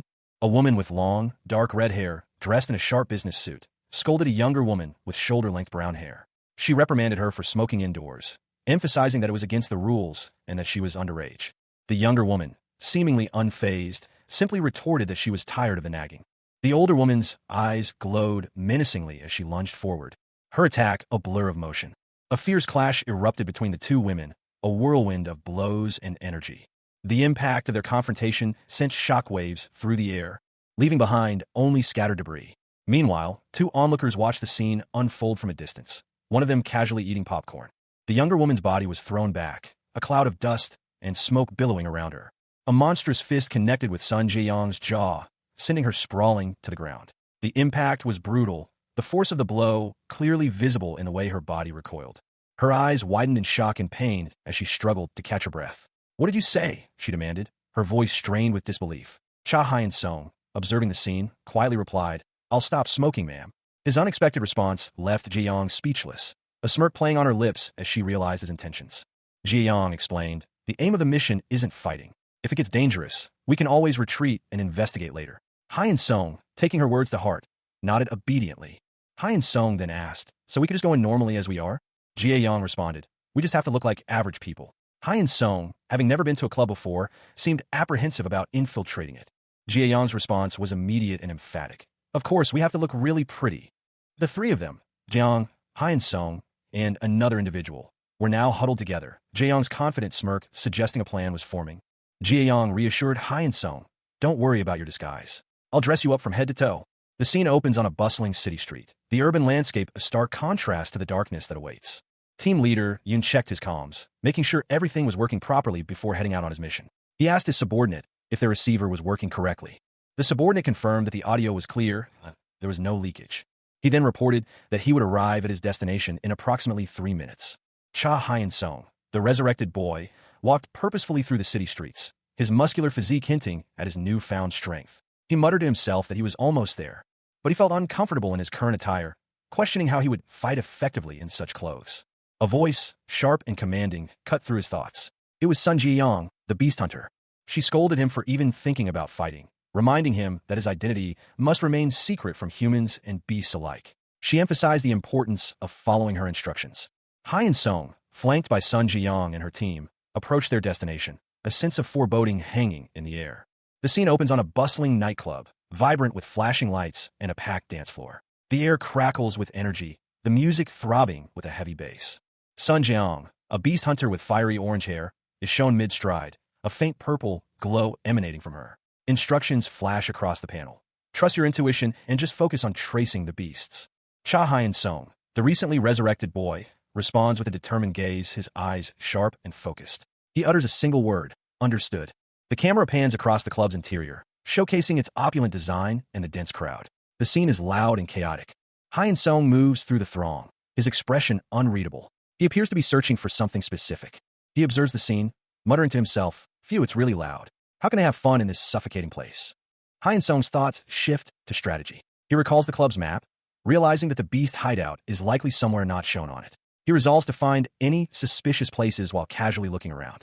He informs Jiang, okay, I'll look around for now. If I find something, I'll contact you. Hyun Song continues his investigation, his senses alert. He notes the absence of any beastly aura from the club guards, leading him to suspect that the club is a carefully constructed front. Carefully surveying the area, a figure noted the lack of anything suspicious, concluding that the beasts were likely more cautious given the location in the middle of downtown. The possibility that this wasn't a beast hideout was raised. Perhaps the deceased had simply frequented the place. A thought crossed the figure's mind. If he were human, that would be his conclusion. However, he could sense something else. Despite the heavy cigarette and alcohol smell, a distinct presence emanated from somewhere within the club. His eyes glowed with an unnatural red light as he stood in the shadows of the city. The lingering, inescapable scent of blood confirmed his suspicions. Beasts were present. He observed the club's interior from a distance, noting the presence of several monitors. He surmised that those individuals were likely watching him. Having checked various locations and found nothing unusual, he still couldn't locate any beasts, causing him to question his senses. Cha Hyun Song awoke with a gasp, his eyes wide with disorientation. A groan escaped his lips as he struggled to sit up. His vision swam, the world around him blurry and indistinct. He was lying on the ground, his body aching. A woman, Sun Jiang, approached, her expression a mixture of confusion and annoyance. She muttered about drunkards. Suddenly, a monstrous roar shattered the silence. A beast, its fangs bared in a snarl, lunged at Hyun Song, its eyes filled with rage. Jie Yang reacted instantly, shouting at the beast to stop its attack. She was clearly skilled and experienced in dealing with such creatures. Hyun Song, still disoriented, apologized for the accidental contact, explaining it was a mistake. He was clearly still recovering from his sudden awakening. The scene shifted to reveal Sun Ji-young, standing in a dimly lit hallway, her expression serious and watchful. She was clearly on the alert. The scene opens on a large, dimly lit auditorium. Spotlights hang from the ceiling, their lenses gleaming faintly in the pervasive purple gloom, where a young woman with short, dark hair impatiently awaits someone. She asks, "When do you get here?" and then inquires about the whereabouts of Chanwoo Hyung and manager Hong. She is told that they are likely hidden somewhere. The question, "Did you find something out?" hangs in the air, and she replies, "Nothing special." The scene shifts to a group of people in the same auditorium. Among them are a man with dark hair and a woman with long pink hair. The woman explains that they can't enter certain areas due to guards at the entrance. She can sense the presence of beasts nearby, but can't pinpoint their exact location. She suggests a plan involving transformation, prompting a question, "What? Here?" and clenches her fist, preparing to transform. The scene opens with a dark, almost entirely black panel, punctuated only by a small, blood-red rectangle at the top and a few scattered flecks of light suggesting dust or debris. A sense of foreboding hangs heavy in the air, then shifts to reveal Cha Hyun-sung, his eyes blazing with an unnatural red light, his expression grim and determined. His body is tense, muscles coiled, ready for action. He is clearly not himself. Hyun-sung's inner monologue reveals his thoughts. He needs to focus on the beasts surrounding him, signaling that he and they are somehow connected. The scene changes to show Sun Ji-young from behind. She has short, green hair and is wearing a simple top and shorts. Her back is to the viewer, and she appears to be standing in a dimly lit urban area. Hyun-sung senses Ji-young's presence, confirming his suspicion that another one of them is nearby. Ji-young acknowledges Hyun-sung's presence, noting that he recognized her as well. She wonders what to do next. Ji-young considers whether Hyun-sung intends to fight her, but decides against a confrontation in a public place. She speculates on his motives. Ji-young asks Hyun-sung if this is his first time in this location, suggesting a collaboration. A man and a woman with unsettlingly sharp teeth stood close together in what appeared to be a dimly lit nightclub. The man, with dark hair and a stern expression, held the woman's arm possessively. "This is a place where only we can have fun," he stated. The woman, her red eyes gleaming, tilted her head slightly. "How about it? I thought you'd surely be happy." He responded curtly, "Great. Lead the way." The woman's eyes, now visible in their entirety, revealed a predatory glint. Her gaze was intense, almost hypnotic. They descended into a hidden passage, a narrow corridor leading downwards, illuminated only by a faint light at the end. The man's feet were shown walking down the passage. He muttered to himself, "Can't believe there was a passage under the club." As they continued deeper, the man questioned, "So, is this really the hideout for beasts?" The man turned to the woman, his expression unchanged. "So, what type of place is it?" She replied with a sly smile, "The one where we can have fun." "What's this? You came here without knowing about it?" "Phew, don't worry. It's a place where you can have fun." The chapter opens with a gruesome close-up. Cha Hyun-sung's lifeless eyes stare blankly, his mouth agape in a silent scream, surrounded by a crimson pool of his own blood. A cryptic message appears, a chilling directive, and follow your beastly instincts. Suddenly, Hyun-sung's eyes snap open, glowing with an unnatural red intensity. His expression is one of raw, untamed fury. A powerful fist, stained crimson with blood, clenches, a symbol of his resurrected might. Hyun-sung is engaged in brutal hand-to-hand combat with a monstrous beast. The creature's grotesque features are highlighted as Hyun-sung delivers a devastating blow. He sends the beast flying with a powerful kick, the impact echoing in the shattered remains of the battlefield. The scene shifts to Sun Ji-young, a determined hunter, facing a terrifying horde of beasts. Their menacing forms are a stark contrast to her fierce resolve. Ji-young unleashes a swift, brutal attack, crushing the skull of one of the beasts with a single blow. The chapter ends with a close-up on Hyun-sung's bloody, battered body, suggesting the intensity of the battle he has endured. The scene opens on a vast, blood-soaked arena. Rows of empty seats surround a central fighting space, littered with gore and debris, hinting at a recent, brutal conflict. Cha Hyun-sung, his body ravaged and bloodied, lies in the arena, his mouth agape in a silent scream of agony. His eyes are wide with shock and disbelief. His limbs are contorted at unnatural angles, the gruesome extent of his injuries becoming horrifyingly clear. As the camera focuses on a monstrous beast, its face a terrifying mask of sharp teeth and glowing red eyes, looming over him. The beast's clawed hand descends, its sharp talons poised to strike. But before it can land the killing blow, another beast, equally monstrous, intervenes, attacking the first. Hyun-sung, witnessing this unexpected turn of events, mutters in disbelief, What's with these bastards?" He watches, stunned, as the two beasts engage in a ferocious battle, their blows shattering the ground around them.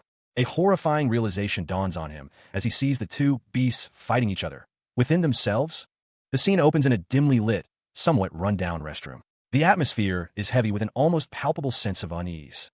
Cha Hyun-sung, alone in the restroom, contemplates his next move. He wonders what he should do now, noting that team leader Yoon and manager Hong are still gathering intel.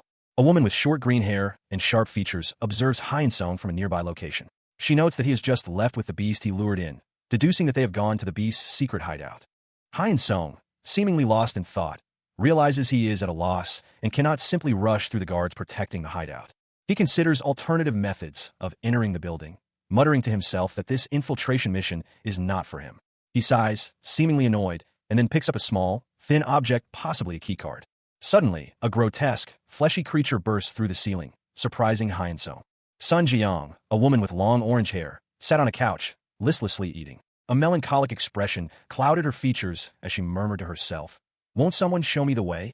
The scene shifted abruptly to a brutal display of violence. A body, riddled with wounds and broken into pieces, lay amidst a crimson splatter. The camera focusing on the torso, revealing the extent of the carnage. A chaotic flurry of motion and destruction followed, depicted in a series of dynamic, fast-paced panels, culminating in a gruesome image of a creature's mangled remains. The focus shifted to a close-up of the creature's gaping maw, blood still oozing from its wounds. A monstrous figure emerged from the carnage, its face a grotesque mask of sharp teeth and glowing red eyes. Blood coated its body. Suddenly, the scene changed again. Cha Hyun-sung, a young man with dark hair and a mask covering his lower face, stood surrounded by shadowy, monstrous figures. He looked at them, a dawning understanding in his eyes. He muttered, "I get it now. The instinctive violence and brutality in beasts." The scene opens with a monstrous figure, its back to the viewer, standing amidst the wreckage of what appears to be an arena. Its muscular form is scarred and bloodied, hinting at a brutal battle just concluded. The ground around it littered with crimson stains. The air hangs heavy with the scent of violence. Elsewhere, a different beast lies defeated, its body torn and broken. A thought crosses the mind of an unseen observer. They're trying to release it in this arena without taking each other's lives. The observer, a young man with dark hair, continues his internal assessment. "I think I have an idea of their motives." He decides on his next course of action. "For now, I should return and report about this." The young man and another figure, partially obscured, stand before a glowing portal. The implication is that the battle is over, and a winner has emerged. The young man, clearly weary, reflects, "I can't go against all these punks." He reveals his plan. As Chan Woo-hyung said, "I'm done with the spying, so I'll just leave." A close-up on a wounded foot, emphasizing the physical toll of the events. The final panel shows the young man and the other figure, both injured, emerging from a room marked B1. Cha Hyun-sung's vision swam. The last thing he saw before darkness consumed him being a group of terrified humans huddled together, their bodies bruised and bloodied. Above them, a monstrous figure loomed, its back to the viewer, a chilling silhouette against the crimson-stained floor. The beast's voice boomed, a triumphant roar echoing through the shattered remains of the arena. One pack of healthy, fresh humans. Sun Jong, one of the cowering figures, whimpered, her face streaked with tears and grime, a silent scream trapped behind her trembling lips. The beast's words were a cruel offer. Rip them apart in one swing. Or take your time enjoying the meal. Its grotesque maw, a horrifying display of sharp teeth and dripping blood, opened wide in anticipation. As the beast spoke, its voice a low growl, "As the winner wishes." A larger, more imposing beast emerged from the shadows, its eyes glowing red. It addressed its brethren with a chilling command, "Be drunk on the blood, my brothers." Sun Jiang watched in horror as the beast's massive form loomed over her, its shadow engulfing her. The final panel showed a close-up of a monstrous maw, filled with rows of razor-sharp teeth, a clear indication that the real carnage was about to begin. The real show begins now. The scene opens with a pair of feet, clad in dark shoes and trousers, standing on a blood-stained ground. The overall atmosphere is grim and ominous. A chilling internal monologue fills the void. "Kill them. Tear them apart. Pull out their insides." The camera shifts to a man, his back turned, standing alone in a desolate landscape. He seems to be contemplating something. A sinister chuckle escapes his lips. "Can't let it end smoothly." He muses, a hint of malice in his tone. The man turns, revealing a grotesque grin, his teeth sharpened and elongated, a chilling display of predatory intent. A bead of sweat trickles down his temple. "It always turns out like this," he exclaims, his voice laced with a chilling familiarity. The scene opens in a dimly lit public restroom. A question hangs in the air, unspoken but palpable. "So, what do you say?" Two women are shown in the restroom. One, with a composed expression, asks the other, "Why do you want to know?" The second woman, visibly agitated, explains, "I told him to stop calling me."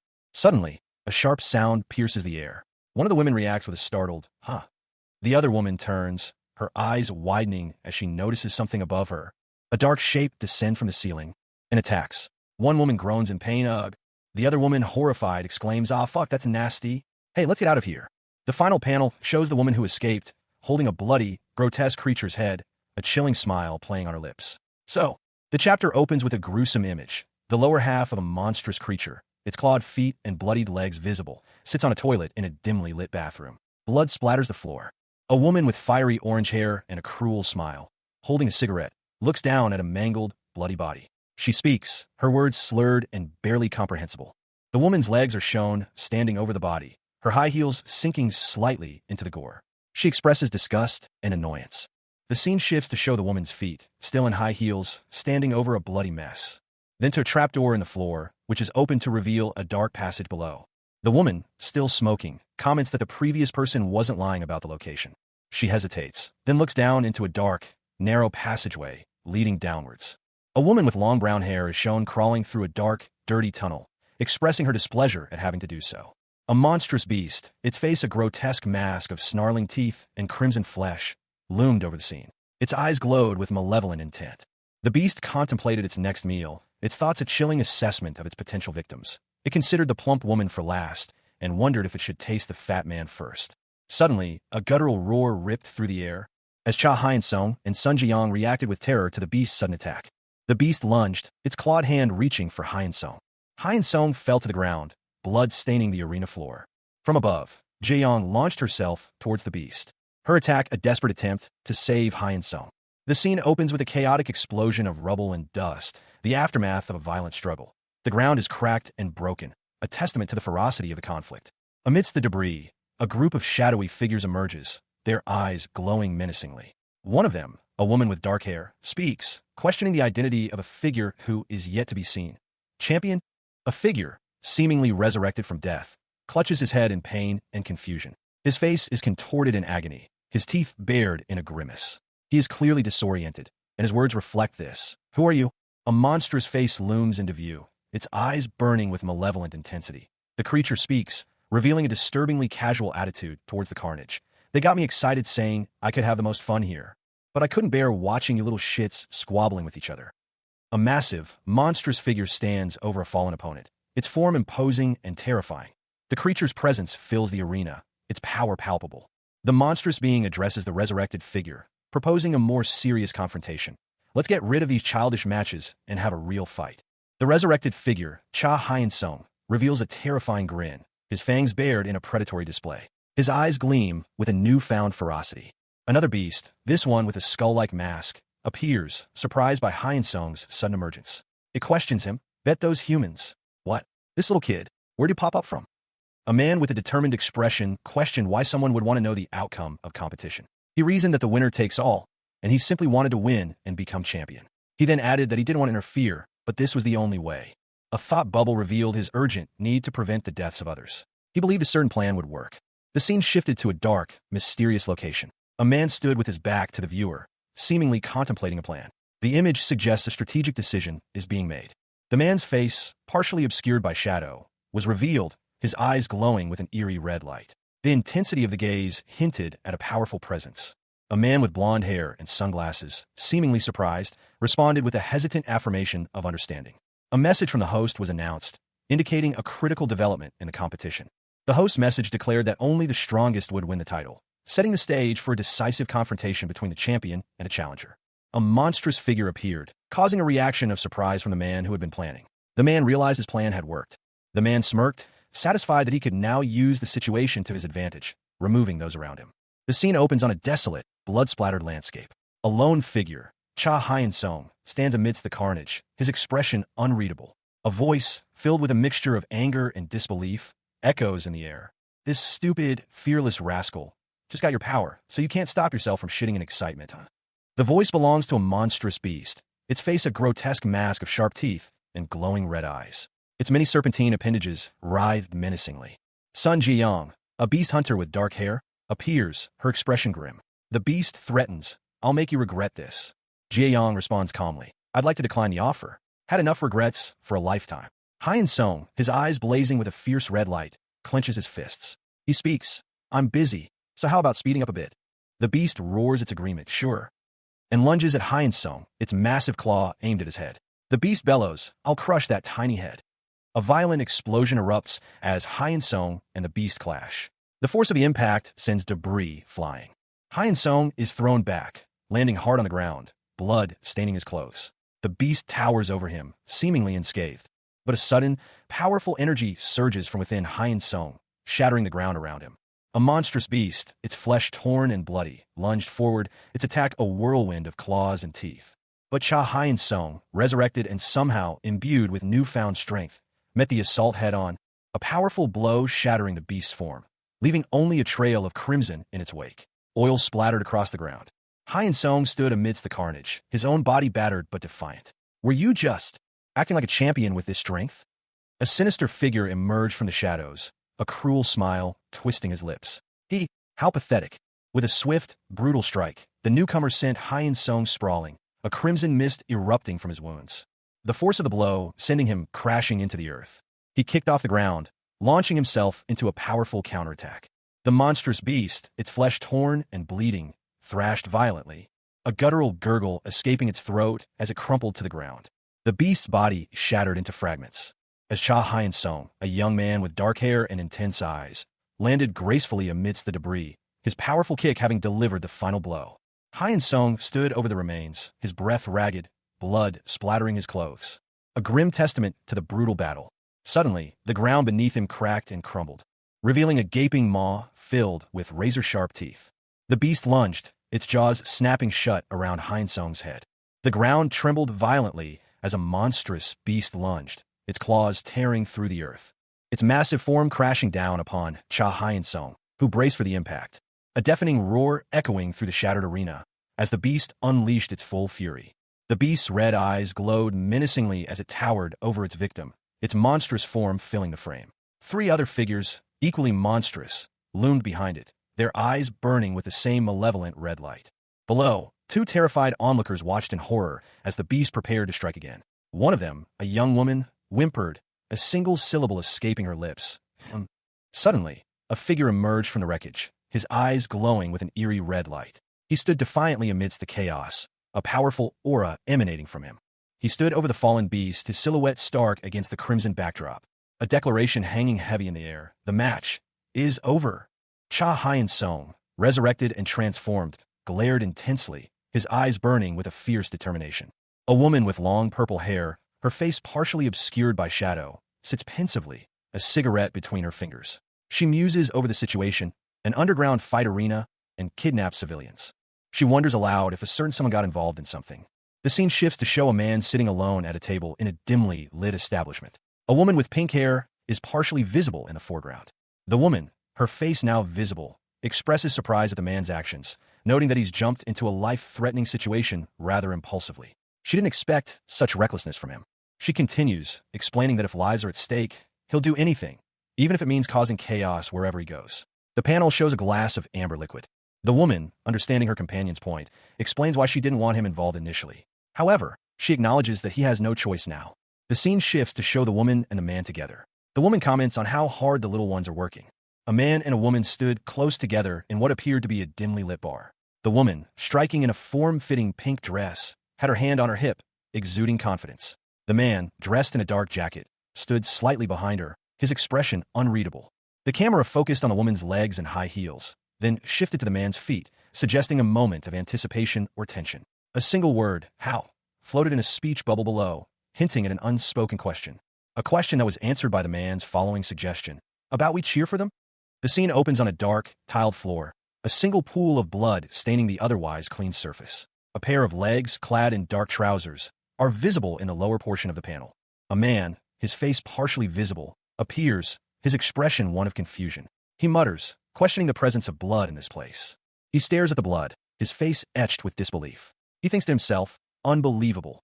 A woman with long, dark red hair appears, her face partially obscured by shadow. She speaks, expressing her annoyance at the inadequate cleanup. The man is suddenly grabbed from behind, his face obscured by the hands of his unseen captors. He lets out a startled sound. He is dragged away, the scene shifting to a dark, industrial-looking corridor. The man lies on the ground, unconscious, a trickle of blood escaping his mouth. The woman from before reappears, speaking into a communication device. She identifies herself as Manger Hong and asks if the other party is receiving her transmission. Roger contacted his partner, asking if anything special had happened yet. The partner, a woman with vibrant pink hair, responded that CCTV footage had been recording for a while. The woman worried aloud that they might have been caught. A man reassured her, stating that he had already taken care of the situation. The man, sitting on the floor, fiddled with a device, seemingly disabling the security cameras. For the time being, they were safe from detection via the cameras, because the CCTV footage would show a continuous loop. However, they knew this wouldn't last long, estimating they had at most 10 minutes before being discovered. The woman, confident in their plan, declared that rescuing the civilians and escaping within 10 minutes was simple enough. She would leave dealing with the cameras to her partner. The man observed that everything seemed to be going well so far, but he noted that Hyun-sung, a punk he knew, had grown significantly. He recalled Hyun-sung's murderous rage from their first encounter, but dismissed it as superficial and a reflection of his unstable emotions. The narration box describes the scene. Like a toddler venting his anger, a powerful figure unleashes a furious display of raw strength.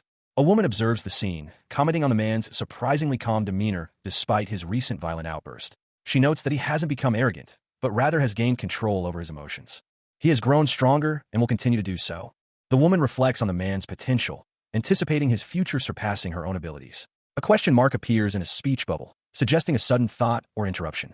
A hand swipes across the screen, displaying a series of violent images, ending on a gruesome close-up of a beast attack. The word, "what's," is written in a speech bubble.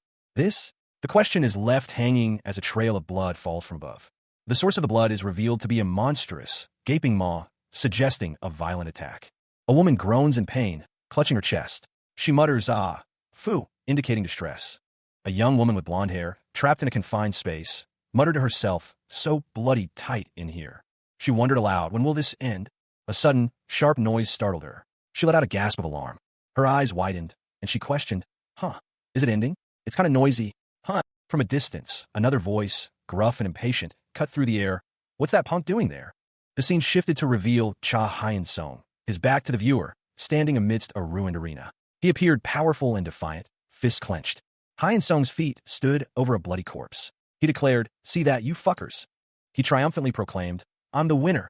A monstrous grin spread across his face, revealing sharp fangs. His hands contorted into clawed shapes as he declared, "Now I'll do as I wish." A monstrous claw reached out, its shadow engulfing 3 terrified humans. A chilling declaration echoed, "I'll take away those humans to feast on them." Confusion rippled through the onlookers as they witnessed the scene. One of them questioned, What nonsense is this? He'll take them away, not kill them here." The question of the show's rules hung heavy in the air. A voice protested, Hey, don't you see? You don't know the rules here. Tearing apart the prizes is the main event. You can't just." 2 figures, their faces contorted in a feral snarl, clashed. One with blonde hair and glasses snarled, "Shut up, you punk." The other, dark-haired and equally enraged, retorted, "You said it, everything as the winner wishes." His eyes glowed with a malevolent light as he declared himself the victor. "I'm the winner." He pointed a defiant finger, challenging any who dared to oppose him. "Anyone who disagrees, knock me down and prove me wrong." A shadowy figure, his face obscured but one glowing red eye visible, observed the scene from the darkness. The camera panned to reveal a large, empty arena, ready for the next confrontation. Cha Hyun-sung found himself amidst a desolate landscape of cracked earth, flanked by monstrous beasts. His eyes narrowed, a grim determination etched on his face. He muttered to himself, irritated by the beast's communication. The situation was not unfolding as planned. His red eyes burned with a fierce intensity as he realized he needed to escape quickly. He considered his options, a chilling thought forming in his mind. He would eliminate them all if necessary. His hand clenched, revealing sharp, monstrous claws. A figure emerged from the darkness, their face obscured by shadow, only a collar visible. The figure spoke, their voice heavy with authority. Hyun-sung turned, his back to the viewer, his red eyes still blazing with anger. He stood in a large, empty arena. Cha Hyun-sung stood amidst the rubble of a shattered arena, his back to the viewer, the vast, empty stands looming before him. A sense of desolation hung in the air. Before him, a group of shadowy figures emerged from the darkness. Their eyes glowed ominously. "Your demand is indeed the right of a winner," one of them stated. "But taking the prize away is against the rules here." One of the figures, their face partially obscured, spoke again. "If you really want to assert your claim as the winner here, prove it with your strength." Hyun-sung stood defiantly, his muscular physique a stark contrast to the destruction around him. He was ready. "By knocking me down," the figure finished, their voice echoing with a chilling confidence. The figure's face was fully revealed, a stern, intense gaze meeting Hyun-sung's. "Who's that grubby man?" A man with a stern expression is questioned. "Is he the manager of this place?" The question is followed by a dismissive retort. "Knock you down?"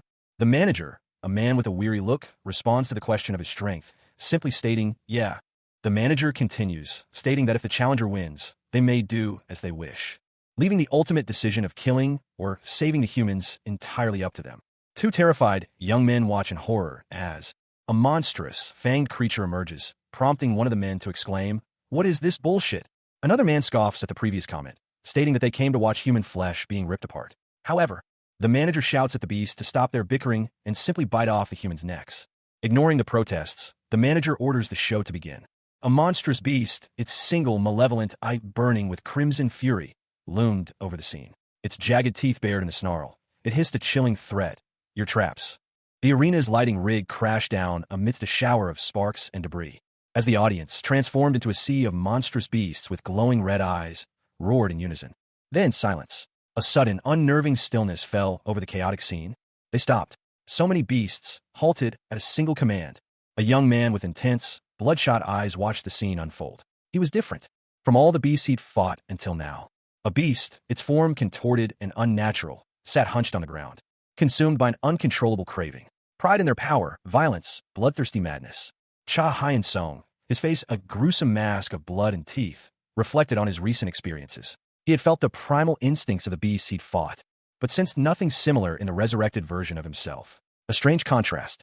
The resurrected Hyun-sung stood amidst the crimson landscape, his eyes glowing ominously. He felt a chilling cold, a heavy weight, and an overwhelming darkness. His body, now monstrous, stood defiant against the hellish backdrop. The darkness felt familiar. A monstrous maw opened, revealing rows of sharp teeth. This was the beast within. Hyun-sung's thoughts turned to the simplicity of his new reality, to crush his enemies. He clenched his fists, a predatory grin spreading across his face. His power felt absolute. Everything would go his way. He advanced, a chilling presence radiating from him. If you're capable of it. The resurrected Cha Hyun-sung, his eyes blazing with an unnatural intensity, was told to remain calm. He was instructed to release the tension in his body to get a better sense of his newfound strength, and then prepare for a casual one-on-one sparring match. Hyun-sung and Sun Jae-yong stood opposite each other in a ruined arena, ready to begin. The scene shifted to a wide shot, showcasing the scale of the destruction around them. The ground was cracked and broken, the remnants of a fierce battle. The two combatants clashed, a flurry of blows exchanged in a rapid sequence, their fists colliding with earth-shattering force. Cha Hyun-sung's vision blurred, the world dissolving into a chaotic maelstrom of crimson and white as he felt the searing pain of his demise. The last thing he saw was a monstrous beast, its form barely discernible through the carnage.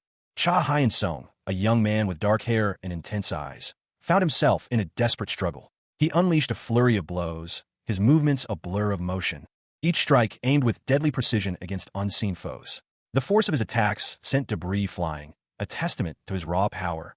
His face contorted in a grimace of exertion as he continued his relentless assault. His eyes glowed with an unnatural intensity. Hyun-sung stumbled back, his breath ragged, the ferocity of his attack momentarily spent. He braced himself, anticipating the next wave of assault. Suddenly, a figure emerged from the chaos. Sun Jae-yong, a beast hunter, her movements as swift and deadly as Hyun-sung's own. She met his attack head-on, their blows colliding in a whirlwind of motion. The impact sent shockwaves through the ground. Hyun-sung, despite his injuries, managed to gain the upper hand, sending Jae-yong sprawling to the ground with a powerful blow. He stood over her, his expression grim. Cha Hyun-sung's body crumpled to the ground, the impact jarring him to his core. As the ground cracked beneath him, a testament to the brutal force of the attack. His vision blurred, the world fading into a crimson haze. Then a sudden shift. A powerful leg descended, the earth trembling under its weight. The impact sending Hyun-sung sprawling. He found himself grappling with a figure, the struggle fierce and desperate. A massive fist, radiating power, loomed over him and crashed down, the force of the blow sending tremors through the very ground. Hyun-sung's body was thrown back, his body a broken ruin, the world spinning into darkness. But then a heavy foot descended, crushing the remnants of the earth, and a face emerged from the dust and debris, eyes blazing with an unnatural red glow. This was not the end. Cha Hyun-sung, a young man with dark hair and intense eyes, found himself locked in a brutal hand-to-hand combat with a hulking, shadowy figure. The force of their blows sent cracks spiderwebbing across the ground, the impact of each strike echoing in the dust and debris that swirled around them. Hyun-sung's opponent, clearly stronger and more experienced, sent him sprawling with a powerful blow. He noted the beast's speed and ferocity, realizing there were no openings in its relentless assault. The beast was quick and ferocious, leaving no openings.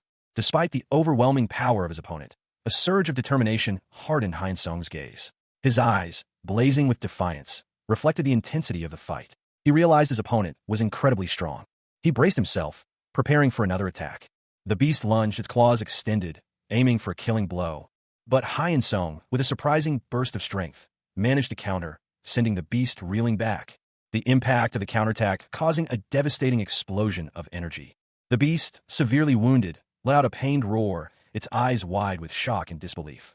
Cha Hyun-sung, a young man whose life had been marked by suffering, found himself in a desperate struggle for survival against monstrous beasts. A guttural cry escaped his lips as one of the creatures lunged, its claws tearing into his flesh. The beast's attack was brutal, its power overwhelming. But even as he felt the life drain from his body, a strange transformation began. His eyes glowed with an unnatural light, and with a surge of newfound strength, he retaliated. The beast recoiled, its form shattering into pieces as Hyun-sung unleashed his power. The exertion left him breathless, a pained groan escaping his lips. But he was alive. Above, he saw Sun Jiang, a beast hunter, watching from the edge of the battlefield. Their eyes met. Hyun-sung, fueled by adrenaline and a desperate will to survive, launched himself towards Jiang, the impact of his fall creating a shockwave that sent debris flying. Dust and debris filled the air, obscuring the scene, as a monstrous roar echoed through the shattered remains of the arena. Hyun-sung's transformation was far from over. The scene opens with a chaotic blur of motion, the remnants of a fierce battle. Debris flies through the air, the ground is cracked and broken. A powerful explosion erupts at the center, sending shockwaves outwards, leaving behind a crater of destruction. From the heart of the explosion, a figure rises, battered but alive. Cha Hyun-sung, his body covered in wounds, struggles to his feet, his whole body tingling with pain. He reflects on the battle, acknowledging that he pushed himself too hard and took too many blows. Despite the exhaustion, he notes that even after such a brutal fight, he is still standing, a testament to his resilience. Suddenly, another figure appears, a hulking man with a grim expression. He stands opposite Hyun-sung, ready for another confrontation. The two lock eyes, poised for a renewed clash. The air crackles with anticipation. Cha Hyun-sung found himself in a desperate struggle, grappling with a monstrous beast. Its claws tore at his flesh, the creature's savage strength nearly overwhelming him. Hyun-sung, despite his injuries, fought back with grim determination, managing to break free with a powerful kick. But the beast was relentless, its jaws snapping shut with terrifying speed, sending Hyun-sung crashing to the ground, the impact jarring his body. As the beast lunged for another attack, blood splattered across the ground, a sickening crunch echoing as the beast's teeth sank into Hyun-sung's arm. The pain intense and agonizing. He felt his life draining away. Then, unexpectedly, he felt a surge of power, a strange energy coursing through his veins. He was alive but different. Cha Hyun-sung found himself in a desperate struggle for survival, the ground trembling beneath him as he was violently thrown back by an unseen force. The impact sending tremors through his body. Blood splattered across his vision as he braced for another attack. A monstrous beast lunged, its jagged teeth bared in a horrifying snarl. A guttural laugh echoed as it prepared to deliver a fatal blow. Hyun-sung, despite his injuries, managed to evade the beast's attack. But the creature's relentless assault continued. He was thrown through the air, crashing into a nearby building. Suddenly, a figure appeared, a young woman with incredible speed and agility, Sun Jiang, the beast hunter. She moved with lethal precision, a fierce battle cry escaping her lips. The beast, momentarily distracted, was caught off guard, as Jiang's swift counterattack sent it reeling. Hyun-sung, witnessing this, felt a flicker of hope amidst the chaos. A violent explosion rocked the arena, sending debris flying in all directions. The force of the blast creating a chaotic maelstrom of dust and shattered fragments. As pieces rained down upon the arena floor, a testament to the raw power unleashed, leaving behind a scene of utter devastation, stained crimson with blood. Cha Hyun-sung lay bleeding, his body battered and broken amidst the wreckage. His eyes, though glazed with pain, held a flicker of defiance. Sun Jiang's voice echoed through the arena, a grim assessment of the situation. That was risky. She continued, her thoughts revealing her perspective on the battle. He was an opponent for whom I had to give my all. The camera focuses on a large, gaping hole in the ground, a crater left by the intense battle. Hyun-sung, his back to the viewer, contemplates the situation. His internal monologue reveals his concern. It would be a big problem if the last fatal blow hadn't worked as expected. Cha Hyun-sung, despite inflicting considerable damage, felt a disturbing anomaly. Each strike felt off, as if something was fundamentally wrong. He stood amidst the wreckage of the arena, his body battered and bleeding, yet his opponent remained unyielding. A heavy, armored boot planted firmly on the ground, a stark contrast to the chaos surrounding it. Hyun-sung's relentless assault proved futile. No matter how much he beat his opponent, the figure remained unmoved, a mask of impassivity concealing any sign of pain or distress. A chilling question hung in the air. Are you done? The sheer brutality of the question was palpable. Despite knocking his opponent down repeatedly, Hyun-sung felt a growing sense of dread. A horrifying realization dawned on him. His opponent was like a robot devoid of feeling. A mechanical, unfeeling entity, impervious to pain and incapable of surrender. A dark, blood-red chasm split the earth open, revealing a narrow, descending passage into the earth's depths. The jagged edges of the fissure were stained crimson, hinting at a gruesome scene below. A closer look revealed a horrifying glimpse of what lay beneath. A monstrous maw, dripping with blood, hinted at the carnage within. The scene shifts to a man's foot, clad in a worn-out sneaker, stepping cautiously onto the blood-soaked ground. He cautiously approaches the scene, his expression a mix of apprehension and disgust. He mutters to himself, expressing disbelief at finding such a horrific scene in the club's basement. He kneels down, his gaze fixed on the ground, noticing the overwhelming stench. The stench of rotting corpses fills the air, causing him to recoil in disgust. He wonders how many people have been killed here and how long the killings have been going on. His concern shifts to a large figure he saw on CCTV footage. He questions where this large individual could be hiding, given their size, while the scene shows a pile of corpses. The narration boxes revealed a chilling truth. The sheer number of corpses suggested a single, terrifying beast had consumed them all, growing stronger with each meal. Its body and fangs were enhanced by the carnage. The image depicted a gruesome scene. A massive, fleshy mound of devoured bodies, still slick with blood, dominated the foreground. A hand, severed and bloody, protruded from the gruesome mass. The sheer scale of the horror was overwhelming, a beast unlike any the narrator had ever encountered before. Even though immediate elimination was impossible, Sun Jiang, a beast hunter, decided to assess the creature's strength. Her priority was to escape and report this to headquarters. As she retreated, a chilling thought echoed in her mind. Someone. The panel showed a vast expanse of corpses, a sea of the dead stretching as far as the eye could see. A lone figure, partially obscured by shadow, stood before this macabre landscape, his face partially hidden by a mask. A desperate plea for help escaped the lips of a wounded woman, her legs severely injured. The pain was evident in her anguished cries. Sun Jiang discovered a survivor amidst the carnage, hidden beneath the piles of corpses. The woman's presence was a surprise, given the circumstances. However, the danger remained. The beast could still be lurking nearby, and attempting a rescue could endanger them both. Sun Jiang decided to return after confirming the area was safe. Sun Jiang, her face streaked with blood and tears, cried out in pain, whispering a desperate plea. "Don't leave." As she watched, Cha Hyun-sung's body crumbled into dust, the remnants of his life scattering in the wind. Only his back was visible, a muscular form silhouetted against the crimson sky. The figure stood amidst the swirling dust and debris of the battle. A faint whisper escaped Yang's lips, a name barely audible above the chaos. Chanwoo Appa? The camera focuses on a man's face, his expression grim and determined. His eyes, wide with a fierce intensity, bore into the viewer. This is Chanwoo. Cha Hyun-sung, a young man with dark hair, lay on the ground, his face bloodied and battered. The scene was chaotic, debris scattered around him as if from a violent struggle. The impact of the attack leaving him vulnerable and disoriented. The narration box declared, the exchange of attacks. Hyun-sung's face was contorted in pain as a powerful blow landed, his cheek visibly crushed. The force of the collision sending both him and his opponent sprawling across the arena floor. The narration box read, the instant when the strength of two people clash.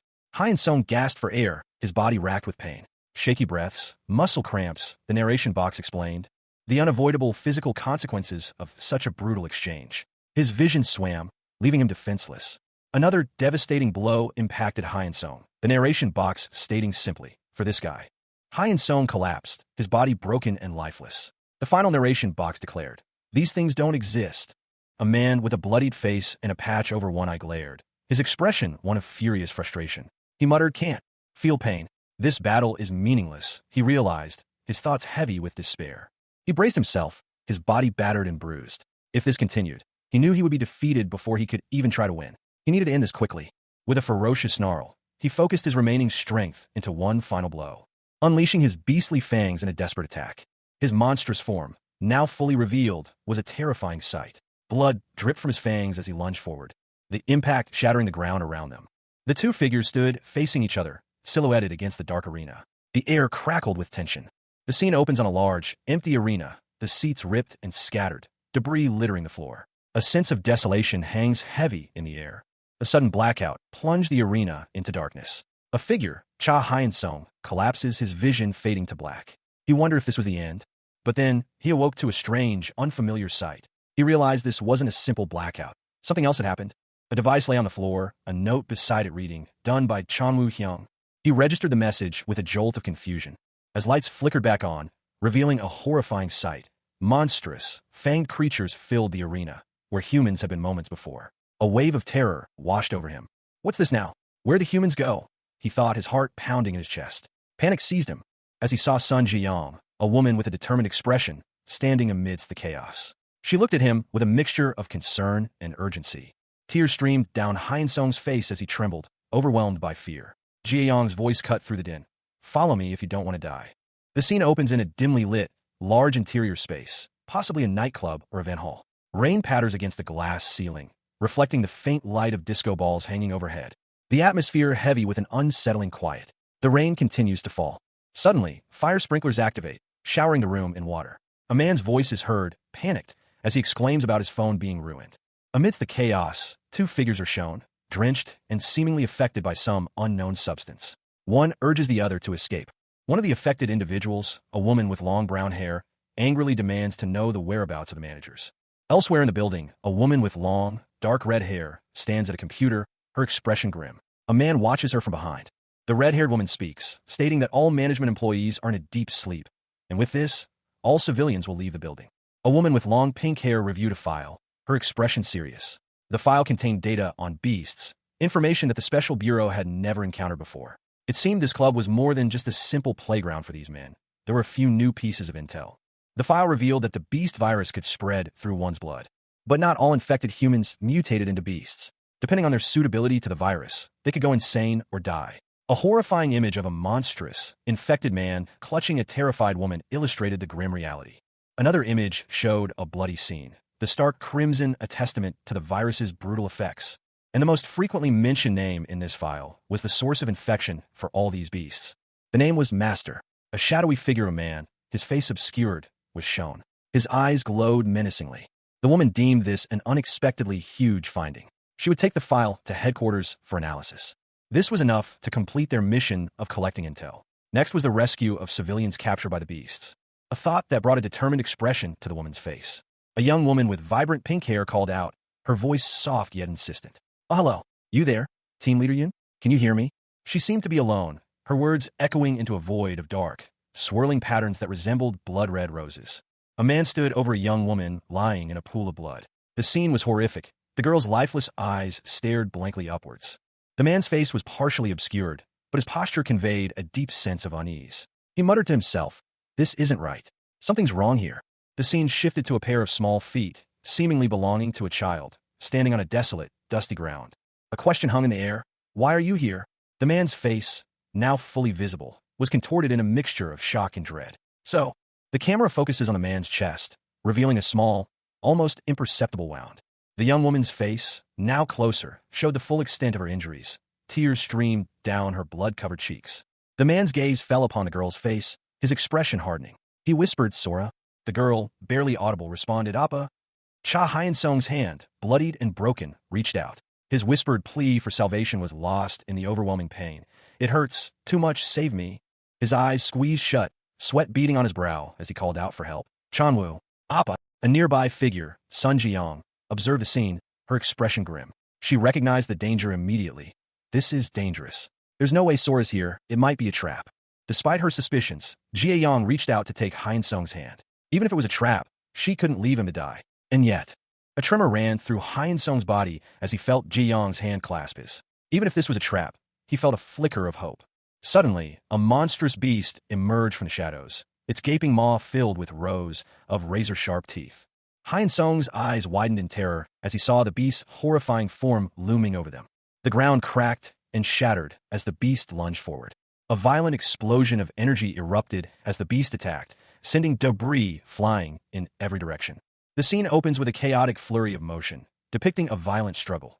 Chunks of what appears to be stone or earth are flung into the air. As a monstrous figure is revealed, partially obscured by the debris, from the darkness, a voice cuts through the chaos. "I knew you were here." The camera angle shifts to reveal Cha Hyein-sung, wielding a large bat, standing over a fallen beast. He appears to have just delivered a powerful blow. Hyein-sung's face is contorted in a grimace, his eyes wide with a mixture of surprise and apprehension. He demands, "What are you?"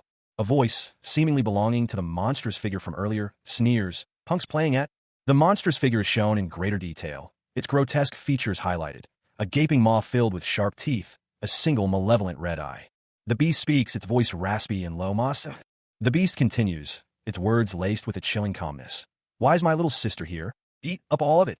A hand, bloodied and scarred, gripped a baseball bat. The figure muttered to themselves, deeming further conversation pointless. With a ferocious yell, "Now taste this," the figure swung the bat, sending a powerful blow that shattered the surrounding area. The impact created a shockwave, sending debris flying. A huge echo reverberated from the basement, prompting a question. What's that? The bloodied figure, seemingly exhausted but alert, wondered aloud if someone was fighting down below. Jie Yang, it seemed, was nearly finished rescuing the humans. This left only one problem remaining for the bloodied figure. Their immediate concern shifted to escaping. They needed to buy Jie Yang time. A sudden disappearance would likely draw pursuit. A calculated delay was necessary to aid Jie Yang's rescue efforts. Observing the scene, the figure noted that the fight seemed to be over. A shadowy figure, his face gaunt and his eyes devoid of light, loomed over the scene. His expression was one of grim determination as he pondered the situation. The camera focuses on his back, emphasizing his imposing stature. Then his hand, seemingly decaying, reached out, a single word escaping his lips. Doggo. The word doggo echoed again, a chilling repetition before a new command was issued.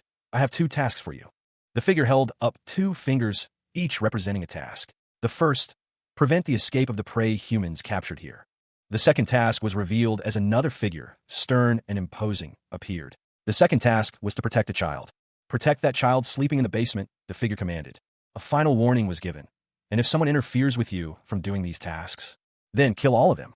The figure's face, now fully visible, revealed a chilling smile, eyes burning with malevolent intent. A clenched fist, knuckles white, filled the panel. The veins bulged, a testament to the raw power contained within. The owner's rage palpable. Blood streamed down the face of a young man. His eyes narrowed, reflecting a grim determination. Orders were absolute. His thoughts were stark. Prey were humans. He was an infiltrator. No one will be spared. The scene shifted to a desolate arena, cracked earth underfoot, where a man in a military uniform stood defiantly. His posture rigid, facing a bloody figure. The bloody figure's hand gripped a weapon, its presence menacing. A chilling declaration. All who interfered would be left for dead. Its sharp teeth bared in a feral snarl. The threat was clear. Anyone who dared to oppose them would be eliminated. Cha Hyun-sung awoke with a start, his eyes snapping open to a horrifying vision. His mouth twisted into a silent scream, the words "fucking shit" echoing in his mind. The raw agony of his situation was palpable. A silent accusation formed in his mind. How can you let this happen? He could feel the searing pain of his wounds, his vision blurring as he struggled to comprehend what had happened. A voice, filled with rage and disbelief, cut through the haze. Hey, you bastard! What you do about this, huh? A monstrous figure loomed over him, its claws digging into his shoulder. Hyun-sung's mind raced, his thoughts a chaotic jumble of fear and defiance. He spat out a defiant curse. Fuck your greatest show! The creature lunged, its attack swift and brutal, tearing into Hyun-sung's flesh. He gasped, his mind reeling from the pain and confusion. What's with this fucker? The creature's actions revealed a horrifying truth. He killed his own kind. A chilling realization washed over Hyun-sung. The word secrets hung heavy in the air, a grim foreshadowing of the darkness to come. He knew he had to keep them hidden at all costs. Don't let them come to light. Cha Hyun-sung, his body ravaged, his eyes burning with a hellish red glow, let out a guttural roar. His final words, a chilling promise. Anything alive and breathing. He vowed to bury them all. Sun Jiang, a woman with fiery orange hair, lay on the ground, her expression grim. She had witnessed the carnage firsthand. A wave of unease washed over her. She voiced her concern. I have a bad feeling about this. Too many beasts have been present in the stadium, and Hyun-sung would struggle alone. But more importantly, Jiang noted the presence of a man with a distinctive mustache, someone she sensed was not ordinary. The scene shifted to a dark, dilapidated room, the air thick with the scent of decay and dread. A plan was forming. First, they needed to help Cha Hyun-sung. As a backup, Yoon Chan-woo and manager Hong would likely offer assistance if things went south. But there was doubt. There was no way that Hyun-sung would be easily injured. Suddenly, a violent impact shattered the arena. The scene was one of chaos and destruction, a bloody aftermath of a brutal attack. Hyun-sung lay among the fallen, his body ravaged. A guttural sound echoed through the wreckage. As a monstrous figure emerged, its form a horrifying blend of flesh and bone, its grip tightening around Hyun-sung. The beast tore at its prey, leaving behind only a trail of blood and scattered debris. From the carnage, a figure rose, its face obscured by shadow, but its eyes burned with an unnatural light. Sun Jiang, a young woman with long blonde hair, stood her ground amidst the chaotic scene. A monstrous, shadowy beast lunged, its claws outstretched, aiming to strike her down. But with a swift, precise movement, she evaded the attack, the beast's momentum carrying it past her. The force of the blow shattered the ground around her, leaving a trail of destruction in its wake. Cha Hyun-sung, a young man covered in blood and clearly injured, watched the scene unfold, his face a mask of shock and disbelief. He gasped, "Jae-young, why are you here? What about those people?" Jae-young, her expression grim, retorted, "They're back to where they came from, so mind your own business. Rather, what happened here? Did you get rid of them?"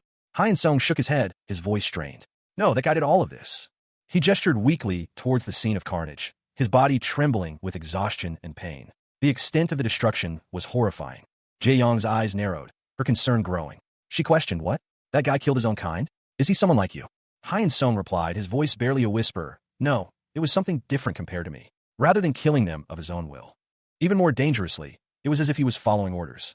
Sun Jeong, her blonde hair a stark contrast to the dark surroundings, voiced her doubt. If their captor was truly as powerful as he seemed, there was little hope of escape. The scene showed Cha Hyun-sung and Sun Jeong, both wounded and surrounded by the debris of a brutal battle. Hyun-sung, his body marred by cuts and bruises, stood ready to fight, while Jae-young held her sword defensively. Jae-young considered their options. An escape upstairs was too risky. The consequences were unpredictable. They had no choice but to confront their captor directly. Hyun-sung resolved to end the fight immediately, right then and there. With a burst of energy, Hyun-sung launched a powerful attack. The force of the blow sending debris flying as he struck his opponent. The impact was devastating, a violent collision of power. The resulting explosion left a trail of destruction in its wake. The scene opens with a chaotic burst of red and black, suggesting a violent struggle. Debris flies through the air, hinting at a recent explosion or powerful impact. A massive, rocky creature is shown from behind, its immense size and powerful musculature emphasized by the dynamic lines and motion blur. The beast is clearly in the midst of a powerful attack. The impact of its attack sends a shower of red fragments flying outwards, further highlighting the raw power of the creature. The visual style is intense and visceral.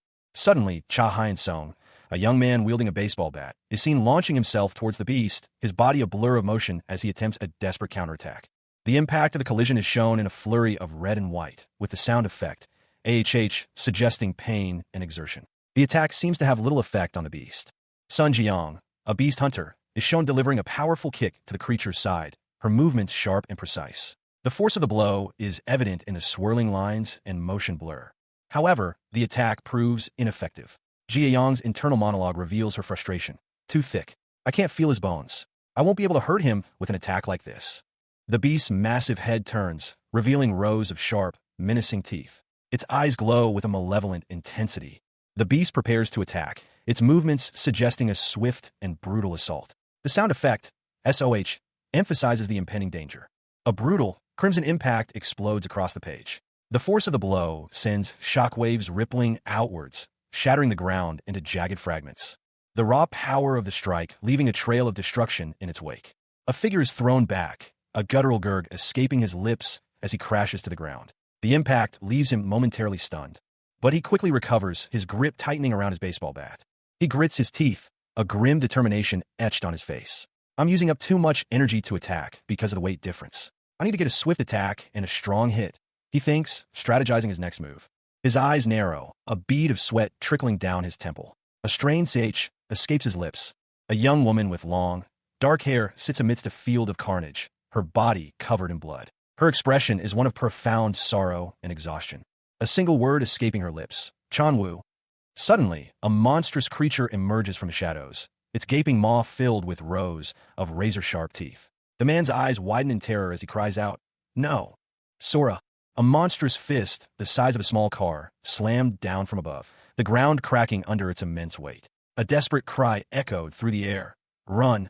The colossal fist continued its descent, pulverizing everything in its path, leaving behind only a trail of destruction and dust. A devastating impact that shook the very foundations of the earth. The dust settled, revealing a figure cloaked in shadow, its form barely visible amidst the rubble. A guttural sound, a low growl, emanated from the darkness.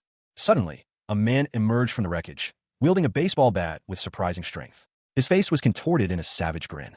He swung the bat with brutal force, sending another figure flying through the air. A scream of pure terror ripped through the air. A young woman, her face streaked with blood and tears, gasped for breath, her body ravaged by unseen wounds. "Ah, ah, ah!" Despite her grievous injuries, a fierce determination burned in her eyes. She resolved, I won't be able to last this way. It'll be too hard on my body, but I have no choice but to use it. A violent energy erupted from within her, shattering the ground around her in a crimson explosion. The fragments of earth flying high into the air, revealing a hulking, monstrous figure rising from the wreckage. The monstrous figure, its face obscured by shadow, spoke. I knew it was strange that I couldn't contact you. It continued. After all, you're not that type of person. Suddenly, a powerful woman with vibrant pink hair and brass knuckles appeared, interrupting their conversation. Hey, you colleagues have something important to discuss. Mind getting that disgusting, but out of the way? The panel shows a close-up of a monstrous leg, thick with muscle and scarred, amidst a flurry of red fragments, suggesting a recent violent struggle. A beast voice booms, you boiled fat eye? Don't like you. The beast's grotesque face is shown, its mouth agape, revealing sharp teeth. Below, Sun Jiang, a young woman with pink hair, smiles defiantly, replying, same here. Jiang, seemingly injured, weakly whispers, Jia, away. The beast lunges, its massive form filling the panel. A violent explosion of red energy erupts as Jiang is seemingly struck. The beast is shown recoiling, its body visibly damaged by the blast. The beast lets out a guttural growl, growling. Cha Hyun-sung, a young man with dark hair and a look of terror on his face, is shown about to be devoured by the beast. The chapter opens with a close-up of a powerful fist descending from above. A massive, muscular hand adorned with a ring bearing the word love in an ancient script. The impact is implied as the ground below is shattered into fragments. Dust and debris fly as the force of the blow reverberates, revealing Cha Hyun-sung, seemingly lifeless, lying on the crimson ground. Sun Jiang, a woman with vibrant red hair, stands over him, a baseball bat in hand. Jia Yang's perspective shifts, showing her legs and high heels as she speaks. Did you wait long? Sorry, I'm late. Hyun-sung, surprisingly alive, replies, too much annoying stuff to handle up there. You're not late, just on time in fact. I'm alive thanks to you. Jia Yang looks up, seemingly surprised. Well, that's that. That guy's huge. She continues. Everything I've had until now can't even compare. How about we quickly wrap this up and go upstairs? I can't help but worry about the kids. Hyun-sung nods in agreement. Yes, of course. A man, presumably a member of a support team, spoke of the need to entrust the team with a civilian before proceeding. He questioned whether anyone was still left. He confirmed that the civilian in question was his younger sister, whom he had mentioned earlier. She had somehow been captured by the creatures. The panel shows the man carrying his injured sister, blood staining her clothes, while another woman watches from a distance. He urged his sister to get on his back. A close-up shows the injured sister's face, her expression a mixture of fear and exhaustion. The man, identified as Chanwoo, was questioned by another man about what he was talking about. Chanwoo responded with a confused huh. The narration box simply states, right now there's a shadowy figure looms behind Chanwoo, its grotesque form partially obscuring him. The figure's appearance is monstrous and bloody. The shadowy figure speaks, stating that there is no one beside Chanwoo. A dying man's voice echoed in the darkness, a bitter accusation hanging in the air. You said you'd protect me, you liar. His gaze was filled with a profound sense of betrayal and loss, his words a testament to the tragedy that had befallen him. Everyone died because of you. The image of a bloodied woman, lying lifeless, flashed before his eyes. A single, anguished thought escaped his lips, Dad, and me too. A single, wide eye opened, staring into the abyss. A desperate hope flickered within him. I'm dreaming. This is a dream. A monstrous maw filled the vision, a chilling voice confirming his worst fears. Yes, it is. This is your nightmare. The scene shifted to a gruesome display of violence. A body, torn and ravaged, hung limply, blood staining the surroundings. A hand, severed and bloody, fell to the ground, the finality of the scene palpable. The chapter opens with a dramatic splash page depicting a bloody scene. The ground cracked and stained crimson. A figure, barely visible, seems to fall from above, leaving a trail of blood in its wake. The focus shifts to a man lying on the ground, his face contorted in pain. Blood stains his clothes, and he weakly groans, ugh. A young woman with vibrant pink hair appears, her expression one of alarm and concern. She seems to have just witnessed the scene before her. She rushes towards the injured man, shouting, Chanwoo, what's wrong? As she approaches, the man suddenly lunges, his movement surprisingly swift and violent. A rapid sequence of panels depicts a powerful impact, suggesting a sudden and intense burst of energy. The force of the impact sends debris flying, creating a chaotic and destructive scene. The woman is thrown back by the force, landing hard on ground. The chapter ends with her looking up, clearly shocked and disoriented. Sun Jiang, a young woman with vibrant pink hair, scowled at her opponent. Her fists clenched, knuckles white with barely contained rage. How annoying! I don't have time for this shit, she snarled. With a furious yell, she launched a swift attack.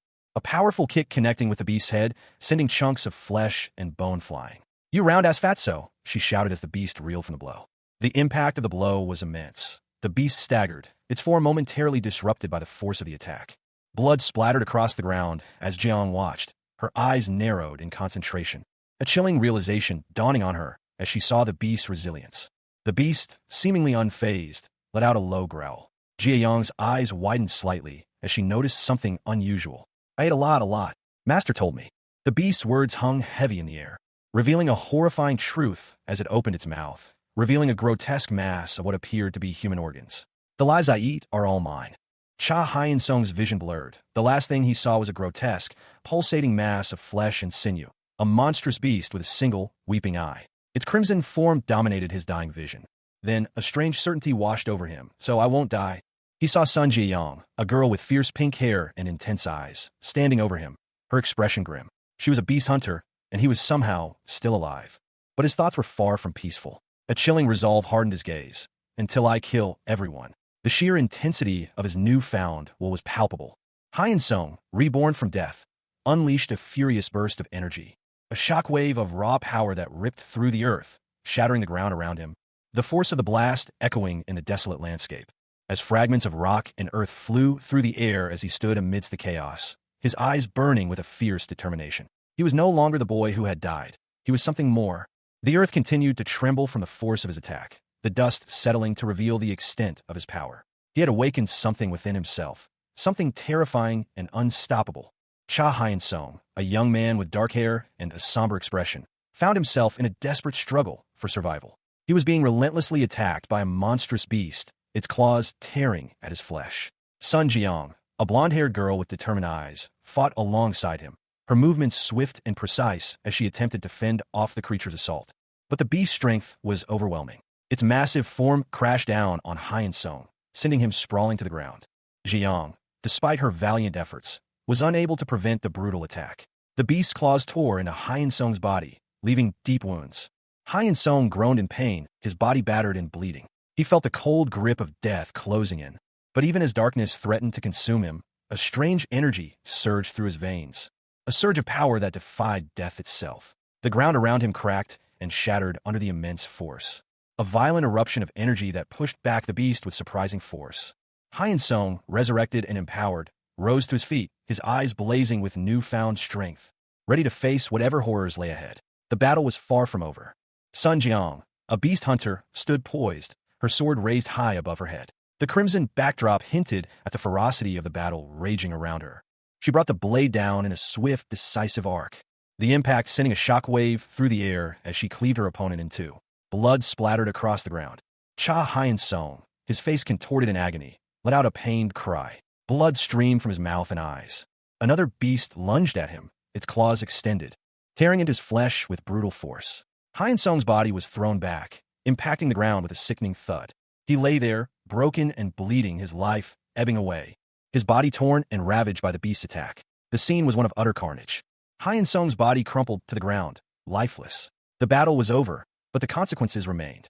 The panel shows a close-up of a monstrous beast's gaping maw, its teeth bared in a gruesome grin. Blood stains its ragged flesh, and a single, malevolent eye gleams within the shadowed depths. Cha Hyun-sung, his body battered and bleeding, lies on the ground in a precarious handstand. Debris from the destroyed landscape scatters around him, a testament to the ferocity of the recent battle. His body is broken, but he is still alive. A powerful force erupts from within him, shattering the ground around him, sending him flying backward in a violent arc. The impact sends more cracks spiderwebbing across the earth, leaving him in a heap of bloody ruin.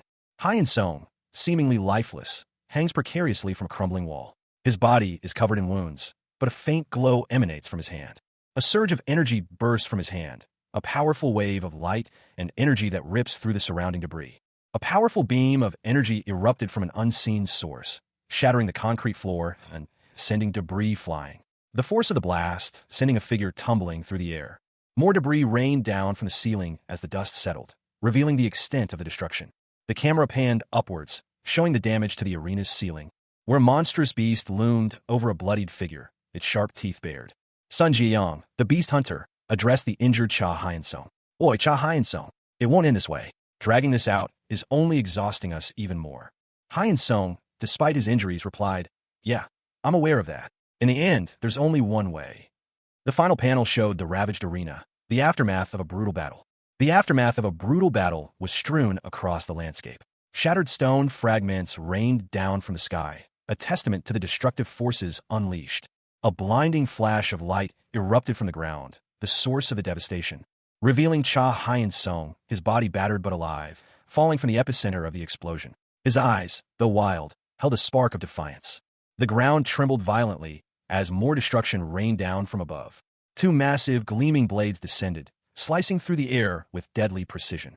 Another powerful energy surge tore through the earth, a wave of intense heat and destruction radiating outwards from the point of impact. The scene was one of utter chaos.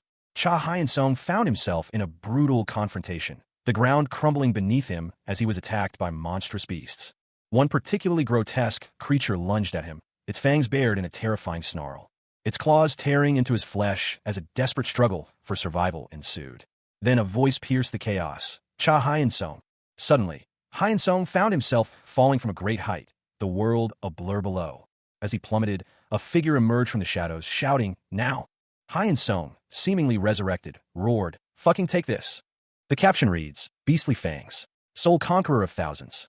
A powerful energy erupted from him, shattering the surrounding area.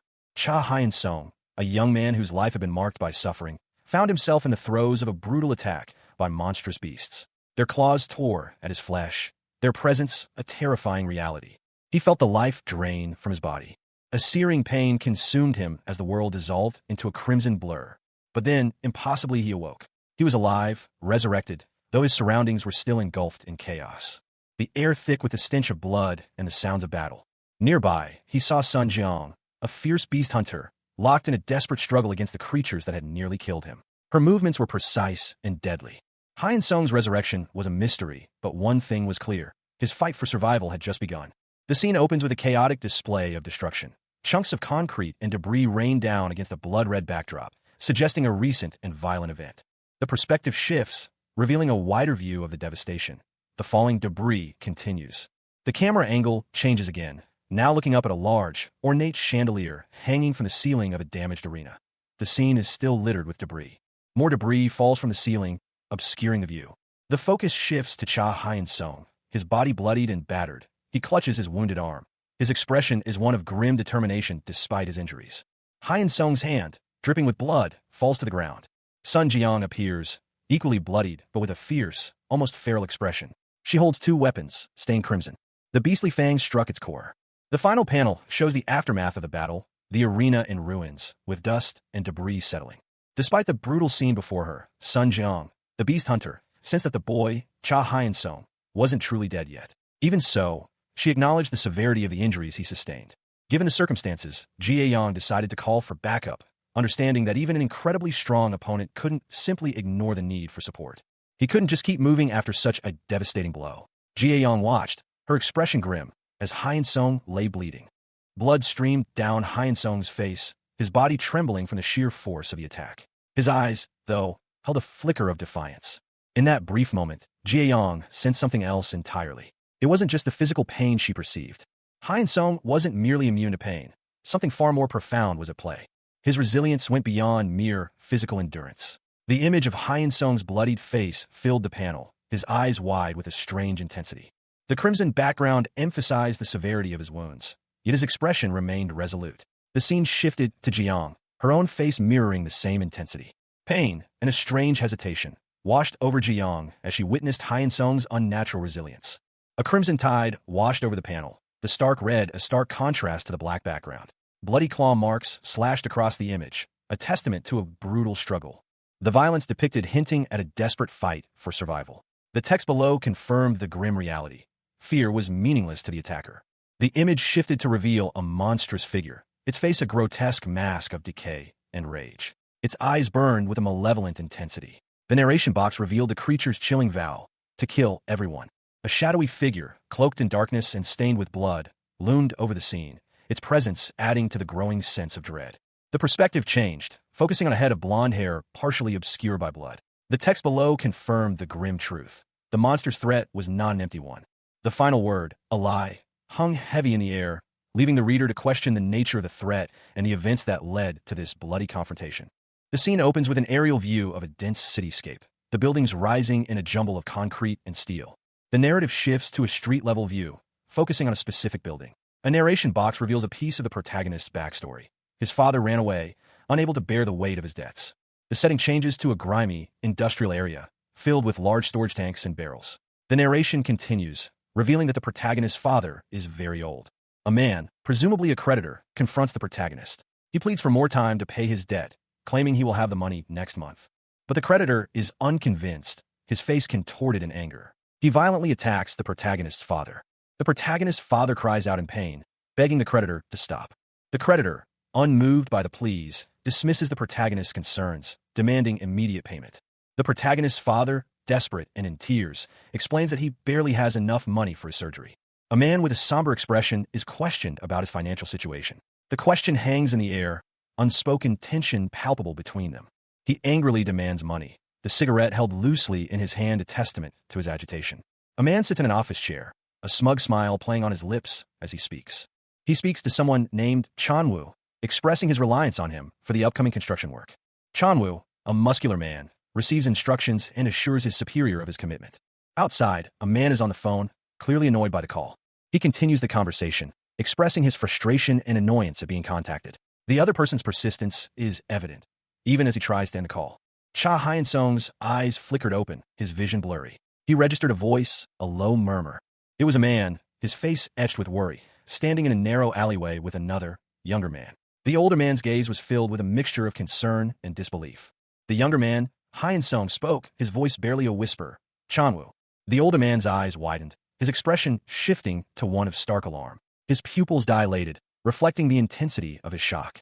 "What is this?" he demanded, his voice sharp with urgency. "What are you doing here right now?" Hyun-sung, his face partially obscured by a bandage, responded, his voice strained.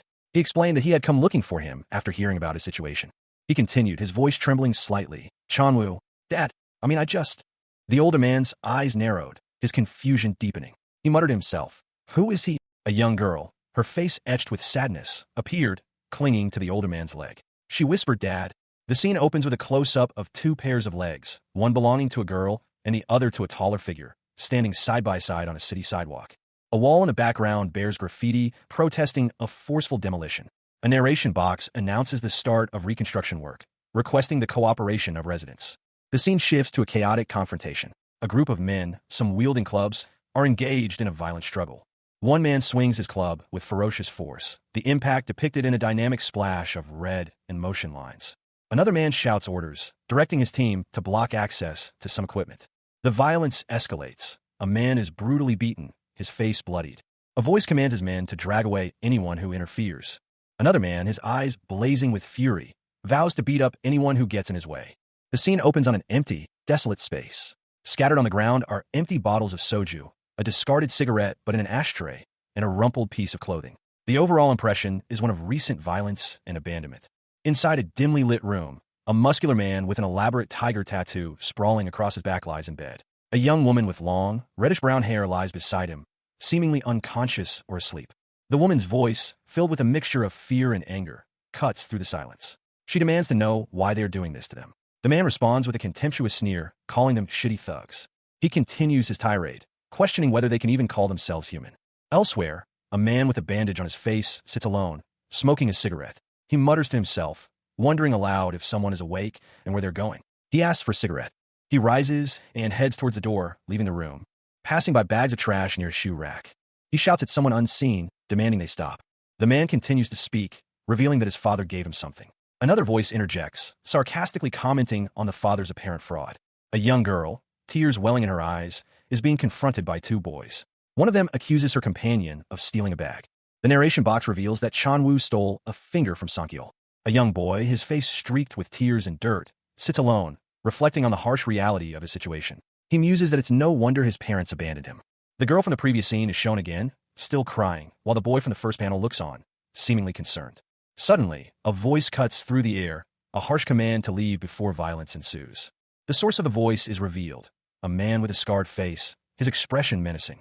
The scene shifts to an exterior shot of a building. A voice asks, "What's your name?" The girl and the scarred man sit together, the girl looking downcast and the man appearing pensive. The scene opens with a low-angle shot, focusing on the feet of two individuals seated on a bench. A child's feet are visible in the foreground, suggesting a young boy. Beside him sits an older person, their legs clad in jeans and sneakers. Above the bench, a man with short, dark hair is seen smoking a cigarette, his expression grim. Below him, a young woman with long, dark hair is shown crying, her face etched with worry. She whispers that her mother is in the hospital and her liver hurts. The man observes the girl, commenting that she seems to be going through a lot. He asks if she lives in the neighborhood, to which she replies affirmatively. He advises her not to let herself get beaten up, urging her to fight back even if it means hitting someone with a rock. The girl looks down, her expression a mix of fear and determination. The focus shifts to a close-up of the girl's face, highlighting her worried expression. The scene shifts again, showing the man from earlier standing against the city backdrop. The girl calls him Appa. Inside a room, a damaged wall and a cabinet are visible. In the next panel, the man and a woman are shown lying in bed together asleep. A man's eyes, wide and dark, fill the panel. He had just been thanked a simple thank you, whispered in the air, followed by a soft Appa. A young woman, lying on a bed, observed a man, questioning if he was smiling. She expressed surprise, admitting she didn't know he could smile. The woman insisted the man had smiled, urging him to show her again. He responded that he was going to sleep. A man sat alone, a thought bubble above his head, questioning why he should stop smoking. The man sat with his arms crossed, a cigarette resting between his fingers. He reflected on his mother's illness, caused by breathing in dirty air at the factory, and considered that cigarette smoke is far worse for the body. A young girl sat on the floor, playing with small colored blocks. The girl warned the man that his liver would rot if he didn't quit smoking. He responded by calling her a rude little rascal for telling him what to do. Cha Hyun-song, a young man with a pained expression, received a brutal blow to the face. He angrily retorted, "Why'd you hit me, you shithead?" His assailant, a burly man, sneered down at him. "You tiny brat. Wanna die?" The man continued his verbal assault. "Humph, you punk." Hyun-song, however, muttered to himself, "Nightmare." Suddenly, Hyun-song was violently attacked, the scene depicting a bloody and brutal end to his life. His thoughts echoed, "It's a nightmare. The pain I inflicted, the tears shed because of me." The weight of his past actions continued to haunt him. The sins I committed gnaw at me. Images of a bottle of alcohol and a glass flashed before his eyes as he reflected on his desire to escape his painful reality. He desperately wanted to run away from others' judgment, from the world, and from himself. Tears streamed down his face as he realized the extent of his suffering. His internal monologue repeated, "It's a nightmare. All my life, it was a nightmare.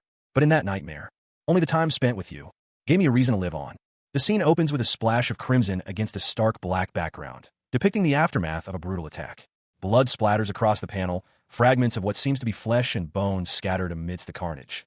A young woman with vibrant pink hair, her eyes wide with shock and horror, witnesses the gruesome scene. Her pupils are dilated, reflecting the intensity of what she has just seen. Beside her, a monstrous, fanged maw is partially visible, dripping with blood. From amidst of the carnage, a figure emerges. He recalls, "Right? I remember it all now. All the sins I committed." The figure, a young man with dark hair and a blood-stained jacket, stands amidst the debris. His back is to the viewer, but the blood spatter on his clothing speaks volumes. He continues his internal monologue, "And the reason I can't die." His face is now visible, marred by blood, yet his expression is resolute. He whispers, "I won't forget it ever again. Thank you." The pink-haired woman observes him, a smirk playing on her lips. She states, "So that's what it was. Your fangs, digging through people's memories, huh? Sorry to say this, but your judgment was wrong." The young man looks at the beast's mouth in shock. He thinks, "How? My beastly fangs can't be owned." The woman counters, "That might be true for other humans, but we're not your prey. We're hounds will bite off that throat of yours." The final panel shows the woman's face, her expression hardening. She adds, "The painful memories you showed." Amidst a flurry of falling debris and a light rain, a defiant voice declared, "Won't crush us." The camera focuses on Cha Hyun-song's resurrected face, his eyes blazing with defiance, blood staining his features, a grim determination etched onto his countenance. His mouth, a bloody gash, twisted into a snarl as he continued, "They'll just put us into a rage." The scene opens with a violent burst of red energy, suggesting a recent, intense conflict, leaving behind a trail of destruction and a monstrous, bloodied beast, its gaping maw a terrifying sight. The beast, seemingly in pain, speaks, its words laced with bitter frustration. "Why? Won't you people be affected by my beastly fangs? Why won't you drown in your nightmares?" Suddenly, a figure wielding a weapon bursts into the frame, striking the beast with incredible force. The impact sending shockwaves of red energy outward. The beast's monologue continues, revealing its inner turmoil, The memories you pulled up and the pain that came up again made me feel like shit. The scene shifts to a different location, introducing a young girl with purple hair, her expression one of intense determination. She speaks, her voice filled with a chilling resolve. But more than anything, the memory of that child being dug up by your disgusting fangs. Cha Hyun-sung, his body ravaged and bloodied, glared with furious eyes. His voice, raw with pain and rage, was a guttural roar. He would not be defeated. A violent explosion rocked the area as Hyun-sung unleashed a devastating attack. The force of the blast, sending debris flying. The impact left a crater in the ground. Despite his injuries, a chilling determination hardened Hyun-sung's features. He would not die. His resolve strengthened by a dark vow. Hyun-sung declared that all human lives were his. The aftermath of a brutal battle was strewn across the landscape. Crimson stains marred the ground, remnants of a violent struggle between beasts and humans. A lone figure, Sun Jiyoung, stood amidst the carnage. Her crimson hair flowed around her as she surveyed the scene, a question hanging in the air. Is that so? Her gaze fell upon the scattered corpses, a chilling realization dawning on her. Let's see, with just a look over the corpses. I see you ate a lot over time. She muttered, her voice laced with a grim assessment of the situation. She began to count the fallen, her expression hardening with each body she registered. Roughly 100. No, she corrected herself, the number clearly far exceeding her initial estimate. Jiyoung's posture shifted, her body tensing as she prepared for whatever might come next. The question hung heavy in the air. Is it around over 1,000? The sheer scale of the massacre was staggering. Jiyoung clenched her fist, the knuckles white against her skin. Then, she declared, her voice low and dangerous. Regardless of the number of lives lost, her resolve remained unshaken. Regardless of how many lives you gobbled up, she began, her voice hardening. A monstrous figure emerged from the shadows, its features twisted in a feral grin. It snarled, its voice a guttural growl. A fierce battle cry echoed through the air. Crush them until none are left. The scene shifted to a violent clash, the ground trembling beneath the force of the impact. A young woman with vibrant pink hair was thrown back by a powerful blow. A muscular figure, red-eyed and enraged, launched a devastating counterattack. The impact of the collision sent a shockwave of energy outwards. A scene of intense destruction unfolded, debris flying in all directions. A powerful energy beam pierced through the chaos, leaving behind a trail of devastation in its wake. The aftermath of the attack was a scene of utter carnage. The scene opens with a gruesome display. The aftermath of a brutal attack, blood splattered across the panel, hinting at a recent violent struggle. A high-pitched, almost inhuman screech echoes through the air as Cha Hyun-sung, a young man with dark hair, is shown in the throes of a violent struggle, his body contorted in pain as he is violently attacked. The impact of the attack sends him flying backwards, the force of the blow clearly visible in the motion lines. A guttural roar punctuates the scene, as Sun Jiyoung, a woman with vibrant red hair and a fierce expression, bursts into the frame, her attack a blur of motion. Hyun-sung groans in pain, his body battered and bruised from the attack. Another monstrous roar shakes the ground. As the beast's attack continues, the force of its blows is shattering the ground around them. A violent explosion of crimson energy ripped through the air, leaving behind a trail of shattered fragments and bloody debris. The force of the blast, sending Cha Hyun-sung flying backward, his body a mangled mess of blood and broken bone. Sun Jiyoung, the beast hunter, stood amidst the carnage, her crimson hair a stark contrast to the red around her. Her weapon, a wickedly sharp blade, dripping with the remnants of the recent battle. Hyun-sung's body lay broken, his mouth contorted in a silent scream, blood staining his clothes and face. His eyes, however, held a flicker of something else. A primal rage, a desperate struggle for survival. His body, ravaged and broken, began to convulse as a guttural scream tore from his throat. The ground around him cracked and crumbled under strain. Jiyoung, lying nearby, her own body battered and bruised, watched in stunned silence. Jiyoung passed out. And this guy's claws are piercing my heart, she thought, her mind racing. My power, my skills. Even my fangs didn't work on him, she realized, a wave of disbelief washing over her. Cha Hyun-sung, bleeding profusely, found himself utterly spent. He lamented his inability to fight back, whispering to himself that he had no strength left for a counterattack. Despite his weakness, a grim determination hardened his gaze. He resolved to use the last of his strength, even if it meant sacrificing everything. A monstrous beast lunged at Hyun-sung, its claws extended, ready to tear him apart. Its ferocious roar echoing the intent to inflict fatal damage. The beast's attack connected, its claws sinking into Hyun-sung's flesh, leaving him battered and bleeding, his body a testament to the ferocity of the assault. Despite the grievous wounds, Hyun-sung fought back with surprising strength, his desperate struggle a testament to his will to survive. Hyun Song, his body wrecked, realized he had no other choice but to end the beast's life, even if it meant risking his own. He knew he had to keep fighting, no matter the cost. With a final surge of adrenaline, he prepared for one last, desperate attack, even if it meant only buying himself a short reprieve. The scene opens on a desolate landscape, the remnants of a colossal battle strewn across the ground. Chunks of what appears to be a ruined arena litter the area, stained crimson with blood. A grim testament to the ferocity of the conflict. The air hangs heavy with the stench of destruction.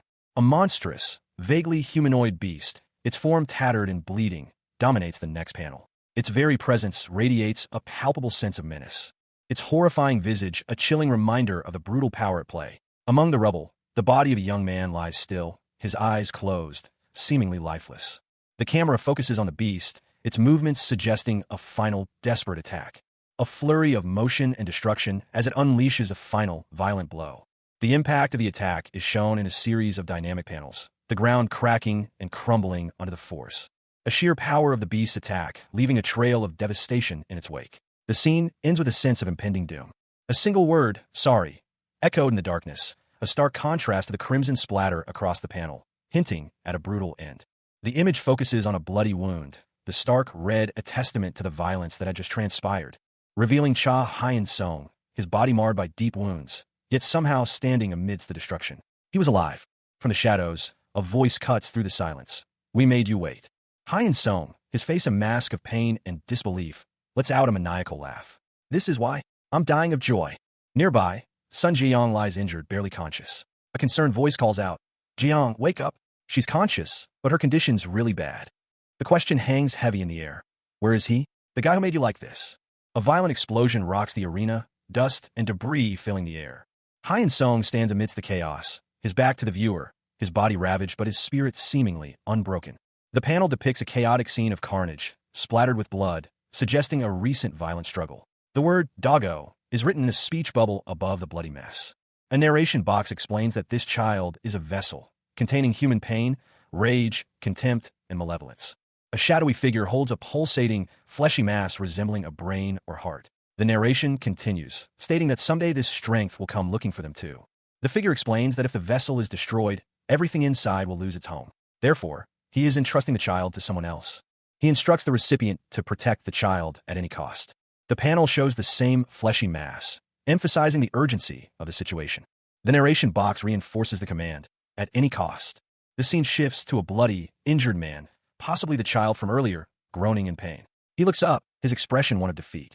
He reflects on his failure, stating that in the end, he couldn't protect anything. Cha Hyun Song lay dying, his body a canvas of crimson against the stark, pale ground. A final, whispered plea escaped his lips. Forgive me, master.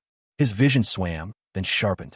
He saw a monstrous face, a grotesque parody of humanity, its features contorted by violence and decay. Blood matted its hair and dripped from its ravaged flesh. A guttural promise formed in the creature's mind. Instead, I'll... The creature's thoughts continued, a dark vow taking shape. Fulfill your orders. A surge of dark energy erupted from the creature, a violent crimson wave that tore through the earth. The ground buckling and cracking under the immense pressure. A maelstrom of destruction spiraling outwards. The crimson wave continued its relentless advance, consuming everything in its path. A vortex of blood and power, a terrifying spectacle of raw, untamed energy. A wave of crimson engulfed the scene, leaving behind a trail of destruction. All that remained was a chilling sight. Large blood clots clinging to the ground where a man once stood. A voice filled with disbelief echoed, "What is this?" Sun Jiyoung, a beast hunter with fiery red hair, stared at the gruesome scene, her eyes wide with a mixture of shock and determination. The question hung heavy in the air. Exactly what is happening? A blinding flash of light erupted from the center of the blood clots, and a voice, filled with a chilling curiosity, whispered, "In there." As the light subsided, dark fragments scattered like rain, revealing a horrifying skeletal figure, its gaping maw a testament to its monstrous nature. Its eyes burned with an unholy light. A crimson vortex descended, its swirling tendrils tearing through the ground, leaving behind a chasm of destruction. The aftermath of a brutal battle unfolded before them. A vast, ruined arena lay in desolate silence. The once thrilling spectacle now replaced by a landscape of shattered concrete and pulverized earth. Three figures, small and indistinct against the scale of the destruction, moved cautiously through the debris. The silence after the painful screams waned. Blood, a stark crimson against the pale gray of the broken ground, pooled around the base of a lone, scarred tree, a grim testament to the violence that had transpired. In that place, drowning in the darkness like silence, 3 figures lay wounded, their faces a mixture of pain and disbelief. Cha Hyun-sung, his eyes wide with shock, was among them. Each of them sensed the same thing, a chilling premonition of something unseen, something unnatural. From the depths of the destruction, a monstrous form began to rise. Crimson flesh, like a grotesque parody of human anatomy, pulsed with an unnatural energy. Its gaping maw a terrifying testament to the horrors to come. The unavoidable stare of death. A skull-like face, contorted in a silent scream, emerged from the darkness, its eyes burning with malevolent intent. Cha Hyun-sung awoke to a crushing weight, his body heavy and unresponsive. A cold sweat beaded on his brow as he felt the pressure of his own blood. The air itself seemed to press down on him, suffocating. In the terrifying silence, he found himself alone, his injured form silhouetted against a crimson backdrop, facing a colossal, shadowy figure that loomed over him. The overwhelming sense of isolation was palpable. A curse escaped his lips. He needed to act, but his body refused to obey.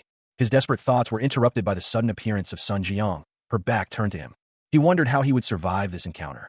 Jae-young addressed her crew, her voice sharp and commanding. Cha Hyun-sung, his face marred by blood, and Sun Jiyoung, both wounded, stood at a distance.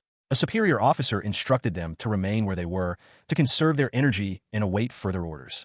Team leader Yoon was tasked with covering Hyun-sung's rear, intervening only when an opening appeared in the beast's defenses. Meanwhile, another figure approached, their footfalls echoing in the desolate landscape. A woman with fiery red hair, preparing for a direct confrontation, her stance resolute as she prepared to engage the enemy head-on. A glimpse of a skull-masked figure is shown. The scene shifts to a large, cracked arena where several figures are seen in the distance.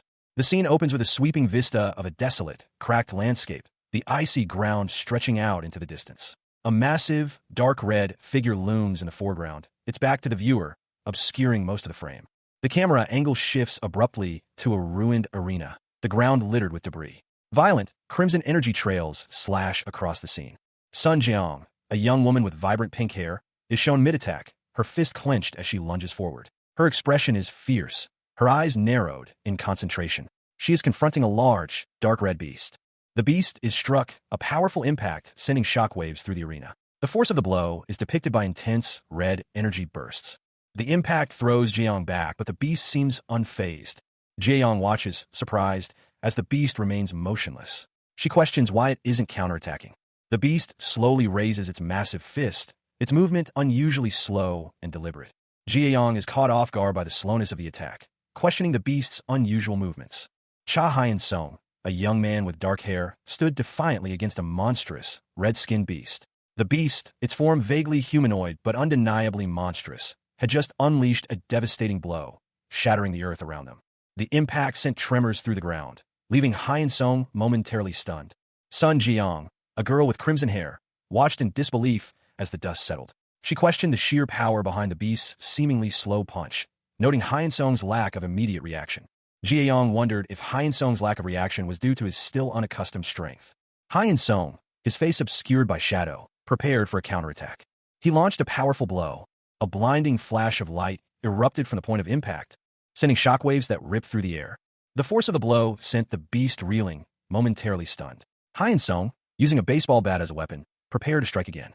Cha Hyun-sung, his body ravaged, glared at his attacker with a ferocious intensity. Blood streamed down his face, but his eyes burned with a desperate resolve. The words "smash his torso" echoed in his mind, a battle cry born of pure survival instinct. He braced himself for the final blow, his teeth bared in a silent scream of defiance as the beast lunged. The impact was brutal, a sickening crunch echoing through the air as the beast's attack connected, sending Hyun-sung sprawling. A whirlwind of motion followed, a blur of limbs and claws as the beast continued its assault, its red form a terrifying spectacle. Yet, amidst the chaos, a chilling calm settled over the beast as it muttered, "How annoying." Suddenly, a new voice cut through the air. Sun Jiyoung, her eyes blazing with fury, roared, "Everyone stand back." She warned Hyun-sung, shouting, "Dodge," as the beast prepared another attack. Hyun-sung, despite his injuries, managed to evade the blow, narrowly escaping the beast's jaws. Jae-young landed a blow, but the beast was far from defeated. Hyun-sung, seizing the opportunity, launched himself into the air, his sword raised high above him. Cha Hyun-sung's face, bloodied and bruised, filled the panel. His eyes, wide with a mixture of pain and defiance, reflected the brutal reality of his situation. A guttural sound escaped Hyeon-sung's lips as he cursed, "This rotten." The scene shifted, revealing a monstrous, shadowy beast, its form partially obscured by the darkness. A sense of dread permeated the air. Hyeon-sung was thrown violently backward by a powerful force, the impact sending him crashing through the crumbling stone structures. As the beast's attack continued relentlessly, suddenly, a figure with fiery blonde hair and what appeared to be wings descended from above, interrupting the beast's assault. This was Sun Ji-young, a beast hunter. The narration boxes revealed a critical observation.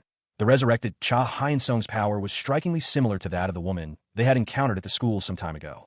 The following panels depicted Sun Ji-young, the beast hunter, locked in a fierce struggle against a monstrous entity. Its form was serpentine, with thick, coiling limbs that lashed out with brutal force. Ji-young's movements were desperate, her expression grim as she fought to maintain her footing amidst the creature's relentless assault. Despite her skill, the narration boxes highlighted the sheer disparity in power. While they could redirect the beast's attacks, stopping it entirely was beyond their capabilities. The situation had drastically worsened since before its transformation. Their previous strategies were now ineffective. The question loomed large. Could this monstrous foe even be defeated?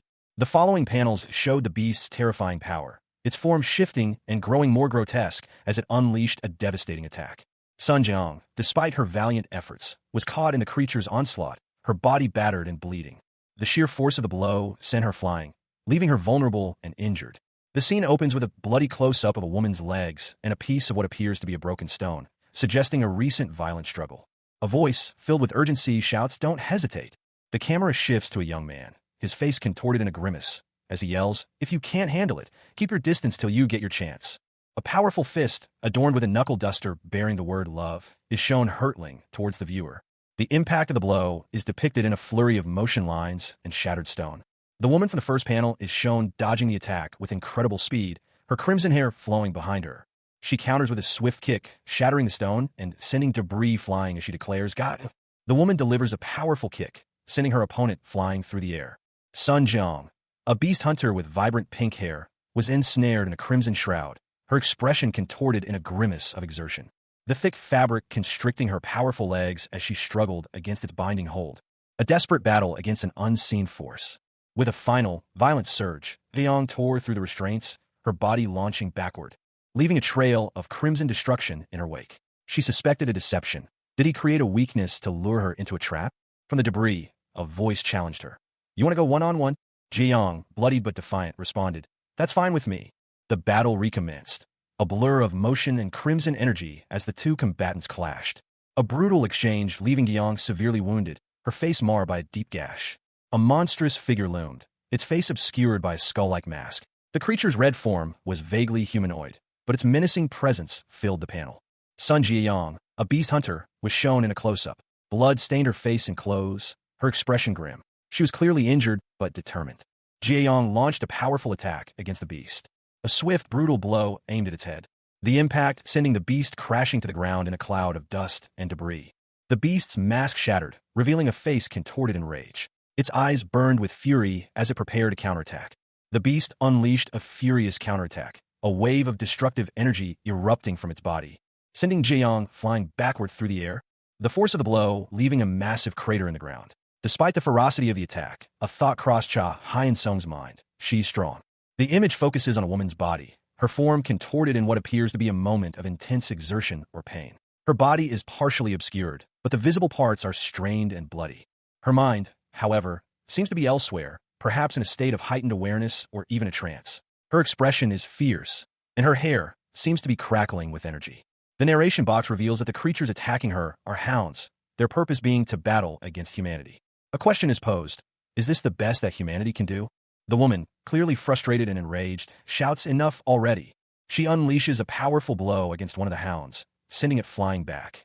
The panel shows the woman's face, covered in blood, her eyes wide with a mixture of determination and grim resolve. Beside her, the skull of a defeated beast is visible.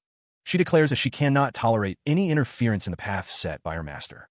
The final panel shows a powerful, imposing figure standing amidst the carnage of a battle. Several defeated figures lie around him, suggesting a decisive victory. The ground crumbled beneath the feet of several people, who fell into a chasm of fiery destruction. A monstrous figure, seemingly made of crimson flesh and muscle, stood at the bottom, surveying the scene. A chilling declaration echoed through the desolate landscape. This place would become their prison. The faces of 3 individuals, bloodied and battered, filled the panel, their expressions conveying despair and defiance. A single word, never again, served as a grim vow. A monstrous red hand, clawed and dripping with blood, loomed over the scene. The ominous question hung in the air. Would they ever see the sun again? A voice boomed, commanding them to go to sleep. The command was a prelude to further suffering. 2 figures fell from the collapsing structure above, their bodies battered and bloody. Below, the crimson beast watched, its malevolent gaze fixed on its prey. The beast's legs, powerful and monstrous, hung over the edge of the chasm, a terrifying display of its might. Sun Jiang, a beast hunter with vibrant red hair, tumbled through the air, her crimson jacket billowing behind her as she fell into an abyss of eternal darkness. Cha Hyun-sung's consciousness flickered back to life, his body a canvas of crimson. He found himself suspended in the air, his body grotesquely contorted, blood staining his clothes. The scene around him was one of devastation. Chunks of concrete and metal floated around him, defying gravity. He recalled the moment before his death. A beast, its fangs sinking into him, had released a powerful force.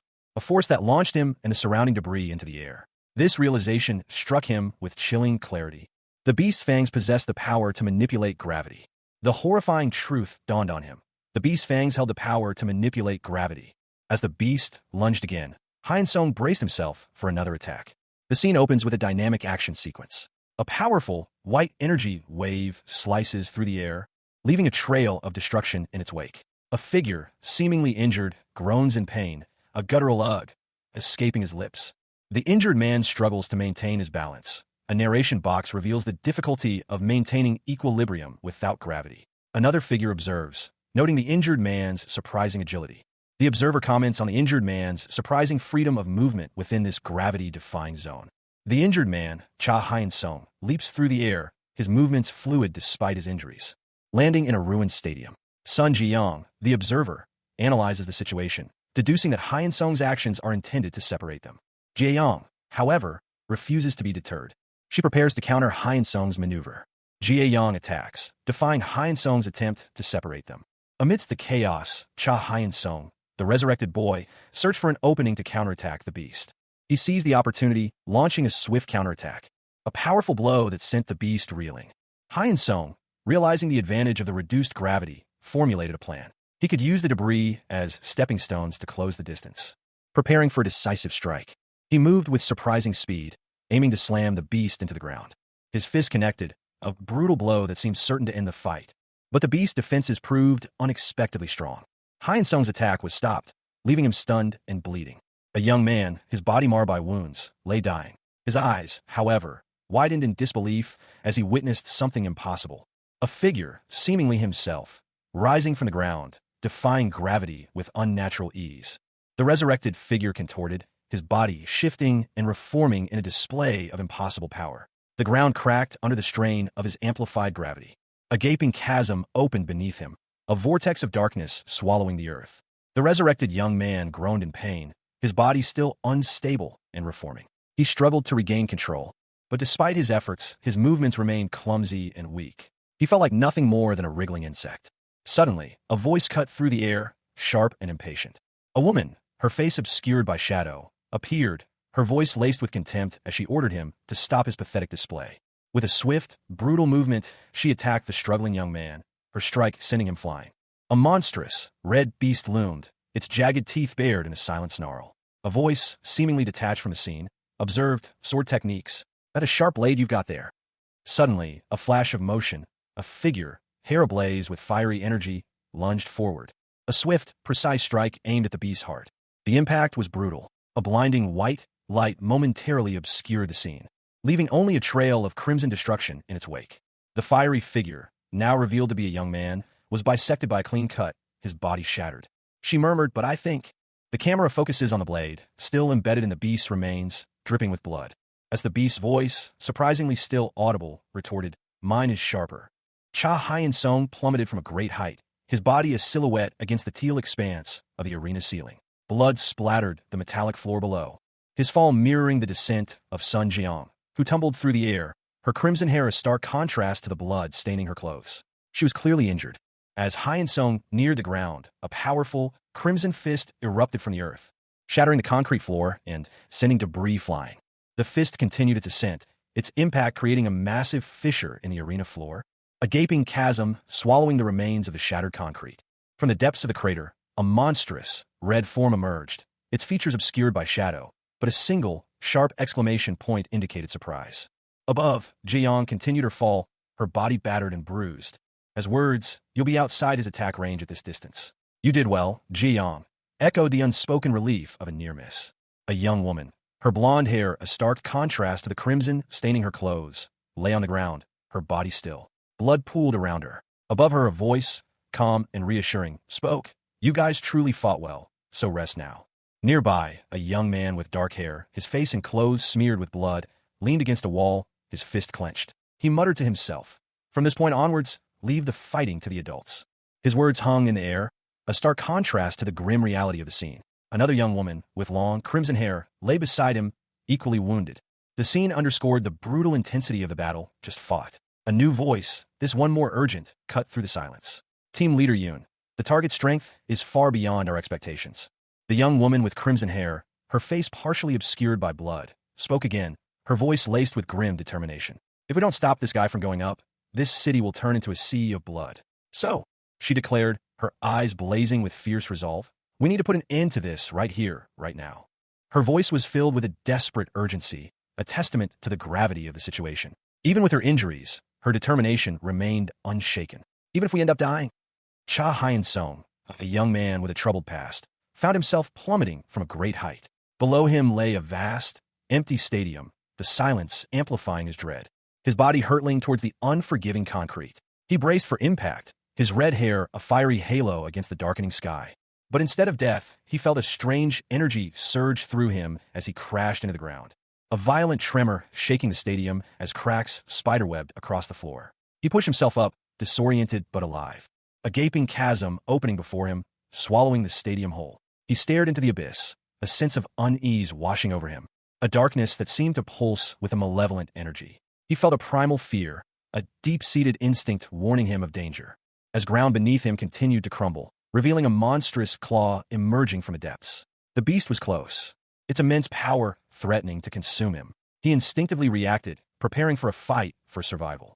Observing the beast's movements, he noted their calculated approach, a chilling intelligence in their advance. He wondered if they could anticipate his attacks based on his hand movements. A monstrous, skull-like beast lunged, its clawed hand aimed at Sun Ji-young's head. Blood splattered across her face as she barely managed to evade the attack. But the beast's attack continued, its dark energy ripping through the ground. Even so, the beast sneered, its voice echoing with malice. "You can't escape the darkness."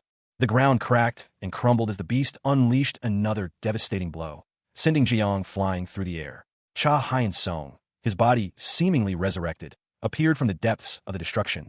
Ji-young, bruised and battered, glared at the beast. "Trying to launch us into the air again? We're not falling for the same trick twice."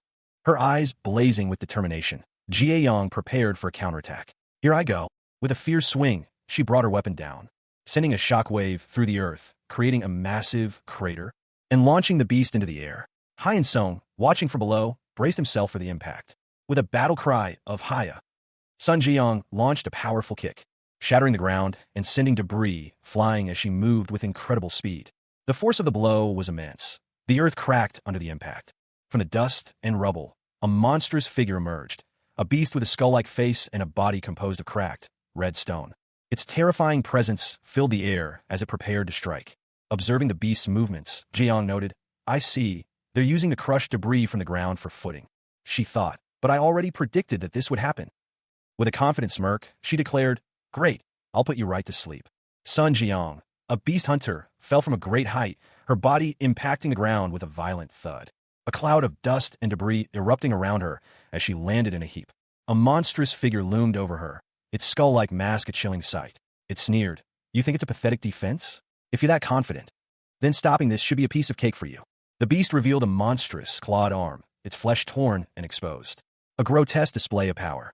"From this point onwards, I'm going to spend all my strength to survive." A furious voice echoed, filled with rage and a chilling determination. "Every single second of my time trying to kill you." The image showed a monstrous eye, bloodshot and filled with malice, as if peering into the very soul of its prey.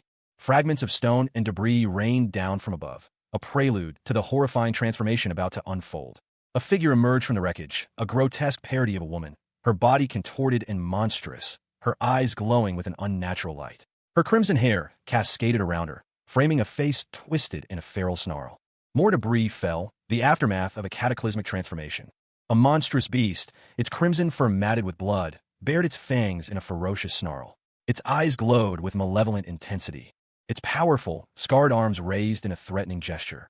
Suddenly, a figure emerged from the chaos, a young man with a grim determination etched on his face. He wielded a bloody blade, readying himself to confront the beast. The young man lunged forward, his attack a blur of motion, a fierce clash of steel and flesh erupting in a shower of sparks and gore. The beast recoiled from the unexpected assault, its form momentarily staggered, only to unleash a devastating counterattack, sending the young man flying.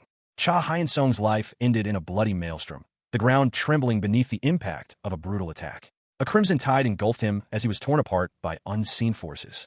The last thing he saw was a blur of motion, a crimson beast's powerful blow connecting with his body, leaving him broken and lifeless. But even in death, his vision remained fixed on the scene, a horrifying spectacle of destruction and carnage. Suddenly, a figure emerged from the chaos. Sunjong, a beast hunter, her crimson hair a stark contrast to the carnage around her. She stood over Hyun-sung's remains, her expression grim. Then, impossibly, Hyun-sung's body began to glow with an eerie light, a sign of his resurrection. He rose, his body now imbued with a strange power, ready to face the beast that had killed him. The battle between beast and man was far from over.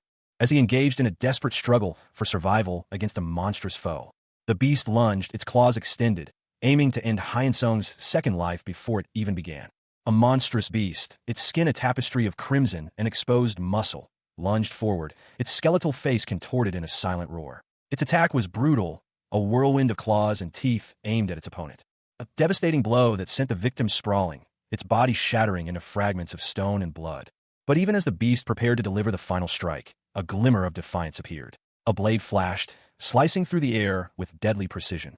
The beast recoiled, a guttural cry escaping its broken jaw as the blade found its mark. Its crimson form momentarily obscured by a spray of blood and shattered bone. The beast's eyes, filled with a primal rage, widened in disbelief.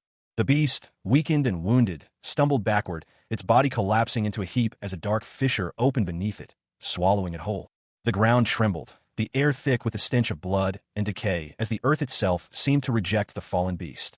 A figure emerged from the depths of the chasm, its form silhouetted against the crimson sky. It was Cha Hyun-sung, seemingly resurrected from the brink of death. His body battered, but his spirit unbroken. A triumphant roar escaped his lips as he surveyed the scene. A desperate struggle for survival now beginning. Cha Hyun-sung, a young man with crimson hair, found himself in a desperate struggle against a monstrous beast. His body, bloodied and battered, moved with surprising speed and strength, landing a powerful blow that sent chunks of rock and earth flying. The sheer force of the impact was evident in the devastation around him. The beast recoiled from the attack, its form momentarily obscured by a cloud of dust and debris. The ground trembled from the force of the clash, revealing a massive crater where the beast had stood moments before. The air crackled with residual energy. The beast, severely wounded, was sent hurtling through the air. Hyun-sung, despite his own injuries, pursued his advantage, his movements a blur of motion. He crashed to the ground, his body a testament to the brutal exchange. The beast lay defeated, but even in defeat, its immense power was evident in the lingering destruction. The ground was scarred and broken. A final devastating blow shattered the remaining pieces of the beast, leaving only dust and debris in its wake. A colossal, clawed appendage, crimson and scarred, descended from above, the ground trembling under its monstrous weight. The beast, a horrifying figure of muscle and blood, braced for impact, its eyes burning with malevolent intensity. A violent collision shattered the earth, sending debris flying as a shockwave ripped through the air. The impact created a massive crater, dust and smoke billowing outwards.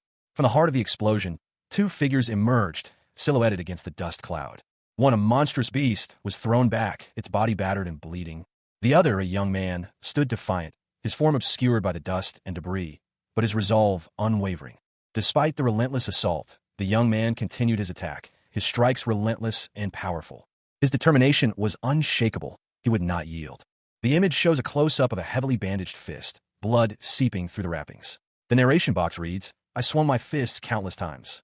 The panel depicts a woman with vibrant pink hair, standing confidently before a group of shadowy figures. The narration boxes explain, when I had strong, courageous people whom I could trust by my side. To go forward with them, to become someone they could rely on, I swung my fists over and over endlessly. When those with resolve in their lives died, when the scars on my body and soul didn't heal, I swung my fists over and over endlessly until my consciousness became hazy. That was the only thing I had. Grief for my fallen comrades, vengeance from the detested beasts, and a rage for my helpless self. I could endure all that suffering all because I never stepped back. Cha Hyun-sung, his body battered and bruised, fought relentlessly against his unseen assailant. Blood streamed from his wounds, staining his clothes crimson as he continued his desperate struggle. Until the very end, his strength finally gave way, leaving him broken and defeated. Hyun-sung's vision blurred as he collapsed, his body ravaged by the brutal fight. His last moments were filled with the searing pain of defeat, a guttural groan escaping his lips as darkness threatened to consume him. Oh, then an unexpected transformation began. His body, once broken and bleeding, started to mend itself, the wounds slowly closing as an unnatural energy coursed through his veins. A surge of power revitalizing him. His vision cleared, revealing a horrifying sight. Sun Jiang, a beast hunter, stood before him, her expression grim. He was alive, resurrected, but the battle was far from over. The scene opens with a bloody, visceral image, the back of a muscular, humanoid figure, its torso ripped open, revealing a gaping wound. Bits of flesh and bone are scattered around the body, suggesting a violent attack. A narration box above states, a life form that's just for us to prey on. The camera focuses on the creature's arms, now limp and broken, as it collapses. A thought bubble reveals its internal state. How come I'm being crushed by her? The narration box explains a body that's a copy of ours, and techniques made to confront beasts in battle. The perspective shifts to reveal a confrontation. A beast, its face a terrifying mask of teeth and glowing eyes, towers over a figure in dark clothing, who seems to be observing the scene from a distance. The beast is clearly injured, its body torn and bleeding. The narration boxes continue, explaining the nature of the beasts. They possess something beyond these things. Even as they're dying away, they try to bite off our necks. The panel shows a close-up of the beast, its mouth open in a ferocious snarl, as it attacks the figure in dark clothing. Another narration box appears. There's something beyond their bodies. The scene shifts back to the perspective of the beast, its thoughts revealed in a thought bubble. If I don't know what it is, will I be unable to defeat these humans? The beast's body continues to disintegrate as a narration box appears, carrying out master's orders. The final panel shows a close-up of the beast's face, its eyes glowing menacingly. A narration box states, "Is the only reason for me to fight?" A question hung in the air, unspoken but heavy with implication. Is that? The scene unfolded, a vast, blood-soaked landscape. Dozens of corpses lay scattered amidst a crimson tide, a testament to a brutal battle. Above, figures silhouetted against the bloody sky watched the carnage. A chilling thought echoed. Is that really the only reason? The camera focused on a gruesome detail, a bloody, mangled body, a stark reminder of the violence that had transpired. From the shadows, a figure emerged, their legs stained crimson. The scene shifted to a close-up of a young woman with crimson hair, her face contorted in a grimace, eyes wide with a mix of pain and determination. A single word escaped her lips. Now. She understood. Resolve, determination, will, intention. These were the forces that drove humanity. In the distance, a monstrous figure loomed, its silhouette a terrifying presence against the bleak landscape. A voice, filled with grim resolve, declared that will. A monstrous, shadowy figure loomed, its form vaguely discernible amidst the darkness. A thought bubble above it read, "Will be cursed forever." Cha Hyun-sung fell from a great height, his body a silhouette against the inky blackness. Crashing onto the ground below, he lay there, wounded and bleeding profusely. Hyun-sung's body convulsed, a guttural scream escaping his lips. As he writhed in agony, a speech bubble appeared. What is this? Sun Jiang observed the scene from a distance, her thoughts forming a narration box. How is he expanding the domain of his fangs at such a scale? His gravity manipulation technique should only be possible in a much smaller area. Another narration box appeared. Did he hide his true strength on purpose? No, that doesn't make sense. He could have easily wiped us all out from the start. Hyun-sung's face, partially obscured by blood, was contorted in a grimace. A speech bubble above him read, "How the hell?" Cha Hyun-sung, moments from death, could only utter a pained, "This bastard." He was witnessing a horrifying spectacle. The beast was tearing itself apart with its own fangs.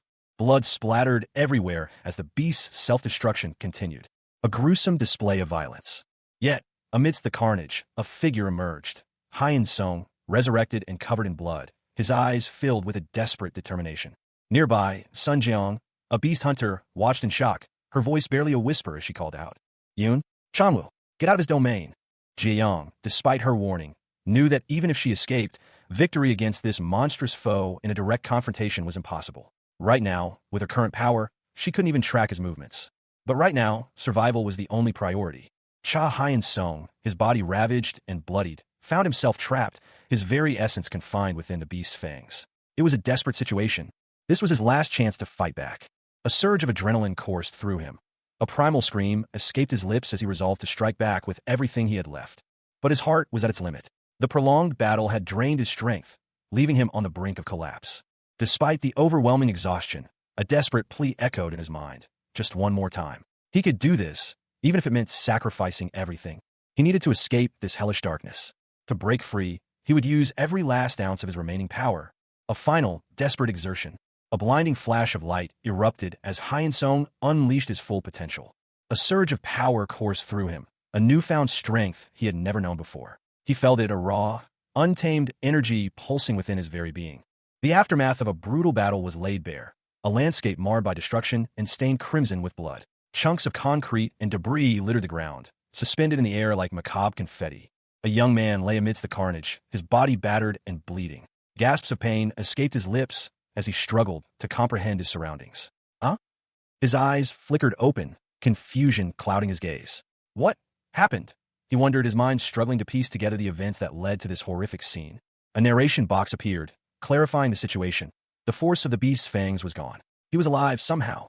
He stared at his hands, disbelief washing over him. No way did we win?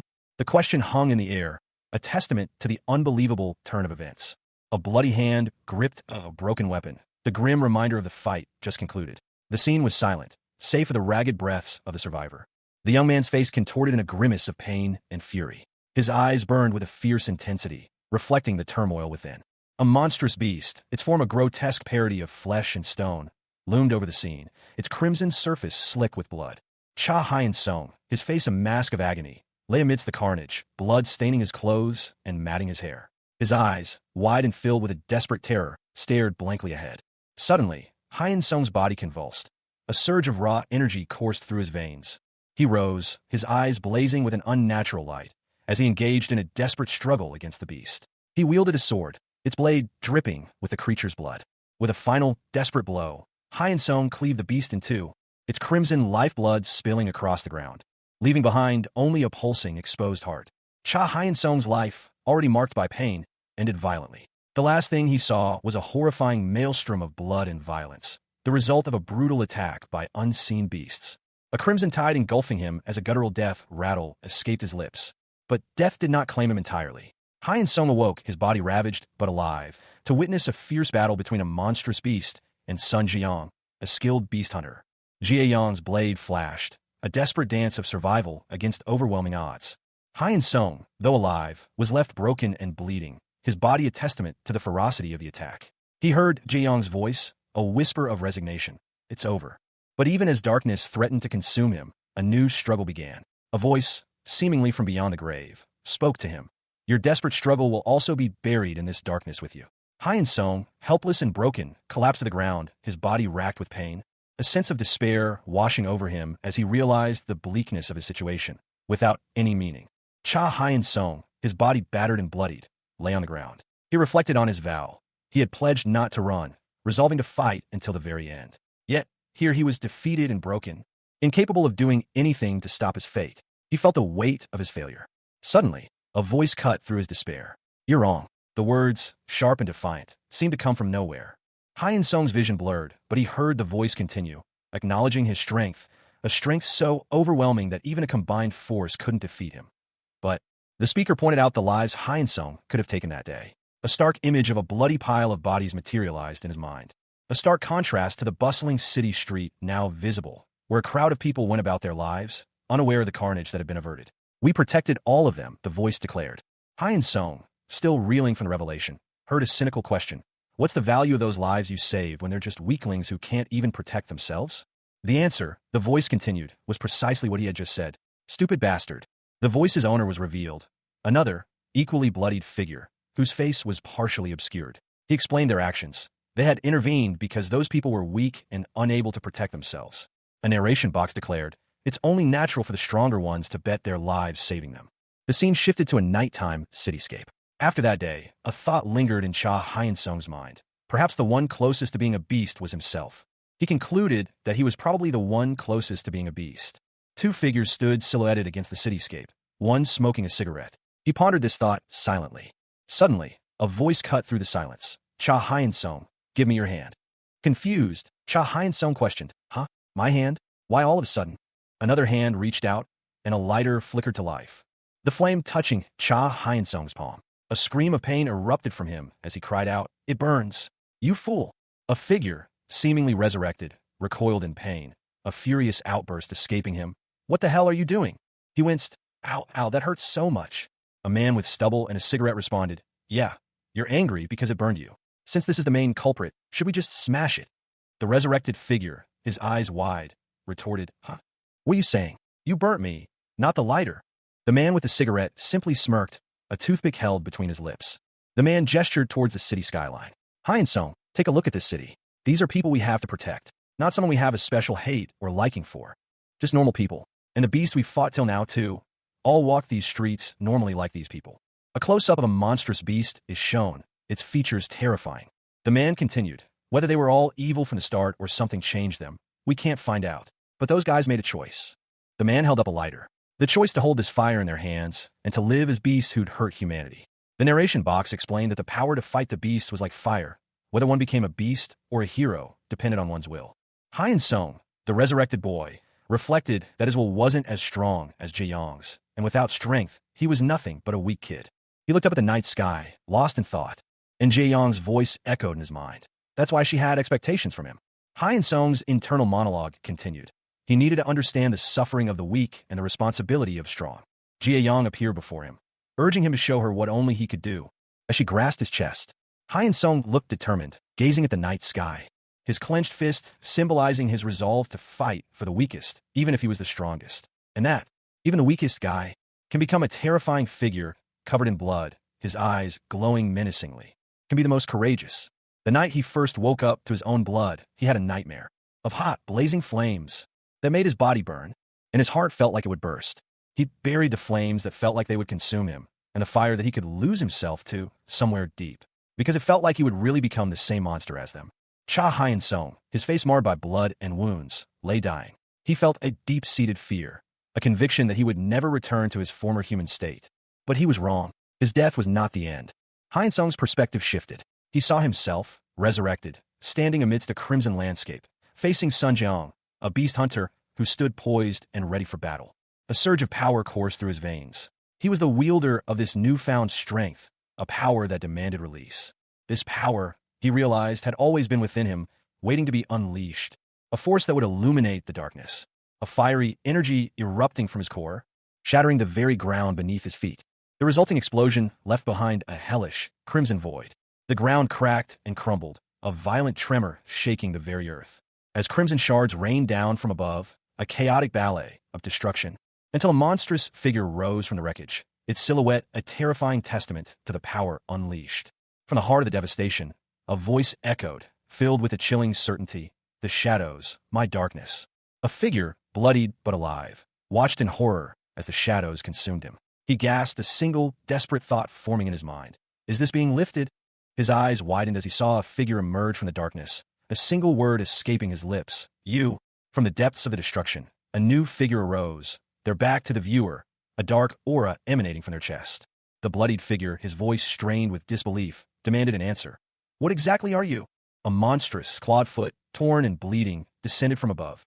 The ground cracked and crumbled beneath its weight. A voice, filled with disbelief, whispered, is this it? So is something like this. The camera focused on a monstrous face, its maw a gruesome cavity of exposed flesh and sinew. A low, guttural voice echoed, this is who I am. A silhouette, bloodied and broken, struggled to its feet amidst the devastation. The red sky above reflected the carnage below. A powerful figure emerged, its body a grotesque fusion of flesh and shadow, a crimson X blazing across its chest. Cha Hyun-sung awoke to a long, oppressive darkness. He resolved to end this. A monstrous figure emerged from the darkness, its crimson form vaguely humanoid but adorned with grotesque, thorny protrusions that resembled a skull-like mask. One glowing red eye burned with malevolent intensity. The beast's chest bore a large, pulsating wound, a crimson stain spreading across its dark, rocky flesh, a testament to the brutal fighting that had preceded this moment. A surge of intense heat coursed through his veins, yet an unexpected sense of calm washed over him. He felt as if he were one with the monstrous figure beside him, a being of immense power and fiery energy.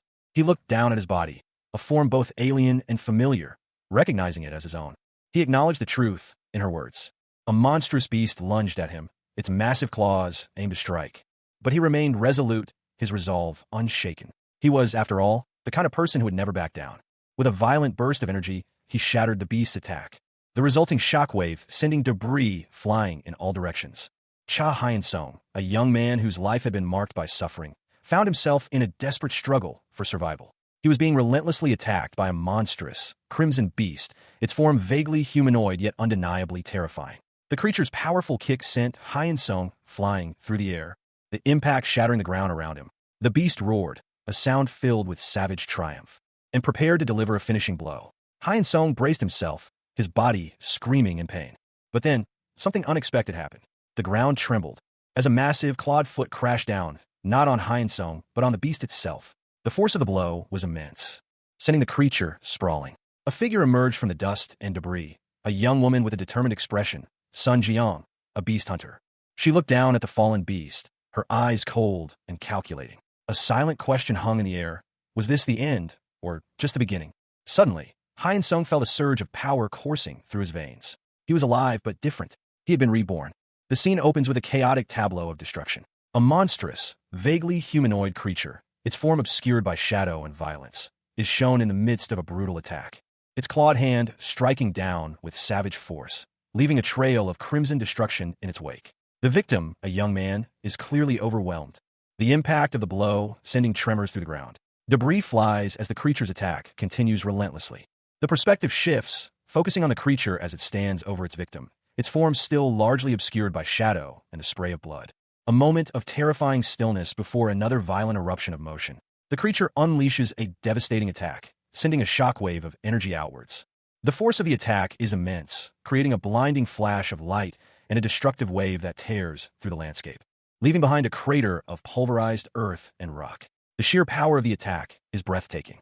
The dust settles, revealing the extent of the devastation. Large chunks of rock and debris litter the ground. And then, amidst the wreckage, a pair of eyes snap open. They are filled with a terrifying intensity, reflecting the chaos of the scene. Observers watch the battle unfold, one commenting on the overwhelming strength of one of the combatants. The scene shifted to show a figure, seemingly defeated, collapsing to the ground amidst a trail of blood and shattered stone. A question arose regarding the true extent of the defeated combatant's power, as a monstrous figure emerged from the dust and debris. The panel focused on the monstrous figure's chest, revealing a fiery, symbolic mark. A voice urged the monstrous figure to stop, warning of further, unnecessary pain. But the figure responded with a furious growl, indicating defiance. A powerful surge of energy erupted from the monstrous figure, causing a massive fissure in the ground. The fissure expanded, revealing a dark, ominous void beneath. The final panel showed a powerful, bloodied hand emerging from the darkness. The ground cracked and crumbled, a crimson fissure snaking across the earth. A monstrous, shadowy form rising from the depths, its immense power threatening to consume everything in its path.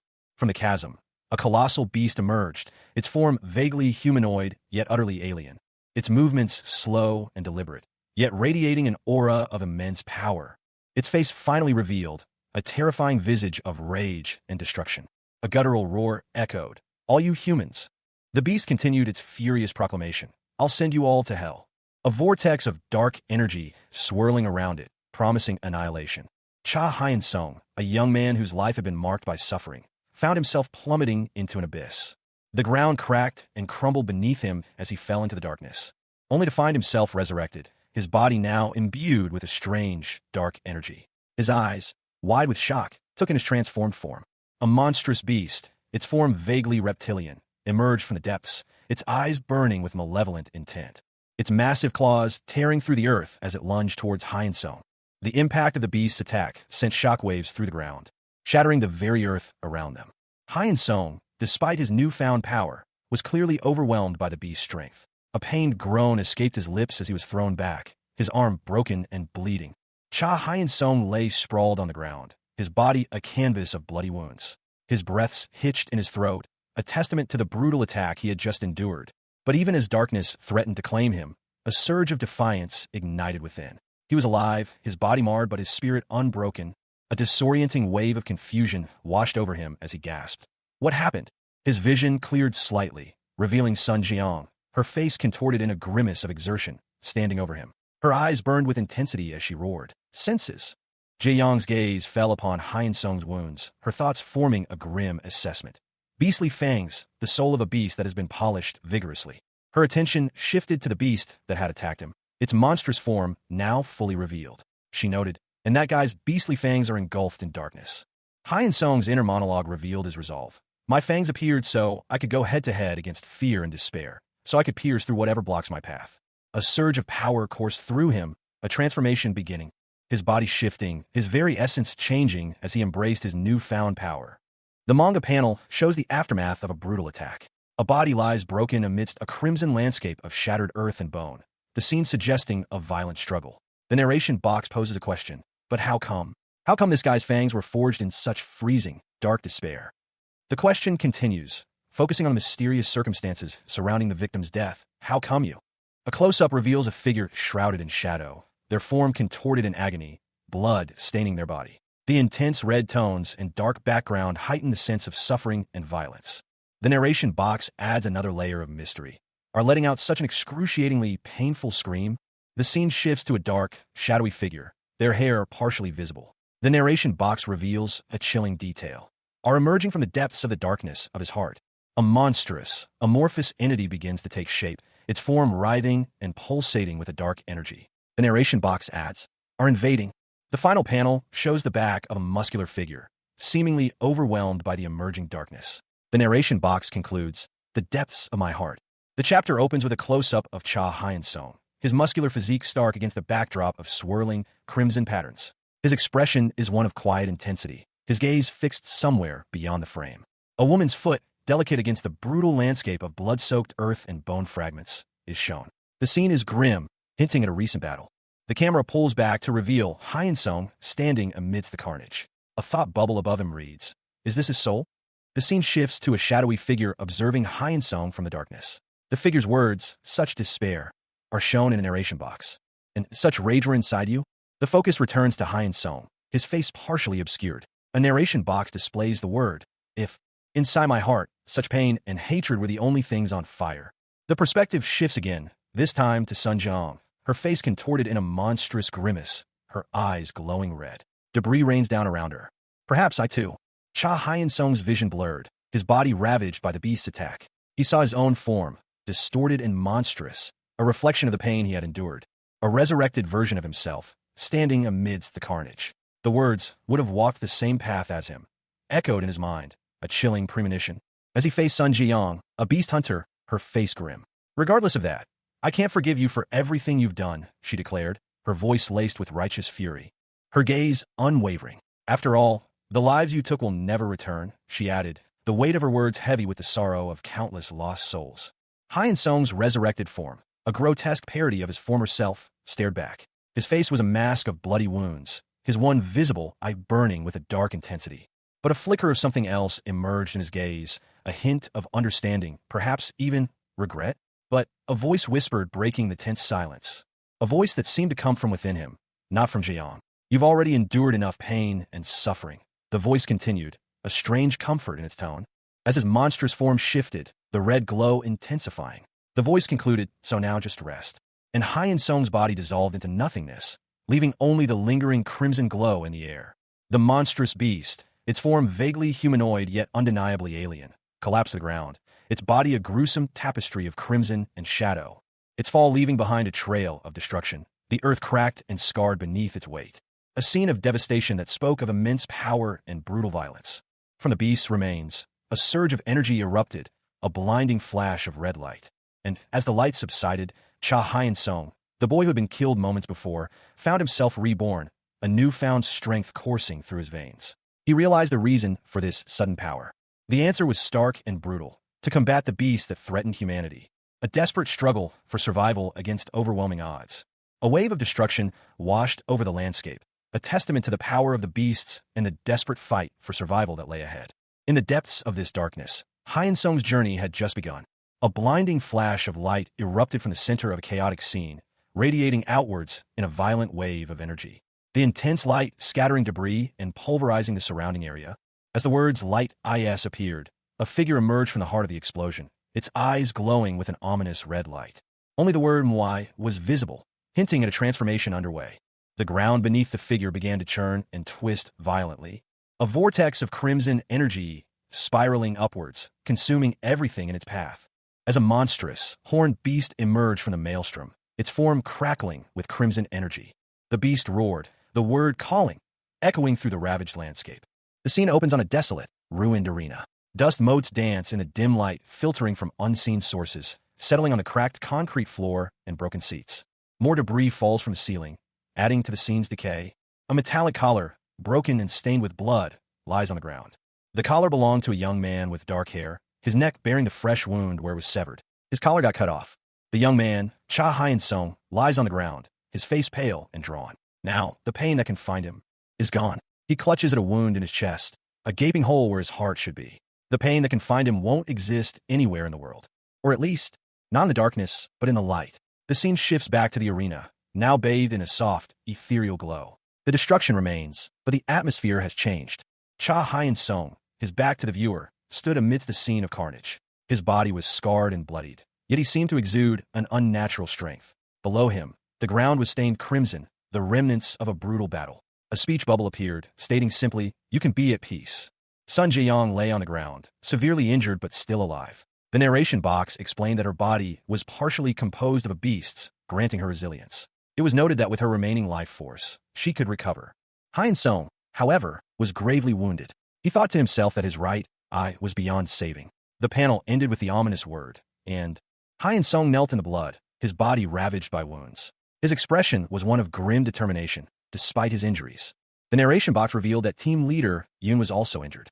Hyun-sung's face was shown, covered in blood, his breathing ragged. He was clearly in immense pain. He weakly called out, "Bro." Chanwoo, another figure, presumably Chanwoo, appeared, concerned, and asking if Hyun-sung was all right.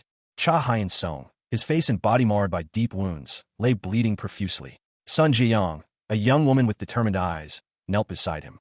"Don't talk," she urged, her voice firm. "Your wounds might open up." Hyun-sung's leg was a gruesome sight. Blood pooled around him on the ground. His leg was bleeding heavily. Ji-young's brow furrowed with concern. "Stay still, or put pressure on it," she instructed, her tone sharp with urgency. Despite his pain, a weak smile touched Hyun-sung's lips. "You were so cool, just like a hero, huh?" He managed to gasp out weakly. Jae-yong sighed, exasperated. "I told you not to speak." "Don't move," she snapped, her patience wearing thin. The bleeding was far more serious than just a leg wound. Hyun-sung's face was contorted in pain, his eyes squeezed shut as he winced. His eyes snapped open, revealing a look of intense frustration and agony. Sweat beaded on his brow. He tried to lift his hands, but they trembled weakly, dripping with blood. His voice was barely a whisper. "I don't have any strength." A figure, barely visible in the near-total darkness, whispered a plea. Light it for me." A hand, calloused and scarred, struck a lighter, the small flame illuminating the scene. The light revealed two figures, a muscular man, his body bearing the marks of numerous battles, and another, whose face was partially obscured by shadow, holding a smoldering cigarette. Just then, the muscular man spoke, recalling a past event. He described a moment of intense violence, his words painting a vivid picture of bloodshed and chaos. He had been drenched in blood a second time. From that point on, a significant change occurred. His heart stopped beating. Yet, despite this, a strange sense of peace settled over him. He was glad, because the last thing he saw was their victory. The image shifted to show the muscular man, now lying on the ground, his body covered in blood and wounds. Despite his grievous injuries, a strange thought crossed his mind. It's actually not that bad. Cha Hyun-sung lay bleeding, his vision blurring. A wave of disorientation washed over him as he gasped for air. His hand, trembling, slammed against the ground. Blood pooled around his fist as a question formed in his mind. What had they won? The victory felt hollow, a bitter taste in the aftermath of the brutal battle. Where was the triumph they had fought so hard for? Son Jiayongnes saute drifted. She wasn't fighting to become stronger, nor to prove herself superior to others. Her motivation was simpler, more profound. She embraced Hyun-sung, her face etched with grief and exhaustion. She couldn't bear to watch anyone else suffer. The loss of those close to her was a pain she refused to repeat. The scene before him was a horrifying tableau. Bodies lay scattered in the school hallway, a grim reminder of the cost of their victory. Hyun Sung's eyes burned with a fierce determination. He would not let this happen again. A somber reflection hangs in the air. The narrator observes that despite everything, this is where things have ended. Cha Hyun Sung lies on the ground, his body battered and bloodied. Death's cold grip is evident in his lifeless eyes and the crimson stain spreading across the cracked earth around him. Hyun Sung's inner voice echoes with defeat. Once again, he has failed. A close-up on Hyun Sung's blood-covered face emphasizes the brutal reality of his situation. The scene shifts. A conversation unfolds, revealing that Hyun Sung is about to become a team leader. Sun Ji-young, a girl with dark purple hair, expresses disbelief and disdain at the news, calling him a thug. Hyun Sung, seemingly annoyed, questions why she's bringing up the past, especially since she made time to visit him on his birthday. Ji-young apologizes, still surprised that he's become a police officer. The conversation turns to the grim reality of their world. There's a shortage of people, and many are injured or killed fighting beast suspects. Sun Ji-young, a young woman with dark hair, questioned Cha Hyun Sung, her expression a mixture of concern and empathy. She wondered aloud if he had anyone he could rely on, given the constant threat of criminals. Hyun Sung, a man with a determined yet weary look, responded that despite their efforts, innocent people still fell victim to the criminals, leaving him questioning the meaning of his own fight. He reflected on the futility of his efforts, questioning if his job had any real meaning. Ji-young, however, disagreed, stating that his work wasn't meaningless. The scene shifted to a sunny street, showing a Mrs. Pizza restaurant. The implication was that this was a place significant to them, perhaps a memory of their father. Ji-young continued, arguing that even though his fight was difficult, seeing his dedication would inspire others. She expressed her own determination to continue fighting, just like him, and to never give up. Hyun Sung, his face partially visible, seemed to be contemplating her words. A close-up of Hyun Sung's bloodied face emphasized the physical toll his past struggles had taken on him. The narration box highlighted the pain he must have endured. Ji-young acknowledged the hardships he had faced, empathizing with the times he must have felt powerless and unable to act. A bloody hand lay sprawled on the ground, the crimson stain spreading across the pale surface. A single word floated above it, stark against the dark background. Anything.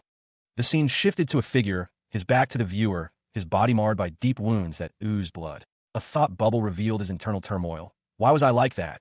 His face, now visible, was contorted in a grimace of pain and self-reproach. Another thought bubble emerged. I shouldn't have done that.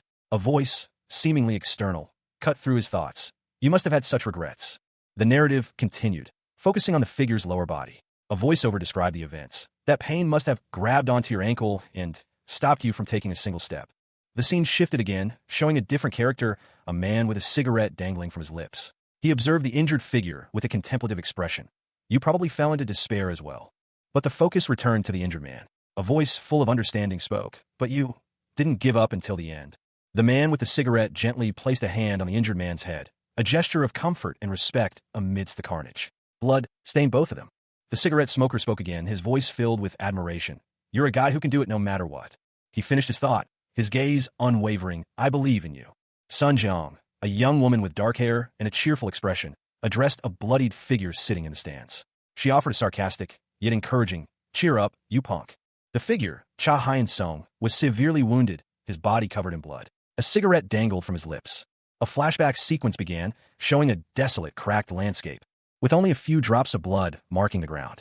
Hyun Sung's thoughts were unclear, only a mumbled and...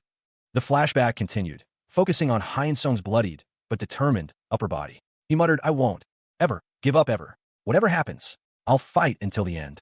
Hyun Sung's face, still bloody, showed a grim determination. He whispered, that's right. Thank you. A close-up on Hyun Sung's face emphasized his bloody state and resolute expression as he held a cigarette. The cigarette fell to the ground, signifying the end of the flashback. The camera focuses on a pool of blood on a cracked floor, a large boot print visible within the crimson stain. A stark reminder of the brutal fight that just transpired. The narration box reads, with blood and tears flowing, we fight. The scene shifts to show a young woman, her face pale and bloodied, lying on a medical table, surrounded by medical personnel in protective gear. The narration box states, someone meets their end. The scene shows an empty arena, the seats scattered and dusty, with two figures in hazmat suits standing near the center.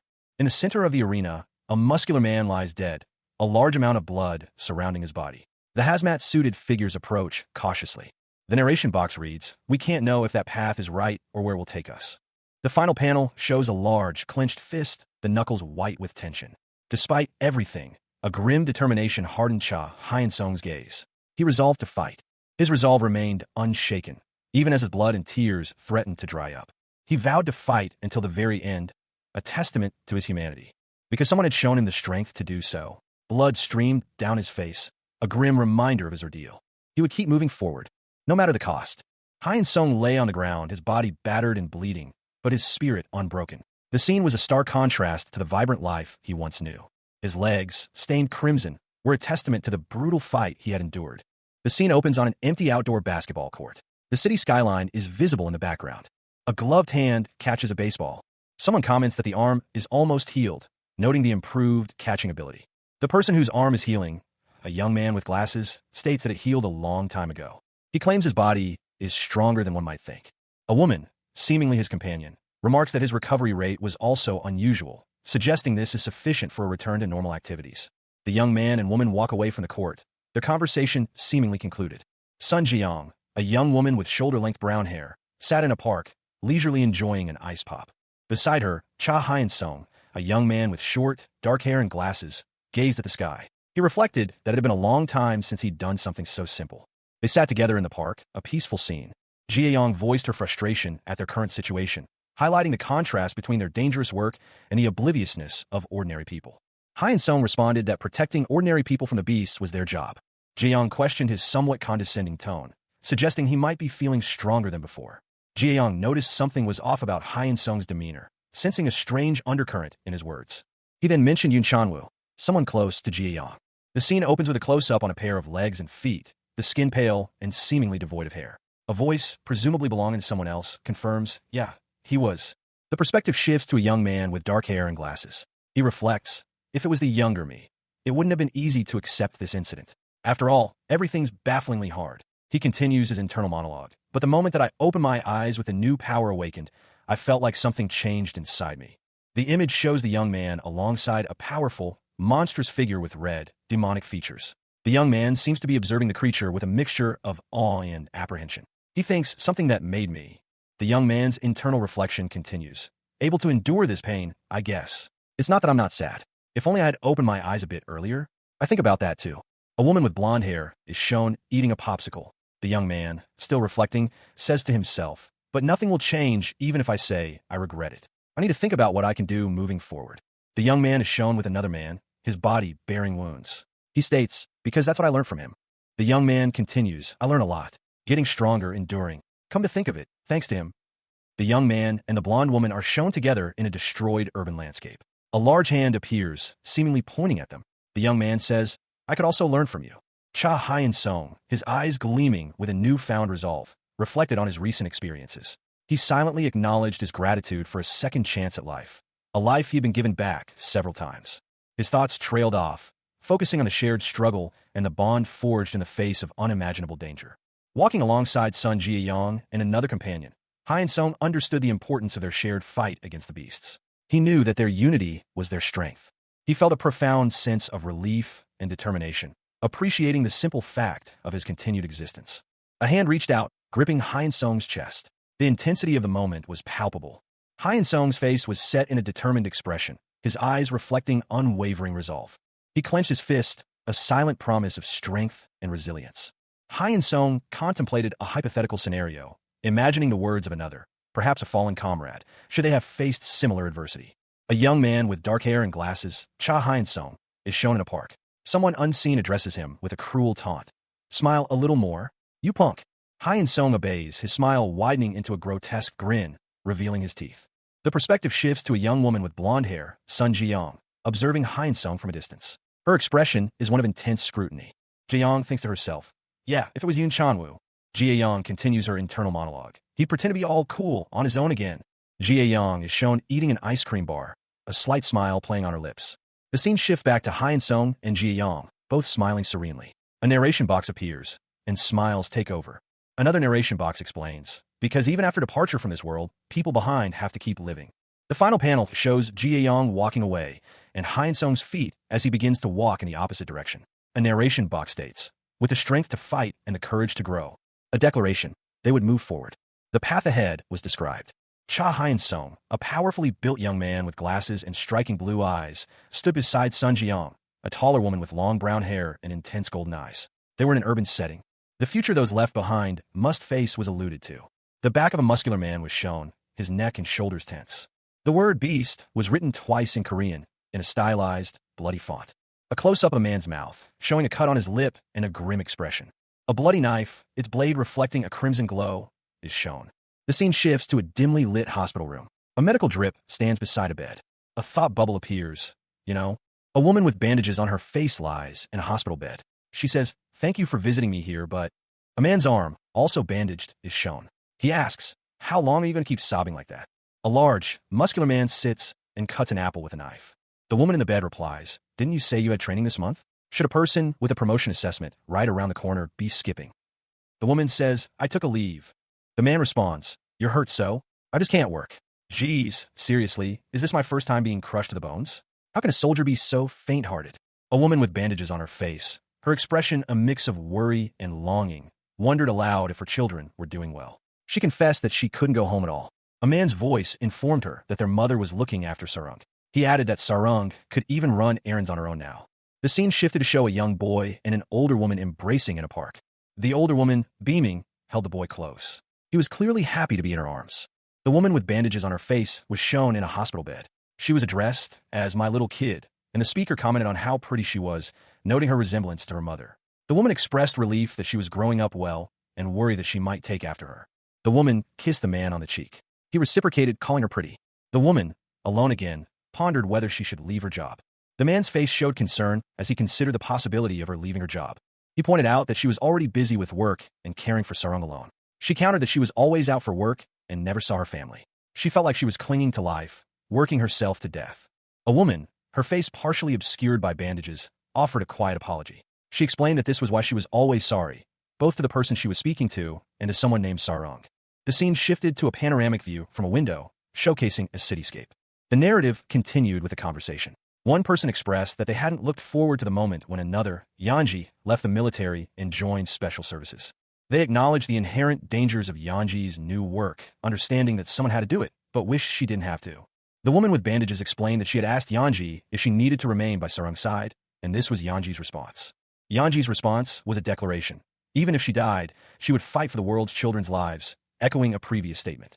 A man, seemingly proud, declared that he had married a cool and amazing woman. The image focused on the man's muscular upper body. The bandaged woman stated that Yanji did not need to apologize, as her work and fighting were for the sake of their family. She expressed pride in Yanji. A young woman with bandages covering her face and neck lay in a hospital bed, a small smile playing on her lips. She muttered to herself, feeling content with her choice of husband. Her arm was in a cast, further evidence of recent injuries. A large, muscular man sat beside her bed, watching her with a gentle expression. The camera shifted to a large, modern hospital building. In a dimly lit office, a man sat before a computer screen, reviewing data.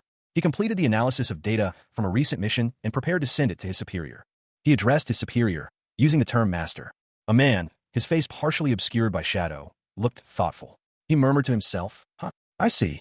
The man's face was now fully visible. A stern expression settled on his features. He had a prominent mustache and wore glasses. He declared, "We'll meet soon."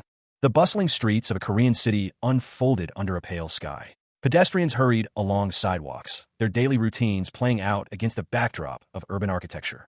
Inside a building, Cha Hyun-sung, a young man with dark hair, stood silently, his expression unreadable. He seemed lost in thought, as if contemplating something serious. A news report detailed a recent incident. The ground floor of a club building in Gangnam, Seoul, had collapsed, forcing the evacuation of over 50 people. Fortunately, there were no casualties. Authorities had evacuated nearby residents to prevent further damage and were investigating the cause of the collapse.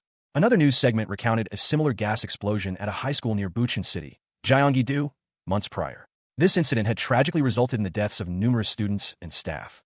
The families of the victims from the previous incidents had not cooperated with investigators, hindering the investigation and making it difficult to determine the truth. In response to the increasing number of missing persons and unsolved murders, the police expanded their investigative force, forming a dedicated case response team and implementing a 24-hour emergency system. Police Chief Shin Hee-moon announced measures to combat rising violent crime and safety incidents. Missing persons reports had increased by 20% compared to the previous year. The news then shifted to a recent event. A couple in their 30s was found dead in their home in Yeosan, Haemin, Gyeongnam. Cha Hyun-sung sat before a blank television screen, his back to the viewer. The room was dimly lit, suggesting a late hour or a generally somber atmosphere. Despite attempts at information control, the distress caused by the beast attacks was widespread. The news was inescapable. Hyun-sung, possessing the unique ability to sense beasts, reflected on the Special Bureau's efforts. While they fought valiantly, their efforts felt futile against the sheer scale of the threat.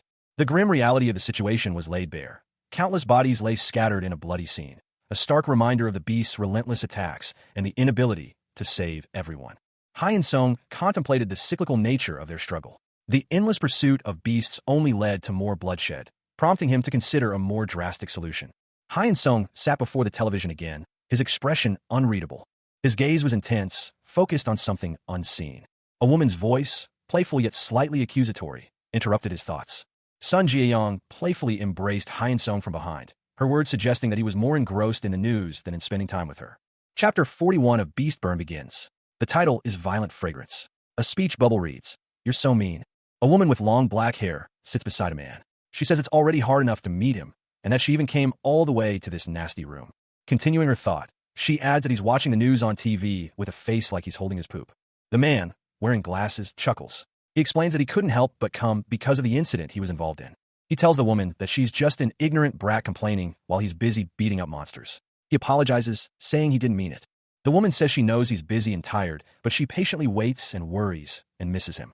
She asks him to focus on her when they're together. He replies that too many things have taken him out of his senses these days. He says that his time with her is the most relaxing and that he's been absent-minded. She says that if his time with her is the most relaxing, she'll forgive him because she likes being with him the most. Cha Hyun-sung and Sun Jae-young sat close together. She leaned against him affectionately. He responded with a smile and a casual, "HM, thanks." She then asked him what he did to relax after work last week. He replied that he played catch in the park with Jae-young, enjoyed the fresh air, and they chatted. The pair continued to relax together, enjoying each other's company.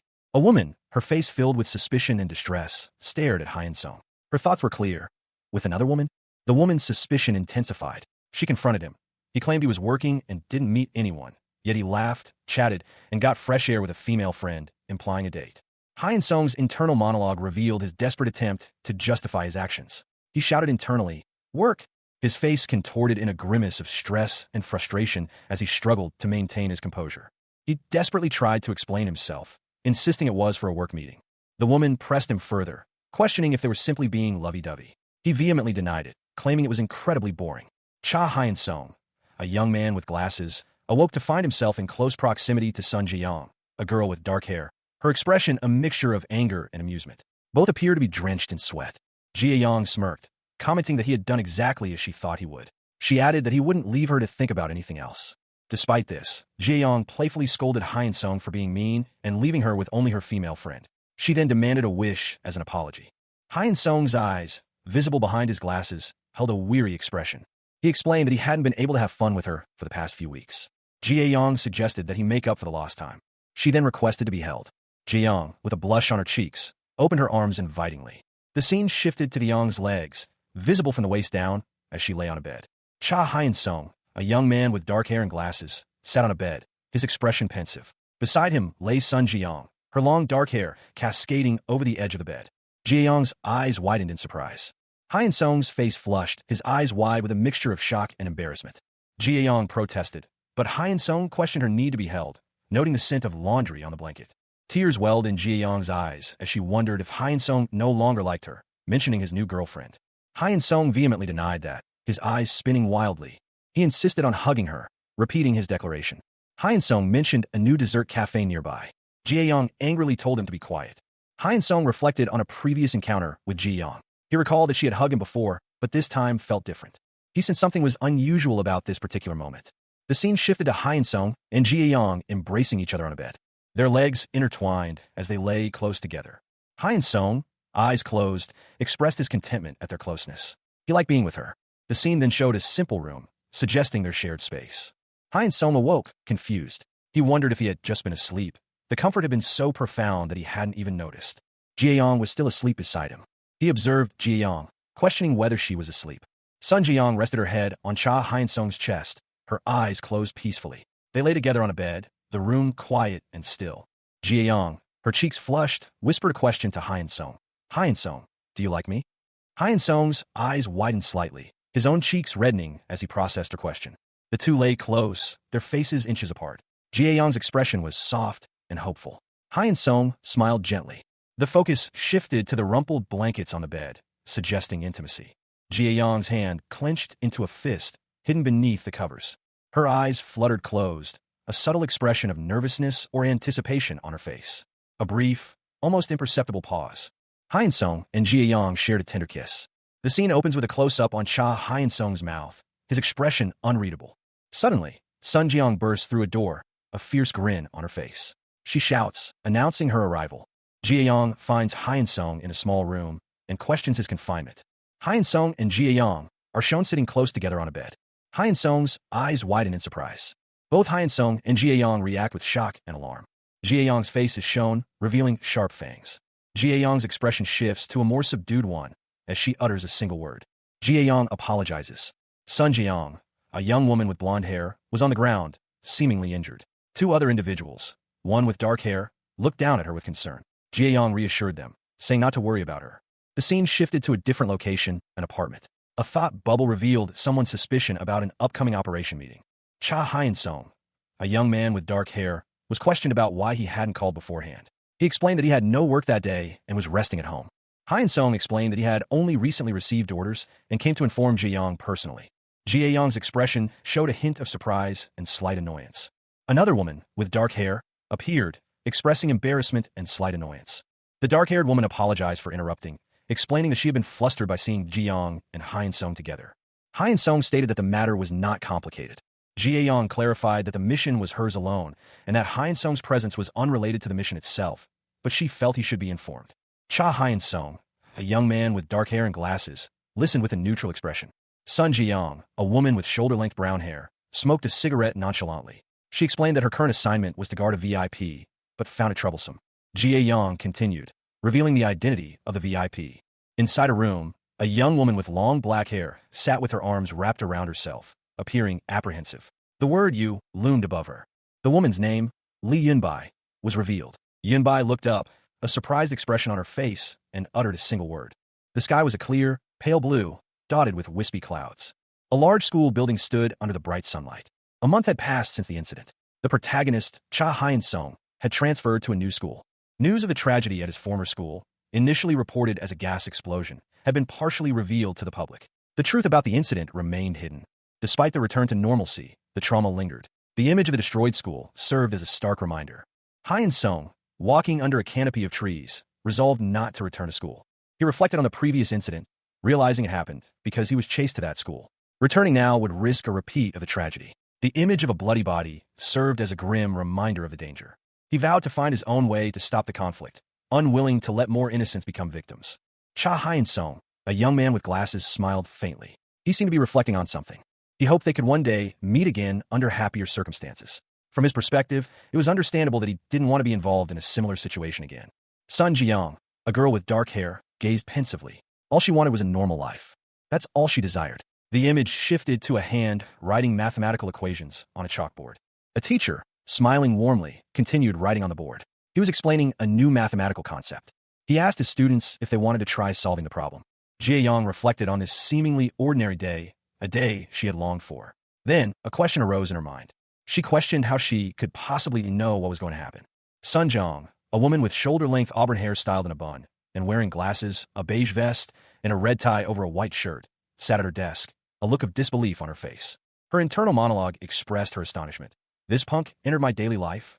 A teacher, whose face is mostly obscured, spoke to a young girl named Yunbai, expressing some initial concerns about her adjustment to the school, but ultimately relieved.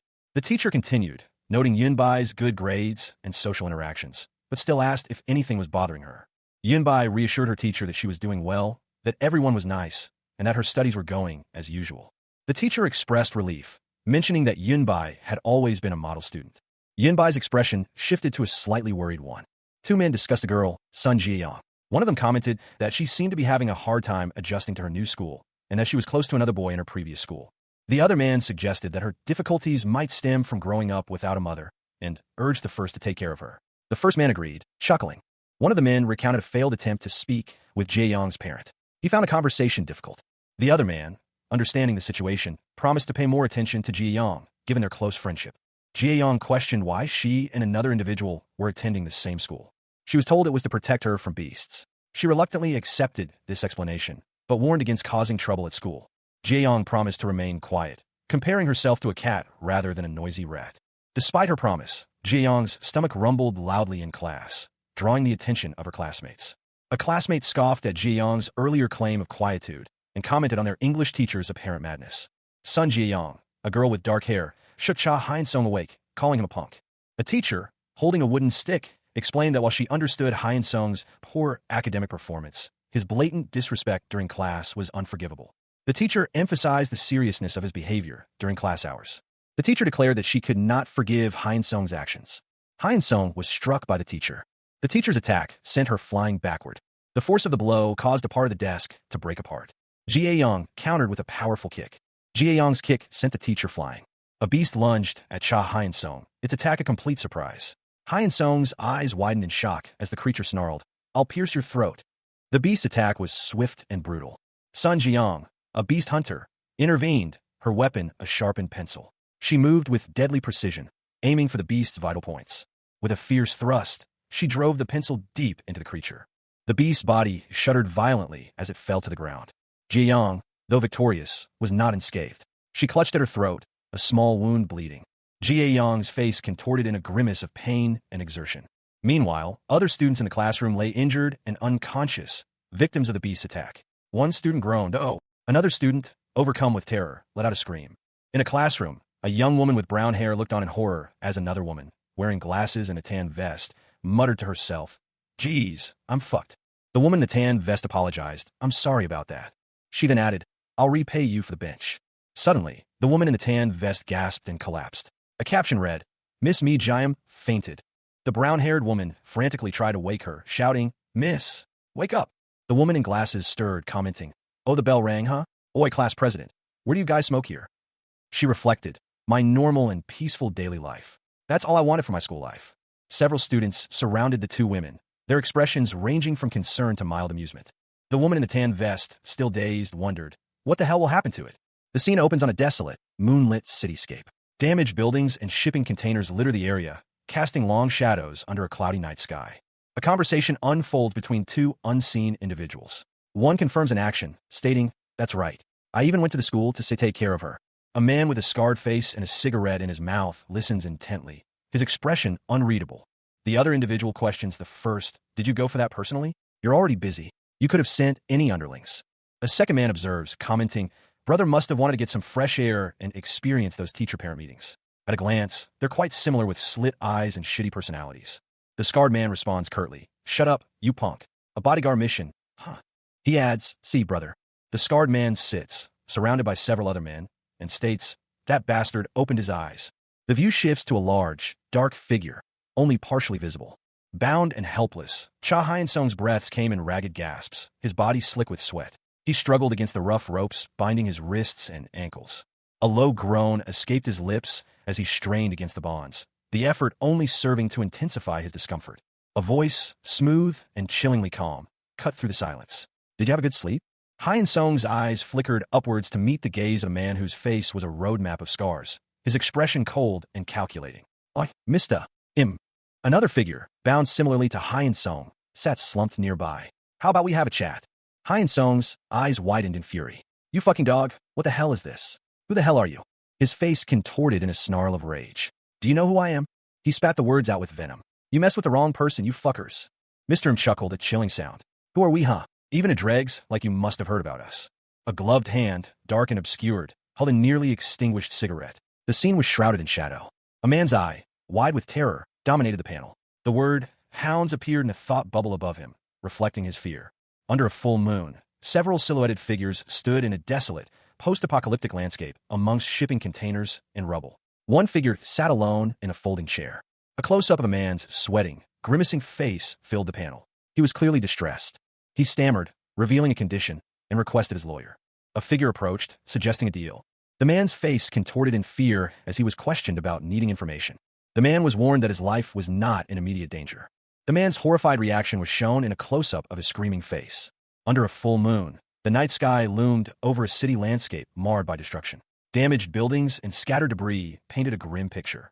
The camera moved to a cargo container yard, the metal boxes stacked high against a backdrop of ruined structures. Two shadowy figures emerged from the darkness, their eyes glowing ominously in the dim light. Their features were obscured, but their presence was menacing. A horrifying close-up revealed a beast, its mouth agape in a silent scream, blood dripping from its maw. A leg, clad in dark clothing, descended from above, followed by a menacing voice. The voice demanded negotiation, its tone laced with a chilling threat. A face of a man, scarred and weathered, filled the frame, his expression one of intense rage. He unleashed a furious insult, calling the unseen opponent a fucking insect. The scene opens on a night in a ruined city under a full moon. The air is heavy with the silence of desolation. A man, his face obscured by shadow, sits amidst the rubble. He mutters, "Enough." The man's face is partially visible, showing signs of weariness and despair. Another man approaches, his boots crushing out cigarettes on the ground. He introduces himself. "Oi, I'm John Sean. Do you get the situation you're in now?" John Sean continues, emphasizing the gravity of the situation, about the position you're in. Suddenly, the first man is grabbed by the head, his face contorted in agony as blood spills. The dying man manages a desperate question. "Why? Why are you doing this?" John Sean reveals a chilling detail. "I'm John Sean, 47. You sent your wife and son, who's a middle schooler, to Australia." The scene opens with a shadowy figure, his lower body visible, standing on a dark floor. A voice, unseen, accuses him of operating multiple restaurants and hotels in Busan and Incheon.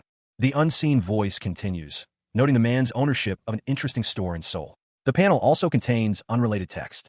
The scene shifts to a bloody confrontation. Two figures, their faces grim and marred by wounds, face each other. One is covered in blood. The bloodied figure speaks, revealing the name of a club, Bleed. The unseen accuser explains that the club, while appearing legitimate, was used to supply humans to the beasts. The panel shows a nightclub scene, filled with people. The accuser explains that the man selected usable humans for his business. The accuser finishes their explanation, stating that the man ran his business by throwing these humans to the beasts. A monstrous beast is shown, standing over a fallen, bloody woman. The bloodied figure reflects that the scale of the operation was impossible without someone helping the beasts. A bloodied figure, his face contorted in pain, was confronted by a menacing voice. The words, "How should I chop you up, you fucking rat," hung heavy in the air. Terror etched itself onto the victim's features as he pleaded, "Please spare me. I'll do whatever you say." His captor, a shadowy figure with sunglasses, responded curtly, "Then tell me," without leaving a single detail. The captor's face, grim and unforgiving, was illuminated by the crimson glow of a full moon. He demanded every detail about the guy called. A silhouette of a man, his one visible eye glowing red, stood against the backdrop of a ruined cityscape. The tension was palpable. The victim, his face a mask of blood and agony, gasped, "Master that you know." The shadowy figure, seemingly unfazed, stated, "I've never met Master in person." He continued, explaining, "I only ever received enormous amounts of cash and information related to the setup and management of the facilities used by those beasts." A large sum of money, neatly stacked in a briefcase, was the focal point. The narrator reflected on a desperate situation, explaining that he was being pursued by loan sharks and had little choice but to accept a mysterious offer. Continuing his internal monologue, the narrator admitted to not knowing the identity of the master orchestrating these events. Despite the dire circumstances, a significant realization dawned on him. He realized something crucial about the situation. The narrator revealed that the three individuals who identified themselves as the master's subordinates possessed an astonishing level of power. The sheer might of these subordinates was emphasized. Three figures with glowing red eyes were shown, their faces obscured by shadow. However, the narrator clarified that this was the only time he had seen them in person. The narrator explained that a man known as Doggo managed the basement of a club, which was used as a front for illicit activities. A figure, wounded and on the ground, was questioned. The interrogator pressed, "How did you contact those three, or do you know their hideout?" The wounded man responded, claiming ignorance. He stated that the last time he saw them was a while ago. However, he added that he had heard of others receiving similar offers. Another individual, observing the scene, confirmed the wounded man's account. According to data from Manager Hong, the man was telling the truth. The observer continued, explaining that there were countless similar places and double agents across the nation. The wounded man, upon hearing this, expressed his gratitude, uttering a heartfelt, "Thank you. Thank you very much." The observer dismissed the thanks, stating there was no need for such profuse gratitude. However, the observer then shifted the conversation, stating, "I'm talking about your family." The wounded man reacted with confusion, a single word escaping his lips, "Huh?" Suddenly, a gunshot rang out. Cha Hyun-sung's life ended in a brutal attack, the last thing he saw being a horrifying vision of blood and violence. The image shifts to a close-up of a firearm, its metallic gleam reflecting the dim light of the scene. A figure, lighting a cigarette, is asked about their next plan. The question is posed by someone calling him brother. The response is a grim plan to eliminate all the rats mentioned earlier, paving the way to confront their leader. The speaker anticipates further instructions from someone referred to as Mr. Director. A scarred man, smoking a cigarette under a dark sky, simply agrees. A looming figure ominously predicts a coming bloodbath. The scene shifts to a bright, sunny sky, a stark contrast to the previous panels. The setting changes to a daytime view of a city street, suggesting a shift in time and location. He heard a sound. Cha Hyun-sung, a young man with glasses, sat alone, lost in thought. The sounds of the city reached him, the noise of the crowd, the laughter and chatter of passers-by. He could even hear the subtle sounds of their breathing and heartbeats. That's why he could feel it, that there were no beasts on this street. He thought to himself that it was a peaceful city where there were no fights and no one got hurt. That's if he didn't exist. He wondered how he could blend in so seamlessly. He had the looks, the demeanor, every detail of his body was perfectly identical to humans. An unseen observer noted an anomaly. The subject exhibited an unnatural level of physical perfection, lacking any irregularities in breathing or pulse rate. The observer, a man with striking blue eyes, dismissed the possibility of someone being near without his knowledge. A voice challenged the man, questioning his next move and suggesting his plan had been compromised. The man simply replied that his plans had not been disrupted. A young woman with short, orange hair and pale skin addressed the man, stating she had no intention of engaging in physical violence.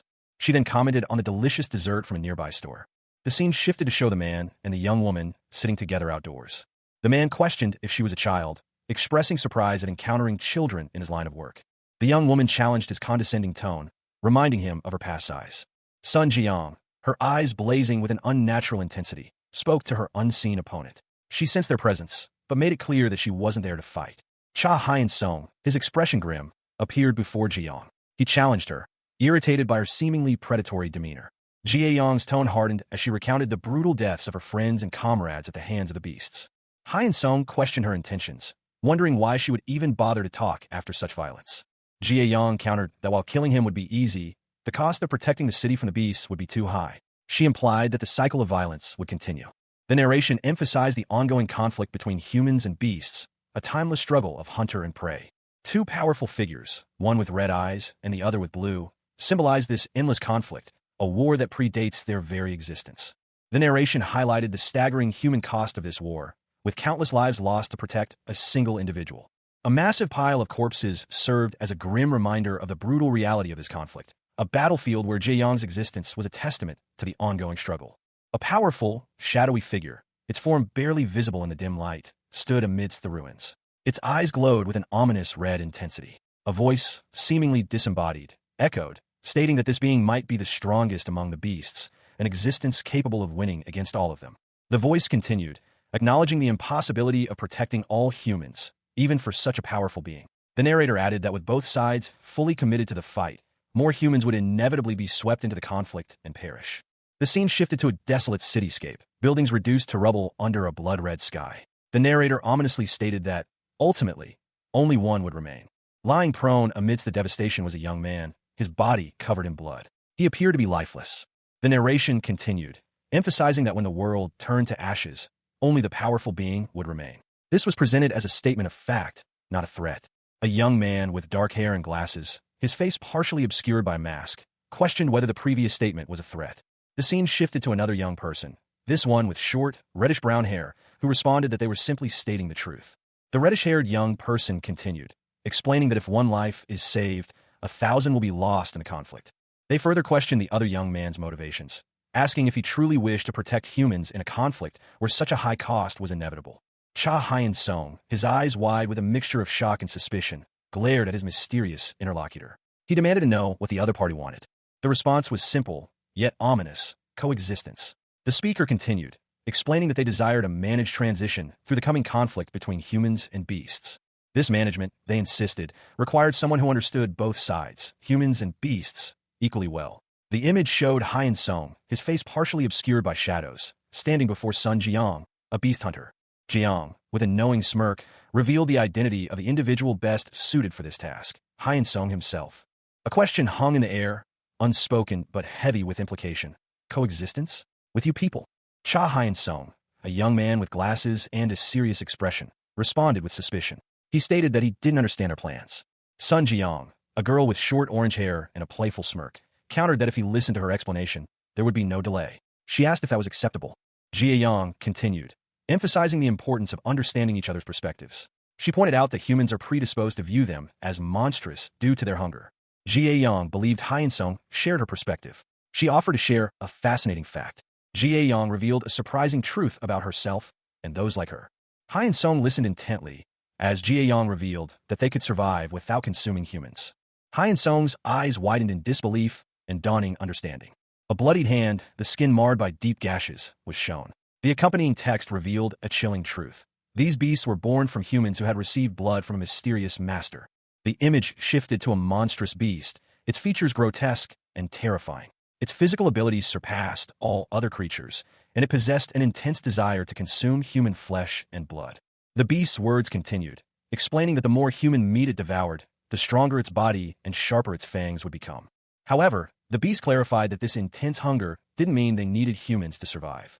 As long as they suppressed their desire to consume human flesh, they could survive perfectly well on normal plants and animals. The scene changed to a woman with vibrant orange hair, casually eating strawberries. She explained that, in short, humans were an extremely addictive and natural favorite food for them. She then posed a question to the reader, implying a shared nature between humans and the beasts. Aren't you the same?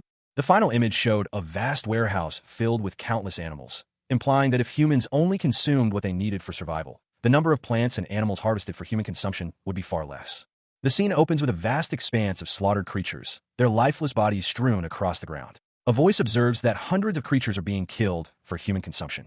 A man with dark hair and glasses questions the previous statement, implying that humans are the problem. A woman with orange hair and sharp features retorts, stating that she is not one to sympathize with prey and that it's natural for predators to take life. She argues that every life form on the planet has a predator.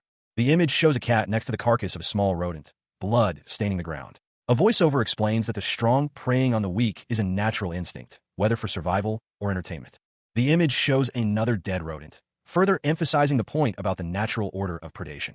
The man with glasses summarizes the woman's argument, that the current situation should be accepted as natural, given that humans are the prey and other creatures are the predators.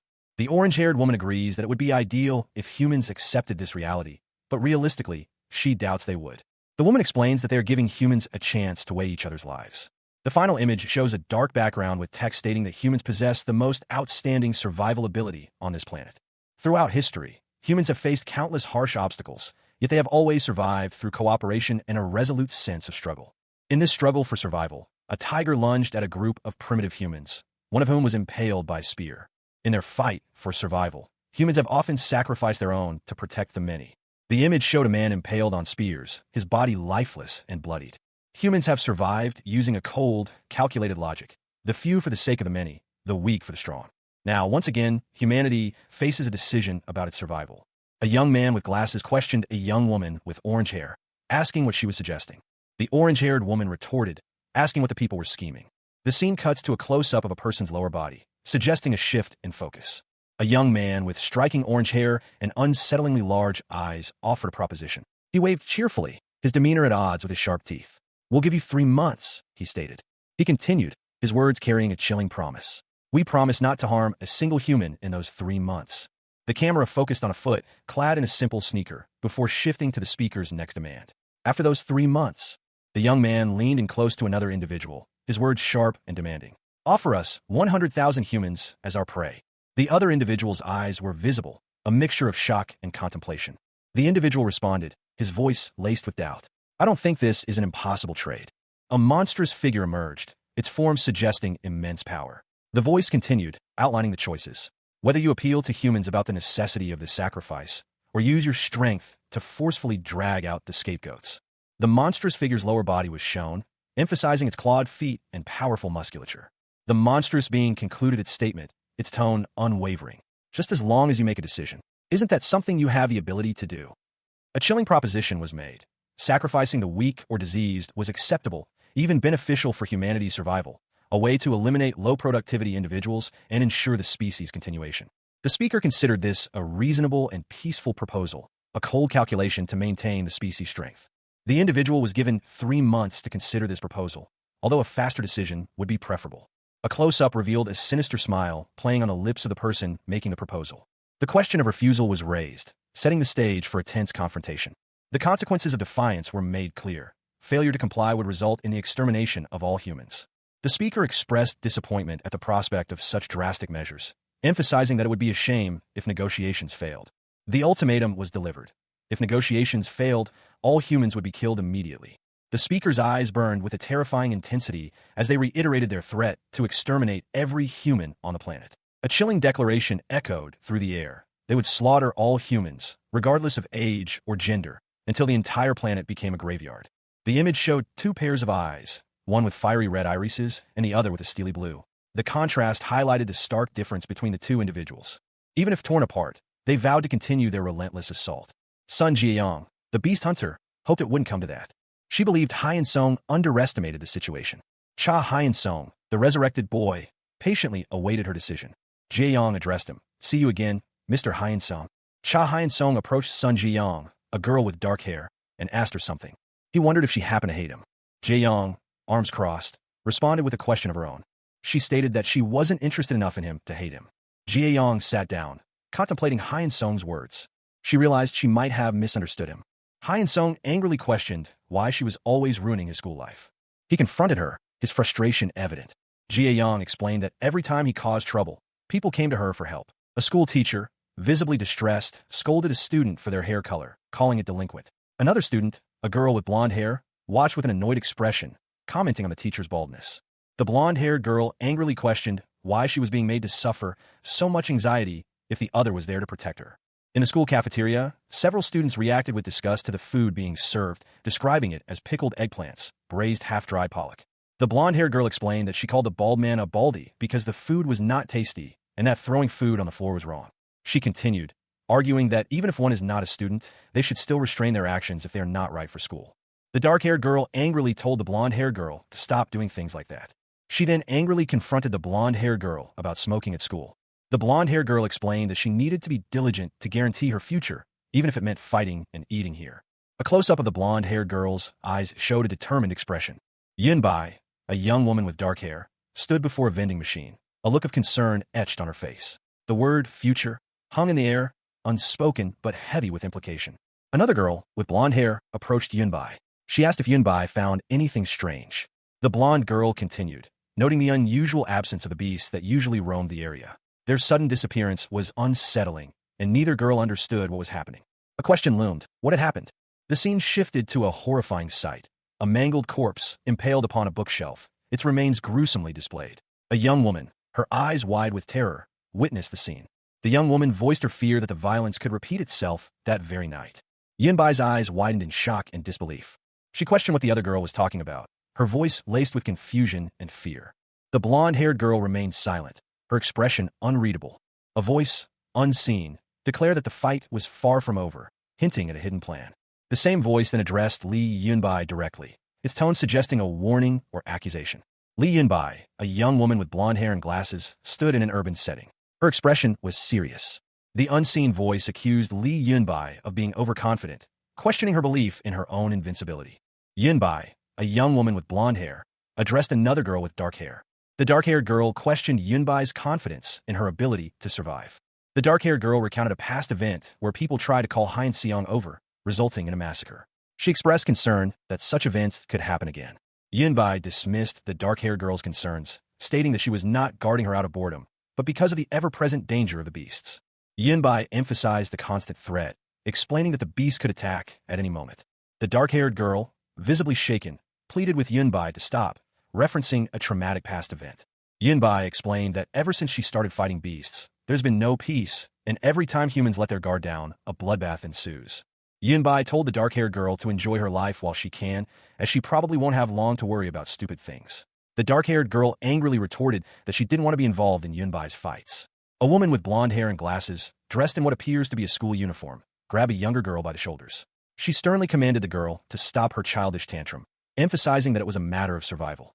The blonde woman continued, explaining that no matter how much the girl ignored the looming danger, she wouldn't be able to escape when it finally exploded.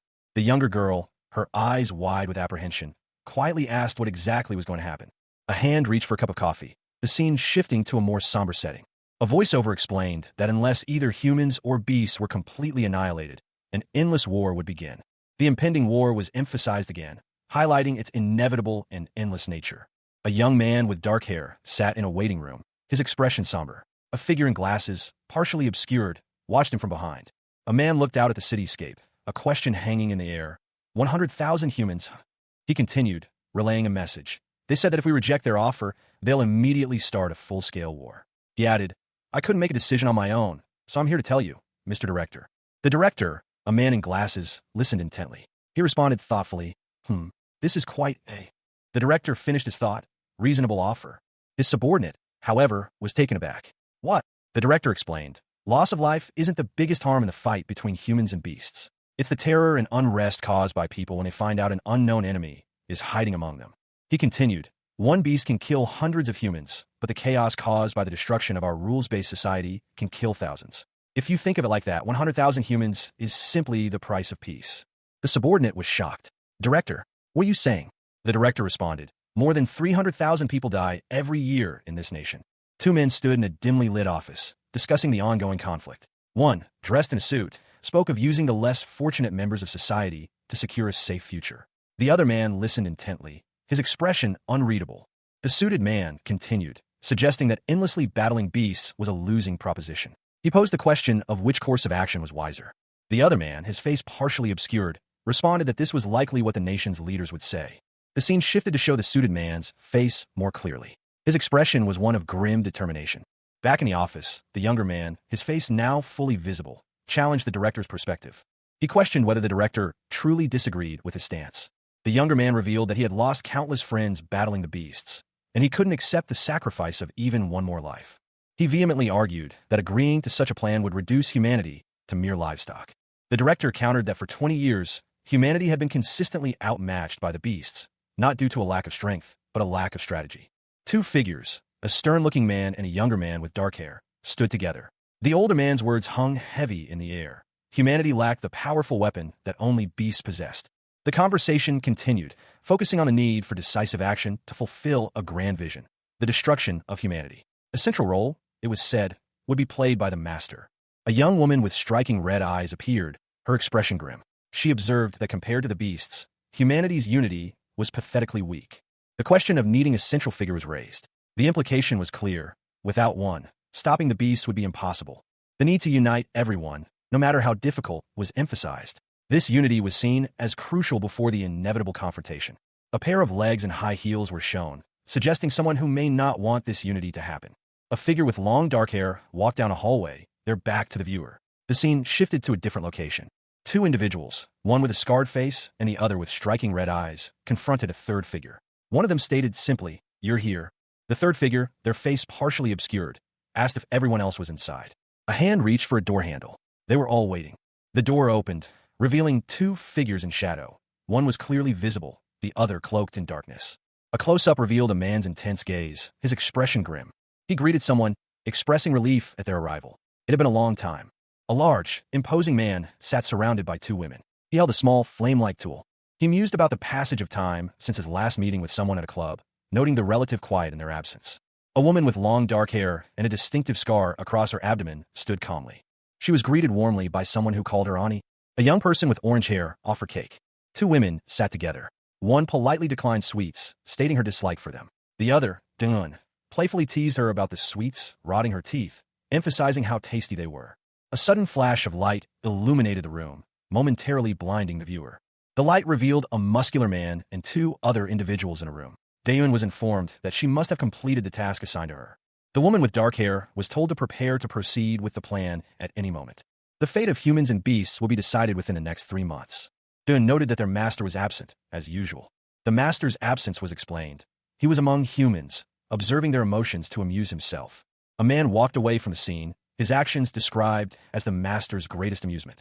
The muscular man expressed his curiosity about Han Seong, mentioning that when the fan hits, their master will take the lead before anyone else. The speakers discussed a powerful individual who had defeated 3 opponents, an old man, Dejun, and Doggo. One of the speakers, a young woman with orange hair, reflected on the defeated individual's strength, noting that he was now fully aware of his own power, unlike before. The scene shifted, showing a large, ominous figure, and the speakers discussed the difficulty of fighting him, even if they joined forces. The ominous figure was shown in detail. He had dark skin, horns, and a red marking on his chest. The speakers expressed doubt about their ability to defeat him. A man questioned the veracity of the previous statements about the ominous figure's strength. Another man, seemingly distressed, asked a woman named Wei-in for a favor, to tell him if he could fight the strong figure now. The distressed man's face was shown, emphasizing his desperate plea to fight. Wei-in, a woman with dark hair, responded that he didn't need to rush. The fight would happen soon anyway. The scene shifted to a pair of feet walking, and a voiceover stated that the war had already begun. The only thing left was the aftermath of a brutal attack. A dark, empty space remained, the scene of a recent struggle. A man, his face etched with grim determination, stood before a silent, imposing group of figures in dark suits. He seemed to be the leader, his gaze intense. His goal was simple, to identify the first aggressor in the conflict. A violent storm raged over the sea, lightning illuminating the turbulent waves. A patrol boat, tossed about by the tempestuous waters, cut through the stormy sea. On board, a crew member questioned the inexplicable disappearance of an object detected moments before. He couldn't comprehend how something directly in front of them could vanish so suddenly. Another crew member, his face etched with worry, confirmed the radar's reading. He insisted there was no mistake in the detection. A superior officer ordered them to return to their posts, warning them not to let their guard down. This was no drill. All hands were needed on deck. The crew members responded with nervous affirmations as the storm intensified. Aboard a ship, tossed about by a violent storm, soldiers scrambled for cover as a voice boomed over the intercom. I repeat, all hands on deck. Amidst the chaos, a new order was given. Everyone put your RFID on and rush to your positions. One soldier, peering through binoculars, muttered, "Damn, I can't see anything. Where will it come from?" The ship was surrounded by turbulent waters, the storm raging. Suddenly, a monstrous wave crashed against the ship. Another soldier, startled, shouted, "Oi, Song Haman, what are you doing there?" Song Haman was reprimanded. "I told you to get back to your spot." The chapter opens with a close-up of a wide, terrified eye, reflecting the dark, stormy sky above. Rain lashed down on three soldiers, their faces grim as they stared out at the turbulent sea. One of them, his voice barely a whisper, spoke of a lieutenant general. Another soldier, peering into the stormy depths, questioned if what they saw was the enemy warship. The question hung in the air, punctuated by a flash of lightning that illuminated the churning waters. A monstrous, aquatic beast emerged from the waves, its gaping maw filled with rows of razor-sharp teeth. The warship, dwarfed by the creature's immense size, was tossed about like a toy in the raging sea. Elsewhere, someone exclaimed, pointing out that the events depicted had already been reported the previous day. A news report flashed on a small screen, held in a gloved hand. The anchorman solemnly announced a recent surge in monstrous creature disturbances, leading to mass evacuations during the night. A young man, startled by the report, whispered to himself, questioning if the creatures were aliens. A woman and another man dismissed the alien theory. The woman pointed out that the footage was clearly edited, not genuine. The second man agreed, stating that it was obviously not an alien, but added that the country's atmosphere had been strange lately. The man continued, mentioning a friend in the Joint Chiefs of Staff, who confirmed that the situation was chaotic. People were going missing, being murdered, or buildings were being destroyed. A gruesome image of a brutally murdered man was shown, highlighting the survivors' refusal to cooperate with investigations. The woman insisted that the media control was excessive, arguing that these were not accidents but terror attacks, citing the discovery of a woman's dead body in a public bathroom. The men, however, remained skeptical, suggesting that North Korea might be escalating the situation. The woman countered that their dismissive attitude was dangerous, warning that such a viewpoint could severely damage the country's security and lead to a Ukraine-like scenario. A news report flashed on a smartphone screen, detailing a monstrous creature disturbance that had caused the evacuation of residents during the night. A man, seemingly unconvinced, muttered to himself, but you know, he questioned the possibility. It could be true, couldn't it? Another individual, holding a phone, whispered an alien invasion. In an office, a woman stood beside a man, both appearing concerned. The woman asked the man, "Are you for real right now?" The sound of a shower starting. Cha Hyun-sung stood under the shower, his back to the viewer, revealing a body sculpted from muscle and covered in intricate tattoos. The steam obscured some details, but the sheer size and definition of his physique were undeniable. The water cascaded over his broad shoulders and down his powerful legs, the steam swirling around him, partially obscuring the view. 15 people died during his operation. Hyun-sung continued to wash, the text overlaying the image indicating the heavy toll of the endless war. This endless war was taking the lives of their comrades every day. Months, years. The passage of time was marked by the relentless conflict, culminating in a bloody scene. For every 10 beasts they killed, 100 more appeared. The sheer scale of the conflict was overwhelming, and the faces of their fallen comrades were fading from memory. The scene shifted to a bloody battlefield, littered with corpses. Hyun Song stood amidst the carnage, his body bearing the marks of countless battles. He collapsed, his lifeless body falling into a pool of blood, a stark contrast to the powerful figure he had been moments before. The image suggests his death. The image showed a bloody scene, a body lying lifeless on the ground. A question hung heavy in the air. How many more lives would be lost before this war ended? The camera focused on a bloodied face, eyes closed, the individual's identity obscured. The scene shifted to a bathroom, a shower head visible against tiled walls. A single word echoed in the silence. Soon. A man, his face etched with weariness and determination, spoke. It will end soon. His muscular torso, bearing the marks of countless battles, was shown. He added, I'll make sure of it. His face, grim and resolute, was shown again. He pleaded, so please. A final plea. Don't resent me too much. The scene shifted to a building displaying the emblem of the Republic of Korea. A long mahogany table dominated the room, surrounded by seated figures in a dimly lit conference hall. The air was thick with tension. A man's fist clenched, his knuckles white. He muttered to himself, incredulous at the sudden appearance of the beasts. Another voice, sharp and urgent, cut through the silence. The speaker declared this a clear act of war, a blatant refusal to hide their presence any longer. Senator Shin, his face flushed with anger, vehemently agreed, his voice rising in alarm. A calmer voice urged him to remain composed, reminding everyone that the beasts had pledged not to initiate an attack. A question hung in the air. What was the Ministry of Defense's assessment of the situation? The ministry believed the beasts' actions were a deliberate provocation, a calculated move to remind humanity of their demands. One official even called it a headache.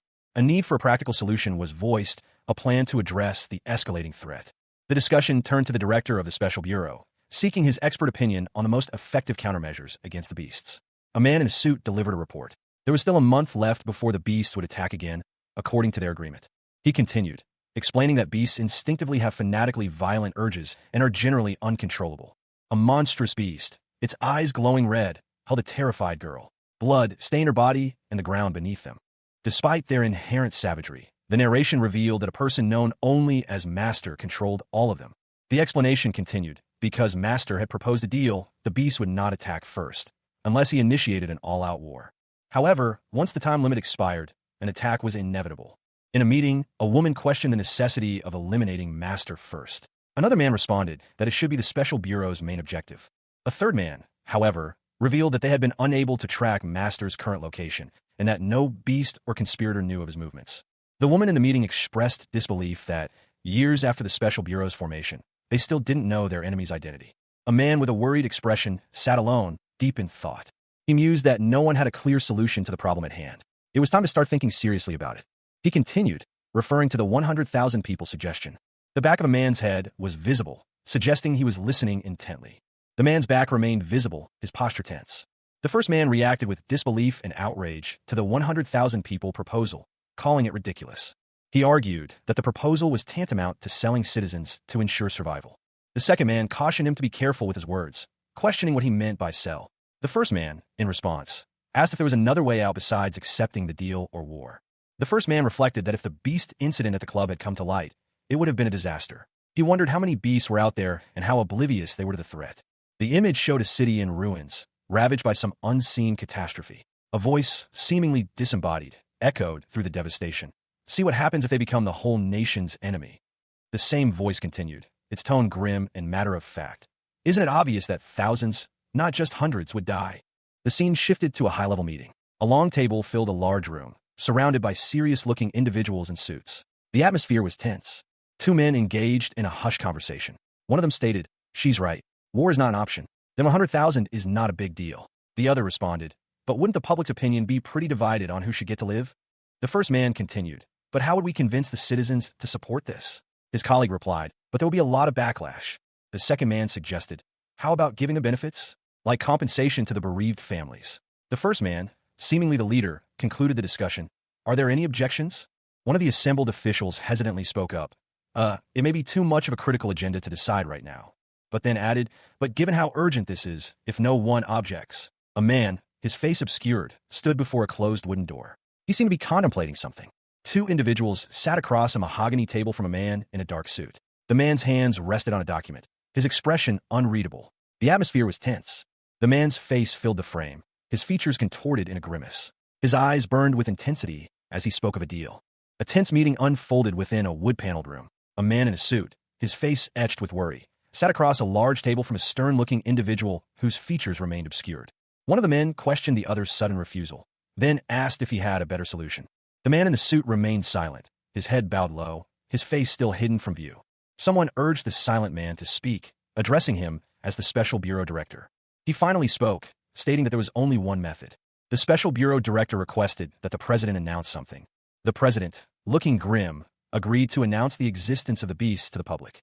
A high-ranking military official, his face grim, issued a series of orders. He commanded the immediate implementation of a war footing across all military headquarters, ensuring constant battle readiness. Simultaneously, he ordered the mobilization of all reservists and conscripts to defend the rear. Defense contractors were instructed to immediately begin mass-producing munitions to supply the military. The official, his jaw clenched, expected the entire process to be completed within 48 hours. His unspoken thought, to start a war that couldn't be stopped. The official's eyes burned with a fierce determination. He vowed to continue the fight until every last enemy was annihilated. A map showed the outbreak of war. A map is presented, highlighting several regions marked in red. These areas appear to be zones of high risk or activity. The regions highlighted on the map are identified as areas where beast intrusions are anticipated. A man with a stern expression and visible scars on his face is shown. He appears to be a leader or commander. The man explains that their operation is based on information obtained from people who have been cooperating with the beasts. However, the beasts haven't shared key information about the battle due to the possibility of spies. The scene shifts to a dimly lit area, possibly a port or warehouse district. Several figures are gathered around a person lying on the ground, seemingly injured or dead.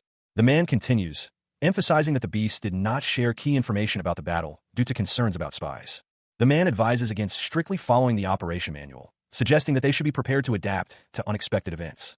He then explains that they have predicted possible intrusion paths, considering each region's strategic value. He promises to explain this using 3 broad points. The map is shown again, and the first point is revealed, an invasion from an outside territory located in the middle of the ocean. Until recently, the beasts encountered by the Bureau were rarely as large as those in the latest sighting. It was speculated that they were likely hiding in the outer territories, as it is difficult to conceal such massive creatures. A monstrous beast, resembling a grotesque fish-like creature with sharp teeth and a single, large red eye, loomed over the water. 2 smaller, serpentine beasts were visible behind it. However, it was clear that once an attack was imminent, these beasts would inevitably advance towards the mainland. Given the circumstances, the Special Warfare Bureau could not handle the threat alone. A decision was made to involve the military. The plan involved a 2-pronged approach, deploying military forces to the front lines and protecting key government and military facilities. Inside a command center, military personnel monitored the situation intently. In addition to direct combat, a covert operation was underway. Elite operatives were infiltrating key facilities under false pretenses. The destruction of critical facilities would cripple communications, law enforcement, and the administration. Losing control of the country during wartime could mean losing the war itself. Therefore, the majority of operatives were assigned to defend these strategic facilities. Sun Jiang, a beast hunter, held her ground, a pistol in one hand and a blood-stained blade in the other. She was prepared for an emergency, specifically an enemy infiltration. The impact of her attack sent one of the beasts sprawling, its body riddled with wounds. A superior officer's voice echoed in the mind of a man, Cha Hyen-song. No matter what sacrifice you have to make, guard that place with your life. Hyen-song, his face marred by injury, muttered to himself, Number 3. The next target was identified, residential areas of civilians in major cities. A chilling statement followed. That will be their last target. One of the officers questioned the strategy. In an all-out war, it doesn't make sense that the enemy would disperse their forces to target civilians. Wouldn't they target places of high strategic value? His superior responded, It's exactly as you say. But despite that, the reason they'll target civilians is... The answer was revealed. Cha Hyen-song. Cha Hyen-song, a young man with glasses, is shown. His expression is serious and contemplative. A voice informs Hyen-song that his existence poses the greatest threat to the beasts, explaining why they are attacking civilians to draw him out. The voice continues, stating that this is a tactic to lure Hyen-song away from the front lines. Hyen-song, now seen on a phone call, realizes that the attacks are a trap set by the beast to draw him out. The scene shifts to show a bloody aftermath, suggesting the effectiveness of the beast's strategy. Hyen-song is reminded that he is already familiar with their methods. Another individual suggests that Hyen-song join forces with the military to fight on the front lines, emphasizing his strength as a crucial asset in blocking the enemy's main forces. Hyen-song acknowledges that he is the strongest force among humans, and that his strength will be needed as the war intensifies. Hyen-song reflects on the inevitability of widespread conflict once war breaks out, understanding that his strength will be crucial wherever the fighting takes place. The image shows a powerful, bloody beast, underscoring the scale of the conflict and the danger Sung faces. He possessed the strength to reverse the tide of any battle. But countless people would die in the process. He thought of the soldiers fighting on the front lines, his special bureau comrades, and the weakest among them, those who lacked the strength to protect themselves. He apologized to Mr. Juno, stating that, as the strongest, he had no choice but to protect the weakest. That's why he had to protect the weakest. He had no choice but to protect the weakest people. Mr. Juno acknowledged that he had grown a lot. He thanked Mr. Juno. He asked everyone to join forces and fight. Two men in suits, their faces contorted in angry shouts, filled the room with their agitated voices. One of them, his voice sharp with disbelief, questioned the other's sanity, implying the information being shared was unbelievable. The gravity of the beast's existence and the potential backlash were discussed, highlighting the precarious situation. A shadowy figure, only partially visible, listened intently, their face obscured by darkness. One man calmly accepted the punishment for his actions, but only after the war was over. Another man listened, his expression grim. The conversation shifted to a coup d'état and an attempt to strengthen the Special Bureau's influence using the current crisis. The shadowy figure vehemently denied that their actions were solely for personal gain, their voice filled with righteous anger. He explained that if he only wanted power, he wouldn't have fought this long. The man's resolve hardened as he revealed the heavy cost of his actions, standing on the corpses of his comrades. Cha Hyun-sung reflected on his past actions, acknowledging that he had sacrificed the lives of his subordinates without hesitation. He justified these actions as necessary, stating that he would continue to fight until the end. The aftermath of a brutal battle was shown, with a large, muscular beast-like figure standing amidst a pool of blood. Hyun-sung lay dead on the ground, his body covered in blood. A man, seemingly a superior officer, justified his actions, claiming that his duty and responsibility demanded the sacrifices he had made. The officer's face was contorted in a grimace as he vehemently defended his actions. The officer continued, stating that he would continue his mission, even if it meant an endless war, for the sake of protecting the people. Another man, possibly a superior or government official, spoke, emphasizing that the actions taken were a duty entrusted to him. A third man, seemingly a superior officer, expressed his disapproval, stating that he could not tolerate the loss of innocent lives. The officer's face showed a stern expression as he continued to voice his objections. A man's face, etched with grim determination, filled the frame. His words hung heavy in the air, using the people we are meant to protect as a bartering tool. He trailed off, his gaze distant and troubled. A single thought echoed in his mind: our duty. The scene shifted to a tense meeting. A man in a suit addressed the room, his voice firm. Is to. He clenched his fist, his resolve hardening. Prioritize the lives of this nation's citizens over anything else, no matter how ugly and despicable the means. If the survival of this country is at stake, I am obligated to do whatever it takes. He continued, his voice low but unwavering. But for the country's survival, if we abandon the citizens we are meant to protect, the lives of people, and even the last bit of our humanity. Another man, his face etched with doubt, spoke up. I don't believe any citizen would follow and trust a nation that survived like that. The first man looked at him, his expression unreadable. Someone else spoke, their voice calm and resolute. Everyone. The camera focused on the first man's face, his expression resolute. He was ready to make the difficult choice. The first man spoke, his voice firm and unwavering. Let's do what is required of us. A table laden with a delicious Korean barbecue feast. Juicy slices of marinated pork sizzled on a hot grill, surrounded by bowls of steaming stew and fresh seafood. A young woman, her face etched with frustration, spoke to someone off-panel. She insisted that she had not gone crazy, questioning why he wouldn't tell her who had done it. She called out a name, Young-min. A large man, seated at the table, asked her why she was so distracted. An emergency announcement blared from a television screen. The message was repeated emphatically. This was not a drill. A high-ranking official, in military uniform, declared a nationwide state of emergency martial law. The public was advised to remain calm, return home immediately, and follow the instructions of local police. A mobilization order was issued, calling for selective service members and reservists aged 20 and older to report for duty. Outside, two individuals reacted to the news on a mobile device, their expressions reflecting concern. An emergency broadcast interrupted the television program. The announcer's voice, calm yet urgent, instructed viewers to gather minimal belongings and prepare for immediate evacuation to a designated zone, the location of which would be announced shortly. The announcement repeated, emphasizing that this was not a drill. A creature was heading north towards the capital. In a classroom, a young woman with dark hair sat at her desk, her face etched with worry and fear. Her classmates displayed similar expressions of alarm. The young woman whispered, "War," her voice barely audible above the rising unease. Another announcement urged citizens to remain calm. A military official appeared on a large outdoor screen. addressing the public. He instructed everyone to stay calm and follow the government's instructions. Elsewhere, a young man hung upside down, sighing. He mused to himself that this was what things had come to, commenting on the stubbornness of people about the strangest things. Cha Hyun-sung, a young boy with short, orange hair, stood beside a taller, shadowy figure. The taller man seemed to be sweating nervously. He simply said, "Well." The scene shifted to show Hyun-sung alone, his hands in the pockets of his light purple hoodie. He stood near some bushes, seemingly waiting. From above, the viewer saw only Hyun-sung's feet and legs as he stood on a brick pathway. A voice, presumably the taller man's, echoed, "I wish you good luck, everyone." Chaos erupted in the city streets. Pedestrians scattered as vehicles ground to a halt amidst a surge of shadowy figures. The air crackled with an ominous energy as the shadowy figures advanced. Amidst the pandemonium, 3 individuals, 2 men and a woman, found themselves caught in the heart of the unfolding disaster. A police officer, using a megaphone, announced that the road was blocked due to an accident and instructed everyone to leave their vehicles and proceed on foot. One of the men urgently contacted his mother, ordering her to leave the hospital immediately, leaving his father in the care of the staff. His voice was filled with a desperate plea as he relayed the instructions. Elsewhere, a young woman with athletic build was seen hurrying through the city streets. Sun Jiang, a young woman with blonde hair, surveyed the scene with a grim expression. The city was in disarray, a chaotic mess. She leaned against the counter, her attire suggesting a life lived on the edge. Her posture spoke of readiness, a hunter poised to strike. The street was filled with panicked people, a scene of utter chaos. A police officer struggled to maintain order amidst the pandemonium. Gayamst Gaze sharpened. She considered the potential for a devastating attack if the beasts targeted the fleeing crowd. She urgently called out to Yunbai, urging her to hurry. Yunbai, visibly exhausted, struggled to keep pace, her breathing ragged.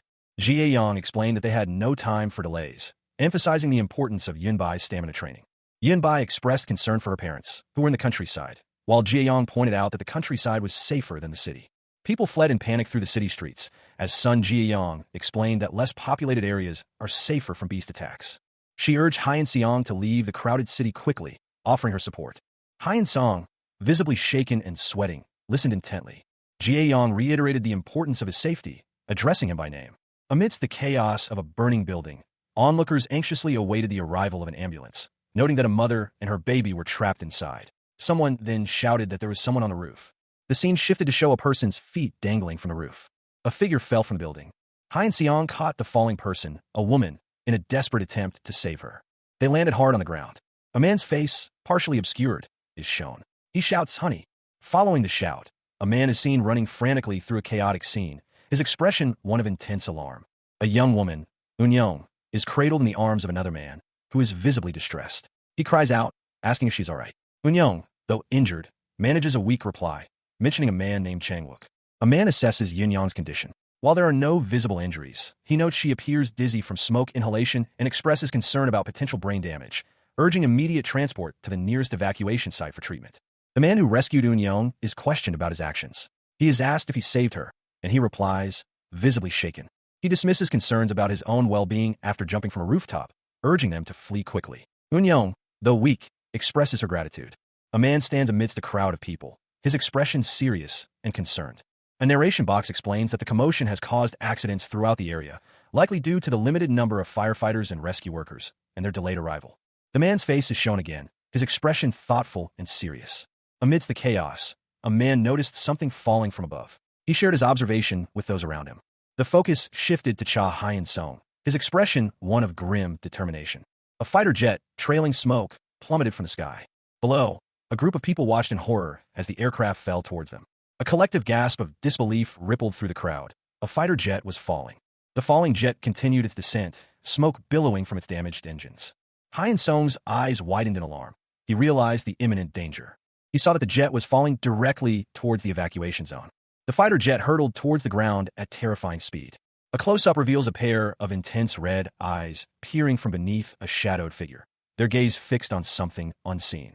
A violent explosion erupts, sending debris flying in all directions. The force of the blast is immense, suggesting a powerful attack. The explosion continues, its fiery tendrils reaching towards the sky. The surrounding buildings are heavily damaged, showcasing the destructive power unleashed. A young man's eyes widen in shock and disbelief, his mouth slightly agape. He mutters, "No." Another violent explosion rocks the area, the ground cracking and crumbling under the immense pressure. The sound of the impact is deafening. Two figures are thrown violently backward by the force of the blast, their bodies impacting the ground with sickening thuds. They cry out in pain. A wide shot shows a city skyline at sunset, smoke billowing from a distant point, indicating the aftermath of a significant event. A young man with orange hair and fangs grins widely, commenting, "This is such a..." He stands on a rooftop, seemingly unfazed by the destruction visible in the distance. He appears calm and collected. A soothing sound filled the air. Had Mugwang seen this, he would have enjoyed it like a little kid. However, Mugwang isn't proficient in psychological warfare, so he couldn't be here. A young man with orange hair stood overlooking a city. Below, a woman lay bleeding amidst the rubble of a destroyed building. A massive, muscular leg descended, its foot poised to strike. The expressions of the young man and the woman were starkly contrasted as he looked upon the scene. The air defenses had been breached, resulting in civilian casualties. Those present were shocked and concerned about the air forces in action. Amidst the chaos, a hand forcefully slammed onto a table, scattering papers. A voice boomed, demanding everyone to calm down. In the midst of the emergency, a man instructed that they needed to remain calm and mobilize private medical facilities to secure rescued people. The chairman of the Joint Chiefs of Staff inquired about the response to the main enemy force advancing. A military officer reported that the 3rd Division was ready for combat, while another officer noted that air support was still pending, but they could engage immediately with current forces. Intelligence suggested the enemy was closer than initially thought, near the coast of Ulsan. A man, likely a superior officer, stated that there was no turning back and that the Special Bureau Director must guard the final line of defense. He emphasized the importance of preparedness for the Special Bureau Director. The Special Bureau Director, a man with glasses and a goatee, was shown in close-up, his expression serious. The Special Bureau Director responded with a curt, "Yes, sir." He affirmed that this was precisely what the Special Bureau was for. The camera focuses on the heavy treads of a military vehicle rolling across the ground. Dust and grime cling to the metal. Several attack helicopters fly in formation overhead, their silhouettes stark against the fiery orange sky. The sound of their rotors is implied. A line of self-propelled howitzers sits parked along a road, their barrels pointed towards the horizon. The scene is tense, awaiting action. A commanding voice booms across the scene. "Troops in position. Double-check your firearms and strap on your magazines." Soldiers, faces grim, prepare themselves for battle. One soldier's mouth is open, shouting orders. More orders ring out. "Guide the civilians to the rear. All hands on deck. Stand by for orders." Civilians flee in panic. A salute is given. The 126th Brigade Commander announces, "All units are now ready for combat." The brigade commander speaks urgently into a radio. The commander relays a message: artillery and mechanized infantry reinforcements. Special Service Bureau agents stood ready for deployment. A man in a suit, accompanied by a subordinate, observed the military preparations from a distance. The setting sun cast long shadows over the assembled tanks. A soldier, visibly nervous, was addressed by his superior officer. The superior officer reprimanded the platoon commander for his visible anxiety, emphasizing the importance of maintaining composure to avoid unsettling the troops. The officer expressed concern about the troops' morale and their ability to fight effectively in their current state of fear. The man in the suit explained that they had no choice but to proceed, as this was the soldiers' first encounter with such an unusual enemy. He emphasized that this was a unique situation, a first for everyone involved. The two men watched the sunset over the ocean, contemplating the strange creatures they were about to face. A large, dark shape emerged from the water, signaling the imminent arrival of the beasts.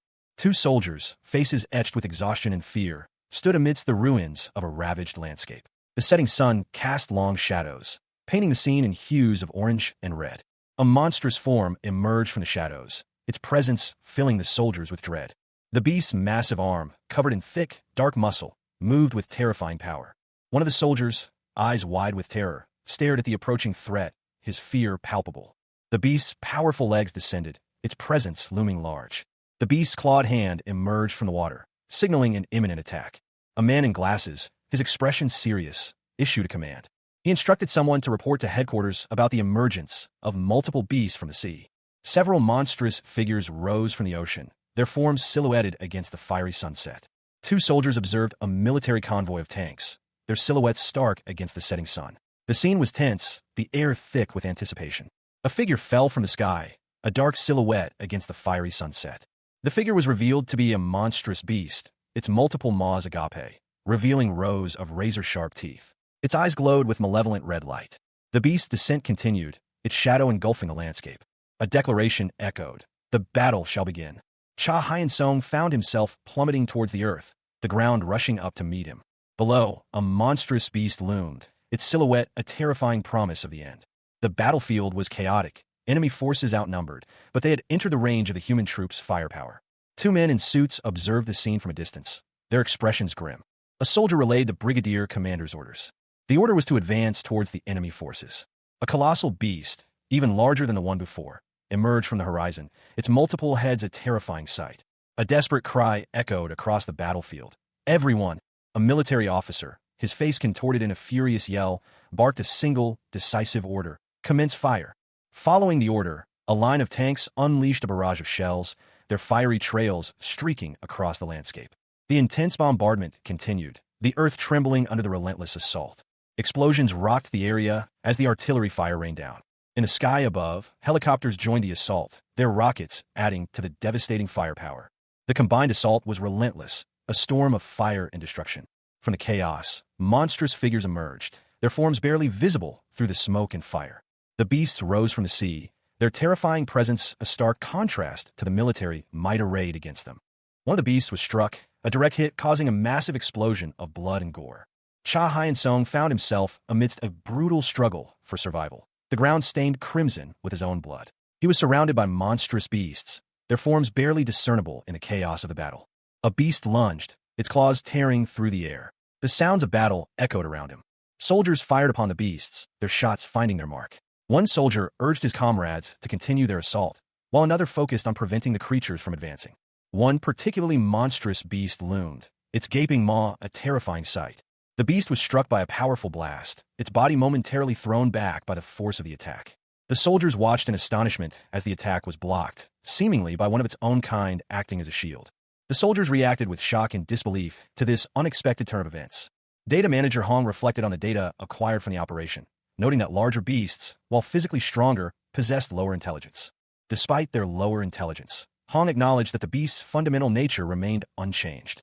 From a churning ocean depths, a colossal, monstrous form began to rise. Its dark, craggy silhouette was vaguely humanoid, but far larger than any creature should be. A man, his face etched with fear and confusion, watched in horror as the beast pulled something from water. He whispered, "What is that?" The observer continued, "But if they can maintain their build, while having even the slightest part of human intelligence." The creature emerged fully, its massive form dripping seawater. It held aloft a gigantic, jagged rock, its grotesque features highlighted by the setting sun. The beast's powerful legs planted themselves on the shore, sending waves crashing around it as it surveyed its surroundings. A single word appeared: a disaster. Soldiers, their faces contorted in terror, fled in panic from the approaching monstrosity. One soldier managed to utter a single, terrified syllable before being overwhelmed.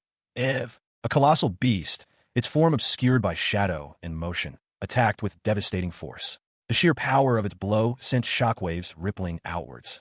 The creature's attack continued, a blur of motion and destruction. The ground trembled under the impact. Amidst the chaos, a desperate cry rang out: "Evacuate!" The scene depicted a widespread disaster, with a large, fiery explosion visible in the distance. A massive, glowing orb descended upon the city, causing widespread panic. Military vehicles and soldiers were seen attempting to flee the area. The orb's impact was catastrophic. A military tank was caught in the blast, its hull ripped apart by the sheer force of the explosion. The tank was sent hurtling into the air, pieces of its armor flying off as it was tossed around like a toy. Soldiers screamed in terror as they were caught in the blast radius. The ground cracked and crumbled under the immense pressure. More screams echoed as the ground continued to collapse, swallowing soldiers whole. The scene was one of utter devastation. Amidst the falling debris, a soldier shouted a warning: "Debris is falling." The scene opens with a close-up of a powerful fist, its knuckles white with exertion, gripping a dark weapon. The background is a blur of red streaks, suggesting intense motion and force. A young man with dark hair and a determined expression is shown, his mouth open in a fierce yell. He is wielding a weapon, and the surrounding area is filled with the chaotic energy of battle. He swings his weapon with all his might, a powerful arc of motion leaving a trail of energy in its wake. The force of the blow is palpable. The impact of the blow is shown, a violent explosion of energy and debris. The young man's yell continues, a testament to the exertion of his attack. The young man continues his assault, his weapon moving in a blur. Debris flies everywhere as he unleashes a flurry of blows. The force of the attack continues, creating a wave of destruction. The ground is torn apart, and debris is sent flying.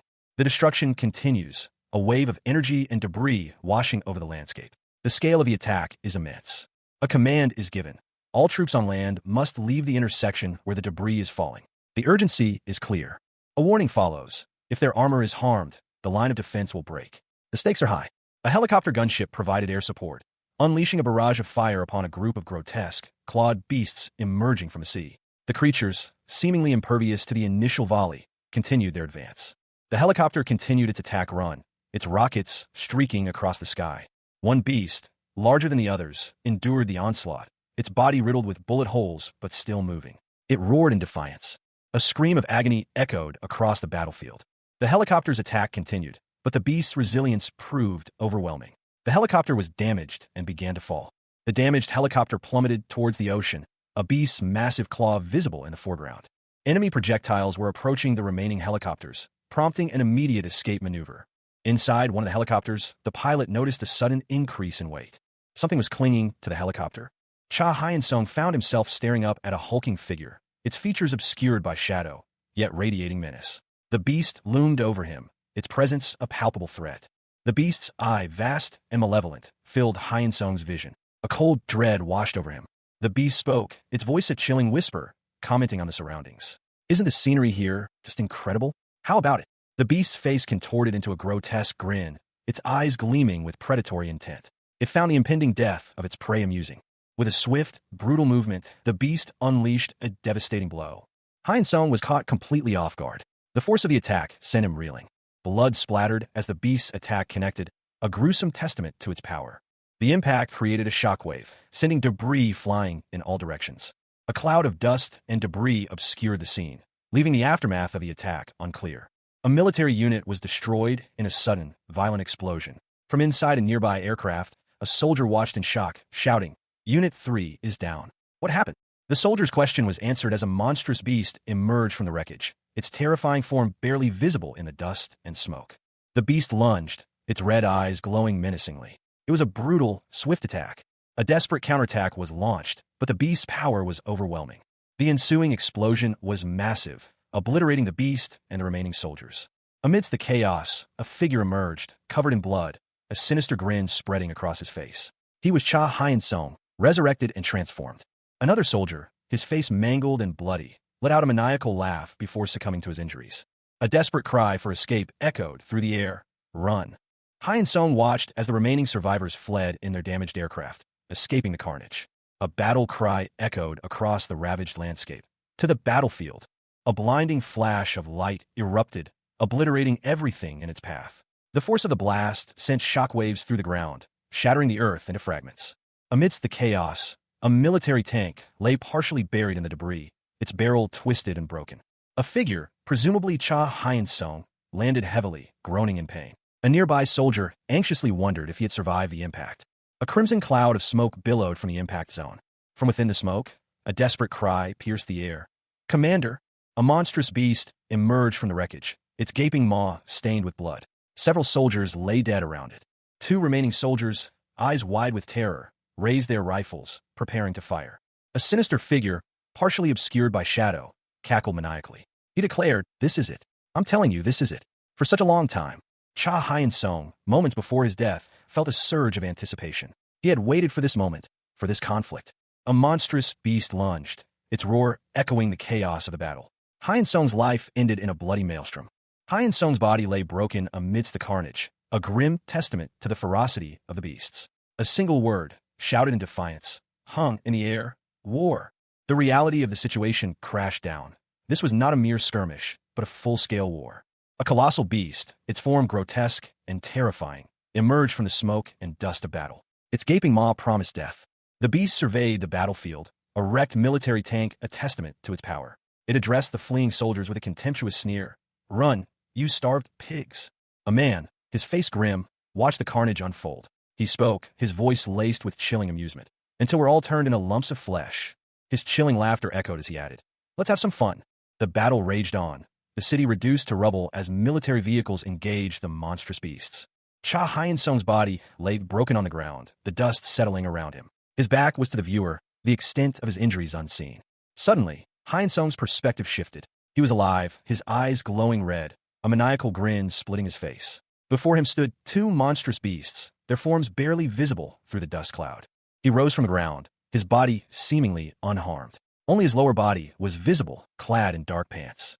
A powerful surge of energy erupted from him, shattering the ground around his feet.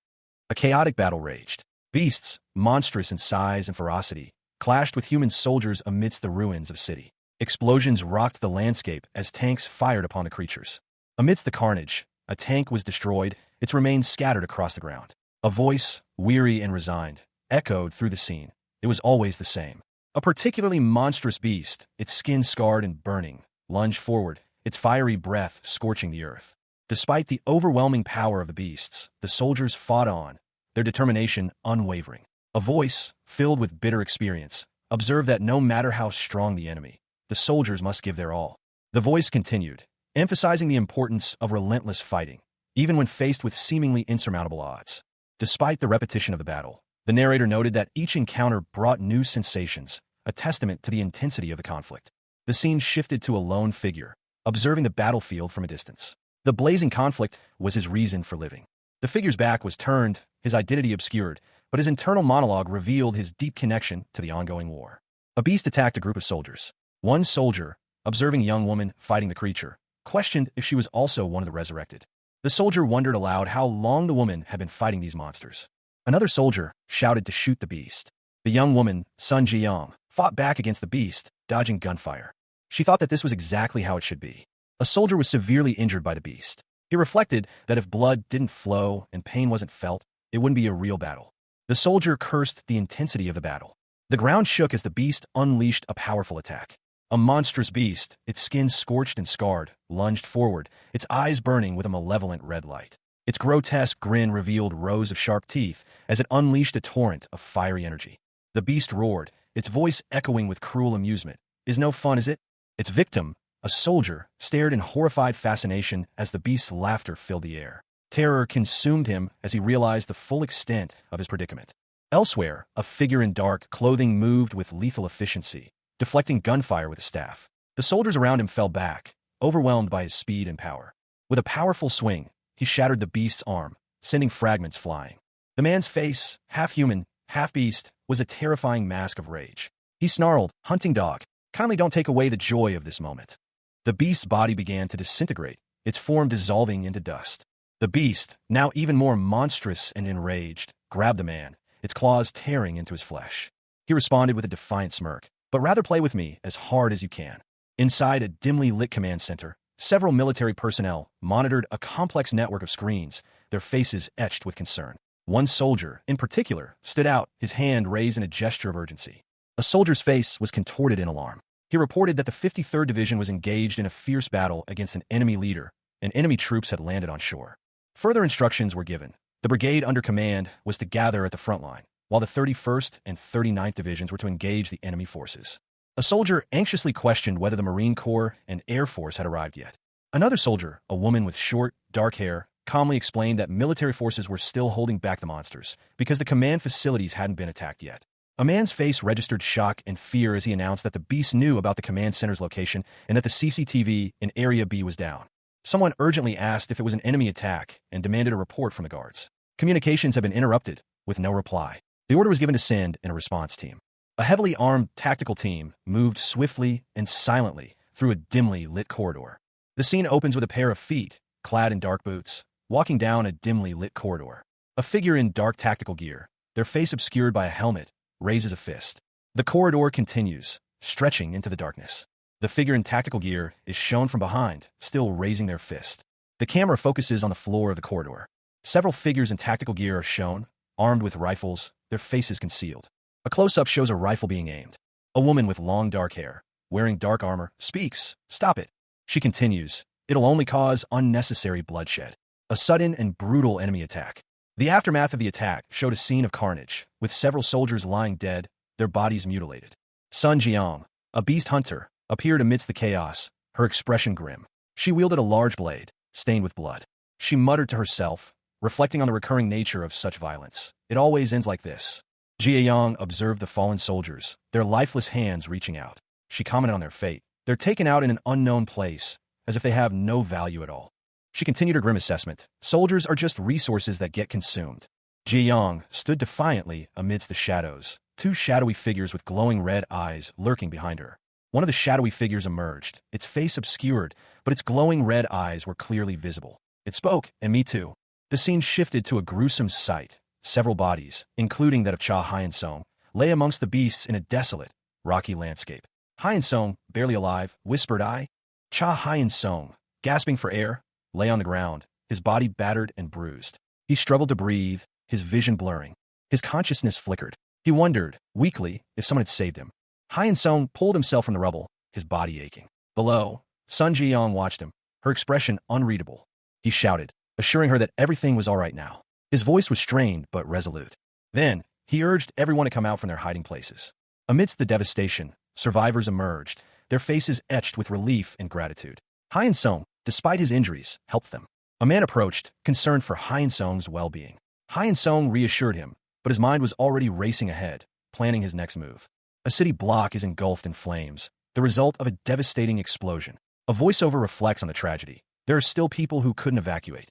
Amidst the chaos, a young man with short, dark hair stands, his back to the viewer. He appears to be observing the scene with a grim expression.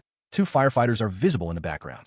A close-up reveals the young man's face, contorted in a grimace, his teeth bared in a feral snarl. The perspective shifts to show a wide shot of the city, with more buildings collapsing amidst a fiery explosion. The scene is one of utter destruction.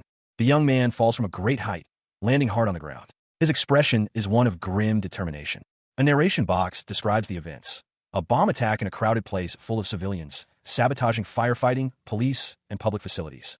The young man reflects internally on his actions. He questions how he could have done this, realizing he is no longer a beast, but a terrorist. Elsewhere, a young woman with short, orange hair sits calmly, reading a book. Two muscular men stand behind her, their expressions serious. The young woman and the men discuss their strategy. She questions if their current plan is sufficient. One of the men suggests they will have to fight him several times to drain his strength.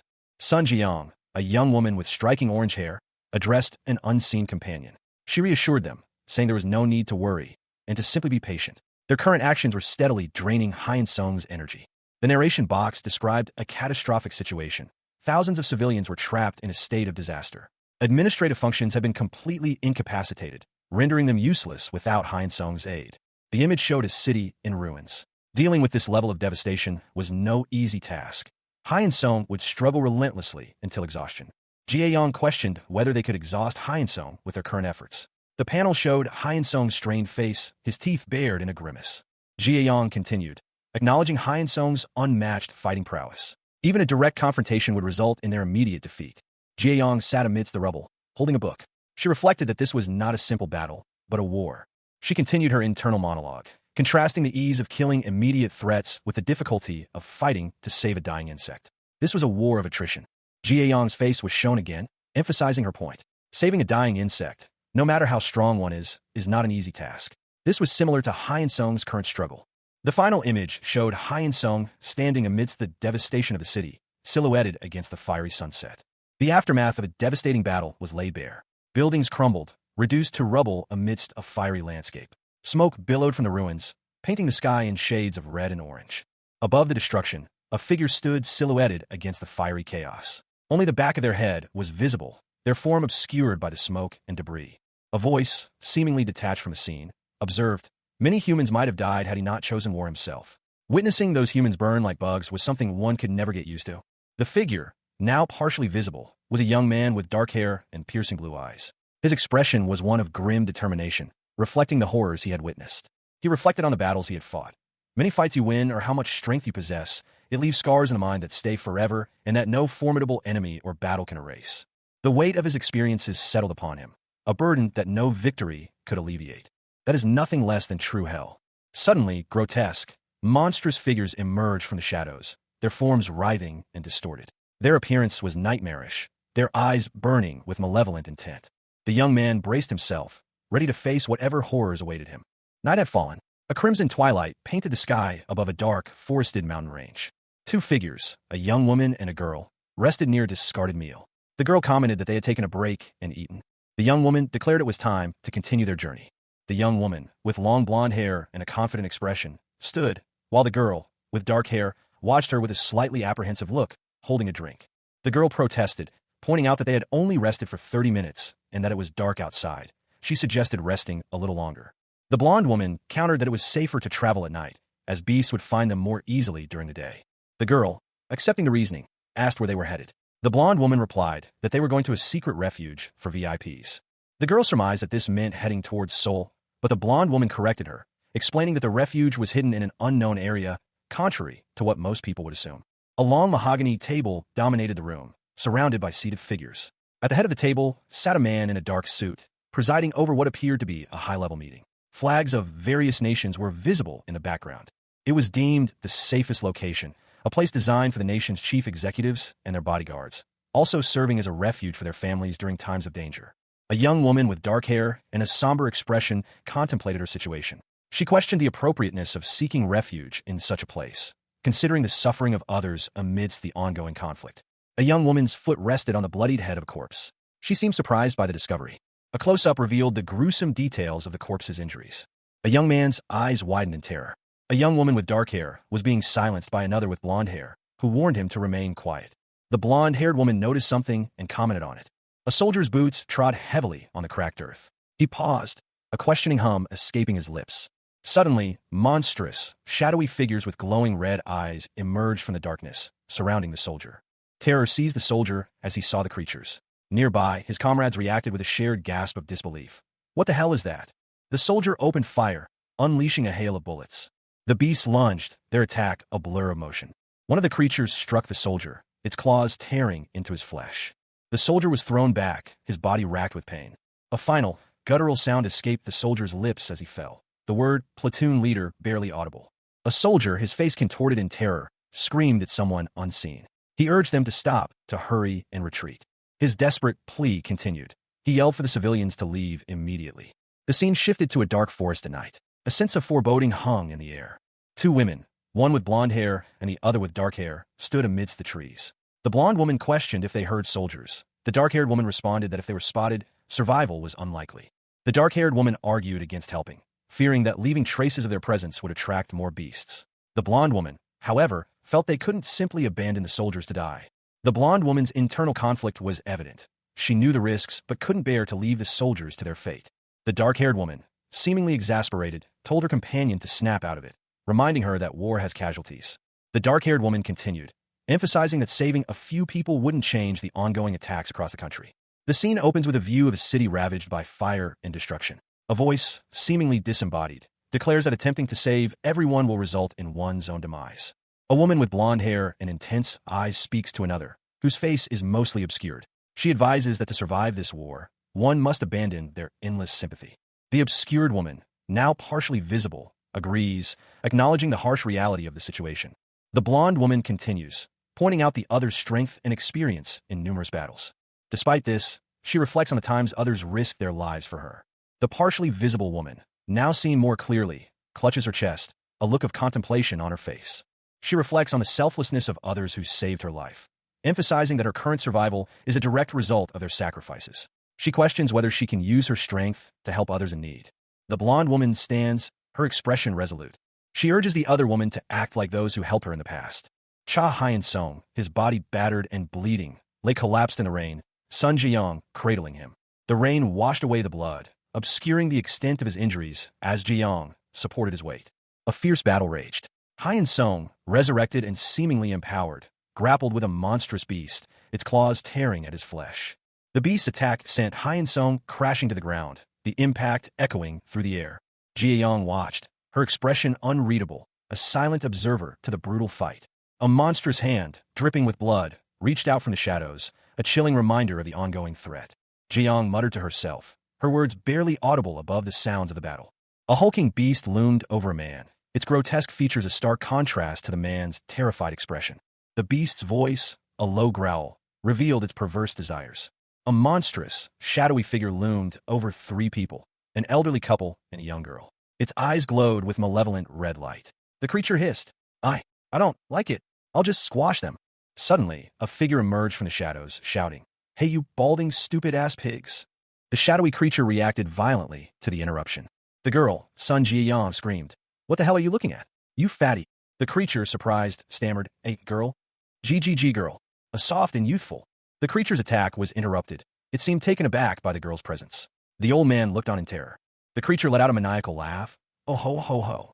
A katana appeared, aimed at the creature's head. The creature's mouth opened, revealing rows of sharp teeth. The katana sliced through the creature, ending its attack. Sun Jiang, a young woman with shoulder-length brown hair, brought her axe down in a brutal arc. The motion was swift, precise, and deadly.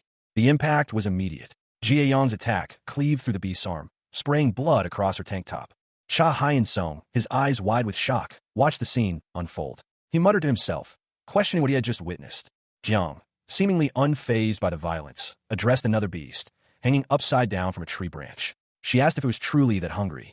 With a fierce grin, Jiang launched a powerful kick, shouting a vulgar taunt at the beasts. The force of her blow sent the beast flying, its body exploding in a bloody mess. Another beast, severely injured, fell to the ground, its body convulsing. The remaining beast, enraged, growled at Jiang, calling her a little brat. Its eyes blazing with fury, the beast vowed to tear Jiang to pieces. The gaping maw of a monstrous beast filled the frame, its jagged teeth bared in a silent roar, the red background suggesting a violent struggle. Sun Jiang, a young woman with blonde hair, engaged in fierce combat with the beast. Her weapon, a sharp blade, met the creature's clawed hand in a bloody clash. The perspective shifted to Cha Hyen-song's eyes, wide with shock and disbelief, followed by a close-up of another man's horrified face. The man's speech bubble contained only an exclamation of disbelief. "You're—" The beast, wounded but enraged, roared "Curse you!" at Jiang, who stood poised to strike again. Jie Yang's attack connected, sending a shockwave that shattered the ground around the beast. Hyen-song, watching from a distance, realized something was approaching him. His thought bubble read, "It's coming towards me." His fear was confirmed as a terrifying beast lunged towards him. Jae-young cried out in alarm, "Oh no!" Hyen-song's eyes widened in terror as he realized escape was impossible. His thought bubble read, "I can't escape." The beast's terrifying face loomed over him, its sharp teeth ready to strike. A young woman, clad in dark clothing, stood over a fallen figure. Her katana, still embedded in the corpse's chest, dripped with blood. The scene was bathed in the crimson glow of the setting sun. She turned, her face partially obscured by her long hair, revealing a determined expression. Her powerful physique suggested a life of rigorous training. The woman, Sun Jiang, stood silently, her katana still stained with blood. A sense of unease hung in the air. She looked down at the body, a mixture of exhaustion and grim determination etched on her face. The scene was grim, the blood staining the ground around the corpse. A wounded man, his uniform suggesting military affiliation, lay nearby, his eyes wide with shock and confusion. He gasped, "What just happened?" "Who are you guys?" Jie Yang responded, "You can just consider us as special workforce personnel. Why are there military soldiers here? This place is in the middle of nowhere." The wounded soldier stammered, "Special workforce? To counter monsters? We receive a call for aid, so we came here to find out what's going on. Then we got attacked, and our military forces crumbled." Jie Yang asked, "A call for aid? From where? You're telling me there's already an active war zone somewhere near this place." Jie Yang continued, "Do you really not know? Military bases in each region were ambushed with surprise attacks." The image shows a close-up of a bloodied mouth, the individual's eyes wide in a silent scream. A sense of urgency permeates the scene. In addition to the immediate crisis, a secondary threat emerges. The president's refuge has been ambushed and infiltrated. Two women, one with dark hair and a concerned expression, the other with blonde hair and a steely gaze, stand amidst the chaos. The blonde woman, holding a staff-like weapon, is shown from the waist up, her expression hardening further. The scene shifts to a brutal display of violence. A body lies lifeless on the floor, surrounded by a pool of blood. Claws, presumably from a beast, are visible near the corpse. Gunfire erupts in a nearby room. Two soldiers engage in a desperate firefight, one already wounded. The intensity of the battle escalates. A soldier is violently attacked, his body thrown across the room. A command is given to bring all available ammunition. A soldier's face contorts in terror as he realizes the gravity of the situation. The fall of this place would mean the end of their nation. The fear is palpable among the remaining soldiers. Their faces reflect a mixture of panic and despair. A sense of dread fills the air as the attackers close in. One soldier questions how the beast discovered their hidden location. A man, his face etched with worry and frustration, lamented their reckless actions. He declared that they had made a critical mistake from the outset, launching an all-out war without a proper plan to counter their enemies. The scene shifted to a blood-soaked floor. A chilling question hung in the air. Where had their leader gone? The image showed only a dark expanse, punctuated by splatterings of blood. A close-up revealed the face of a stern-looking man, his expression unreadable. His hands, calloused and strong, held a smoldering cigarette. A stark question arose. Had the director fled? The scene opens with a bloody and violent image. A monstrous beast, its features obscured by shadow and gore, lies partially visible amidst a crimson splatter. A closer look reveals the beast's horrifying visage, a grotesque face with sharp teeth and bloodshot eyes, its features contorted in a silent snarl. Suddenly, the perspective shifts. A figure rises from the carnage, his body contorted yet alive. He is Cha Hyun-sung, his eyes glowing with an unnatural light. Hyun-sung's resurrection is complete. He is now a terrifying figure, his form twisted and powerful. Hyun-sung groans, his face a mask of pain and confusion. He is clearly struggling to comprehend his new state. Elsewhere, a soldier expresses his exhaustion and despair, noting the soldier's dwindling strength and the seemingly endless onslaught of beasts. The soldier's despair deepens as he realizes the futility of their current fighting strategy. At this rate, they will all perish. Another soldier reports that they haven't received backup in 10 minutes, adding to the growing sense of doom. A figure, partially obscured by shadow, urged someone to keep trying, emphasizing that any effort would be helpful. A building exploded in a fiery burst, debris raining down. A monstrous, blood-soaked beast held a young man, Cha Hyun-sung, by the throat. The beast seemed pleased with its work, a cruel smile on its face. Hyun-sung's body fell to the ground, leaving a trail of blood. Despite the brutal attack, a voice praised Hyun-sung's tenacity, noting his persistent struggle until the very end. Sun Jiang, a beast hunter, stood silhouetted against the smoky aftermath, wielding a large hammer. She admired Hyun-sung's fighting spirit. Jiang reflected that Hyun-sung was in a better place now, having given his all while alive. The beast, its face partially visible, commented on Hyun-sung's honorable fight. Cha Hyun-sung found himself in the throes of a brutal attack, the world dissolving into a crimson blur as monstrous claws tore through his flesh. The sheer force of the assault sent him reeling. He felt the life drained from his body, a searing pain overwhelming his senses as the beast closed in for the kill. His vision narrowed, the world fading to black. Darkness consumed him, but not for long. A monstrous face loomed before him, its gaping maw filled with rows of razor-sharp teeth. The beast's eyes glowed with malevolent intent. A guttural roar echoed through the air, a sound of pure, primal rage. Hyun-sung felt a surge of terror. Then, a blinding flash of light erupted, and the world exploded in a chaotic maelstrom of color and motion. Hyun-sung found himself reborn, standing amidst the carnage. Before him stood Sun Jiang, a girl wielding a weapon, locked in combat with the beast. The beast, weakened by Jiang's attack, turned its attention to Hyun-sung. Jiang, despite her injuries, watched the unfolding events with a grim determination. She genuinely admired their fighting prowess. Cha Hyun-sung, a young man whose life had been marked by suffering, found himself in a desperate struggle for survival. His unshakable determination was his only weapon against the horrors that surrounded him. He lay bleeding, the result of a brutal attack by unknown beasts. His body was ravaged, his lifeblood staining the ground. Despite the unbearable pain, an unbreakable will to try surged within him. His will to fight burned fiercely, even in the face of unimaginable suffering. Hyun-sung's body was broken, but his spirit remained unbroken. He clung to life, his eyes reflecting a mixture of pain and defiance. Even when consumed by fear, his courage shone through. He clutched his weapon, ready to face whatever came next. Surrounding him were grotesque beasts, their forms twisted and horrifying. Yet, in this literal hell, his spirit shone brightly. The beasts closed in, their presence a chilling testament to the danger he faced. One beast lunged, its maw open, revealing rows of razor-sharp teeth. It roared, "Is your human spirit?" The scene opens with a dark, chaotic image. A sense of urgency and impending doom permeates the atmosphere. Amidst the flames and carnage, a man, his uniform torn and stained with blood, screams in agony. Another body, consumed by fire, lies nearby. A young woman, Kim Hyejin, her face bloodied and eyes wide with terror, whispers the name of the attacker. She reports that the headquarters have been overrun. Hyejin, wounded and desperate, explains that they fought valiantly, but were ultimately overwhelmed. The camera focuses on a fallen soldier, his body ravaged by violence. The scene is one of utter devastation. A voiceover grimly states that the safety refuge has been overrun. Hyejin, defeated and remorseful, apologizes for their failure. The image shifts to a helicopter, its rotors slowly turning, suggesting a departure from the scene of destruction.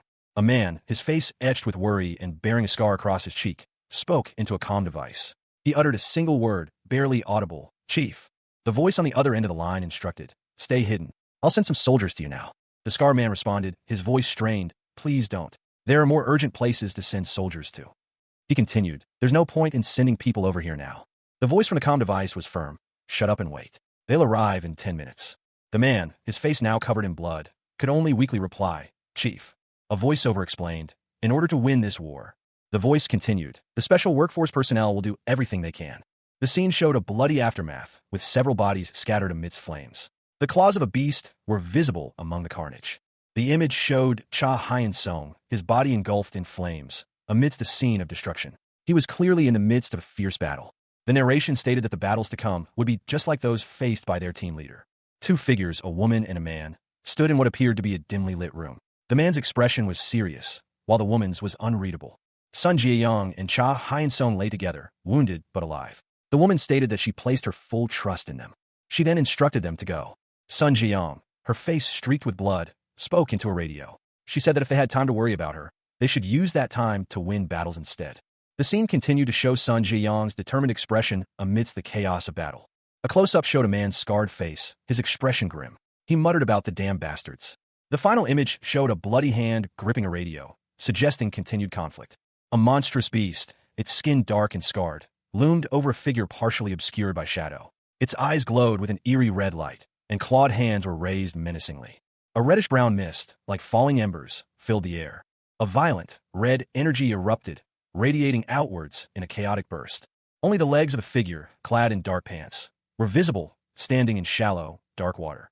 A muscular man, his body bloodied, carried a limp girl on his shoulders. He appeared to be struggling. He muttered to himself, "This is hard." The man's face was shown, bloodied and bruised. A narration box below read, "Was saving someone's life." Cha Hyun-sung found himself wading through a dark, murky water. He wondered how long he had been walking and if this relentless struggle was his reality.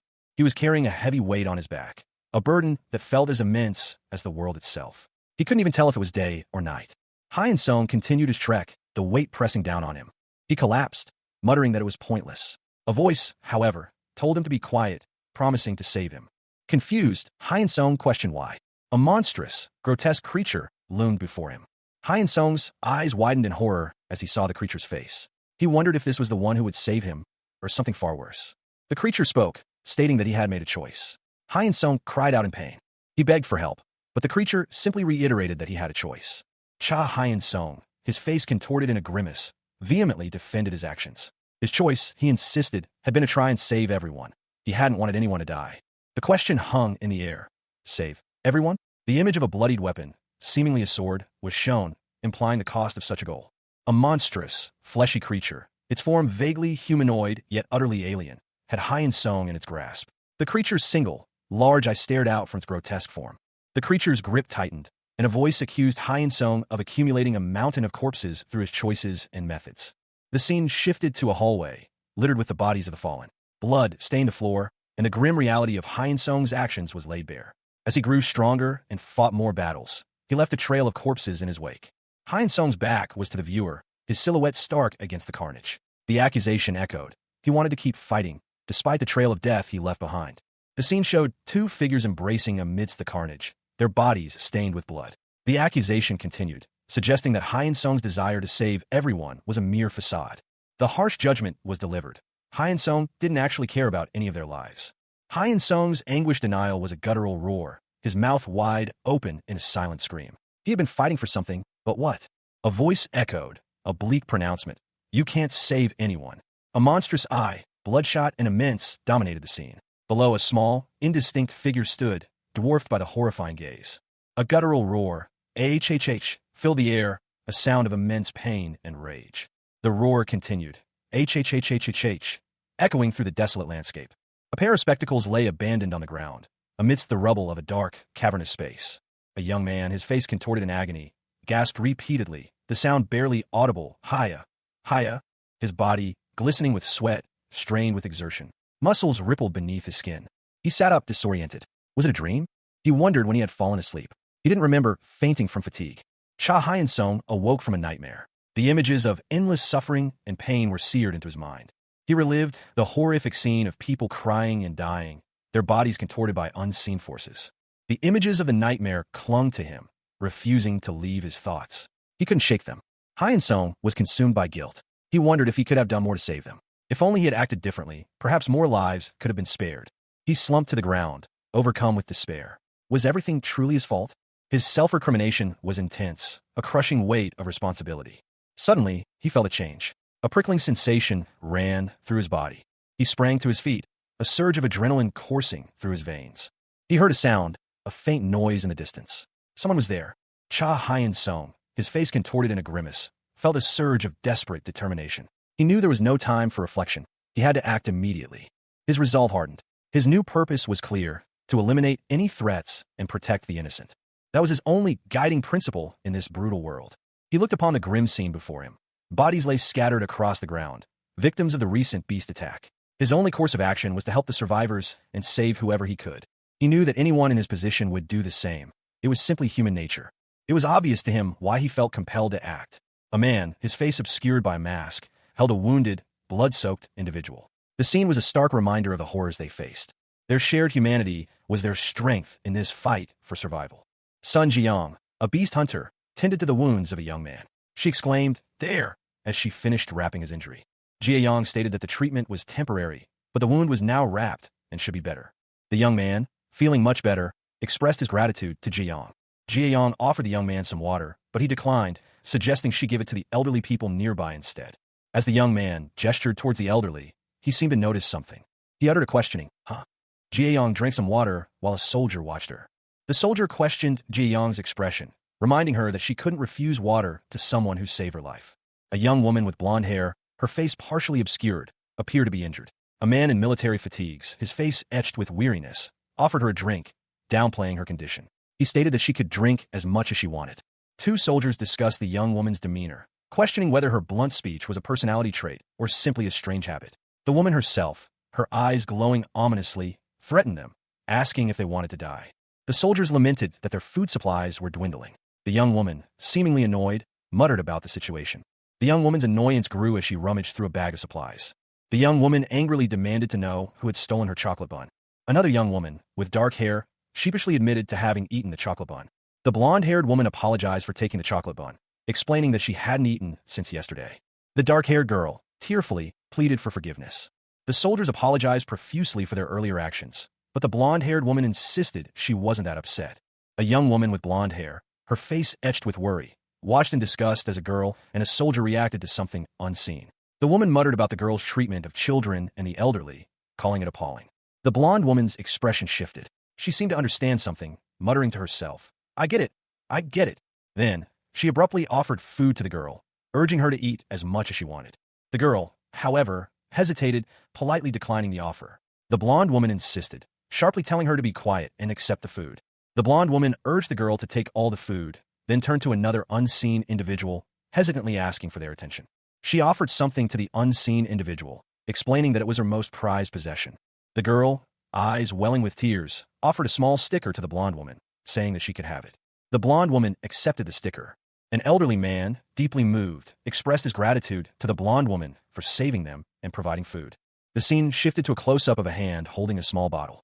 The chapter opens with a close-up of Cha Hyun-sung's face. He is young, his skin is dirty, and he appears to be in the throes of death, yet a faint smile plays on his lips. A single word, "thank you," is displayed above him. The scene shifts to Sun Ji-young, a young woman with long blonde hair, standing in a dark forest. Her expression is serious, almost grim. The word "yuni" appears above her. Hyun-sung, seemingly resurrected, is shown handing Ji-young a small, cartoonish drawing of a creature. He is still quite pale and wounded. Ji-young looks at the drawing with a slight smirk. She then questions Hyun-sung, asking why he's calling her Yuni when they've just met. Ji-young explains that since she received such a precious gift, she'll allow him to call her Yuni. Ji-young pats Hyun-sung's head, a subtle smile on her face. She grants him permission to call her Yuni. Hyun-sung is shown in close-up, his expression a mixture of surprise and slight disgust. An exclamation point appears in a thought bubble above him.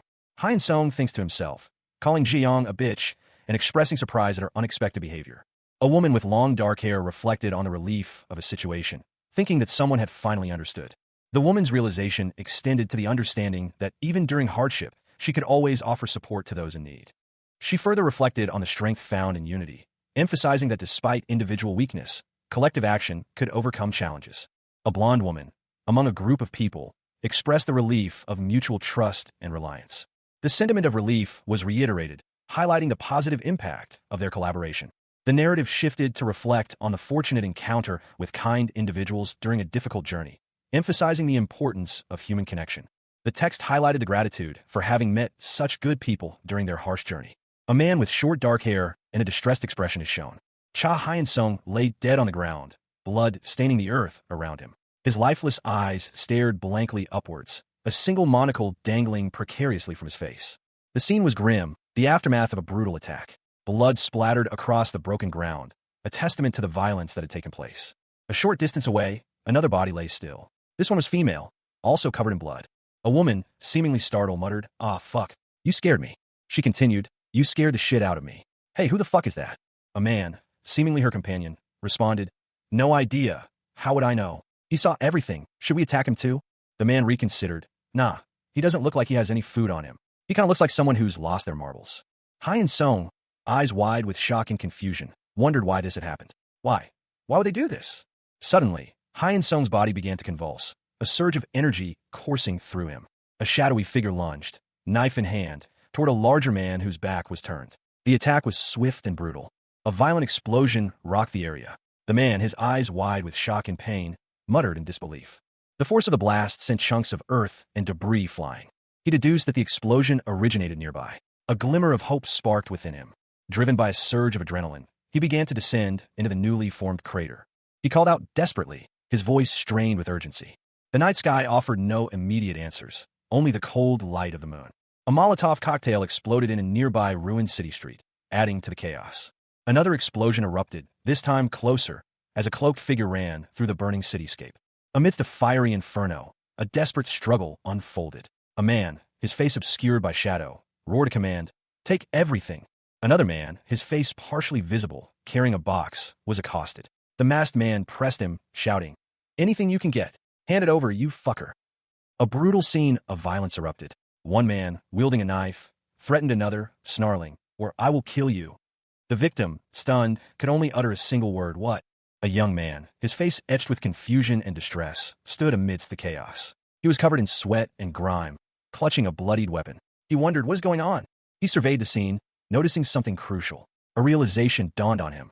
There are no beasts here. Everyone is human. The young man witnessed a brutal fight between humans, a stark contrast to the beast hunts he was used to. He questioned, "So why?" In a separate location, two men discussed the true danger. One explained, "In our fight with the beasts, the fact that they attack us is not what is the most dangerous thing." The second man elaborated, "The greatest danger occurs when people start to realize that there is an unknown and foreign enemy amongst them. Because of that, people start to feel fear and panic." A man, his back to the viewer, gazes out a window at a cityscape. The text reads, "One beast may be able to kill 100 humans." The scene shifts to a wide shot of a city street, showing people going about their daily lives. The text continues, "But a society without order and regulations." The image abruptly changes to a chaotic scene of destruction and violence, with numerous bodies scattered amidst burning debris. The text concludes, "Can kill thousands upon thousands of humans."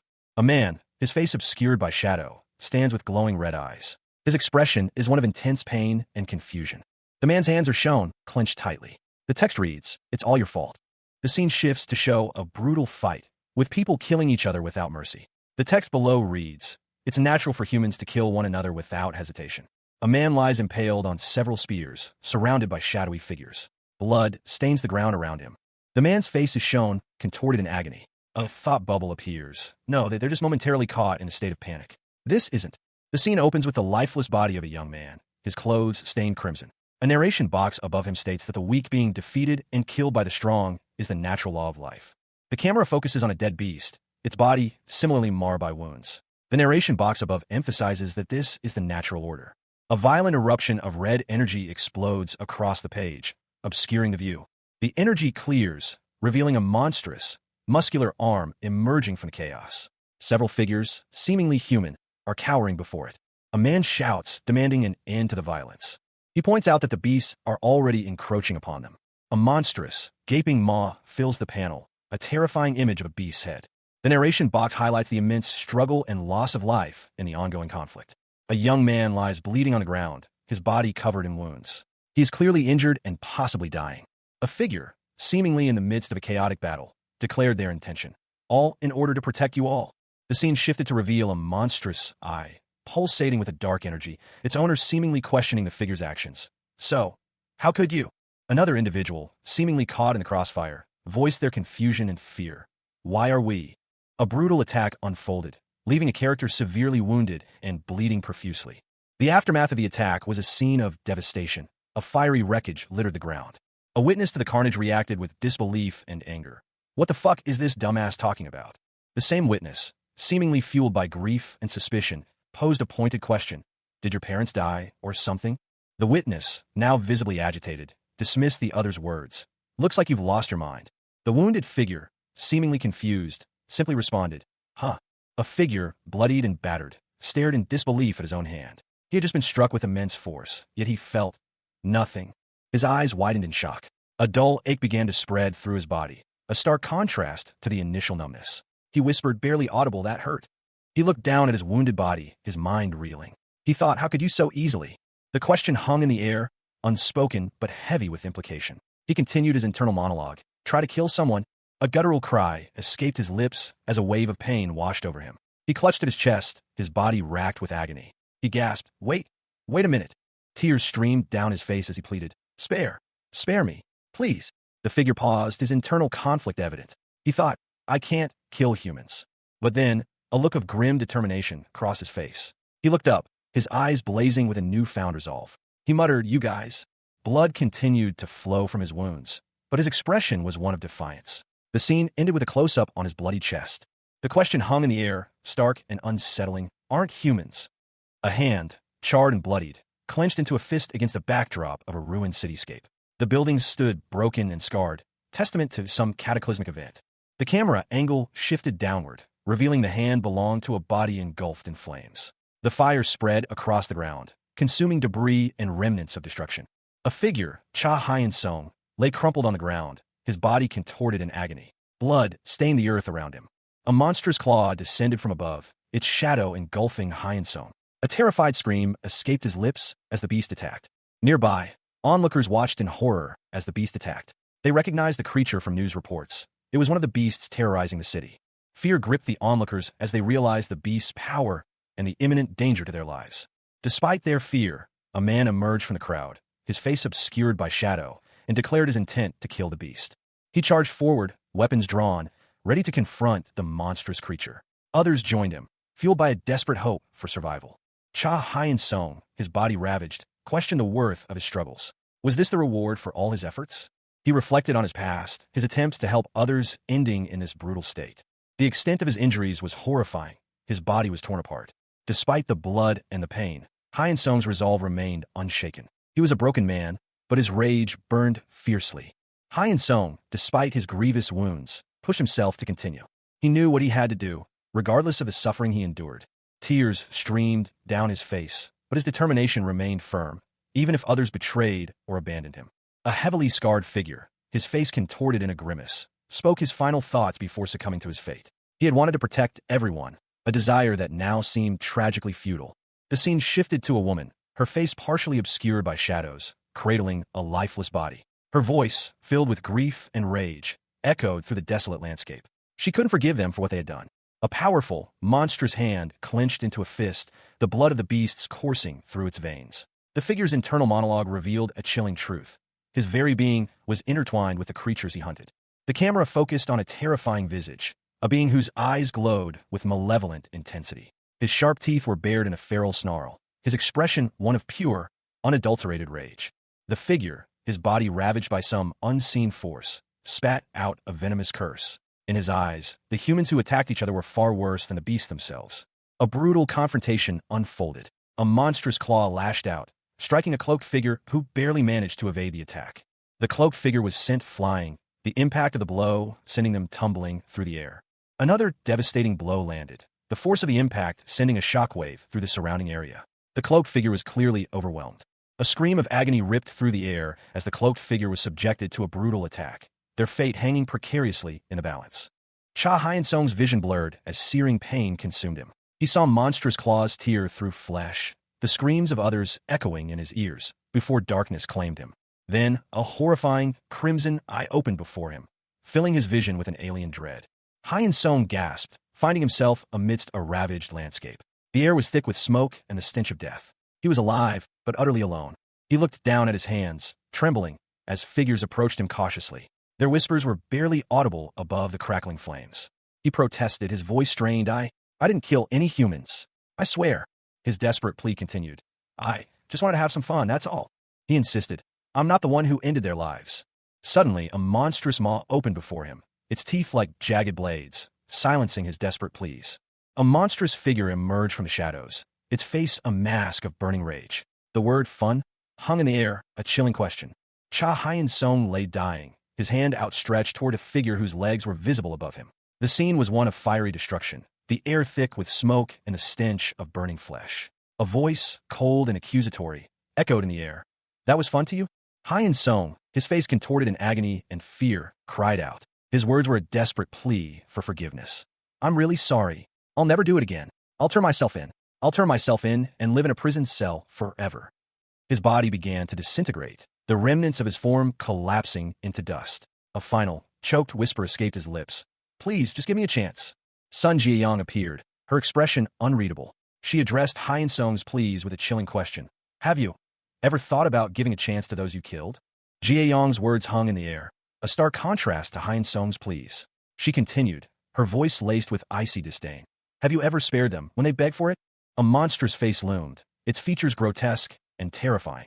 The creature's voice was a low growl, devoid of empathy. No matter how much you ask for forgiveness, the people you killed will never come back. Hyun-sung, his body broken and his spirit crushed, could only manage a weak, desperate plea. Kek, cook, please, spare me. Ji-young's face was a mask of cold fury. Her voice was sharp and unforgiving. No matter how much you repent, you can't reverse the wicked actions you've done. Hyun-sung's lifeless body lay on the ground, a stark reminder of the consequences of his actions. Ji-young's final words were cold judgment. Trash like you. A monstrous figure, its face a grotesque mask of teeth and dripping crimson, loomed over the devastated cityscape. The creature's eyes burned with malevolent intensity. A thought echoed in the air, a chilling statement of its nature. Who kills others for fun? The camera focused on a victim, their face obscured by blood and injury, their body ravaged. The words, doesn't deserve to be alive, hung heavy in the air, a justification for the violence. The scene shifted to a different perspective, showing a vast chasm splitting through the city. The thought, no matter how hard I try, filled the air, a sense of futility. A young woman, Sun Ji-young, leaped across the chasm, her movements precise and determined. Her internal monologue continued. No matter how many times I get back up to fight. The scene changed again, showing two figures, their faces partially obscured, huddled together. The word humans hung in the air, a statement of observation. The camera focused on the figures, revealing their injuries. A grim assessment followed. Kill each other so easily. A large, powerful fist slammed down, the force of the impact evident in the shattered ground. The words, that's right, that's just the way things are, echoed the creature's nihilistic viewpoint. The creature's face, a terrifying visage of sharp teeth and glowing red eyes, filled the frame. Its internal monologue revealed a dark philosophy. They'll never stop, they'll just keep making the same mistakes. So I should just rip everyone here apart. The creature paused, a flicker of doubt in its otherwise relentless rage. A thought bubble emerged. I'm sure there will be times. The scene opened on an empty stadium, the seats mostly vacant, a sense of desolation hanging in the air. A voice, unseen, spoke of powerlessness, of the feeling of being unable to act. However, the voice continued, expressing unwavering belief in someone's resilience, their refusal to give up, their commitment to doing what is right. The camera focused on a young man, Cha Hyun-sung, his body battered and bloodied, yet his expression resolute. He was clearly injured, but his eyes held a spark of defiance. Suddenly, a violent energy erupted from him, shattering the ground around him. The force of the outburst was immense, sending debris flying. The raw power continued to surge, creating a blinding flash of light and a shockwave that ripped through the surrounding area. The aftermath revealed a scene of devastation, a city street in ruins, buildings crumbling, and a car engulfed in flames. Hyun-sung's hand, bloodied and broken, lay on the ground, the scene shifting to a close-up of his injured hand. The image lingered on the detail of his wounds, emphasizing the brutal reality of his situation. A cloud of dark, purple smoke billowed from the ground, obscuring the scene. Cha Hyun-sung, his body ravaged, collapsed, muttering a single word, fuck. He found himself amidst a scene of devastation, flames licking at the debris of what appeared to be a coffee shop. The question formed in his mind, what is it? Hyun-sung's vision focused on his own battered form, blood staining his face as he struggled to comprehend his situation. He wondered, what the hell? What can I even do? A voice, seemingly from within, asked, are you still? A figure, their back to the viewer, knelt amidst the rubble. The words, asking others to make your decision for you, appeared. The figure continued, if you had truly let everything go, you could have joined our side and worked with us. The figure, now partially visible, scorned him, calling him a stupid coward. Sun Jiayong's voice echoed, a bitter accusation in the ravaged landscape. She reminded him of his vow to save everyone. Amidst the fiery ruins of a city, Cha Hyun-sung and another figure stood, silhouetted against the inferno. The scene was one of utter devastation. Jiayong's question hung heavy in the air, a challenge to his methods. Was this destruction truly the path to salvation? Jiayong continued, her words sharp and accusatory. She urged him to confront his own reflection. Hyun-sung's gaze fell to his own form, a stark contrast to the destruction around him. He was the one who resembled a beast. The camera focused on Hyun-sung's increasingly monstrous features, his transformation becoming more apparent. A horrifying visage emerged from the shadows, a reflection of Hyun-sung's inner turmoil. Jiayong's harsh judgment cut through the air, a damning verdict. Hyun-sung's eyes reflected the inner beast, his own monstrous transformation complete. He was the monster he fought against. A beast, its eyes glowing menacingly, loomed over a cowering figure. The beast's words echoed the sentiment of its terrifying presence. See, this is what I mean. You always spout nonsense about how you'll protect humans, but the only thing you're good at. The beast's terrifying visage filled the space, its crimson eyes burning with malevolent energy. The smaller figure below seemed utterly helpless. The beast continued, its words dripping with cruel sarcasm, is diving headfirst into a chance to kill someone. The scene shifted to a building interior. Debris rained down as the beast's attack continued. A voice, filled with urgency, announced, "They're almost past the last line of defense." A man, his face etched with worry and sweat, stared in disbelief. He exclaimed, "The enemy is almost upon us." The man's desperate plea echoed the gravity of the situation. "President, this place is done for." Another man, his face contorted in fear, urged immediate action.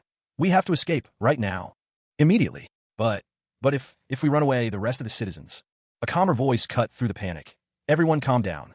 A large, muscular man, his expression grim, issued a command. Lead bodyguard." A large, imposing figure in a dark suit loomed over a smaller, terrified man. The smaller man's face was partially obscured by shadow, but his fear was palpable. The large man spoke, urging calm and rational thought. He pointed out that the enemy had not yet breached their defenses. He acknowledged, however, that their military forces were nearly annihilated and that outside contact was impossible, leaving them vulnerable. The panel showed a gruesome scene. A soldier lay dead on the floor, surrounded by a pool of blood. His hands were clawed, suggesting a violent struggle. The large man grimly accepted the reality of their imminent demise, recognizing that the beasts would soon breach their last line of defense. He then revealed a glimmer of hope. There was still one person left, someone who had faced the beasts multiple times. The scene shifted to a hallway where a powerfully built man stood defiantly amidst a group of shadowy figures, his body bearing the marks of past battles. The large man in the suit identified this individual as their last resort against the beasts, a person they had recruited for this very purpose. The smaller man, still shaken, questioned who this person was and whether he was alone in his fight. Two figures are shown in the image. One is a man in a suit, his face obscured, and the other is a man with a severely damaged face, his eyes glowing red. The man in the suit comments that the other seems relaxed, while the damaged man replies that getting rid of one person is easy. The damaged man continues, explaining that if they get past the lead bodyguard, they will be able to reach the president. The scene shifts to a hallway where a man lies dead amidst a pool of blood, surrounded by several other bodies. A voiceover states that no matter how experienced or skilled a man was, there was no way one man could handle this alone. The camera angle changes, showing the hallway from a different perspective, emphasizing the scale of the carnage. The perspective shifts again, revealing a wider view of the hallway and the numerous bodies strewn across the floor. The implication is that a single person could not have caused this level of destruction. The voiceover concludes that one man could not handle the situation alone. Two figures, one masked and wielding a knife, stand over a body. The masked figure says, "Let's go." Below, a narration box reveals their intention: to tear down the pillars of a nation. A man in a suit is shown, and a voice addresses him as Sir. The voice explains that the man understands the immense fear in the face of the beasts. The scene shows a man falling, seemingly attacked by monstrous claws emerging from the darkness. Cha Hyun-sung found himself in a desperate struggle, the ground trembling beneath him as he was violently thrown about. The scene was a blur of motion and pain. The beast's claws, dripping with blood, descended upon him. A chilling narration box appeared. Those beasts are always filled with rage. A red flash of motion, too fast to follow. Hyun-sung's vision focused on a horrifying sight. The beast's face scarred and brutal, its eyes burning with a malevolent intensity. A narration box added, "They're cruel." More of the beast's body was revealed, covered in wounds and blood. The narration box concluded, "And merciless." Suddenly, Hyun-sung's perspective shifted. He saw himself, but changed, his eyes glowing with an eerie red light. He was split in two, his face a mask of confusion. A speech bubble appeared, huh? A voice, seemingly from within Hyun-sung, spoke. However, director, that man. Another violent struggle ensued, a whirlwind of motion and dark energy. A monstrous beast, its form obscured by shadow and motion blur, lunged forward with a chainsaw-like weapon. The red background and motion lines emphasized the ferocity of the attack. The beast's attack continued, its muscular form partially visible amidst the chaos. The intensity of the action was palpable. The narrator's voiceover stated that the beast's nature was even more merciless. The chainsaw weapon was shown again, covered in blood and grime, highlighting the brutal nature of the attack. Suddenly, the perspective shifted. Three shadowy figures with glowing red eyes emerged from the darkness, their presence ominous and threatening. The shadowy figure's attack was swift and brutal, their movements a blur of darkness. A figure, seemingly injured, fell to the ground. A voice, filled with urgency, warned against inaction. The voice urged the figure to not simply stand there, implying the need for immediate action.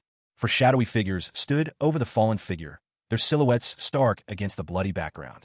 One of them issued a defiant challenge. A brutal figure emerged, his face marred, wielding a chainsaw dripping with gore. He was a terrifying sight, a testament to the violence he clearly inflicted. Below him, the lower half of a figure in dark, damaged armor was visible, further emphasizing the scene's brutal nature. The figure's words hung heavy in the air. Is right here in front of you. A single, chilling word followed, come. His face contorted in a savage grin. The chainsaw-wielding man's eyes burned with a terrifying intensity. His threat echoed the violence he embodied. I'll rip you to pieces. A nighttime scene unfolded, showing a city burning in the distance. Someone urged others to look at the spectacle. The lights in the distance were compared to fireworks. A voice noted that there were still brave souls fighting in the city. Three monstrous beasts stood before a man with a cruel smile, who seemed to be their leader. The beasts were engaged in a fierce battle for survival. A close-up showed a heavily damaged arm, suggesting a brutal fight had taken place. The beast leader declared his intention to turn the city into a graveyard. The beast leader detected the presence of humans and speculated that it was the Air Force approaching. A beast, observing the city from a distance, commented on the potential problems posed by the Air Force, but noted that they had minimized the number of foot soldiers. The beast continued, explaining that even if attacked from the air, they could still infiltrate the city. A scarred man, his face contorted in a grim smile, looked up at the sky. He wondered aloud how many enemies were approaching the city, estimating that there were likely many. From high above, a single figure plummeted towards the ground. A violent impact occurred, sending a shockwave outward. The force of the impact was immense, resulting in a massive explosion of debris and energy. Amidst the chaos, a figure emerged, utterly bewildered by what had just transpired. He questioned whether only one person had been responsible for the destruction. The figure found himself facing a monstrous beast, its claws extended, ready to strike. Cha Hyun-sung's life ended amidst a maelstrom of violence, the last thing he saw being a chaotic blur of dark, monstrous forms. He found himself reborn, his vision still clouded by the remnants of his death, as he looked up at colossal, grotesque beasts. The ground trembled beneath him, the impact of the beast's presence palpable as he struggled to his feet. A maniacal laughter echoed through the air, a chilling sound that sent shivers down his spine. Suddenly, a large axe descended from above, its trajectory aimed directly at Hyun-sung. The attacker, Sun Ji-young, a beast hunter, expressed surprise at Hyun-sung's resilience, admitting to underestimating humans. Ji-young's words were laced with a hint of grudging respect, her gaze fixed on Hyun-sung's defiant posture. Hyun-sung, battered but not broken, was identified by Ji-young as the leader of the beasts. His face, scarred and grim, reflected a quiet determination as he faced his unexpected adversary. The scene opens with a close-up of a large, wickedly curved blade descending through the darkness. Blood spatters across the frame. A beast's crimson eyes glare upward. A voice, filled with doubt, questions, are you super courageous or just plain insane? Or are you trying to be a hero who'll sacrifice themselves to buy some time for the other humans? A wounded figure, his face marred by injury, responds with callous indifference. He declares, I don't care about shit like that. I just like to get rid of things that piss me off. The wounded man continues, so my only goal here. The man, wielding a large blade, stands defiantly before a monstrous beast. The beast's gaping maw is visible behind him. The beast is struck down, its body torn apart. Blood and gore splatter across the dark background. The man states his goal is to get rid of you. The chapter ends with a close-up of the beast's head being violently destroyed. Cha Hyun-sung felt the searing pain of his demise as unknown beasts tore through his body. His vision blurred, the world dissolving into a crimson chaos. But then, impossibly, he saw himself again, eyes wide with a primal rage, his body contorted in a grotesque parody of life. He was resurrected, reborn from the carnage, a horrifying spectacle of rebirth. Hyun Sung's body, ravaged but alive, crashed to the ground, the echoes of his death still ringing in his ears. His vision cleared, revealing Sun Jiang, a beast hunter, locked in a desperate struggle against the creatures that had killed him. The beasts continued their assault, their claws tearing at Jiang's defenses. Hyun Sung, driven by a surge of adrenaline and a desperate will to survive, watched the brutal fight unfold. A monstrous beast lunged, its weapon aimed at Jiang's heart. With a guttural roar, Hyun Sung rose to his feet, his body screaming in protest, but his spirit ablaze with a newfound resolve. The image shows a bloody, close-up view of a person's head and upper torso, suggesting a violent attack. The background is a dark red, emphasizing the severity of the situation. The focus shifts to the victim's face, highlighting the extent of their injuries. A word, seemingly a pained gasp, is visible.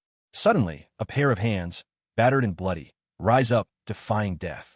The word WAH is written, suggesting a powerful exertion of will. The hands continue their upward motion, implying a struggle against the forces that had brought them down. A powerful figure, seemingly resurrected, rises from the ground, shattering the earth around them. The scene is filled with motion lines, indicating a forceful movement. The resurrected figure is shown with glowing red eyes, a terrifying expression, and a body covered in wounds. Someone shouts, "He stopped moving! Everyone, go at him at once!" Another character shouts, "Don't give him time to run away!" The resurrected figure is shown in a violent struggle, with motion lines suggesting a powerful attack. The resurrected figure is shown grappling with another person, their monstrous claws visible. The scene is chaotic and violent. The resurrected figure thinks, "Time for me to run away." A beast, its form obscured by a bloody haze, questioned its opponent. "Who are you talking about?" The beast roared, "Stop trying to act cool." It continued, "You're just food to us like every other human." A violent struggle ensued, marked by a bloody explosion of motion and dark energy. Amidst the chaos, a voice emerged. "Yeah, I'm a human who has lived every day." The voice continued, his tone filled with bitter resolve. "Every day, I only think about how I'll kill you bastards." He scoffed, "Run away? Listen here, you pipsqueak fuckers." The human, battered but defiant, glared at his attackers. He sneered, "What kind of cat would run away from mouse?"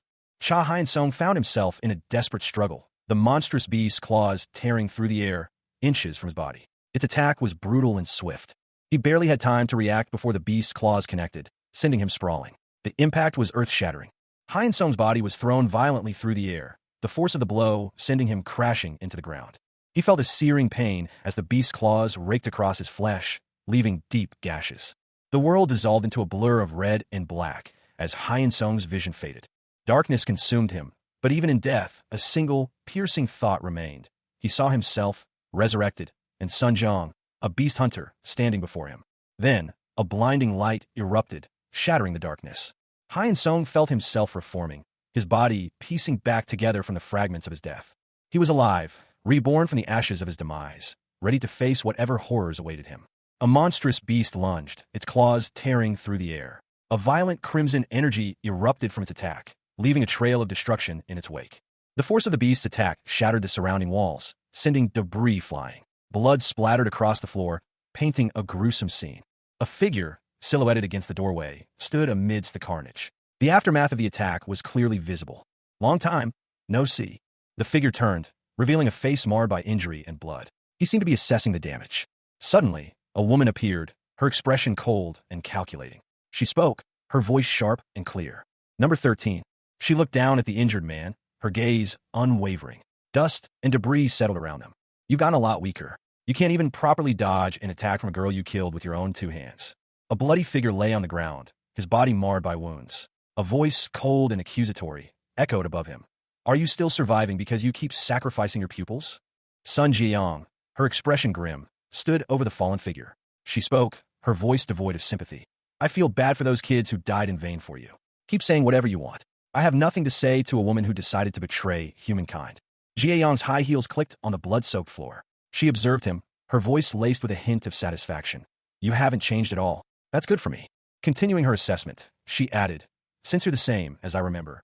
Jie Yang stood, her eyes glowing with a fierce intensity, a sword held firmly in her grasp. Her expression was one of cold determination. She declared, "It'll be more satisfying to kill you." The fallen figure, Cha Hyun Sung, responded with a grim smile, "Sure, you're right. I always knew that our hatred for each other would result in one of us dying." Hyun Sung's hand gripped a chainsaw, his eyes burning with a dark intensity. A wide shot of a ruined cityscape, fires burning in the distance, punctuated by two pained cries, "Heek!" and "Heek!" A man, his face contorted in agony, wept openly. His body was covered in grime and blood, his arms wrapped tightly around himself, as if for protection. The scene around him was one of devastation, a landscape of fire and rubble. He thought, "This is just a dream." He repeated to himself, "Yeah, this is just a nightmare." That's the only way to explain it. The ground cracked violently beneath a monstrous foot, the force of the impact sending debris flying. A young man with orange hair plummeted from a great height, his eyes wide with terror. The man from earlier thought, how could a monster like that possibly exist? A massive, destructive force erupted from below, shattering the earth. A deafening roar echoed through the ravaged city as another monstrous attack occurred. The impact sent a shower of debris into the air, the scene of chaos and destruction continuing. Cha Hyun-sung found himself in a desperate struggle for survival, grappling with a monstrous beast. The creature's crimson eyes glowed menacingly as it held Hyun-sung aloft, its claws dripping with blood. A violent impact followed, the force of the beast's attack shattering the surrounding environment. From the dust and debris, a pair of glowing red eyes emerged, intense and filled with power. The scene shifted to a desolate urban landscape, the aftermath of a brutal battle. Hyun-sung, battered but alive, landed heavily on a broken wall, his body bruised and bleeding. Below him, the beast lay still. Another violent impact shook the ground as the beast's body was torn apart. Hyun-sung, using the momentum from the beast's final attack, launched himself away from the danger. Sun Jiang, observing from a distance, was astonished by the ferocity of Hyun-sung's unexpected power. She exclaimed that she knew he was strong, but this was beyond anything she had anticipated. Jiayong reflected on Hyun-sung's overwhelming power, concluding that even the combined strength of Mugwang and Weian would struggle to defeat him. Cha Hyun-sung, his body contorted and burning, stood amidst the wreckage. His eyes glowed with an infernal light, his form a terrifying testament to his resurrection. He declared that any who opposed him would be defeated instantly. He launched a devastating punch, the force of the blow depicted in a flurry of motion lines. The impact was earth-shattering. The sheer power of the blow sent shockwaves through the ground. The resulting explosion was immense, a fiery eruption that consumed everything in its path. The force of the blast sent debris flying, leaving a trail of destruction in its wake. Hyun-sung descended, his power overwhelming his opponent. The impact of his attack left a massive crater, a testament to his raw strength. The surrounding area was in ruins, a landscape of fire and destruction. Hyun-sung's eyes burned with a fierce intensity as he explained the reason for his actions. A voice, laced with a strange certainty, echoed in the desolate landscape. It declared, "I always knew." The voice continued, "That you and I." Above a scene of fiery destruction and carnage, a young woman with fiery orange hair and intense eyes looked down at a burning figure. A strange, almost gleeful expression played on her lips. The woman's voice, now audible, finished her thought. Would have perfect chemistry together. The instruction to utilize an incoming attack to one's advantage was given. A beast lunged at Cha Hyun-sung, who was observing it intently. The next lesson was to change the shape of one's body and use one's self as a weapon. Hyun-sung's body was shown to be severely wounded, with a large, star-shaped gash across his torso. The final instruction was to utilize indirect attacks by using one's surroundings. Hyun-sung fell into a large chasm in the ground. The narration box stated that the attack Hyun-sung was using was powerful. Cha Hyun-sung, a young man with short brown hair, found himself sprawled on the ground, his body contorted in an unnatural position. The ground around him was cracked and broken, suggesting a recent explosion. He was completely different. The force of the explosion was immense, leaving behind a crater of scorched earth and debris. It was unlike anything he had ever experienced before. Hyun-sung's body was battered and bruised, but he was still alive. A powerful force surged through him, seemingly emanating from within. He felt no warning, no premonition of the immense power that was coursing through his veins. It simply happened. Standing amidst the devastation, Hyun-sung surveyed the scene. The destruction was widespread, with buildings reduced to rubble and fires raging. He felt an intense heat building in his arm. He understood. He finally understood the source of the power. A surge of energy erupted from Hyun-sung, causing another small explosion. His eyes glowed with an inner fire. He realized his newfound ability to boil the blood within his body, causing it to explode. Sun Jiang, a girl with short pink hair and piercing eyes, watched Hyun-sung from the shadows, a sinister smile playing on her lips. Cha Hyun-sung, a young man with fiery brown hair, questioned his opponent's confidence. He contemplated the possibility of creating an internal explosion, using his own body as a bomb to attack. Hyun-sung continued his line of reasoning, pointing out that if his opponent were truly creating such an explosion, direct physical contact wouldn't be necessary. He further noted the lack of heat emanating from his opponent until the moment of physical contact, strengthening his argument. Hyun-sung considered the immense power of the explosion and its potential consequences for the attacker's hands if the explosion originated from them. The image showed a monstrous, shadowy beast, suggesting the immense destructive force of the explosion. Sun Jiyoung, a girl with short, reddish-brown hair, observed Hyun-sung's deduction, acknowledging his sharp mind, even if not entirely accurate. She surmised that his battle experience had honed his observational skills. Jiyeong's appearance was shown amidst a fiery, ruined cityscape, emphasizing the intensity of the ongoing conflict. Jiyeong internally acknowledged that Hyun-sung's understanding of her abilities didn't automatically translate into a countermeasure. A powerful energy surge erupted from Jiyeong, suggesting an imminent attack. Cha Hyun-sung's eyes snapped open, his gaze fixed on something unseen. His thoughts raced. All he needed to do was ensure no one touched him. Then, the world around him exploded in a chaotic maelstrom of destruction. Debris rained down from shattered cityscape.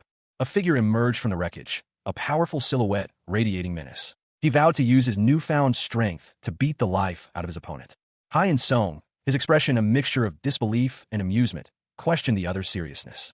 Hyun-sung launched himself forward, his body a blur of motion. The impact of his attack sent a shockwave through the surrounding area, shattering more of the already ruined environment. Sun Jiyoung, observing the scene, scoffed at the simplicity of Hyun-sung's attack. Despite its simplicity, she acknowledged its effectiveness. Jiyeong analyzed Hyun-sung's fighting style, noting that if he continued his current approach, maintaining the same speed and strength, he would be vulnerable. Cha Hyun-sung found himself in a desperate struggle for survival. A monstrous beast, its flesh torn and red, lunged at him, its claws tearing through the metal of a nearby vehicle. Hyun-sung was thrown back, blood staining the ground. As the beast prepared to strike again, Hyun-sung's thoughts raced. He considered the possibility of dodging the attack.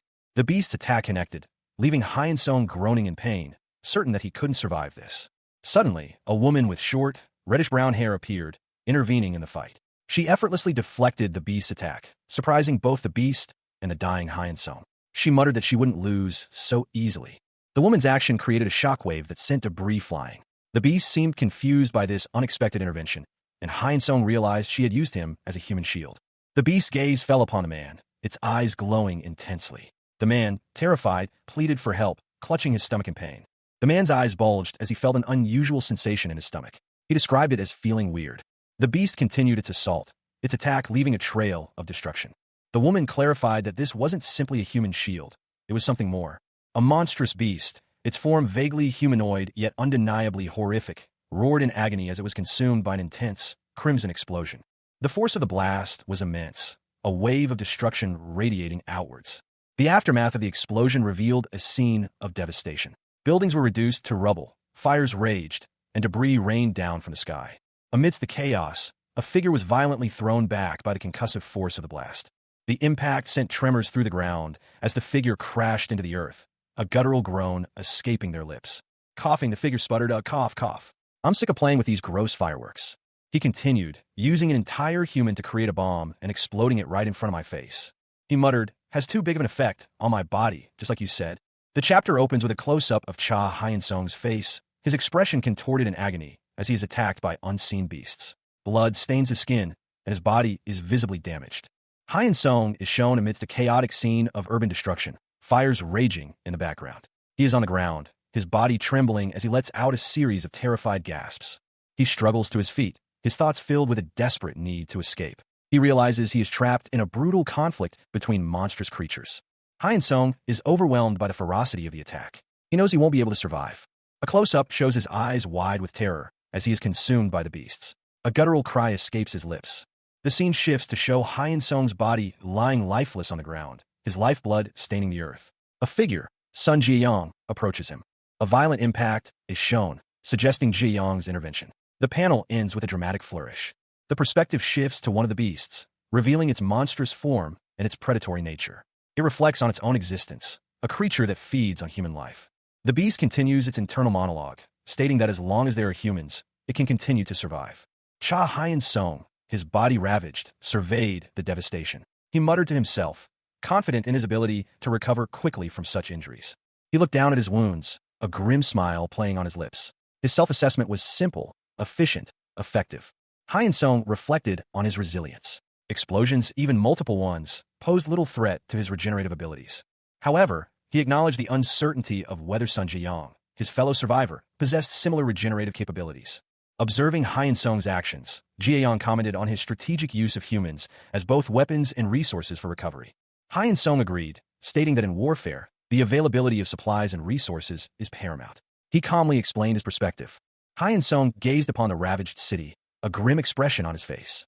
He saw it not as destruction, but as a plentiful source of sustenance and ammunition. Hyen Song considered the implications of a prolonged conflict with Ji Yang, concluding that it would be disadvantageous. The narrator observes that within this city, humans repeatedly explode and recover, a cycle of destruction and rebirth. The narrator explains that there is only one solution: to use overwhelming speed and strength to defeat the opponent in a single blow. A monstrous figure is shown, its body marked with red, suggesting a transformation or injury. The monstrous figure's legs are shown, ending in clawed feet, emphasizing its beastly nature. The monstrous figure declares its intent to fight in its most lethal form. The monstrous figure unleashes a powerful attack, causing widespread destruction. From below, another figure is seen, determined to finish the fight. One combatant remarks that the other has resorted to their most powerful form. The other combatant responds that they don't want to prolong the fight. One combatant expresses resentment towards the other, questioning their actions. Cha Hyen Song, his body battered but defiant, unleashed a powerful blow. The force of the impact sent a shockwave rippling outwards, leaving a trail of destruction in its wake. He wondered, with a surge of doubt, if this was enough to defeat such a formidable foe. The scene shifted to a blood-soaked bunker. A grim discovery lay before them. Even this supposed sanctuary had been breached. Sun Jiyang, her face grim, stood amidst the carnage. Blood splattered her clothes, but her eyes burned with determination. She surveyed the scene, her voice laced with frustration. Despite the chaos, the absence of ongoing battle was unsettling. Meanwhile, another woman frantically tried to contact someone, her voice filled with desperation. A soldier, equally distressed, responded, revealing the presence of civilians. Suddenly, a violent explosion rocked the bunker, sending debris flying. Cha Hyen Song's body lay broken and bloodied, the aftermath of a brutal attack by unseen beasts. A desperate cry escaped his lips, a final gasp before oblivion. Suddenly, Hyen Song felt a surge of energy. He was alive, resurrected, his body marred but his spirit unbroken. He looked around, his eyes filled with a newfound determination. A voice boomed, filled with shock and disbelief. The director, Song Gaeyong, what are you doing here? Sun Gaeyong, a beast hunter, responded, her voice strained. She was trying to lead Yunbai to safety. Gaeyong explained her actions, but the director countered that she had arrived at a terrible time. He warned her to listen carefully. The director instructed Gaeyong to take everyone to the VIP room, a place of refuge. He stressed the urgency of the situation. Gaeyong, noticing Hyen Song's presence, asked if he was fighting alone. Offering her assistance, she inquired about the number of enemies. A bloodied sword was shown, its grim appearance hinting at the violence that had transpired. The words, "the sword of blood," appeared. Gaeyong reacted with a single word. What?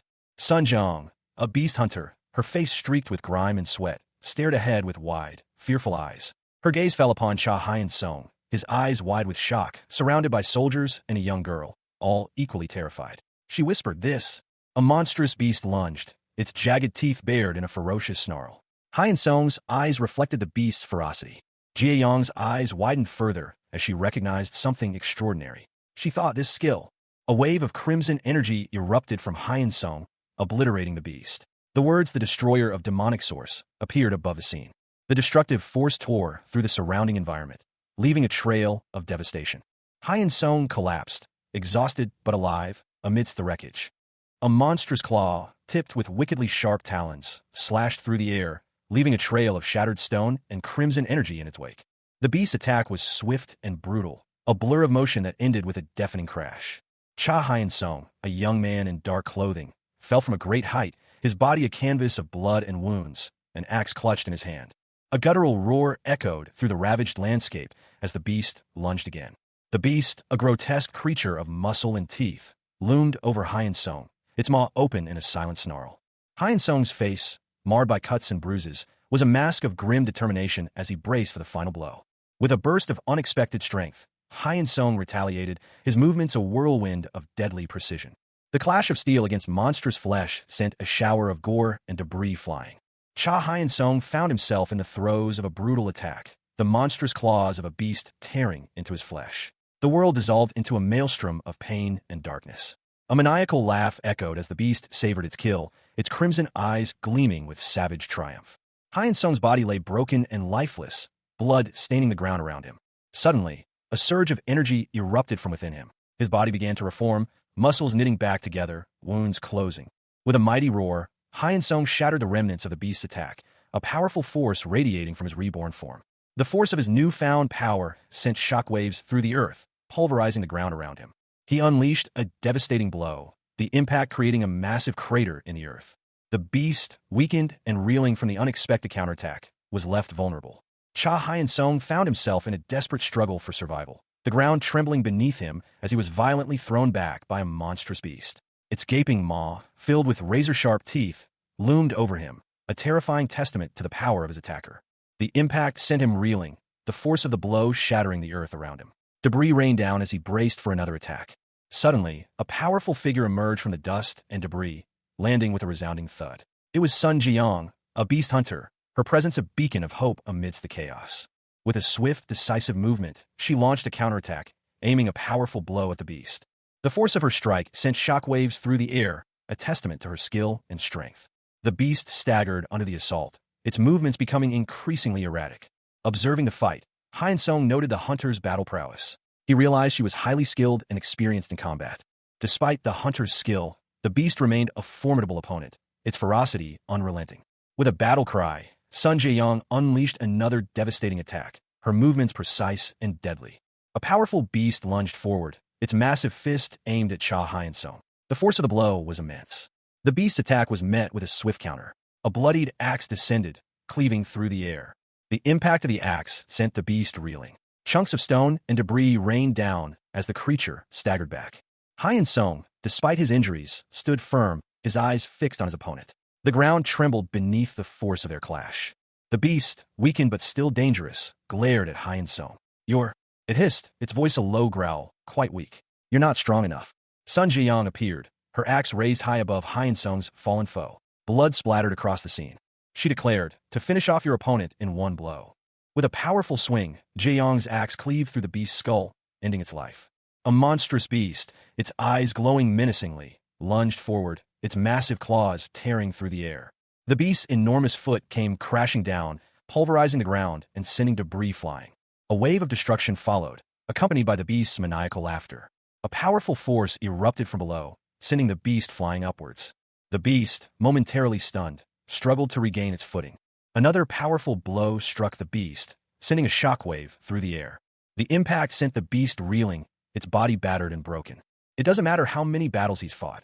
As long as he's human, he won't be able to regenerate his physical wounds.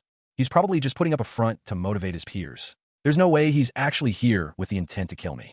A fierce battle raged. Cha Hyun-sung, surrounded by monstrous beasts, fought with desperate determination. The ground trembled with each impact.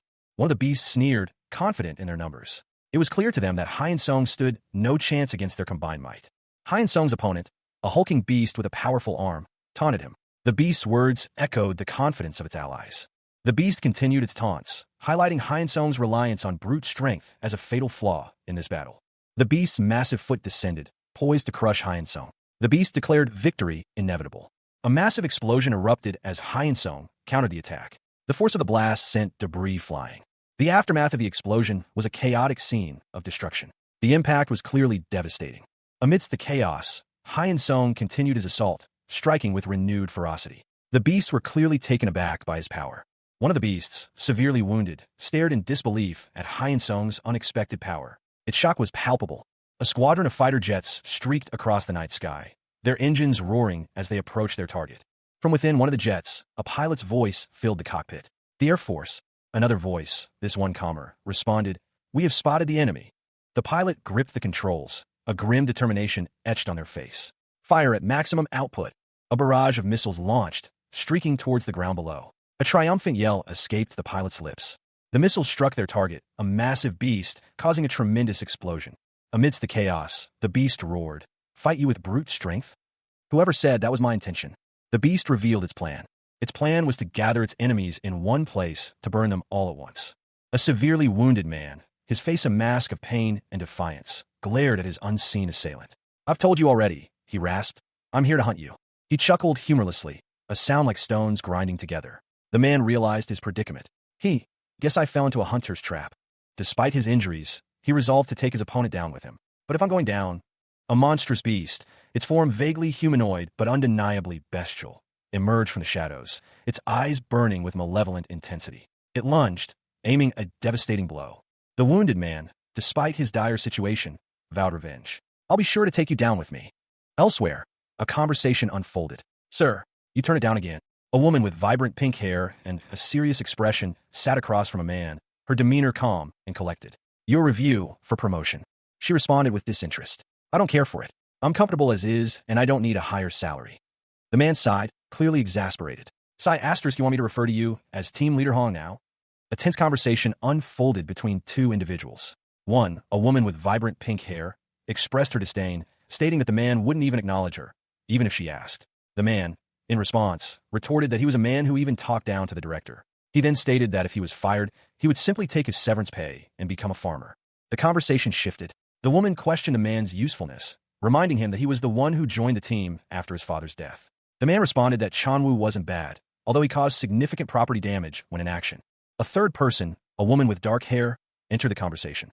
She noted that Hei Jin was helping him, so he should be fine. She added that despite his outwardly depressed demeanor, he possessed a strong spirit. The man's face was shown in close-up, his expression grim and serious. The pink-haired woman warned her companion not to get too attached to him. The man extinguished his cigarette, a thoughtful expression on his face. A scene of carnage was depicted, showing numerous bodies lying lifeless on the ground, stained with blood. The man's internal monologue revealed his hatred for such scenes. The man contemplated the possibility of a promotion, expressing his concern about the increased number of people working under him and the potential for their deaths. He concluded that he would hate to see those people die following his lead. Sun Jiayong's eyes widened, her expression a mixture of surprise and concern. She playfully chided Cha Hyun-sung, telling him not to be so dramatic about worrying for others. Hyun-sung, irritated, retorted with a vulgarity before stating he had a question. Hyun-sung's question was posed to Ji-young. If she had no one to protect and no goals to achieve, what was her reason for continuing this dangerous work? The question hung heavy in the air, the silence punctuated only by the faint sounds of the surrounding environment. A beast's bloody remains were shown, its demise violent and sudden. Ji-young responded that she didn't need a reason. She simply did what needed to be done because someone had to. Hyun-sung, his face partially obscured by shadow, stood amidst the carnage, his hands trembling. Ji-young noticed his trembling hands, prompting her to ask what was wrong. The battle raged. One combatant, seemingly a beast, was being relentlessly attacked. Despite the ferocity of the assault, a voice, calm yet resolute, cut through the chaos. I respect your fighting spirit, but with your strength, there's no. The beast was thrown back, its body impacting the ground with a resounding thud. The force of the blow sent tremors through the earth, and cracks spiderwebbed across the ground. Following the impact, the beast struggled to regain its footing, its form battered and broken. The attacker pressed their advantage, their movements a blur of motion. The beast's attacker, their face partially obscured by shadow, spoke, their voice low and gravelly. You're not wrong. The attacker, seemingly exhausted, revealed more of themselves. They spoke, their voice laced with weariness. Having worked in this field for many years, my body's a mess. I have to take a shitload of medicine every morning just to stay alive, too. They continued, their words tinged with self-deprecation. I don't have super strength like some others. I don't even have a flashy ability to use on my opponents like some others. Despite their apparent weakness, a flicker of determination ignited in their eyes. They declared, their voice firm despite their exhaustion. There's only one thing I have. Lungs that breathe. With renewed vigor, the attacker unleashed a powerful blow, their fist connecting with the beast with devastating force. The attacker's resolve was unwavering. They declared, their voice filled with quiet strength, a heart that beats. And through all that, Cha Hyun-sung, moment from death, found himself facing a monstrous beast. He declared, in a voice devoid of fear, that this was the one time he didn't feel nervous facing such creatures. He resolved to target the beast's weaknesses, shattering its most vulnerable parts. His only weapon, he realized, was his experience in killing these beasts. With a fierce determination, he vowed to use that experience to its fullest extent. A guttural sound escaped the beast as it lunged forward. Observing the beast's victim, Sun Jiang noted the absence of fear or anger in the man's eyes. Instead, she saw only a primal hunger. The beast's gaze was fixed on Hyun-sung, a desire to devour him evident in its eyes. It was purely instinct, a raw, unthinking urge to consume. The instincts of a hunter.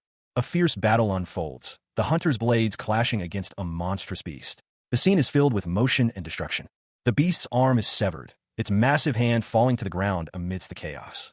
Debris rains down as the battle continues, the red background emphasizing the intensity of the fight. An explosion rocks the city, the force of the blast visible in the radiating lines. Amidst the smoke and rubble, a lone figure stands defiant, facing a colossal, shadowy beast. The figure mutters, "I can't." The beast taunts, "Isn't this fun?" The figure thinks, "You're not even a head chief, you're not even Cha Hyun-sung. And yet here, I am struggling against a no-named nobody." The beast responds with a single word, "Nice." Two massive explosions rocked the area, sending debris flying. A monstrous beast loomed, its jagged teeth bared in a ferocious snarl. Its eyes burned with malevolent intensity. The beast spoke, its voice a guttural growl. "In this war, it's now just the two of us." Cha Hyun-sung, his body battered but resolute, stood defiant against the beast. A city burned in the background. He declared, "My body that I've trained, and all the skills that I've taught myself. I'll put it all to use right here, right now." The beast's face contorted, revealing a horrifying, full-bloom, beastly visage. The scene opens with a fiery battlefield, the air thick with smoke and the smell of blood. A large axe, stained crimson, is shown descending from above. The axe's descent is accompanied by a narration box. War is the most simple form of pleasure. The narration continues, describing the visceral thrill of combat, the sensation of your blade cutting down what's in front of you. The image shows a chaotic aftermath of battle, with broken weapons and fallen soldiers amidst the flames. The narration concludes, "The feeling of defeating your enemies. No matter how much time passes, it doesn't change. War is the simplest form of pleasure." The scene shifts to a wider view of the burning landscape, emphasizing the scale of destruction. A final thought is presented. The satisfaction you receive will never change. A lone figure, muscular and imposing, stands amidst the carnage. The narration box reads, "You will chase that feeling until your blade breaks." The perspective shifts to a battle-worn soldier, his face grim but resolute. He speaks, "You guys are tough opponents." He contemplates, "Is that why my time to have fun is coming to an end?" Fine. He agreed to the offer. He demanded to see what they were talking about. A monstrous figure emerged, its words echoing the prophecy of an unending war. He braced himself for a future beyond his comprehension, willing to let his blood flow. From the depths, monstrous claws reached for him. The beast spoke of an endless battle, a war without end. Despite the chaos, it remarked on the beauty of the night. A colossal beast loomed over a lone figure. Cha Hyun-sung, moments after his death, found himself contemplating his situation. A sudden realization dawned on him. Under a full moon, a monstrous beast loomed, its multiple eyes glowing menacingly. The creature's fangs were clearly visible, a testament to its predatory nature. Another beast, equally terrifying, emerged from the shadows, its gaping maw revealing rows of razor-sharp teeth. Hyun-sung reflected on the countless battles he had endured throughout his life, his thoughts focused on the immense strength he had gained. He realized that all his struggles had led to this pivotal moment, a final confrontation with overwhelming odds. Hyun-sung braced himself, facing a colossal beast whose size dwarfed his own. The creature's single, enormous eye dominated its grotesque face. With a mighty roar, Hyun-sung unleashed a devastating attack, sending fragments of rock flying in all directions. The impact of his attack was immense. The beast's claws were shattered as it recoiled from the force. The final moments of Cha Hyun-sung's life were a blur of crimson and shadow, a terrifying visage of a beast looming over him. Above, the words "full-bloom she-devil" appeared, hinting at the nature of the creature that had claimed his life. But death did not claim him entirely. Hyun-sung awoke, his body ravaged but alive, his eyes glowing with an unnatural light. A guttural cry escaped his lips, a testament to the pain and confusion of his resurrection. Suddenly, a figure emerged from the shadows, a woman wielding a weapon, her movements swift and precise. She moved with deadly efficiency, striking at the beast with brutal force. The beast retaliated, its attacks powerful and relentless, sending shockwaves through the air. The woman, Sun Jiang, a beast hunter, continued to fight, her skill evident in her every move. Hyun-sung, caught in the crossfire, found himself facing another beast, its jaws snapping shut. A violent clash erupted, the force of the impact sending shockwaves through the ground. Dust and debris filled the air as two figures grappled in a desperate struggle. Cha Hyun-sung, recently resurrected, found himself locked in a brutal, close-quarters fight with a monstrous beast. Its claws tore his flesh, but he fought back with surprising strength. The beast roared, its fury palpable. Hyun-sung's counterattack was fierce, a desperate attempt to survive. Above, the moon hung like a silent witness to the carnage below. Fiery projectiles streaked across the night sky, adding to the chaotic scene. A massive, shadowy appendage descended from the heavens, striking the earth with earth-shattering force. The ground trembled violently. From the darkness, a monstrous beast emerged, its gaping maw filled with razor-sharp teeth. A maniacal laugh echoed through the night. The beast commanded, urging its power to increase. its voice filled with a chilling intensity. Sun Ji-young, a beast hunter, arrived on the scene. She declared her intention to eliminate the weaker threats first.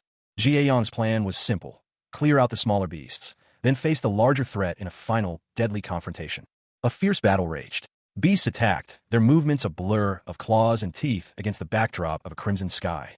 The enemy retaliated, their attacks striking the jets with devastating force. Explosions rocked the sky as the aircraft struggled to maintain control.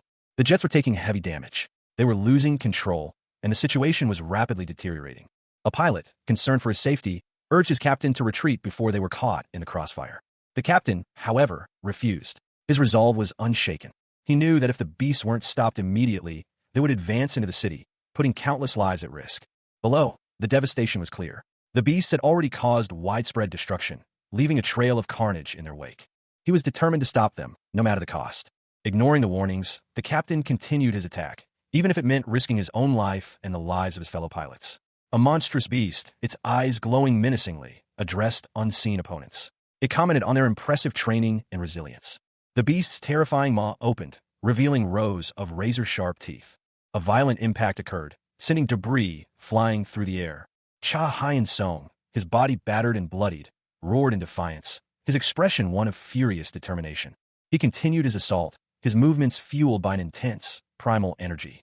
The beast observed Hyun-sung's actions, questioning whether his driving force was rage or hatred.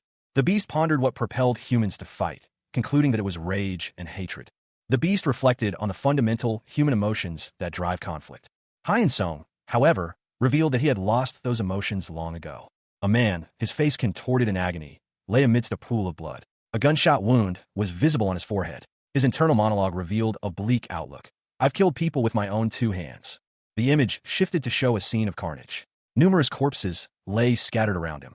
The man's internal monologue continued. "I've had to walk across the corpses of my underlings. All I'm doing now is just repeating the same tasks I've done before." The man's back was to the viewer, his shoulders slumped in despair. He reflected, "There is nothing left that can motivate me." However, the camera angle shifted, revealing a close-up of his face. A flicker of something akin to resolve appeared in his eyes. His thoughts turned to a group of children. He mused. There were some kids who always try to find meaning in a battle and continue to work toward their future. The scene shifted to show a group of young people laughing and joking together in a park. Among them were a young man with short dark hair and a young woman with blonde hair. The man's internal monologue continued. "If my life can be used as a stepping stone for kids like them, then that's enough for me." The man's silhouette was shown, his face obscured, but his posture suggested a newfound determination. A sudden burst of motion was depicted, suggesting a violent action. The sound effect thud was visible. A massive explosion rocked the area, sending debris flying in all directions. The force of the blast was immense, creating a shockwave that rippled outwards. Amidst the chaos, a voice cut through the air. "Are you planning on self-destructing?" A monstrous figure emerged from the wreckage, its form obscured by smoke and debris. It let out a chilling laugh. "How creative!" Another explosion erupted, even larger than the first, shaking the ground violently. A jet fighter, heavily damaged, plummeted from the sky, trailing smoke and fire. The impact of the jet sent another shockwave through the area, causing more destruction. The jet was completely destroyed, leaving only scattered wreckage. A final, massive explosion consumed the area, obliterating everything in its path. Silence descended upon the scene, the only evidence of the battle being the lingering smoke and scattered debris. A colossal beast lunged, its massive form a blur of shadow and muscle. A blinding flash of light erupted as a powerful force met the creature's attack, shattering the surrounding area into jagged fragments. The force of the impact sent the beast reeling, its body thrown high into the air, a dark, serpentine form silhouetted against the night sky. Debris rained down from the sky as the dust settled. Cha Hyun-sung, his body battered and bruised, glared defiantly. His eyes burned with a fierce intensity. He muttered to himself, questioning his reasons for fighting. He admitted to being an idiot, but an idiot who would risk his life to protect others. His resolve hardened. He was an idiot, yes, but one who wouldn't hesitate to sacrifice himself for another. Hyun-sung's broken helmet and glove fell to the ground, drifting slowly in the night air.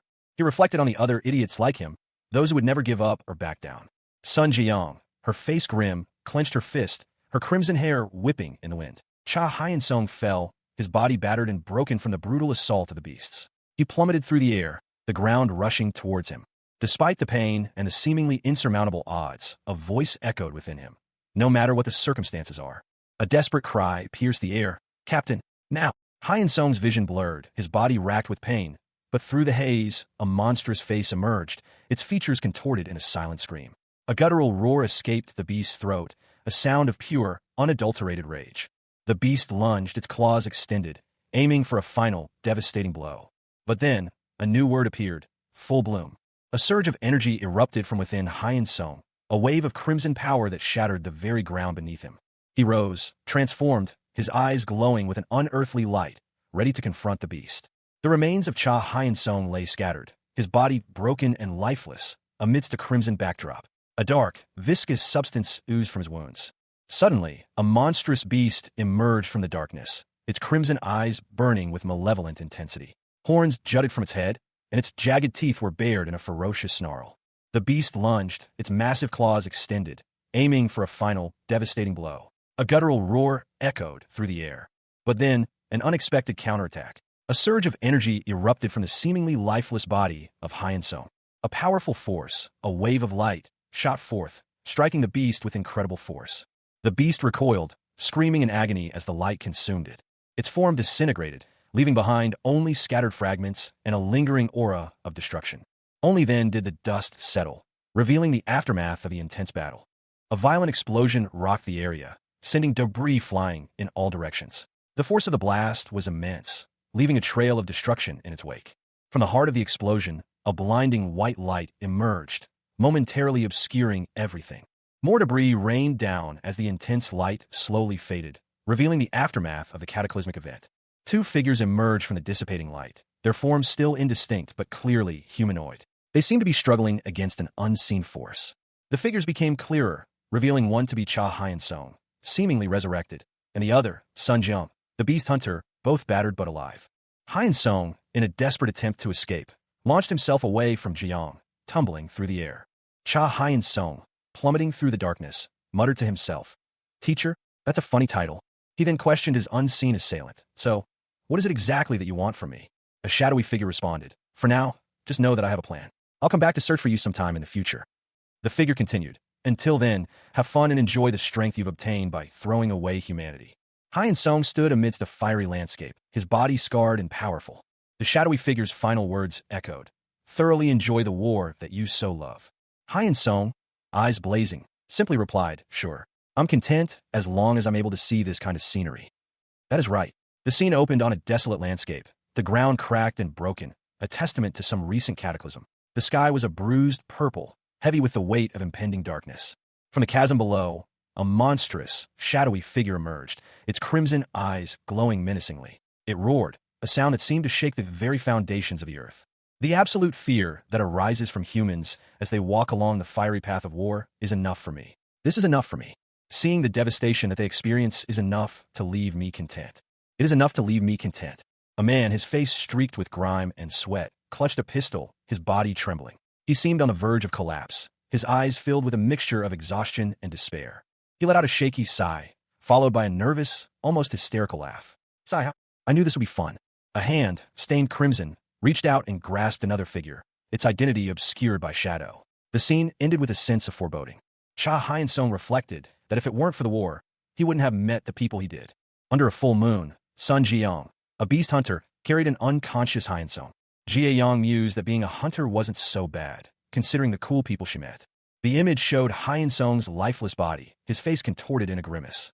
He thought about fighting and dying as a human, and how it was all rather fun. Hyun-sung's thoughts continued, emphasizing that it was really fun. The scene transitioned to a night sky, speckled with stars and a large moon. Jeong stated that the medical team would arrive soon. She instructed Hyun-sung to stay put, emphasizing no smoking. The aftermath of a fierce battle was strewn across the landscape. A young woman with vibrant pink hair, her clothes torn and dirty, stood amidst the rubble, her expression grim. She silently berated herself. "That was reckless of you." A gruff voice cut through the silence. "To jump out like that. You should have just shot him, even if it meant I got hit. I told you that it doesn't matter what sacrifices have to be made. He had to be stopped." The pink-haired woman mumbled, "Well, I didn't want to." The woman's gaze hardened. "I'll say this as your boss. If I have to see you, an oldish grandpa who follows my orders, die right in front of my eyes," she finished, "I would feel pretty shitty." A man, his face bloodied and bruised, let out a frustrated sound. "Tisk." He glared at her. "You intend to continue making use of me, huh?" The scene shifted to a wider view, showing a city burning in the distance. We barely managed to stop the enemy. But with this, our soldiers should have some time to reorganize. Sun Jiang, her face streaked with grime and a hint of weariness in her eyes, acknowledged the grim reality. She knew another fight was unavoidable. A gruff voice, filled with grim determination, cut through the silence. It was time to take the initiative. The speaker's face, scarred and fierce, was a testament to past battles. His eyes burned with a cold fury as he prepared for the counterattack. The plan was clear. Their leader would spearhead the charge. A surge of energy, a crimson wave of power, erupted from the ground.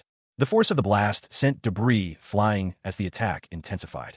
Caught in the crossfire, Jiang and another figure clashed amidst the chaotic energy. The impact of their confrontation sent shockwaves through the air, the intensity of the battle palpable. The ground trembled violently. A monstrous roar echoed through the air, followed by the sound of shattering stone. A guttural scream cut through the chaos as debris rained down. A woman with blonde hair, clad in simple athletic wear, swung a large blade, cleaving through the falling rubble with brutal force. The impact sent a dark-haired young man flying backwards, crashing into a wall of debris. The blonde woman rushed to the young man's side, shouting, "Li Yunbai, are you okay?" He coughed, replying weakly, "I am fine, thanks." He noted, "The building can't withstand the shocks of this battle." A man with a stern expression watched the scene unfold, muttering, "At this rate, the whole building might come crashing down on us." The blonde woman, visibly concerned, thought, "If it were only myself, I wouldn't be so concerned about the collateral damage caused by the fighting. But since there are other people around me, I keep worrying about whether they'll get hurt." That damn bearded old man. Several figures, silhouetted against the crumbling ceiling, crouched in a hallway, seemingly preparing for something. Sun Jiang, a beast hunter, stood poised atop a fractured landscape, her sword held ready. Dust motes danced in the faint light filtering through the cracks in the earth. She engaged a monstrous beast in a fierce, close-quarters battle. The force of their clash sent shockwaves through the already shattered ground. Cha Hyen-song, having witnessed the brutal fight, exclaimed, "How the hell are we supposed to safely avoid your fight and get here?" The beast, its body torn and bloodied, lunged at Hyen-song. Its attack was swift and brutal. The impact of the attack was devastating, leaving Hyen-song severely injured. Jie Yang, witnessing the beast's attack on Hyen-song, reacted with shock and horror. The aftermath of the attack left a trail of destruction in its wake. The scene shifted, showing the beast's continued assault. Jiang, despite her injuries, stood defiantly before the beast, sword raised.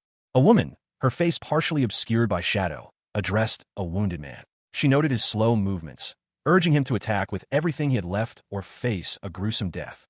Meanwhile, the man considered their situation, deciding to look for an opportune moment to act. The man's gaze sharpened. He didn't know the woman's identity, but lacked the time to investigate.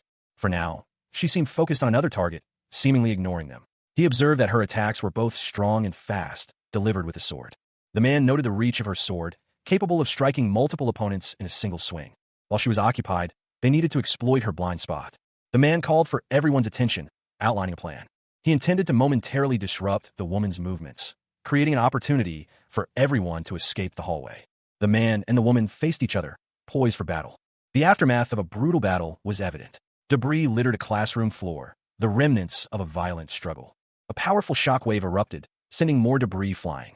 Sun Jiang, her eyes blazing with a fierce red light, stood over a fallen foe, her swords dripping with blood. She had clearly won the fight. The impact of the battle continued to reverberate, sending more fragments of the destroyed area flying. Another powerful energy surge emanated from Jiang. She launched herself forward with incredible speed, her movements a blur. A blinding flash of light erupted, obscuring the scene. A dark, shadowy figure lunged forward, its movements obscured by the darkness. The intense gaze of a young man filled the frame, his golden eyes wide with a primal intensity. A brutal close-up revealed a man's face, marred by deep wounds and a fierce expression. His eyes burned with a dark fire. The image shifted to a woman's face, her expression one of grim determination, a small cut visible on her lip. A monstrous, clawed hand reached out from the shadows, its grotesque form partially visible. Another hand, this one slender and pale, emerged from the darkness. The words, "You've grown," appeared in a speech bubble above it. A woman, her face streaked with blood, held two curved blades, her expression fierce and determined. The number 23 foot was prominently displayed. The young man from earlier reappeared, his eyes wide with fear and apprehension. The woman spoke, stating that she had been waiting to meet the young man and another individual. Sun Jiang, wielding a katana, and another girl fought against a cloaked figure. Jie Yang declared her intention to eliminate the remaining threats.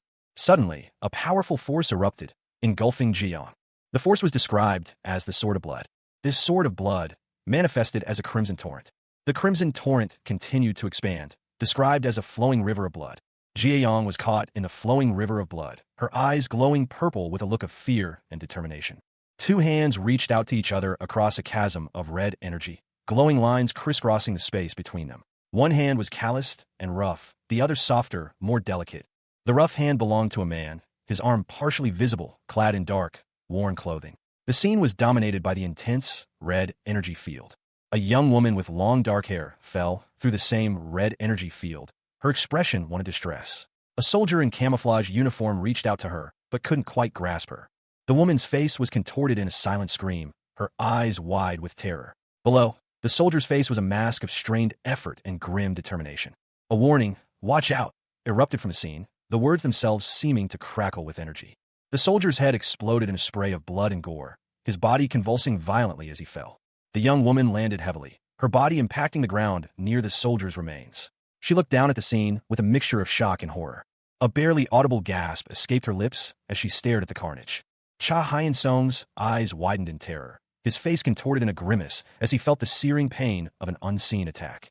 The force of the blow sent him reeling, his body shattering as if struck by an unseen force. He saw himself, resurrected, amidst the chaos. Hyun-sung's body convulsed violently as he felt himself being torn apart. His remains scattered, leaving behind only fragments of his former self. The remnants of Hyun-sung's body lay scattered on the ground, a grim testament to the brutal attack. Sun Jiayang, a beast hunter, watched the scene unfold with a mixture of shock and grim determination.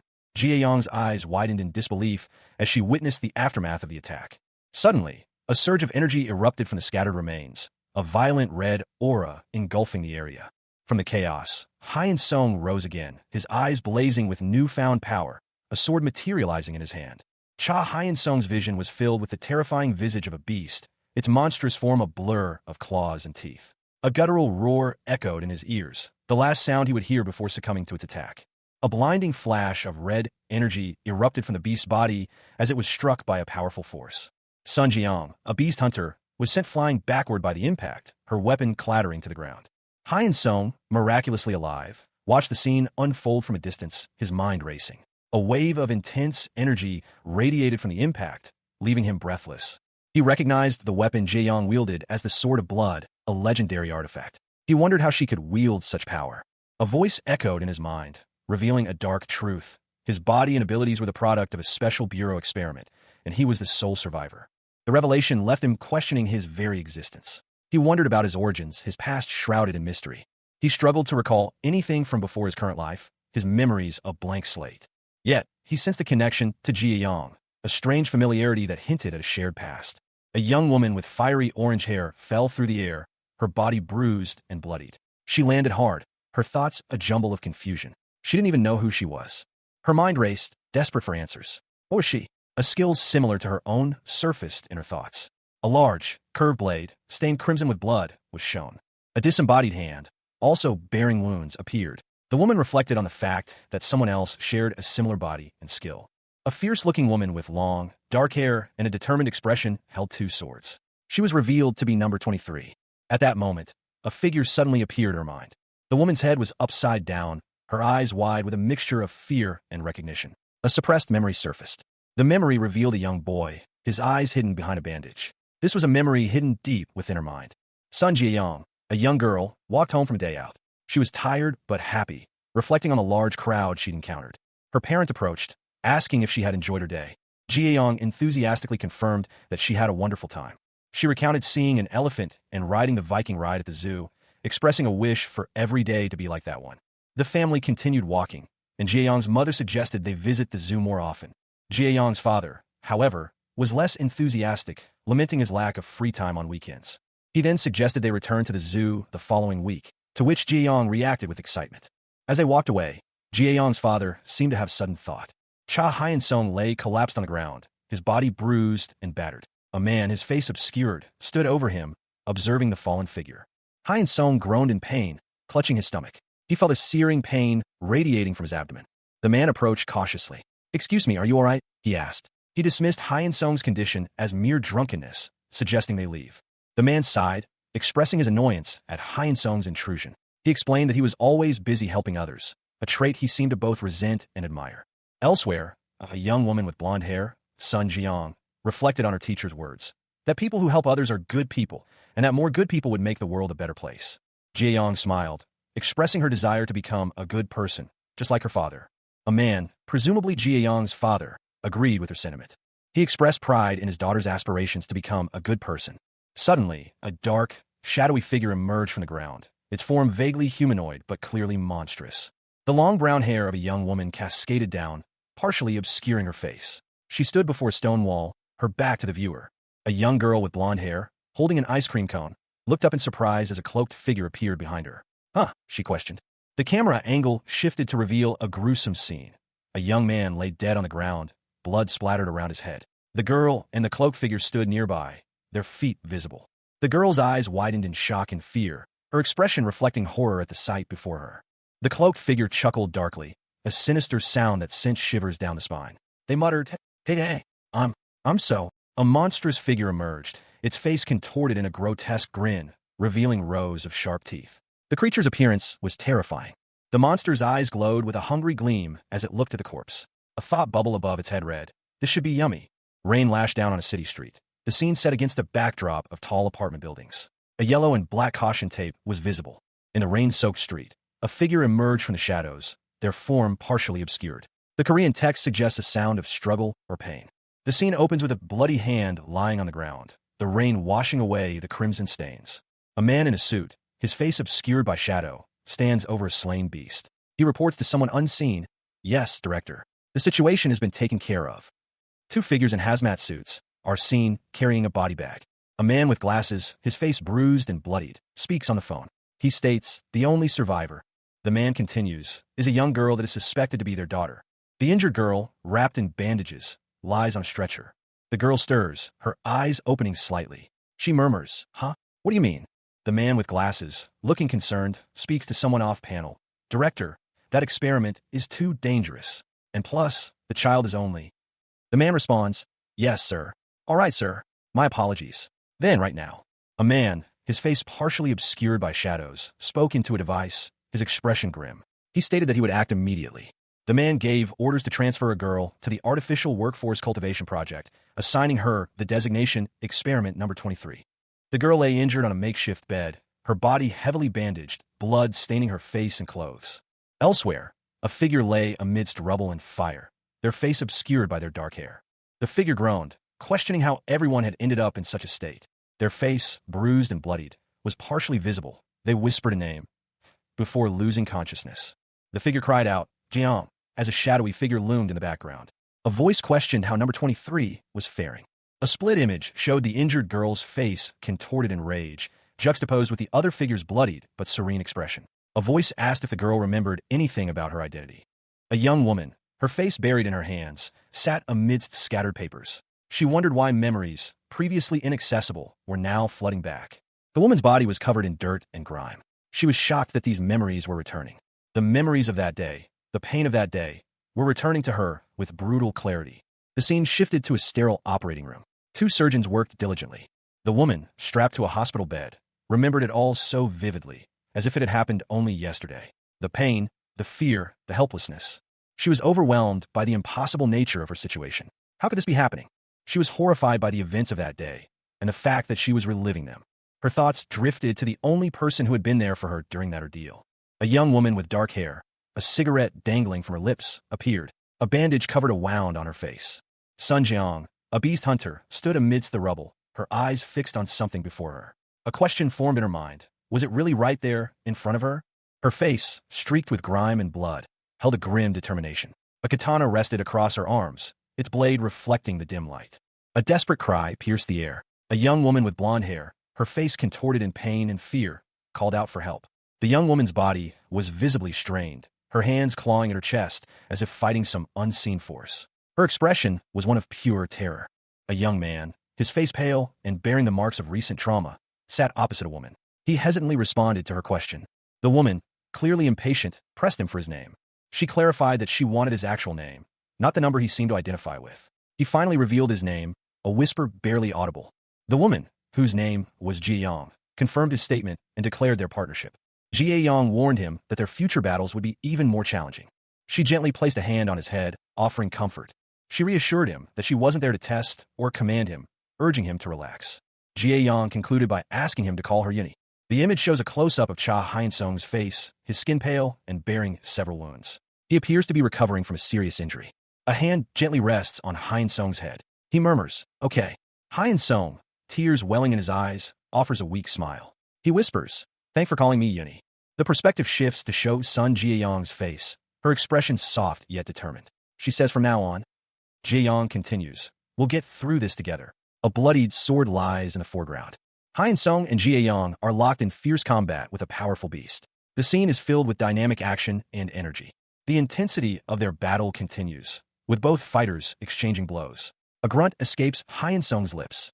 Jie-yong observes Hyun-sung with a smirk, commenting, "I see you've improved a little."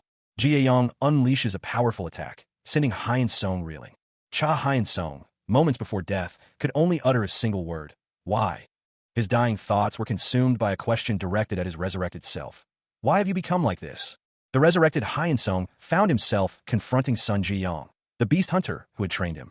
Her question echoed his own confusion. "Why have you come back to me like this?" Hyun-sung's transformation was complete. He was now a sword of blood.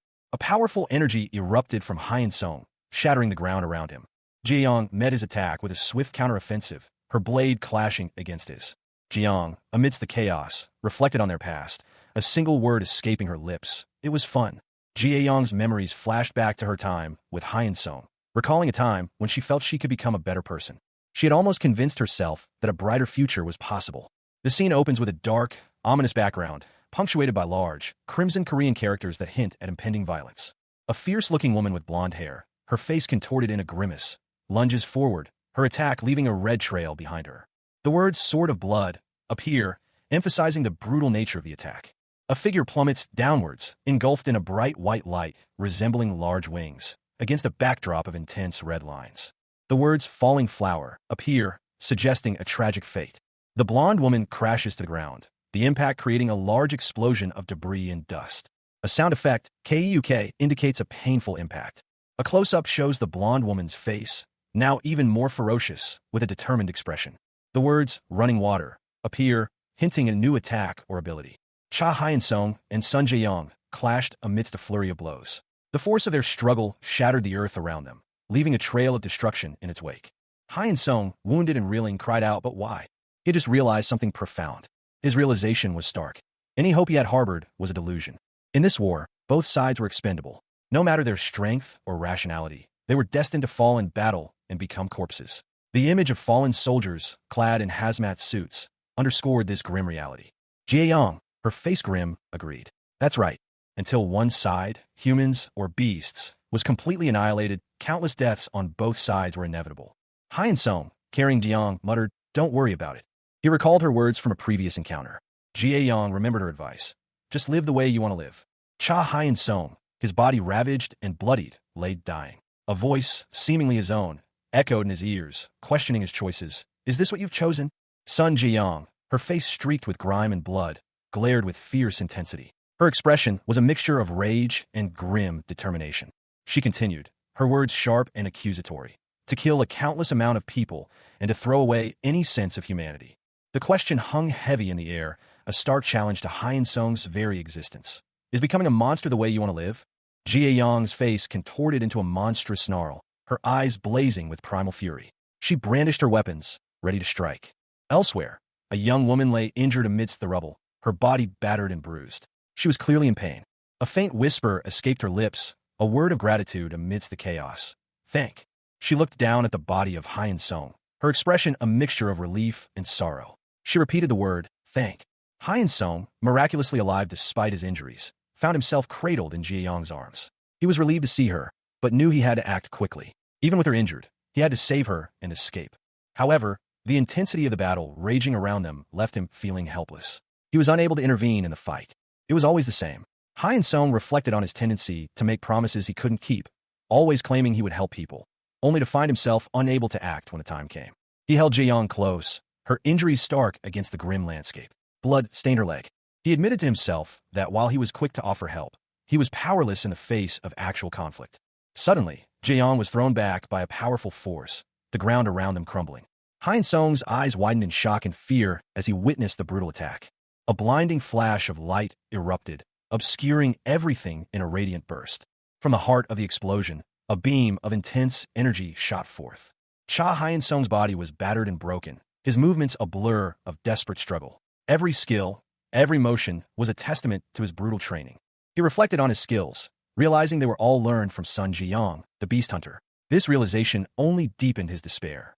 His only reason for fighting had been to find answers. But now, with Sun Ji-young lying dead before him, those answers felt pathetically insufficient. Sun Ji-young lay lifeless, her body splayed across the rocky ground, a grim testament to the ferocity of the battle. Hyun-sung felt his will to fight fading. He questioned whether a different path, one not defined by his own selfish desires, might have yielded a different outcome.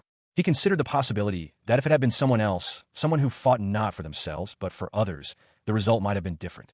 But then, he dismissed such thoughts as useless. He was the only one fighting this battle, and he would see it through to the end, regardless of the cost. Hyun-sung steeled his resolve. He was alone, facing death, and there was no one to help him. Even if he died, he would die fighting. His resolve hardened, his gaze fixed on the approaching threat. Cha Hyun-sung awoke to a scene of devastation. Dust and debris filled the air. The ceiling partially collapsed around him. His only thought was, what? He saw Sun Ji-young, her face streaked with grime and blood, standing amidst the ruins. She looked at him, her expression grim, and demanded to know what he was doing. Ji-young stood over the wreckage, her posture tense. The ground around her was cracked and broken. A desperate cry escaped her lips. She called out a name, Lee Yunbai. A shadowy figure, seemingly female, stood in a dimly lit corridor. The only visible feature was her back, and she held what appeared to be two weapons. A voice, filled with confusion, whispered, "What?" The figure turned, revealing a woman with dark hair and a red shirt, her back to the viewer. She appeared to be injured, and dust swirled around her feet. Below, another figure, with blonde hair, was partially obscured by the dust cloud. The blonde woman, her face contorted in anger, demanded, "What are you doing, Lee Yunbai? Do you want to die? Get out of there now." Lee Yunbai, her face partially obscured by shadow, responded weakly, "I'm not strong like you are. I can't even fight on your behalf." Lee Yunbai continued, "But that doesn't mean I want to die here." The blonde woman's face was visible, showing exhaustion and determination. The blonde woman, addressing Lee Yunbai, stated, "I couldn't understand you. The way you talk, the way you act, even the reason why you fight." She concluded, "But at the very least, there's one thing I know for sure now. Whatever it is you want to find out about yourself, or whatever life you've lived up until now." Sun Jeong, a beast hunter, looked down at the boy, Cha Hyun-sung, recalling a past moment. She remembered a day when he had helped others and the genuine smile he wore. Jae-young reflected that this smile represented his true self. Hyun-sung, now resurrected, spoke his desire to live. Jae-young, her face streaked with dirt and blood, stood amidst the rubble of a destroyed building. A determined glint shone in her eyes. She resolved to fight for her life, even if it meant risking everything. Meanwhile, Hyun-sung, his eyes also filled with determination, looked at her and expressed his belief in her, asking for her belief in return. Ji-young, her expression hardened, stood in a damaged hallway. Below her, a bloodied foot was visible, suggesting a recent struggle. Ji-young acknowledged Hyun-sung's decision to fight. Ji-young, wounded but resolute, prepared herself for battle, her weapons at the ready. Despite Ji-young's resolve, a voice warned Hyun-sung that his efforts were futile, that death was inevitable. Cha Hyun-sung, moments after his death, declared his intent to live, asserting that his path would differ from others. With a surge of energy, Hyun-sung launched himself into action, his path diverging from the one he had just witnessed. He propelled himself forward with immense force, leaving a trail of destruction in his wake. Hyun-sung charged directly at his target, his movements swift and relentless. Sun Ji-young, a beast hunter, met his attack with a reckless counteroffensive, disregarding the potential consequences. Ji-young unleashed a fierce attack, pouring all her strength into the assault. Despite the ferocity of her attack, it proved insufficient to sever Hyun-sung's neck. Hyun-sung questioned whether Ji-young was attempting self-sacrifice, but dismissed the notion. Ji-young continued her assault, her determination unwavering despite the danger. A narration box appeared, stating that the real attack would come from her. The beast, despite its power, noted that a mere human had gotten this close. It concluded that the human must have a hidden advantage. The beast sensed that Sun Ji-young was up to something. Despite being surrounded by Ji-young's attacks, the beast remained wary. Sun Ji-young, her face grim, prepared for a decisive strike. The beast declared its intention to kill Ji-young. The beast acknowledged needing just 1 second. Even for a single second, the beast needed Ji-young's focus to be on it. The beast's thoughts turned to the importance of Ji-young's focus being on it, rather than elsewhere. Even a single instant, a large, dark blade, seemingly made of some dark, viscous substance, was shown in motion, leaving a trail of dark red splatter. Will be enough to cut it off. A woman with a chainsaw fought against a monstrous figure. The woman's blade was about to be cut off. The monstrous figure roared, its intention being to cut off the woman's blade. The monstrous figure was surprised to see Wei-in. The real attack was Wei-in. However, Wei-in thought that the monstrous figure forgot something. Wei-in's blade appeared, ready to strike. A monstrous, dark red creature emerged from the ground, its many blades pointed towards Wei-in. A guttural roar echoed as the beast lunged, its fangs bared in a terrifying display of predatory intent. The narration box emphasized the beast's savage nature. A beast still has its beastly fangs. The beast's attack was swift and brutal, a crimson wave of destruction erupting from its jaws. Chunks of stone and earth shattered, propelled by the sheer force of the assault. Cha Hyun-sung, caught completely off guard, was thrown violently backward by the impact. The beast's attack tore through his body, leaving a trail of crimson destruction. The force of the blow sent Hyun-sung crashing to the ground, the earth trembling beneath the impact. A wave of intense pain washed over him as he felt his life force draining away. The beast, a monstrous figure with glowing eyes and sharp fangs, loomed over its fallen prey, its victory seemingly assured. A guttural growl escaped its throat. A desperate scream tore from Hyun-sung's lips as the beast prepared to deliver the final blow, its massive form casting a shadow of impending doom. The beast unleashed a triumphant roar, its laughter echoing through the ravaged landscape. Its fangs, dripping with blood, gleamed menacingly. Suddenly, a blinding flash of light erupted, cutting through the darkness. The beast's attack was interrupted by an unknown force. The narration box described the beast's inescapable fangs, highlighting the inevitability of its attack before the sudden interruption. Cha Hyun-sung's desperate last attempt to survive failed, leaving him on the brink of death. The result was utter failure. But one thing pierced through that darkness and created a ray of hope. It wasn't born from hate, nor from adrenaline. It was simply from a desire to keep living. It was from the weakest person's courage to put their life on the line. Hyun-sung, filled with a desperate will to live, called out Sun Ji-young's name. A surge of power erupted from within him. Hyun-sung's body transformed, his appearance becoming monstrous as he wielded a sword. The sword of blood appeared. A wave of crimson energy erupted from the beast, shattering the surrounding area into fragments. The force of the blast sent debris flying. From the heart of the explosion, a figure emerged, wielding a dark blade. It moved with impossible speed, slicing through the beast's energy. The beast roared, its crimson eyes blazing. Its form was monstrous, its body scarred and broken, yet still radiating immense power. The dark blade lay broken on the ground, its once sharp edge now shattered and dull. More fragments of the shattered landscape drifted down, settling around the broken weapon. Ji-young fell, her body battered and bruised. Blood stained her clothes, and her breath came in ragged gasps. Hyun-sung, his face a mask of pain and exhaustion, struggled to his knees. His body was covered in wounds, but his eyes burned with a fierce determination. The scene opens amidst the chaos of a city under siege. Buildings lie in ruins, fires rage, and the air is thick with smoke and the stench of destruction. A closer view reveals a wrecked vehicle engulfed in flames, adding to the overall devastation. The narrative shifts to explain a phenomenon: beastly fangs, the ultimate weapon a beast can possess. These fangs are described as the manifestation of intense desires and emotions the beast possessed while human. The image shows a monstrous figure, seemingly a victim of this transformation, lying amidst rubble. His body is contorted, and his face is obscured by shadow. The text below the image describes this as a perfected skill. Another monstrous figure appears, this one female, with a grotesque smile and long hair. She seems to be in control of her transformation. The text identifies her expression as a distorted expression of passion. A monstrous face filled the frame, its eyes glowing red with malevolent intensity. Sharp fangs protruded from a gaping maw, the creature's expression one of pure, feral rage. The text explained that the beastly fangs were a product of strong emotions and feelings. A scene of devastation unfolded, a burning building amidst a landscape of rubble and ash. The text noted that this was why beastly fangs could not be fully manifested. A figure, seemingly human but horribly wounded and scarred, stood amidst the destruction. His body was marred by deep gashes and missing limbs, a testament to the violence he had endured. The text revealed that this state was caused by someone who had betrayed their own soul. He knelt, his strength failing. His body had stopped transforming, and he felt his power waning. His eyes glowed with a furious red light as he questioned what had been done to him. A voice responded that nothing had been done, only his heart had changed.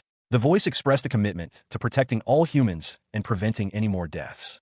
The figure's transformation continued, his form becoming more monstrous and powerful, his single visible eye burning with an intense red light. A voice, seemingly emanating from within the beast, declared that the beast's resolve, its very soul, was the source of its power, explaining why it had lost its strength. Cha Hyun-sung, his body ravaged and bleeding profusely, stared ahead with wide, bloodshot eyes, tears streaming down his face. His hand, mangled and dripping blood, reached out weakly. The voice boomed, accusing Hyun-sung of betraying his own beliefs. A monstrous maw, filled with rows of sharp teeth, opened wide, revealing a terrifying glimpse of the beast's power. From the depths of the earth, a powerful force erupted, sending debris flying as Hyun-sung was violently thrown upwards. Hyun-sung, screaming in agony, was slammed into the ground by the beast's immense force. A close-up revealed Hyun-sung's face, contorted in pain, his eyes glowing with an unnatural light. Another powerful blast of energy erupted from the ground, shattering the earth around Hyun-sung. The impact sent Hyun-sung flying through the air, his body battered and broken. A violent explosion rocked the ground, sending debris flying. The force of the blast was immense. From the war's outset, he had witnessed endless bloodshed and tragedy. He felt the crushing guilt of being unable to save everyone, despite his best efforts. Cha Hyun-sung found himself surrounded by grotesque, decaying beasts, their forms twisted and horrifying. Their mouths gaped open, revealing rows of sharp teeth. The constant bloodshed left him no respite, his resolve and faith in humanity beginning to crumble under the weight of it all. A beast lunged at a masked figure, its claws outstretched. The figure, Sun Ji-young, reacted swiftly, her expression grim. She realized that by pushing the beast's negative emotions to their limits, she could weaken it. With a powerful strike, she shattered the beast's form, its body crumbling into dust. Ji-young planned to kill Cha Hyun-sung while he was weakened. However, Hyun-sung's eyes glowed with a fierce intensity, his expression hardening. Cha Hyun-sung found himself in the throes of death, his body ravaged by the brutal attack of unknown beasts. But even as darkness threatened to consume him, a surge of power erupted from within. His own hands, now imbued with an unnatural strength, began to glow with an intense red light. He felt a strange energy coursing through his veins, a power he never knew he possessed. With a violent burst of energy, Hyun-sung unleashed a devastating counterattack, the force of which sent shockwaves through the very ground beneath him. The beasts were thrown back, their forms momentarily obscured by the intense light and energy. Despite his newfound power, Hyun-sung knew his situation was dire. He was prepared to sacrifice everything to survive. He resolved to fight to the bitter end, even if it meant turning his own body into a living bomb. A malicious resolve hardened his gaze as he prepared for a final, desperate act. He would not back down. He would fight until his last breath. The ground cracked and crumbled, a violent tremor shaking the very air around him.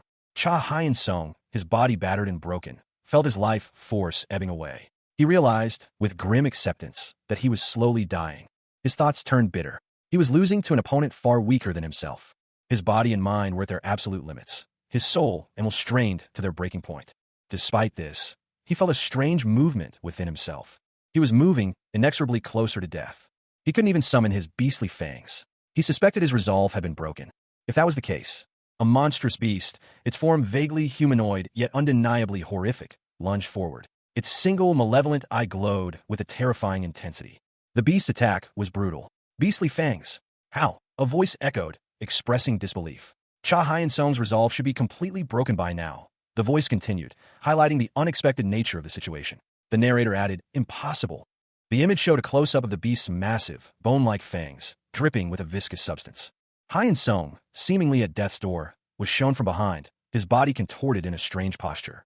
The question arose, did he awaken at using the little life he has left?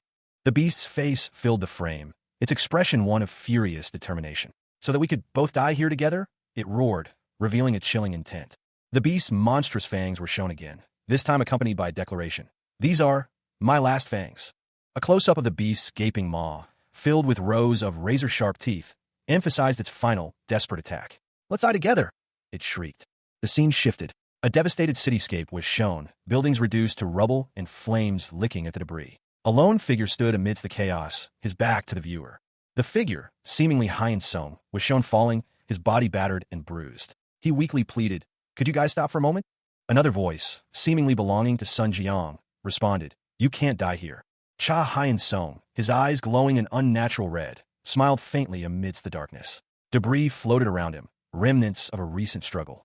His shirt was torn, revealing a glimpse of his wounded chest. The word "my son" appeared in a speech bubble. Hyun Sung's face was marred by wounds, his expression grim. A crimson, beast-like appendage extended from his eye. The view shifted slightly, showing more of the gruesome injuries across his body. The crimson appendage was more prominent. Hyun Sung's eyes widened slightly, a single word escaping his lips. Huh? He looked down at himself, then muttered, "Teacher, why are you here?" A monstrous beast loomed, its maw open in a grotesque grin.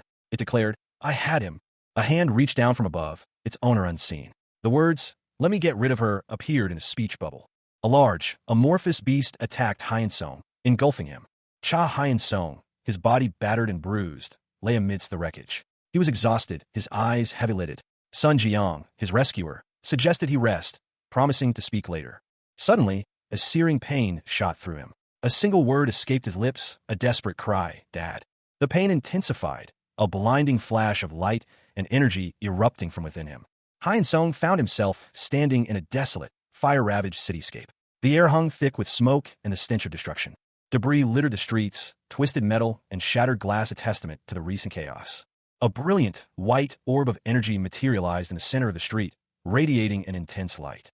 The energy pulsed, growing brighter, before exploding outwards in a wave of destructive force. A moment of stillness followed the cataclysmic blast. Then, a fiery arc of energy swept across the landscape, leaving behind a trail of destruction.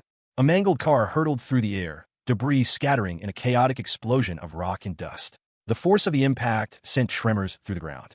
The remaining fragments continued their descent, slowly settling to the ground as the dust began to clear, revealing the aftermath of the violent crash.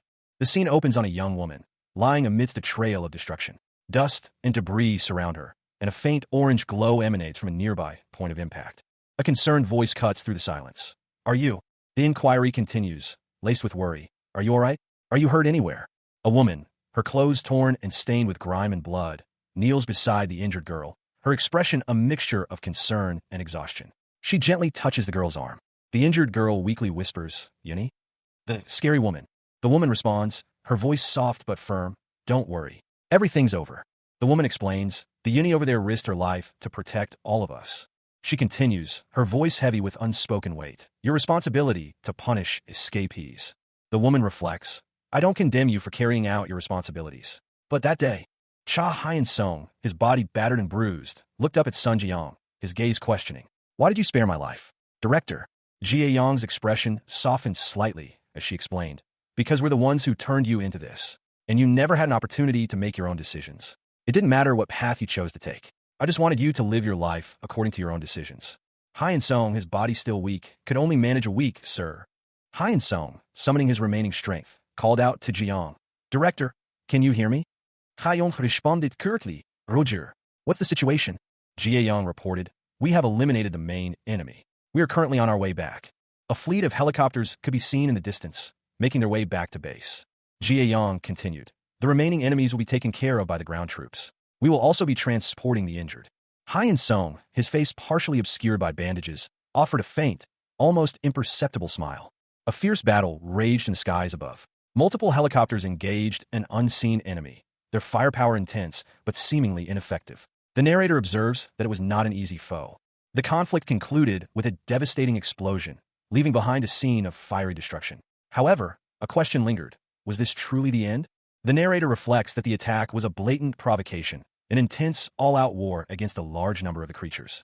From the perspective of the beasts, this was their strongest and most determined effort. Despite the apparent victory, a lingering feeling persisted that something more was at play. The narrator wondered if Cha Hyun Sung had been able to confront the other enemies. The narrator expresses confusion over the lack of communication from Hyun Sung. The narrator questions Hyun Sung's whereabouts and actions. A distant explosion is shown, with the question, Hyun Sung, appearing. The aftermath of a fierce battle was evident. A city lay in ruins, buildings crumbled, smoke billowed from the devastation. Amidst the chaos, two figures emerged, observing the scene. One of them wondered what had just transpired, noting that the beasts had been fighting amongst themselves before a sudden explosion rocked the area. He questioned whether the conflict was finally over. A young man with glasses, his expression a mixture of shock and confusion, noticed movement within the smoke. Something was moving in the smoke, a dark, ominous presence. Suddenly, a figure burst from the smoke, its movements swift and violent. A man was thrown violently backward, blood splattering across the ground. A crimson wave of energy surged across the scene. Another man, caught in the blast, screamed in terror, urging others to flee. The ground trembled violently. The tremors intensified, leading one of the observers to believe it was an earthquake. From the depths of the earth, monstrous, crimson vines erupted, tearing through the ground. Panic ensued as people scattered, desperately trying to escape the encroaching horror. A guttural scream of terror echoed through the chaos. Cha Hyun-sung, caught in the maelstrom, felt the crushing weight of the vines as they constricted his body. His face contorted in agony. As darkness consumed him, a single, disbelieving thought crossed his mind. What? A colossal, crimson tree-like structure pierced the sky, its branches reaching towards the heavens, a horrifying testament to the scale of the devastation. An officer, his face grim, pondered the situation. An enormous outbreak downtown? He received a report detailing the extent of the damage and the enemy's strength. The enemy's forces had broken through their last line of soldiers. The question of how many enemy forces were present remained unanswered.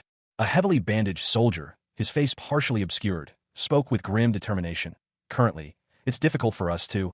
A large, imposing man in a suit addressed his subordinate. He pointed toward a screen displaying a video, explaining that it was footage from a scouting drone.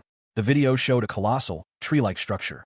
Its appearance resembled a tree, but its composition seemed to be something else entirely. The structure was revealed to be composed of what looked like flesh, a horrifying sight against the backdrop of a city. A woman with blonde hair reacted with shock and alarm to the image on the screen. The flesh-like structure was identified as something akin to the beast's flesh. She recognized the form, recalling a beast that had consumed countless humans. The panel showed a close-up of the monstrous, flesh-like structure, emphasizing its grotesque nature. The woman questioned the beast's reappearance, noting that it did not bode well. She then inquired about the number of soldiers available for immediate deployment. Two men discussed the situation. Their communication systems were down due to enemy sabotage. Only a small number of Special Forces personnel could be contacted. Sun Ji-young reassured Cha Hyun-sung, emphasizing his strength and urging him to believe in himself, mirroring her own faith in him. Despite Ji-young's words, Hyun-sung remained worried. Ji-young expressed her belief in Hyun-sung's ability to return and help the city, highlighting his resilience. However, she questioned the beast's motives, wondering if their goal was to isolate Hyun-sung, rather than simply eliminating as many people as possible. Ji-young reflected on the events, realizing that those who had been separated and scattered were, in fact, the true target of the beasts. The beast's true objective was to isolate and target them. Ji-young questioned if Hyun-sung had been the beast's sole target from the beginning. The question hung heavy in the air. A dark, ominous presence loomed. The remains of Cha Hyun-sung lay amidst the chaos, a gruesome scene of carnage. Only a tattered shoe remained visible, a stark reminder of the brutal attack. A large, crimson tree-like structure dominates the frame, its bark resembling twisting veins. The perspective shifts, revealing a ravaged cityscape beyond the tree. Buildings stand broken and scarred, a testament to the devastation. Hyun-sung, his back to the viewer, surveys the ruined city from a high vantage point. The setting sun casts a somber orange glow over the scene. He stands silently, his hands clasped behind his back. A thoughtful escapes his lips. Hyun-sung turns, his crimson eyes gleaming. He remarks, "As I thought, this is a nice view." The narration states, the silence reflecting all absence of life, an ever so peaceful desolation. A voice, seemingly emanating from the crimson tree, speaks, "Take rest. It won't take long." The voice continues, "Once you rest your eyes and reawaken, you too will be able to understand me." Cha Hyun-sung found himself enveloped in a swirling vortex of crimson energy, a grotesque, fleshy landscape forming around him like a shroud. At its heart, a pulsating light glowed, a beacon in the chaotic darkness. The crimson mass pulsed, shifting and writhing, its texture both horrifying and strangely beautiful in its grotesque symmetry. It felt ancient, powerful, and utterly alien. From the heart of the crimson chaos, a voice echoed, filled with both sorrow and power. "My son." A hand reached out towards a bright light. The perspective shifted, showing the hand belonged to a young man with dark hair, his eyes still closed. He awoke, his first thought being how overwhelmingly bright the light was. The young man lay on a bed, his body relaxed. He heard a voice, urging him to sleep more. Another person, seemingly older, spoke, expressing concern over the young man's lack of rest. The older person was sitting beside the young man on the bed. The young man, now identified as Hyun-sung, questioned the older man, asking how long he had been there. Cha Hyun-sung, a young man with dark hair and weary eyes, lay on the ground. He muttered to himself, reflecting on the events that had transpired. "I was here the whole time. I was watching everything from the very start." The scene shifted to a tranquil outdoor setting. A voice, seemingly disembodied, offered simple advice. "Take the time to rest more. When you're hungry, eat. When you're tired, sleep." Hyun-sung sat beside another young man, seemingly resting. The disembodied voice continued, emphasizing the importance of self-care. Rest when you want to rest. Those are the most important things in life. Hyun Sung, however, seemed troubled. He questioned the advice, his thoughts revealing inner conflict. Is that so? I'm allowed to sleep right now? I feel like I'm forgetting something. A sudden, jarring shift in imagery showed a scene of devastation, fire, and rubble. Hyun Sung's internal monologue continued, revealing the true nature of his unease, something agonizing and tiresome. His thoughts continued, hinting at a pressing responsibility, but something important that I had to do. A close-up on Hyun Sung's face showed a determined expression, a subtle hint of a smile playing on his lips. The scene shifted back to Hyun Sung, his eyes now focused and resolute. A voice, possibly his own inner voice, reminded him of his purpose. The people you must protect, the enemies that got in your way. The final thought, a powerful statement of resolve, concluded his internal monologue. The things that you had to do. A young man with dark hair and intense red eyes smirked, a voice echoing in his mind. You've already gotten rid of all that by killing all of them. He turned, the voice continuing, just the way your dad taught you to. The scene shifted. A young boy, covered in blood, stared in horror. He sat amidst a cracked, desolate landscape, a single word escaping his lips. What? The ground was littered with corpses, blood staining the cracked earth. His eyes widened in disbelief. No, no way. His bloody hands trembled. No, I want to protect everyone. You worked really hard. A foot stepped onto the cracked earth, the voice continuing, losing all your friends, throwing away lives. The voice concluded, tearing everything apart to your heart's content. The image depicts a young person, their back to the viewer, covered in blood. A shadowy figure looms over them. A man's face is shown, partially obscured. He reflects on the nature of protection, stating that even with success in preventing danger, one cannot protect humans from their own nature. The scene shifts to a chaotic cityscape engulfed in flames. The man's voiceover continues, emphasizing the inability to shield humanity from its inherent violence and urges. The fiery chaos continues. The man's internal monologue continues, highlighting the futility of preventing rage and hatred. Despite the grim reality, the man resolves to persevere, believing that others will eventually understand. The man dismisses his own thoughts as useless, urging himself to confront a harsh truth. A close-up reveals a gruesome injury on the man's face, emphasizing his inability to control his own nature. The man's face is shown, bloodied and tear-streaked. He declares that he had no other choice. He confesses that he could not endure any longer. A desperate assertion escapes Cha Hyun Sung's lips, a final cry of defiance amidst the carnage. I did everything I possibly could. Hyun Sung, bloodied and near death, is cradled in the arms of a shadowy figure. The figure's face is partially obscured, but a gentle, almost sorrowful expression is visible. The shadowy figure speaks, their voice calm and reassuring. That's right. You did everything you could. Continuing, the figure explains, that's why I don't think you did anything wrong. The figure's face is now fully visible, their expression serene. They instruct Hyun Sung, from now on, you should only do things you want to do. Hyun Sung, still weak and uncertain, questions this unexpected freedom. Why? Am I really allowed to do that? The figure responds simply, of course. A powerful image of Hyun Sung is shown, his eyes glowing with an unnatural light. The narration states, everything you've experienced until now. The image shifts to show Hyun Sung as a child, tears streaming down his face, still covered in blood. The narration continues, I too, have already experienced. The narration began with a stark observation. Humans all eventually die. A skull, seemingly detached from a body, served as a visual representation of this universal truth. The narration continued, emphasizing the equality of death. Rich or poor, good or bad, all face the same inevitable end. The image showed a vast pile of skulls, a grim visual metaphor for the countless lives lost to death. A voiceover reflected on the concept of immortality, a power it had possessed since birth. This power, it claimed, had been used to prevent danger and protect countless lives. The narration highlighted the speaker's long life spent saving countless humans. The final image showed a hand, seemingly decaying, symbolizing the speaker's long life and the toll it had taken. Those who followed the path he had walked referred to him as teacher. A cloaked figure stood atop a pile of bodies, their arms outstretched as if in supplication.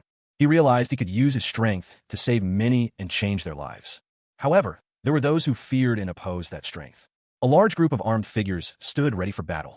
The cloaked figure stood before them, facing their hostility. People betrayed him, and he fell into despair. He fell to the depths of despair, his body lying broken and defeated. In his despair, he came to curse all of mankind. The scene opens with a question posed.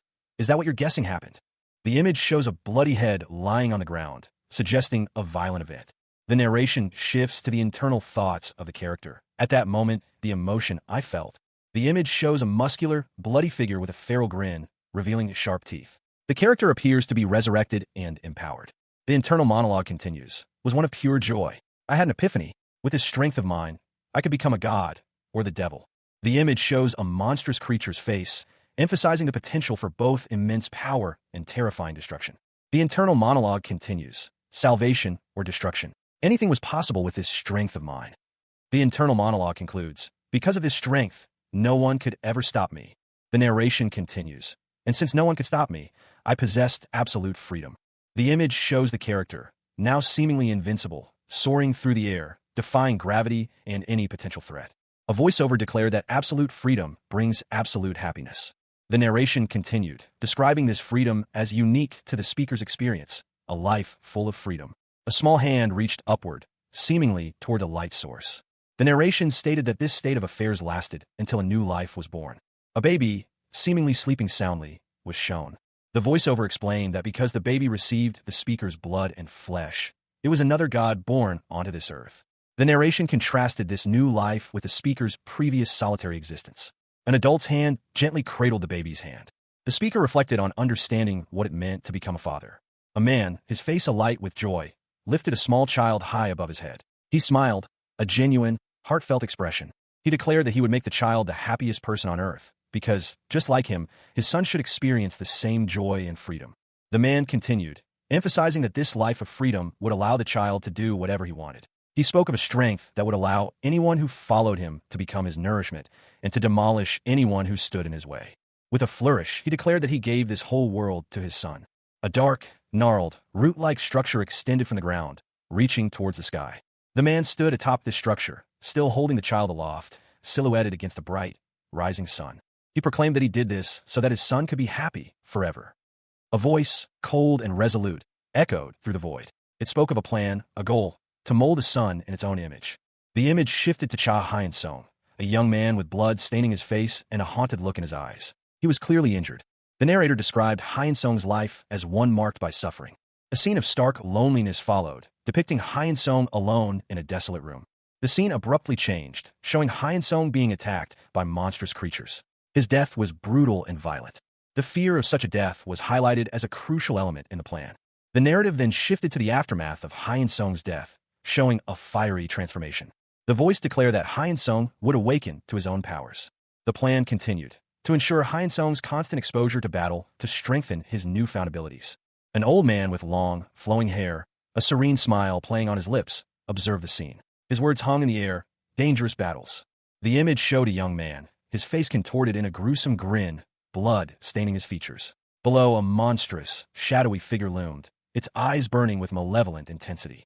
The old man's voice continued, foes that would constantly test your limits. The narration continued, explaining that through constant desperation and battles, the beastly blood flowing through him would make him stronger. Surpassing his limits would be key. A monstrous figure, with a skull-like face and large, jagged horns, was shown. Its single glowing red eye stared intensely. The old man's voice boomed. My son's body will be able to reach the true peak of his power. He continued, explaining that through all-out war and facing a mountain of enemies, his son would grow stronger. The panel depicted a chaotic scene of carnage, with several monstrous figures writhing in a bloody haze. The old man's final words resonated. In an endlessly running river of blood, I shall push my son's resolve to absolute limits. A prophecy unfolds. He would betray his idealized faith in humanity. His conviction, the very thing that kept him going, would be utterly shattered. Eventually, the city lay in ruins, consumed by fire. After pushing his body to its absolute limits, he collapsed, his body broken and bloodied. His heart and soul were broken, but this was the beginning of his transformation. A colossal beast loomed over him, its presence overwhelming. He reached a state of mind where his body could finally evolve. This is how you fully blossom, with the lives of the humans you have devoured. From the sprout of the beast, he would create a new vessel for his son. A colossal, fleshy tree-like structure dominates the cityscape, its roots snaking through the ruined buildings. The scene is one of devastation. The monstrous tree continues to spread its tendrils across the city, consuming everything in its path. The red tendrils of the tree writhe and pulse, a horrifying display of power and destruction. The narration explains that all living things will be absorbed into the tree. The narration continues, stating that the absorbed beings will become nutrients, delivered to a specific recipient's heart. Cha Hyun-sung is shown within the tree's core, a bright light emanating from his chest. Hyeon Seong is told that the absorbed beings will be his nutrients. The narration emphasizes that Hyeon Seong will absorb all of these nutrients. The image shows the vast, dark tree from below, its roots spreading into the distance. White petals drift down. Cha Hyeon Seong's hands reached upward, encompassing a brilliant white light against a backdrop of crimson. A voice echoed, promising that once the earth was purged of all life, Hyeon Seong would surpass even the concepts of God and devil. The voice continued, foretelling Hyeon Seong's ascension to become the absolute being above the stars, as a ruined cityscape was shown below. Hyeon Seong's face was shown, his eyes glowing red, a wide, maniacal grin stretching across his face. The narration emphasized that he would become the absolute being that sits atop the stars. A helicopter was shown approaching from above. Hyeon Seong's eyes, still glowing red, gazed upward. He spoke of the glorious moment. He likened witnessing his own growth to the blissful experience of a parent watching their child grow. He looked down, addressing someone as my son, the friends you love so much. High above the city, several helicopters circled as a muscular man with a battle axe leaped down, aiming a blow at a woman with vibrant pink hair. She deftly dodged, her own katana flashing as she countered with a swift strike. Another man, this one wielding a chainsaw, appeared, his expression a savage grin. Below, a figure stood, arms outstretched, as if to welcome the impending chaos. The words, "have come to celebrate your future," appeared. The narration stated, "fighters who have experienced countless fights." The narration continued, describing those stronger than any other human, those who have defeated many beasts. Even they could feel it in their bones. An aura poured from the body of a person lying on the ground. This person was right before their eyes. It was their teacher, a young man with brown hair, lying on the ground, seemingly lifeless, a large saw lodged near his head. A faint smile played on his lips. Suddenly, a voice echoed, "Hello." A violent burst of energy erupted from the ground, sending debris flying. The force of the explosion was immense, causing a large crater to form. A powerful leg, clad in dark armor, smashed down into the ground, creating another shockwave. The teacher, his face partially obscured by bandages, thought to himself. He swung down with all his strength, but he didn't feel the sensation of cutting bone. A woman with blonde hair, her expression serious, observed, "Even though he's injured, an attack from the teacher can't be ignored. It's no joke." The woman wondered if the teacher had barely managed to escape, or if it was some kind of skill related to his beastly fangs. Cha Hyeon Seong, his eyes wide with a mixture of shock and something akin to grim amusement, found himself unexpectedly carried by Sun Jiang. He recognized her instantly. She was the beast hunter. Above them, a single thought bubble appeared. "It's you." Jiang, her face partially obscured, gripped her weapon tightly. Her internal monologue revealed her anger. "The one who disrupted my son's first kiss." Hyeon Seong's eyes widened in surprise as he heard her words. "What?" he thought, clearly bewildered by the accusation. Hyeon Seong, now standing amidst the ruins of a city, smirked. He looked up at a damaged building, a nonchalant hiss escaping his lips. A voice, presumably Jiang's, spoke again, this time in a more measured tone. "You know that's an experience even more important to him than fighting," it stated. A blinding flash of light erupted from Hyeon Seong's direction, indicating a powerful attack. The force of the attack sent Jiang flying backwards, her body a blur against the red-tinged background. Debris rained down from above as the aftermath of the attack settled. Hyeon Seong's silhouette was visible, his dark hair obscuring his face as he stood amidst the destruction. A powerful blow sent Cha Hyeon Seong flying. He crashed into the ground, the impact shaking the earth. Despite the pain, Hyeon Seong's focus remained sharp. He knew he didn't have time for minor details. His priority was clear. His opponent's massive fist descended, aiming for a crushing blow. With surprising speed and agility, Hyeon Seong moved, his goal to seize his opponent's ankle. A violent impact echoed as Hyeon Seong's attack connected. Sun Jiang, observing from a distance, knew they needed to hold the line until reinforcements arrived. Jiang understood the urgency. They had to prevent the enemy's plan from succeeding. Above, a shadowy figure descended, adding to the growing threat. Hyeon Seong's face, marred by wounds, reflected his grim determination. Cha Hyeon Seong, his eyes blazing with barely contained fury, glared upwards. "What do you guys think you're doing?" he demanded, his voice a low growl. He stood amidst the rubble, his posture tense, a weapon clutched in his hand. Hyeon Seong's question hung unanswered in the air. "You don't even respond when an adult has asked you a question," he muttered, his frustration growing. He shook his head, a single word escaping his lips. "How rude." Suddenly, a searing pain shot through his face. His eyes bulged, blood vessels bursting in his face as he recoiled from the impact. Hyeon Seong found himself falling, the city a chaotic blur of collapsing buildings and debris below. Explosions rocked the city as he plummeted towards the ground. More explosions erupted around him, the force of the blast sending shockwaves through the city. The ground trembled violently as the explosions continued, causing further devastation to the already ruined cityscape. The scene opens with a chaotic flurry of motion, suggesting a fierce struggle. A shadowy figure, partially obscured, is engaged in combat. Amidst the chaos, a young woman with pink hair and visible injuries confronts two monstrous figures. She questions them, suspecting their connection to Hyun-sung. The perspective shifts to a pair of feet standing on cracked earth. A voice, filled with suspicion, questions the intentions of those present. The camera angle rises to reveal a man with dark hair, his face partially obscured. He expresses disbelief and suspicion, wondering why they have come. The man's face is now fully visible, his eyes glowing with an intense red light. He is clearly angry and suspicious, his expression hardening.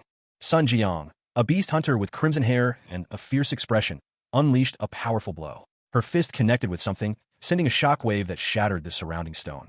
The force of the impact was immense, creating a blinding flash of light and a cloud of dust.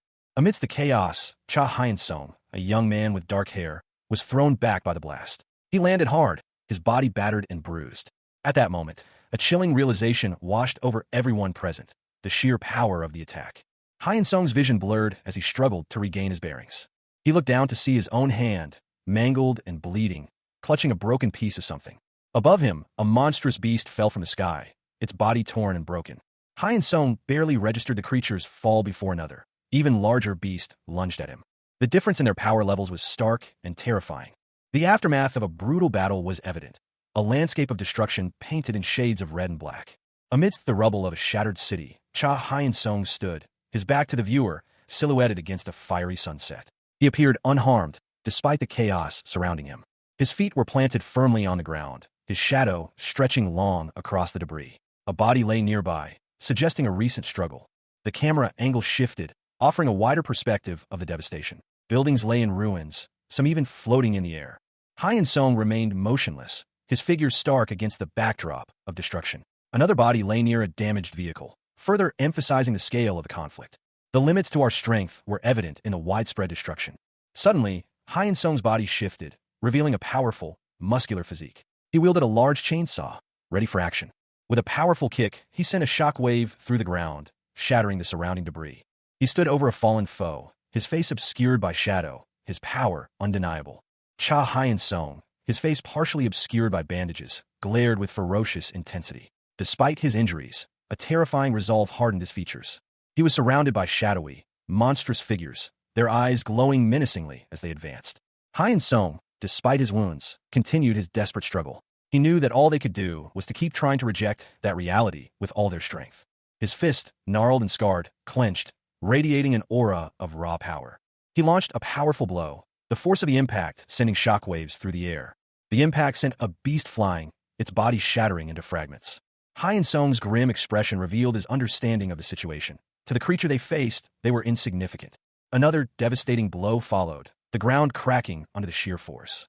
The impact of the attack created a massive crater, engulfing Sun Jiang in a cloud of dust and debris. A cataclysmic explosion ripped through the earth, leaving behind a scene of utter devastation. Amidst the rubble, a figure lay broken, reduced to nothing more than insignificant insects in the eyes of a looming presence. That presence revealed itself, a figure with a cruel smile, seemingly amused by the destruction. Another powerful blast erupted, shaking the very ground. The force of the blast sent debris flying through the air. A fiery explosion engulfed a city block, incinerating everything in its path. The remains of military vehicles and weaponry lay scattered, testament to the overwhelming power of the beasts. High above, a squadron of fighter jets soared through the night sky. Despite their efforts, a sinister figure laughed, confident in the futility of their desperate struggle. A chaotic scene unfolded amidst the ruins of a city. Buildings crumbled under the weight of a massive explosion, debris raining down as energy blasts tore through the air. The intensity of the conflict was palpable. The explosions continued relentlessly, each blast more devastating than the last. The ground trembled violently, and the air itself seemed to crackle with energy.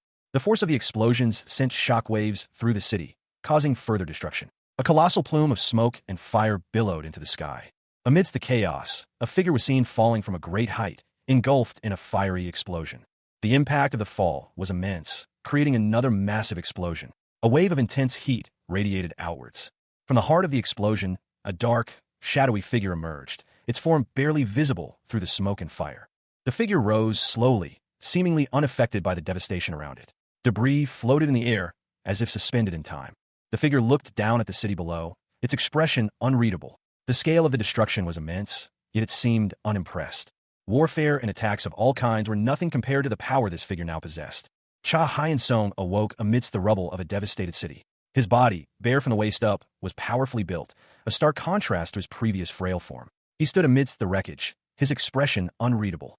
His face, partially obscured by shadow, revealed a grim smile. A predatory glint shone in his eyes. He clenched his fist, the muscles in his arm bulging with raw power. A surge of energy pulsed from his hand, leaving a trail of crimson. A powerful explosion erupted nearby, sending debris flying. Hyun-sung launched himself into the air, propelled by an unseen force, soaring above the chaos. The explosion continued to rage, a fiery inferno consuming the city. The intense heat and pressure of the blast wave were immense. Military vehicles, seemingly caught in the blast, were tossed aside like toys. Hyun-sung, silhouetted against the fiery sky, continued his ascent, seemingly unaffected by the destruction below. The narration declared him to be a soul-possessing, life-having being. Rising from the fiery destruction, Cha Hyun-sung stood, his eyes glowing red, a sinister grin spreading across his face. His body was scarred but powerful. The text below him identified the event as a natural disaster. A beast, its maw filled with sharp teeth, was shown, its face bloodied. The text below stated that they could not win. A city lay in ruins, monstrous red tendrils emerging from a building, reaching towards the sky.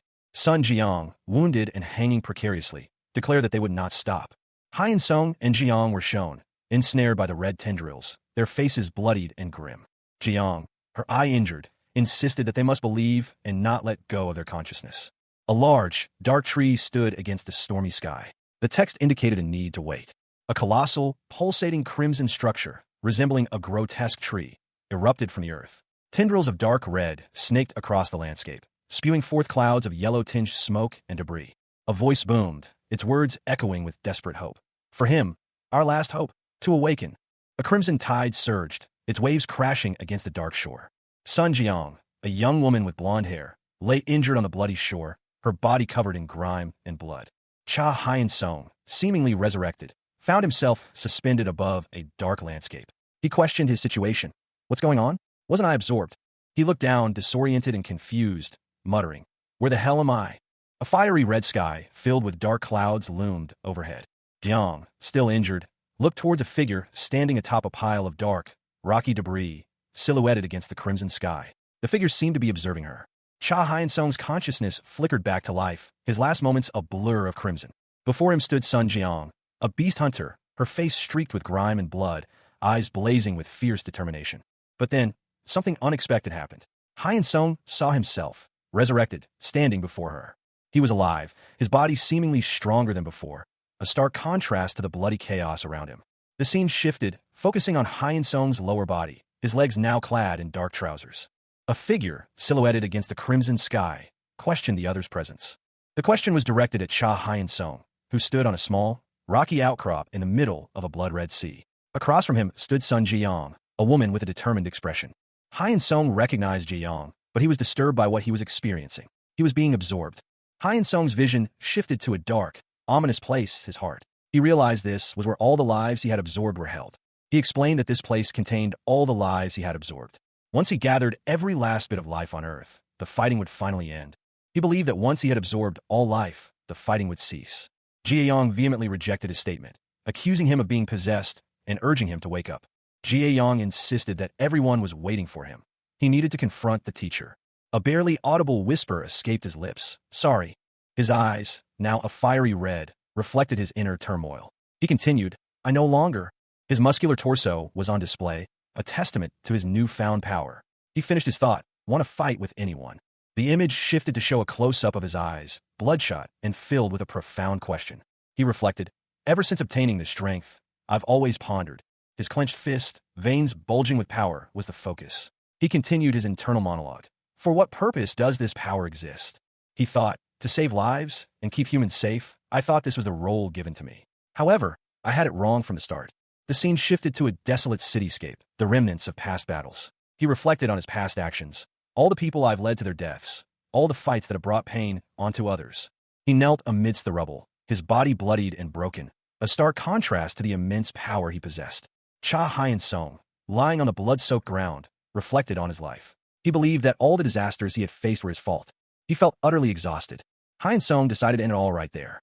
His face was contorted in a grimace, his body covered in dark stains. A voice, seemingly accepting his decision, stated that if that's what he had decided, then there was nothing more that could be done.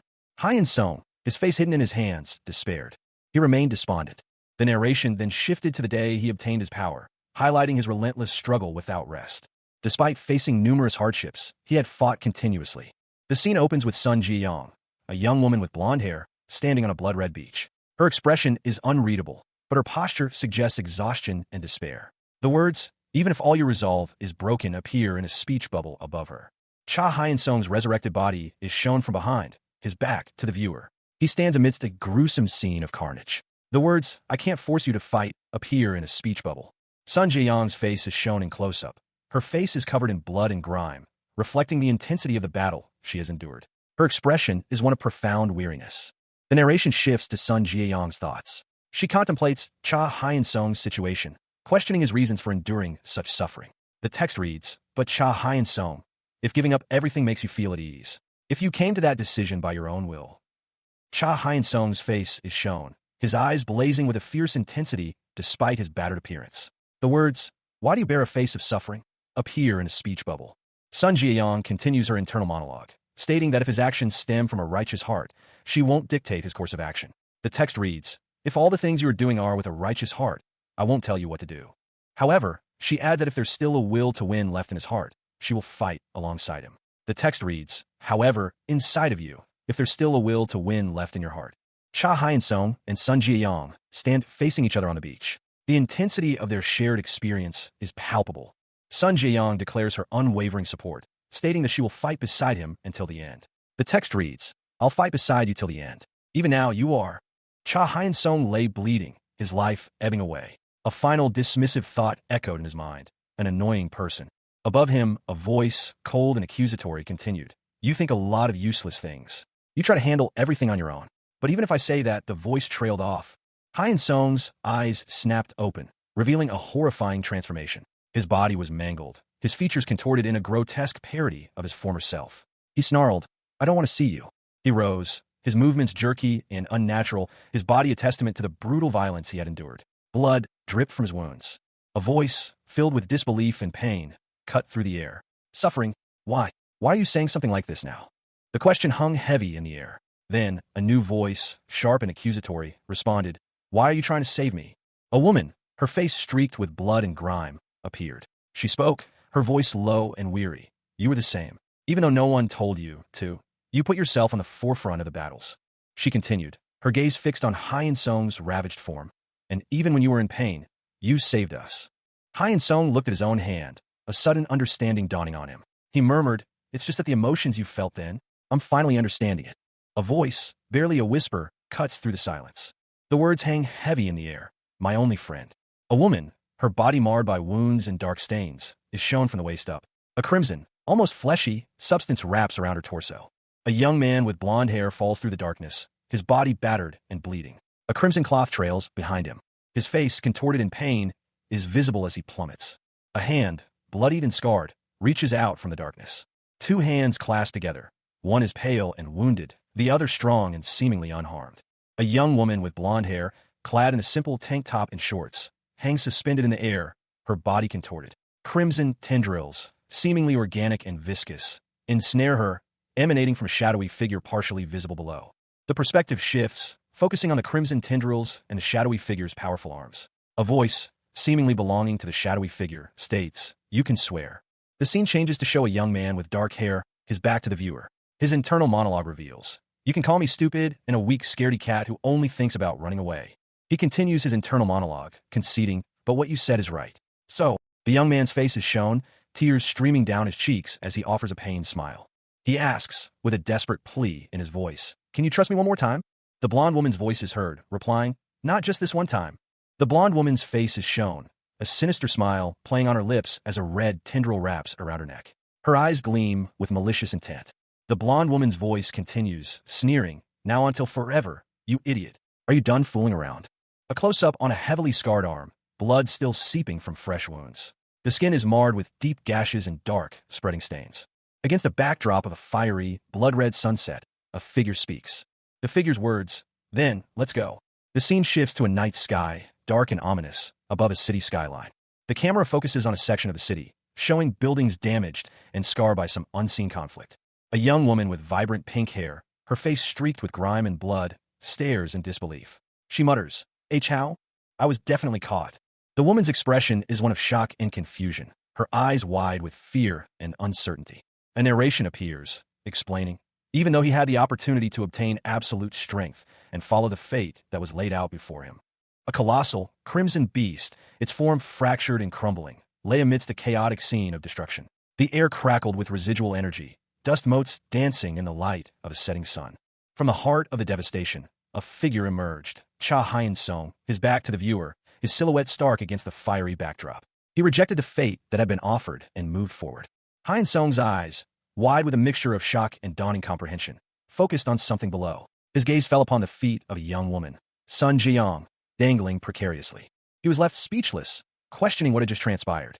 The only response was a silent command to simply continue. Hyun-sung, now carrying the injured Jiyoung, moved with a grim determination. The remnants of the beast's destruction littered the ground around them. Above them, another figure descended, their question hanging heavy in the air. "My son?" Jiyoung lay wounded, her breath shallow. A hand reached out to her, offering a silent comfort. Hyun-sung, his face partially obscured, spoke, his voice a low murmur. He had left everything behind to come to this place. He spoke of the strength his father had given him, the strength that had allowed him to become the son his father had wished for him to be.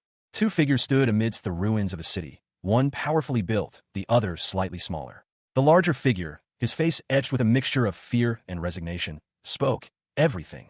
The larger figure continued, his voice heavy with a strange mix of despair and defiance. "Even the blood of the beast that runs through my veins." The smaller figure responded, his tone laced with a hint of regret.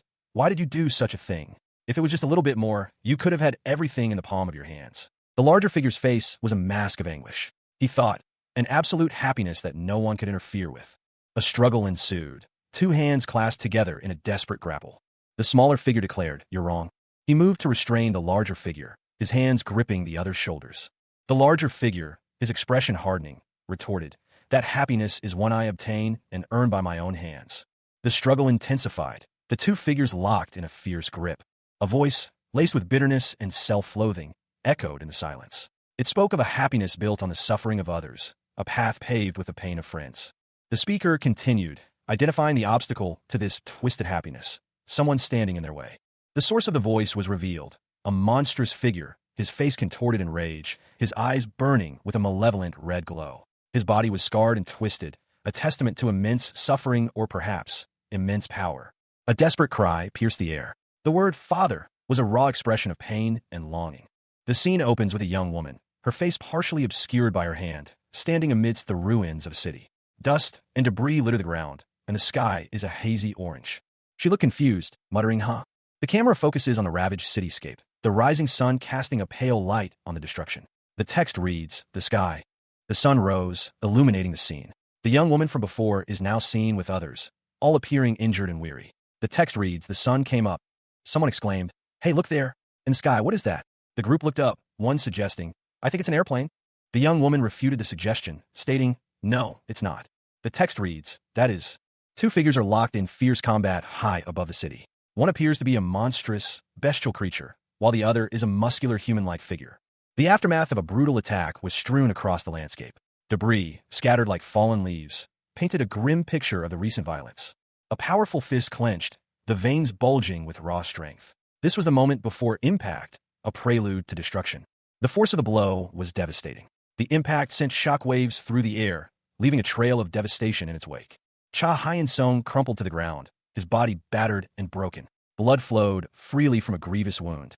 Hyun-sung's vision blurred as he felt the crushing weight of the attack. His body screamed in agony. He gasped for air, his chest heaving. The pain was unbearable, yet a flicker of defiance remained in his eyes.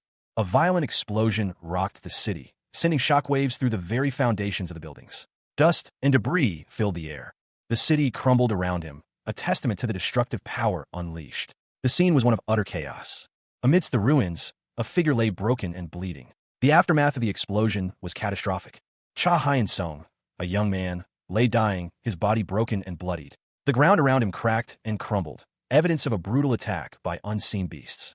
A voice echoed in his ears, a lament filled with regret. He heard words of a desperate attempt to provide everything, absolute strength, even the whole world. The voice continued, a monstrous hand looming over Hyun-sung, a symbol of the power offered but rejected. A scornful question hung in the air. Could he truly defeat his father? A violent explosion rocked the area, the force of the blast sending debris flying. Hyun-sung's body was thrown back, battered and broken. Hyun-sung's eyes glowed with an unnatural light, his features contorted in a feral snarl. He was enraged, his voice a guttural roar. He scoffed at the notion of weakness, his defiance clear. He would not accept the strength offered to him. Hyun-sung rejected the power offered, stating he didn't want even a crumb of it. He explains his rejection, showing a devastated city in the background, a testament to the power he cast aside. Cha Hyun-sung, a young man with a history of suffering, found himself on the precipice of death, his body battered and bloodied. He knelt, his hands clasped together, the weight of his pain evident in his posture. A voice, seemingly his own, echoed in the desolate space, confirming the absence of something vital. There isn't a drop left of it. Suddenly, a surge of power erupted from within Hyun-sung. His fist clenched, radiating an intense energy. With a violent explosion of force, he unleashed a devastating blow, the impact shattering the very ground around him. The force of the blow created a massive fissure in the earth, a stark white energy surging upwards like a geyser. As the dust settled, two distinct emotions were revealed.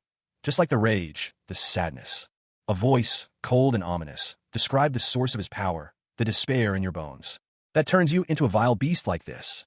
Despite the monstrous transformation, a flicker of hope ignited within Hyun-sung. Inside me, there is courage. There is hope. Cha Hyun-sung, his body battered but his spirit unbroken, roared his defiance. The raw power coursing through him, born from his resurrection, fueled his resolve. He declared that this newfound strength would allow him to face the beast before him. He unleashed a furious blow, a testament to his humanity, a stark contrast to the monstrous beast he faced. The clash of their blows sent tremors through the very ground. Hyun-sung, despite his injuries, met the beast's strength with his own. The beast sneered, its voice a guttural growl, highlighting the humanity it had discarded, a humanity that Hyun-sung still possessed. Hyun-sung, fueled by rage and a desperate will to survive, retaliated with another powerful strike. The force of the impact sent a shockwave through the beast, causing it to stagger. Hyun-sung's attack left a visible wound on the beast, a testament to his growing power. The beast, weakened but still dangerous, lunged forward, its claws extended. Hyun-sung, with a final surge of strength, countered the attack, his own body beginning to crumble under the strain. Cha Hyun-sung found himself in a desperate fight for survival, the ground trembling violently beneath him as he was thrown into the air by an unseen force. He plummeted through the ravaged cityscape, debris raining down around him as he fell. The city was a ruin, buildings crumbled and broken, a testament to the ongoing conflict between humans and beasts. Hyun-sung's body impacted the ground with a sickening thud, his form contorted and bloodied. His legs snapped, the impact sending tremors through his body. A deafening roar filled the air as a powerful energy erupted from the ground, shaking the very foundations of the city. Hyun-sung, battered and broken, was thrown violently across the ruined landscape by the force of the blast. He crashed into a wall, the impact causing a further wave of pain as he let out a guttural cry. As he lay there, broken and bleeding, a mysterious hand reached out to him. Cha Hyun-sung, his body ravaged, fell through the ravaged cityscape. His eyes, glowing red, reflected the chaos around him. He muttered those trivial things. He landed hard, his bloodied fists clenched. The impact shook the ground. Hyun-sung's thoughts raced. He realized that these struggles were things he had already overcome years ago. With a surge of power, he launched himself upward. He moved with terrifying speed, his body a blur of motion. Hyun-sung unleashed a devastating blow, sending his opponent reeling. The force of the impact sent his enemy flying. He followed through with another powerful strike. Hyun-sung's eyes burned with a fierce, primal intensity. A terrifying grin spread across his face. The monstrous claws of a beast tore through the air, aiming for its prey. Cha Hyun-sung, the victim, fell to the ground, his body mangled by the beast's attack. The scene was one of chaos and destruction, with debris scattered around him. A powerful blast of energy erupted from the building's core, shaking the very foundations of the structure. The force of the blast continued to rip through the city, causing widespread devastation. Buildings crumbled and collapsed under the immense pressure, turning the once bustling cityscape into a scene of utter ruin. The destructive energy wave continued its relentless path of destruction. Inside an office, the blast sent furniture and debris flying through the air. Hyun-sung's body was thrown violently across the room by the force of the blast. He landed hard, a pained groan escaping his lips as he hit the ground. His body was battered and broken. The room was in chaos. Furniture was overturned, debris scattered across the floor. A sense of violent destruction hung in the air. A young man, Cha Hyun-sung, knelt amidst the wreckage, his body bruised and bloodied. He appeared to have just survived a brutal attack. He gasped, his breath ragged, as he looked toward a large crack that split the floor from one end of the room to the other. A sense of dread washed over him. Through the gaping hole in the wall, the city skyline was visible, but it was marred by destruction. The scene was one of widespread devastation. Hyun-sung's eyes, though filled with pain, burned with a fierce determination. He was not ready to give up. With a surge of power, he pushed himself upwards, shattering the remaining debris around him. A blinding light erupted from his body. The force of the blast sent him flying backwards, crashing into the ground with a bone-jarring impact. He was clearly struggling. A voice echoed in his mind, a voice filled with malice and power. It spoke of his birth, his destiny, and a connection to something far greater than himself. The voice revealed a terrifying truth. Everything, even his very existence, was orchestrated by a malevolent entity. This entity revealed itself as a monstrous figure. A violent energy erupted from within Cha Hyun-sung, shattering the office around him. The force of the blast was immense, sending debris flying. The destruction continued, the sheer power of the outburst leaving a trail of devastation in its wake. Only the core of the explosion remained, a blinding column of light. From the heart of the explosion, a figure emerged, silhouetted against the blinding light. He fell to the ground amidst the rubble. A voice boomed, echoing through the ruined office. "This body has been molded and shaped by me, your father." The force of the explosion continued to ripple outwards, causing further destruction to the surrounding buildings. The impact was catastrophic. More buildings crumbled under the immense pressure, the city skyline marred by the expanding devastation. In the center of the destruction, a large crater had formed. From within, a figure slowly rose. Cha Hyun-sung stood, transformed. His body was scarred and powerful, a stark contrast to his previous frail form. He looked down at his former self, lying broken and lifeless in the crater. He considered the words of his father, even as he acknowledged their truth. The weight of his new reality settled upon him. Even though everything in his life so far had been created and started by someone else, Cha Hyun-sung's eyes burned with defiance. He resolved to forge his own path from that moment on. With newfound determination, Hyun-sung declared that he would live his life according to his own decisions. Suddenly, a powerful force erupted from him. The force sent him flying backward, his body battered and bruised. Despite the pain, a fierce grin spread across his face as he declared his pursuit of happiness. Another powerful surge of energy followed. However, a voice boomed, asserting that his happiness was not his to decide. Hyun-sung's eyes glowed with a fierce red light, his expression hardening. The monstrous maw of a beast loomed, its jagged teeth stained crimson with blood. The sheer scale of its ferocity was terrifying.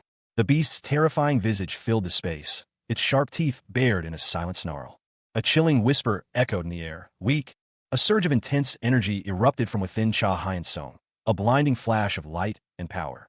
Hyun-sung retaliated with a powerful blow, his fist colliding with the beast's body, sending a shockwave of blood and energy outward. Sun Jae-yong scoffed, "Immature brat."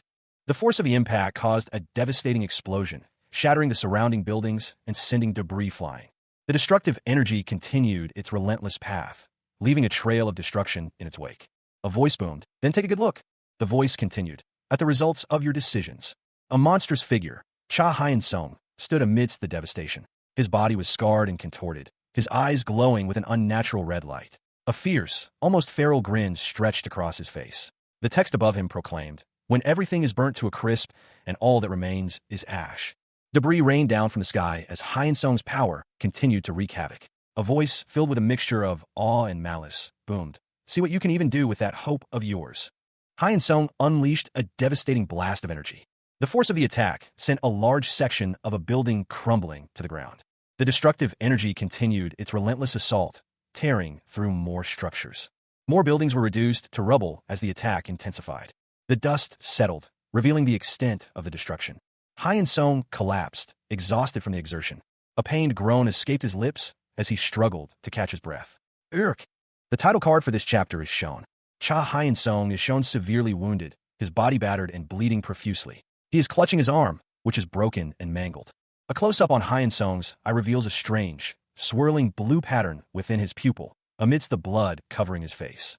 Debris falls as a voice, presumably Hyun-sung's, internally questions his actions. Just standing there like an idiot? Hyun-sung is shown on the ground, his face partially obscured by a gruesome wound. Another voice, this time external, remarks, "Don't tell me you fought until now." The external voice continues, exasperated, "Just to sit there and give up now." Hyun Sung's body is shown again, emphasizing the extent of his injuries. His body is broken and bloody. A third voice, seemingly omniscient, observes, "You already know Hyun Sung isn't one to stop now." Hyun Sung's face contorts in a grimace of determination as he rises, his body seemingly defying its injuries. The omniscient voice continues, "He's lived his whole life diligently, so far." Cha Hyun Sung, his body ravaged and bloodied, clutched his face in despair. The weight of his injuries was evident. His lifeblood stained his hands and arms. He collapsed, his vision blurring as the world around him faded to black. The last thing he saw was the brutal force that had brought him to this state. A voice, echoing in the darkness, declared, "This is your last decision, one that will determine the rest of your life." Hyun Sung's hand, still stained with blood, twitched. A faint flicker of life remained. Suddenly, a sharp voice cut through the silence. "I already told you." The voice continued, "that I will always." Sun Jiang, a beast hunter, appeared, her face grim, her body bruised and bloodied, but her eyes burning with fierce determination. She delivered a powerful blow.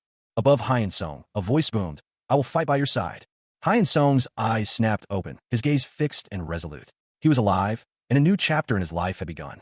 A sigh escaped the lips of a man, his voice laced with weariness. "You're all so frustrating," he muttered, his words hanging heavy in the air. He continued, his gaze sweeping over the scene before him. "Why do you all try so hard to keep living?" His tone shifted, a hint of dark amusement coloring his words. "If you just give up now, everyone can rest comfortably, you know?" The man's face, partially obscured by shadow, revealed a cruel smirk. A cigarette dangled from his lips, smoke curling around his features, adding to the sinister aura.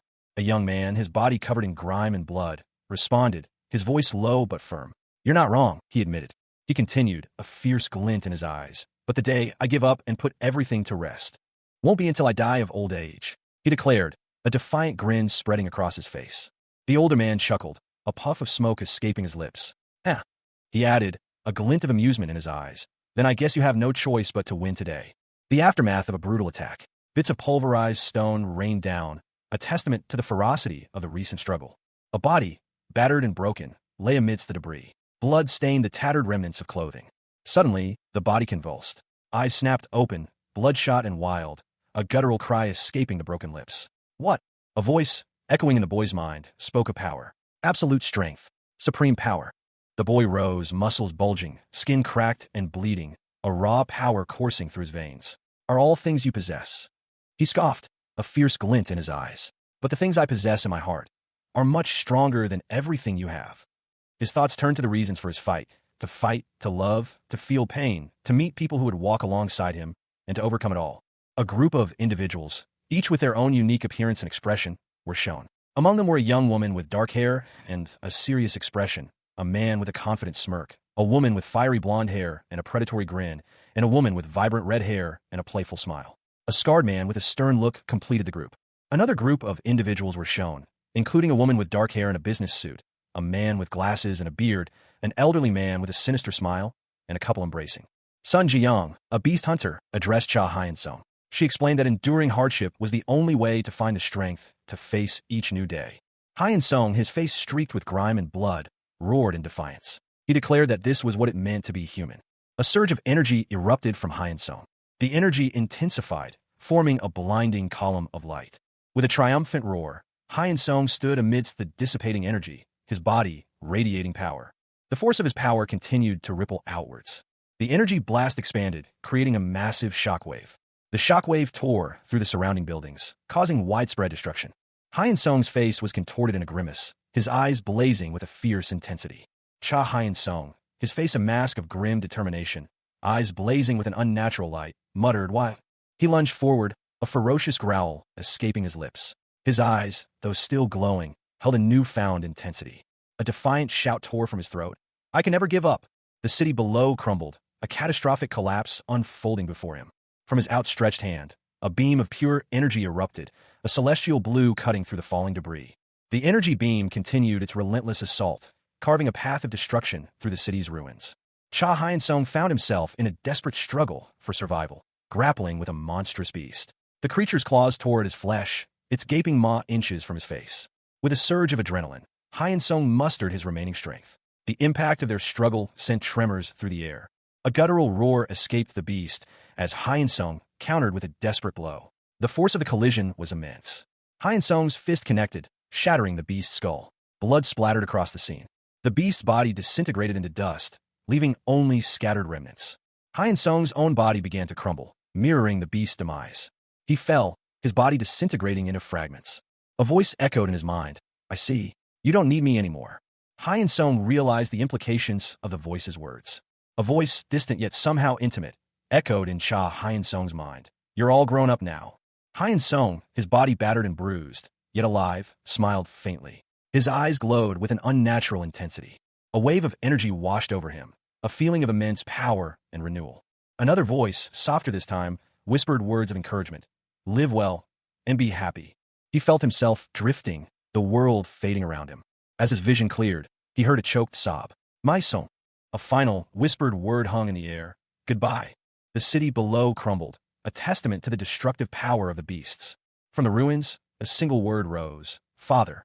The sun set over a city ravaged by some unseen catastrophe, dust motes dancing in the fading light. Broken buildings and shattered infrastructure stretched as far as the eye could see, a testament to the destruction. Closer to the ground, the devastation was even more apparent. A fallen power line lay across a wrecked bus, amidst the rubble. A traffic light, its signal frozen on green, stood as a stark reminder of a life that once was. Amidst the debris and bloodstains, a small sprout pushed its way through the cracked pavement, a symbol of resilience. The tiny plant, tenacious in its growth, offered a poignant contrast to the surrounding desolation. A foot, clad in a worn sneaker, appeared, resting near the fragile plant. The foot belonged to someone who had clearly been through a struggle, judging by the surrounding blood. Nearby, a dandelion stubbornly bloomed, its yellow head a beacon of hope in a desolate landscape. The legs of two individuals are shown, one in red shoes and the other in brown boots, walking down a city street. A lone dandelion stubbornly pushes through the cracks in a city sidewalk, its yellow flower a stark contrast to the gray concrete. A bustling city street scene unfolds, filled with the everyday life of ordinary people going about their business. The signs in the background suggest a vibrant commercial area. The perspective shifts, focusing on a man with blonde hair, his face partially obscured, seemingly looking down at something. Continuing the scene, a young man with short brown hair lies on the ground, seemingly unconscious, amidst the flow of city pedestrians. Two men, one in a beige coat and the other in a darker jacket, walk down a city street, their conversation seemingly serious. One of the men asks, You're asking what happened? A woman with brown hair, her face etched with anger and disbelief, recounts a conversation. She angrily relates the boy's callous words. I don't care whether one woman gets eaten or not. She adds, That's what the kid said. He was totally like a monster or something. Cha Hyun-sung, a young man with dark hair and glasses, sat alone, lost in thought. He recalled a past trauma, a time when he was dragged underground, believing his life was ending. Even now, the memory sent shivers down his spine. He didn't want to dwell on it, but the memory was inescapable. Yet, he recognized the truth. That same boy was their savior. Two individuals, a man and a woman, engaged in conversation. The man expressed his gratitude, stating that without the boy's intervention, none of his family would be alive today. He emphasized his desire to express his thanks if he ever encountered the boy again. The man's thoughts drifted to the profound impact the boy had on his life. He felt immense gratitude for being alive. The scene shifted to a tranquil coastal view, suggesting a change in location or time. An older man, his face etched with the weight of years and hardship, expressed envy. He remarked on the peaceful life enjoyed by others in their old age. He continued, suggesting that he would find it believable if someone claimed to be living a retired life. The man's words were met with a dismissive response. A second man, clean-shaven with glasses, appeared, his expression suggesting a confident disagreement. A third individual, wearing a wide-brimmed hat, questioned the use of the term elder. The hat-wearing man's face was partially obscured by shadow, revealing a significant facial scar. The scene shifted to a tranquil coastal view. The man in glasses questioned what the scarred man could possibly want from someone who had retired. The scarred man responded that he did nothing but sleep and eat in his rural town. The man with glasses countered, pointing out that it was the other man who seemed to be living a leisurely life, and asked why he was in that area. The image shows a man, his face scarred and weathered, wearing a wide-brimmed hat. One side of his face is severely disfigured. The man reflects on something he's been considering for a while.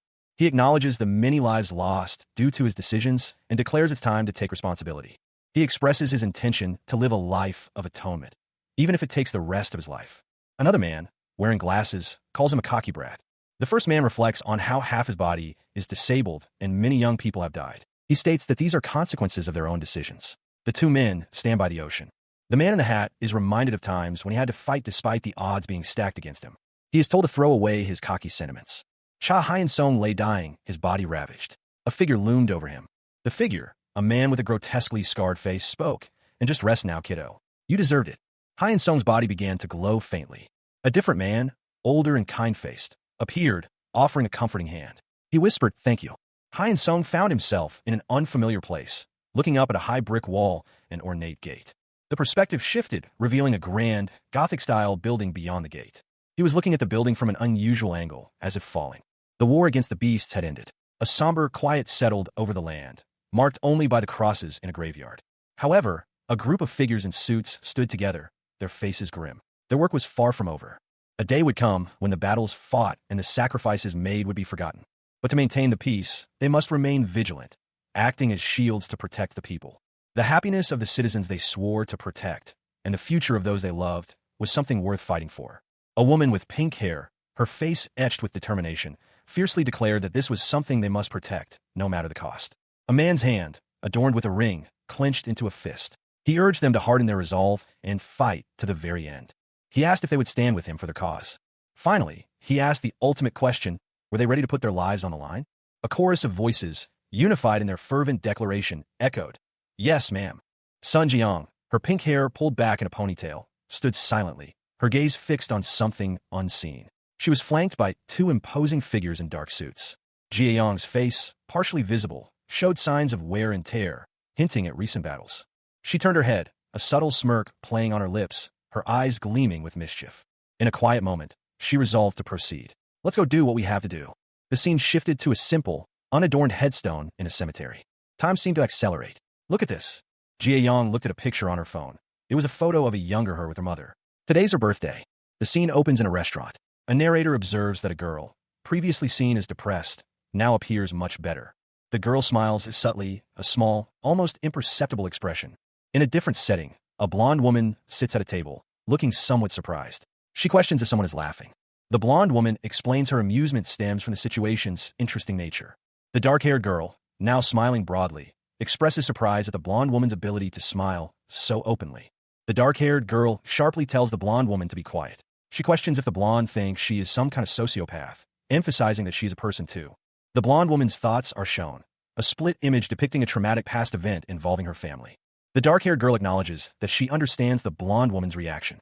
Sun Ji-young, a beast hunter, sat alone in a restaurant, reflecting on her life. She had spent her entire life fighting, and it was the only thing she had ever known. Now, however, her fighting days were over. This unexpected peace allowed her to realize something profound.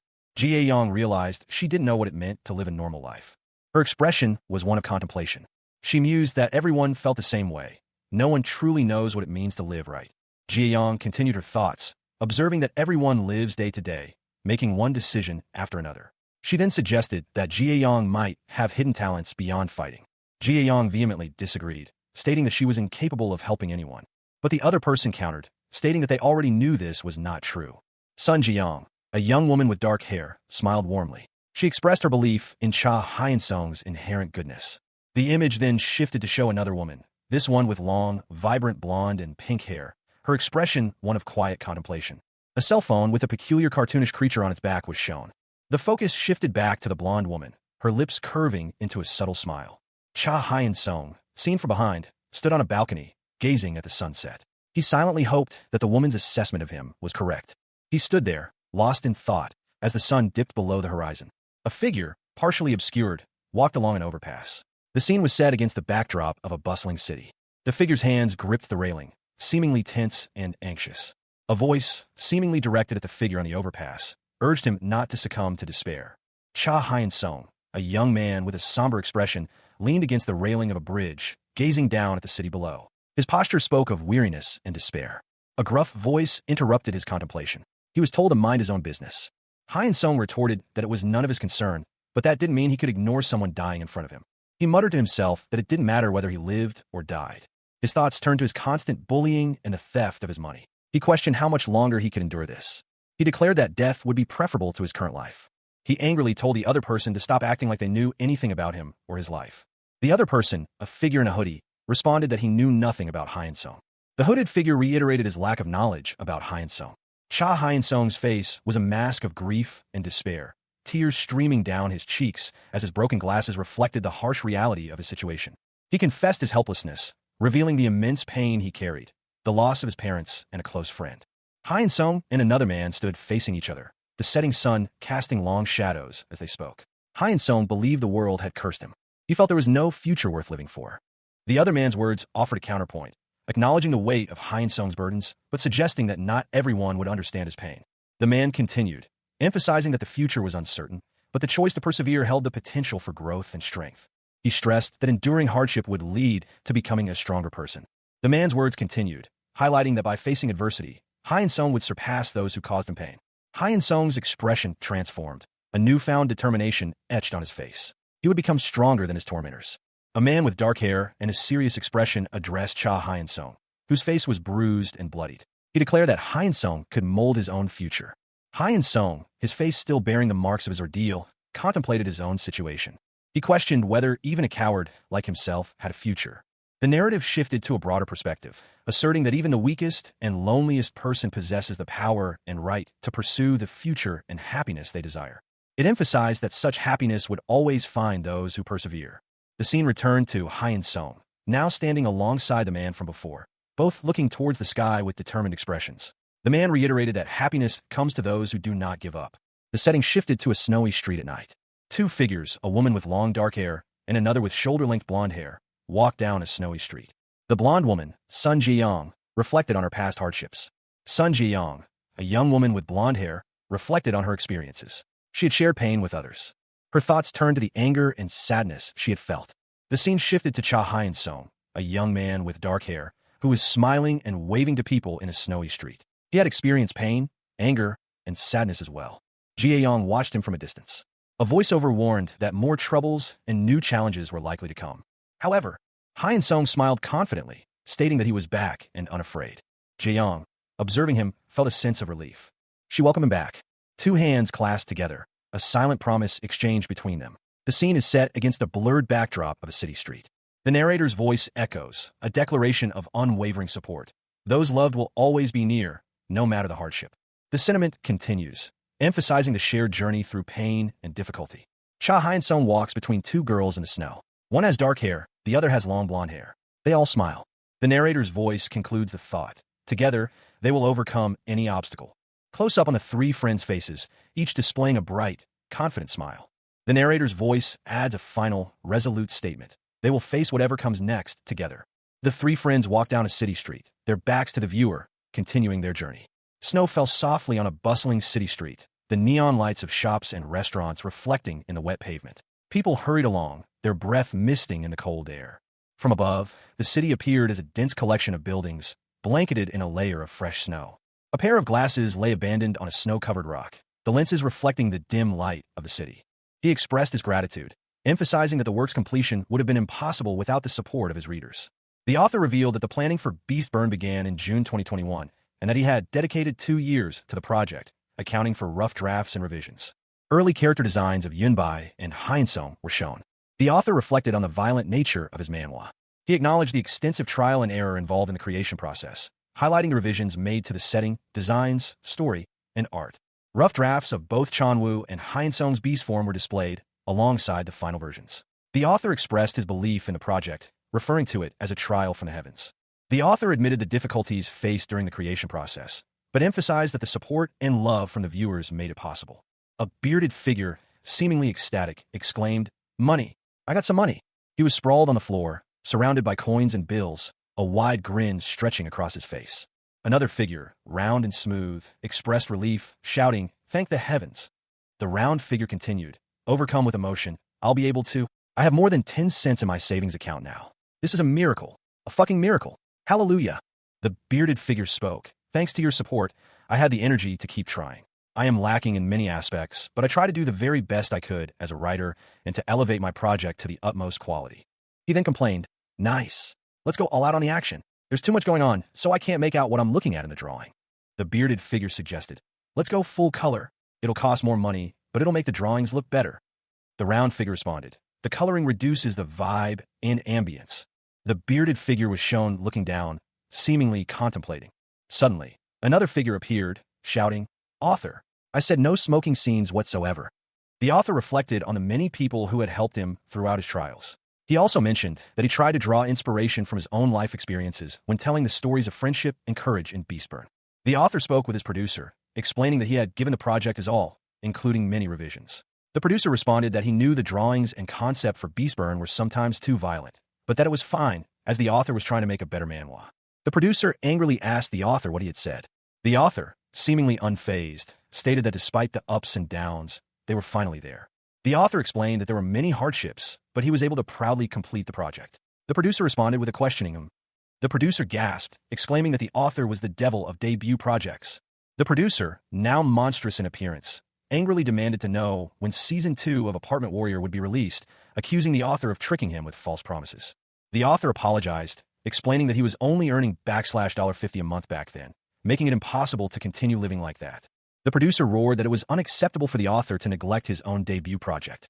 A man, seemingly a struggling artist, voiced his concerns. He needed to earn a living, put food on the table, and even get married. His current project was crucial to his survival, and any interference would be disastrous. He expressed gratitude to his supporters. More words of thanks were given. Suddenly, a chainsaw-wielding figure attacked another individual, shouting a warning. A young man with glasses, his hands stained crimson, was shown. The text was celebratory. Cha Hyun-song, a young man with a troubled past, stood beside Sun Ji-young, a beast hunter. A faint smile played on Hyun-song's lips as Ji-young smiled back, her expression soft. A message of gratitude appeared, expressing heartfelt thanks to the readers who had loved and appreciated Beastburn. The author promised to return with another project. A simple farewell message concluded this section. Until we meet again, the team behind the series shared their final thoughts, thanking readers for their support and expressing hopes for continued enjoyment of the series.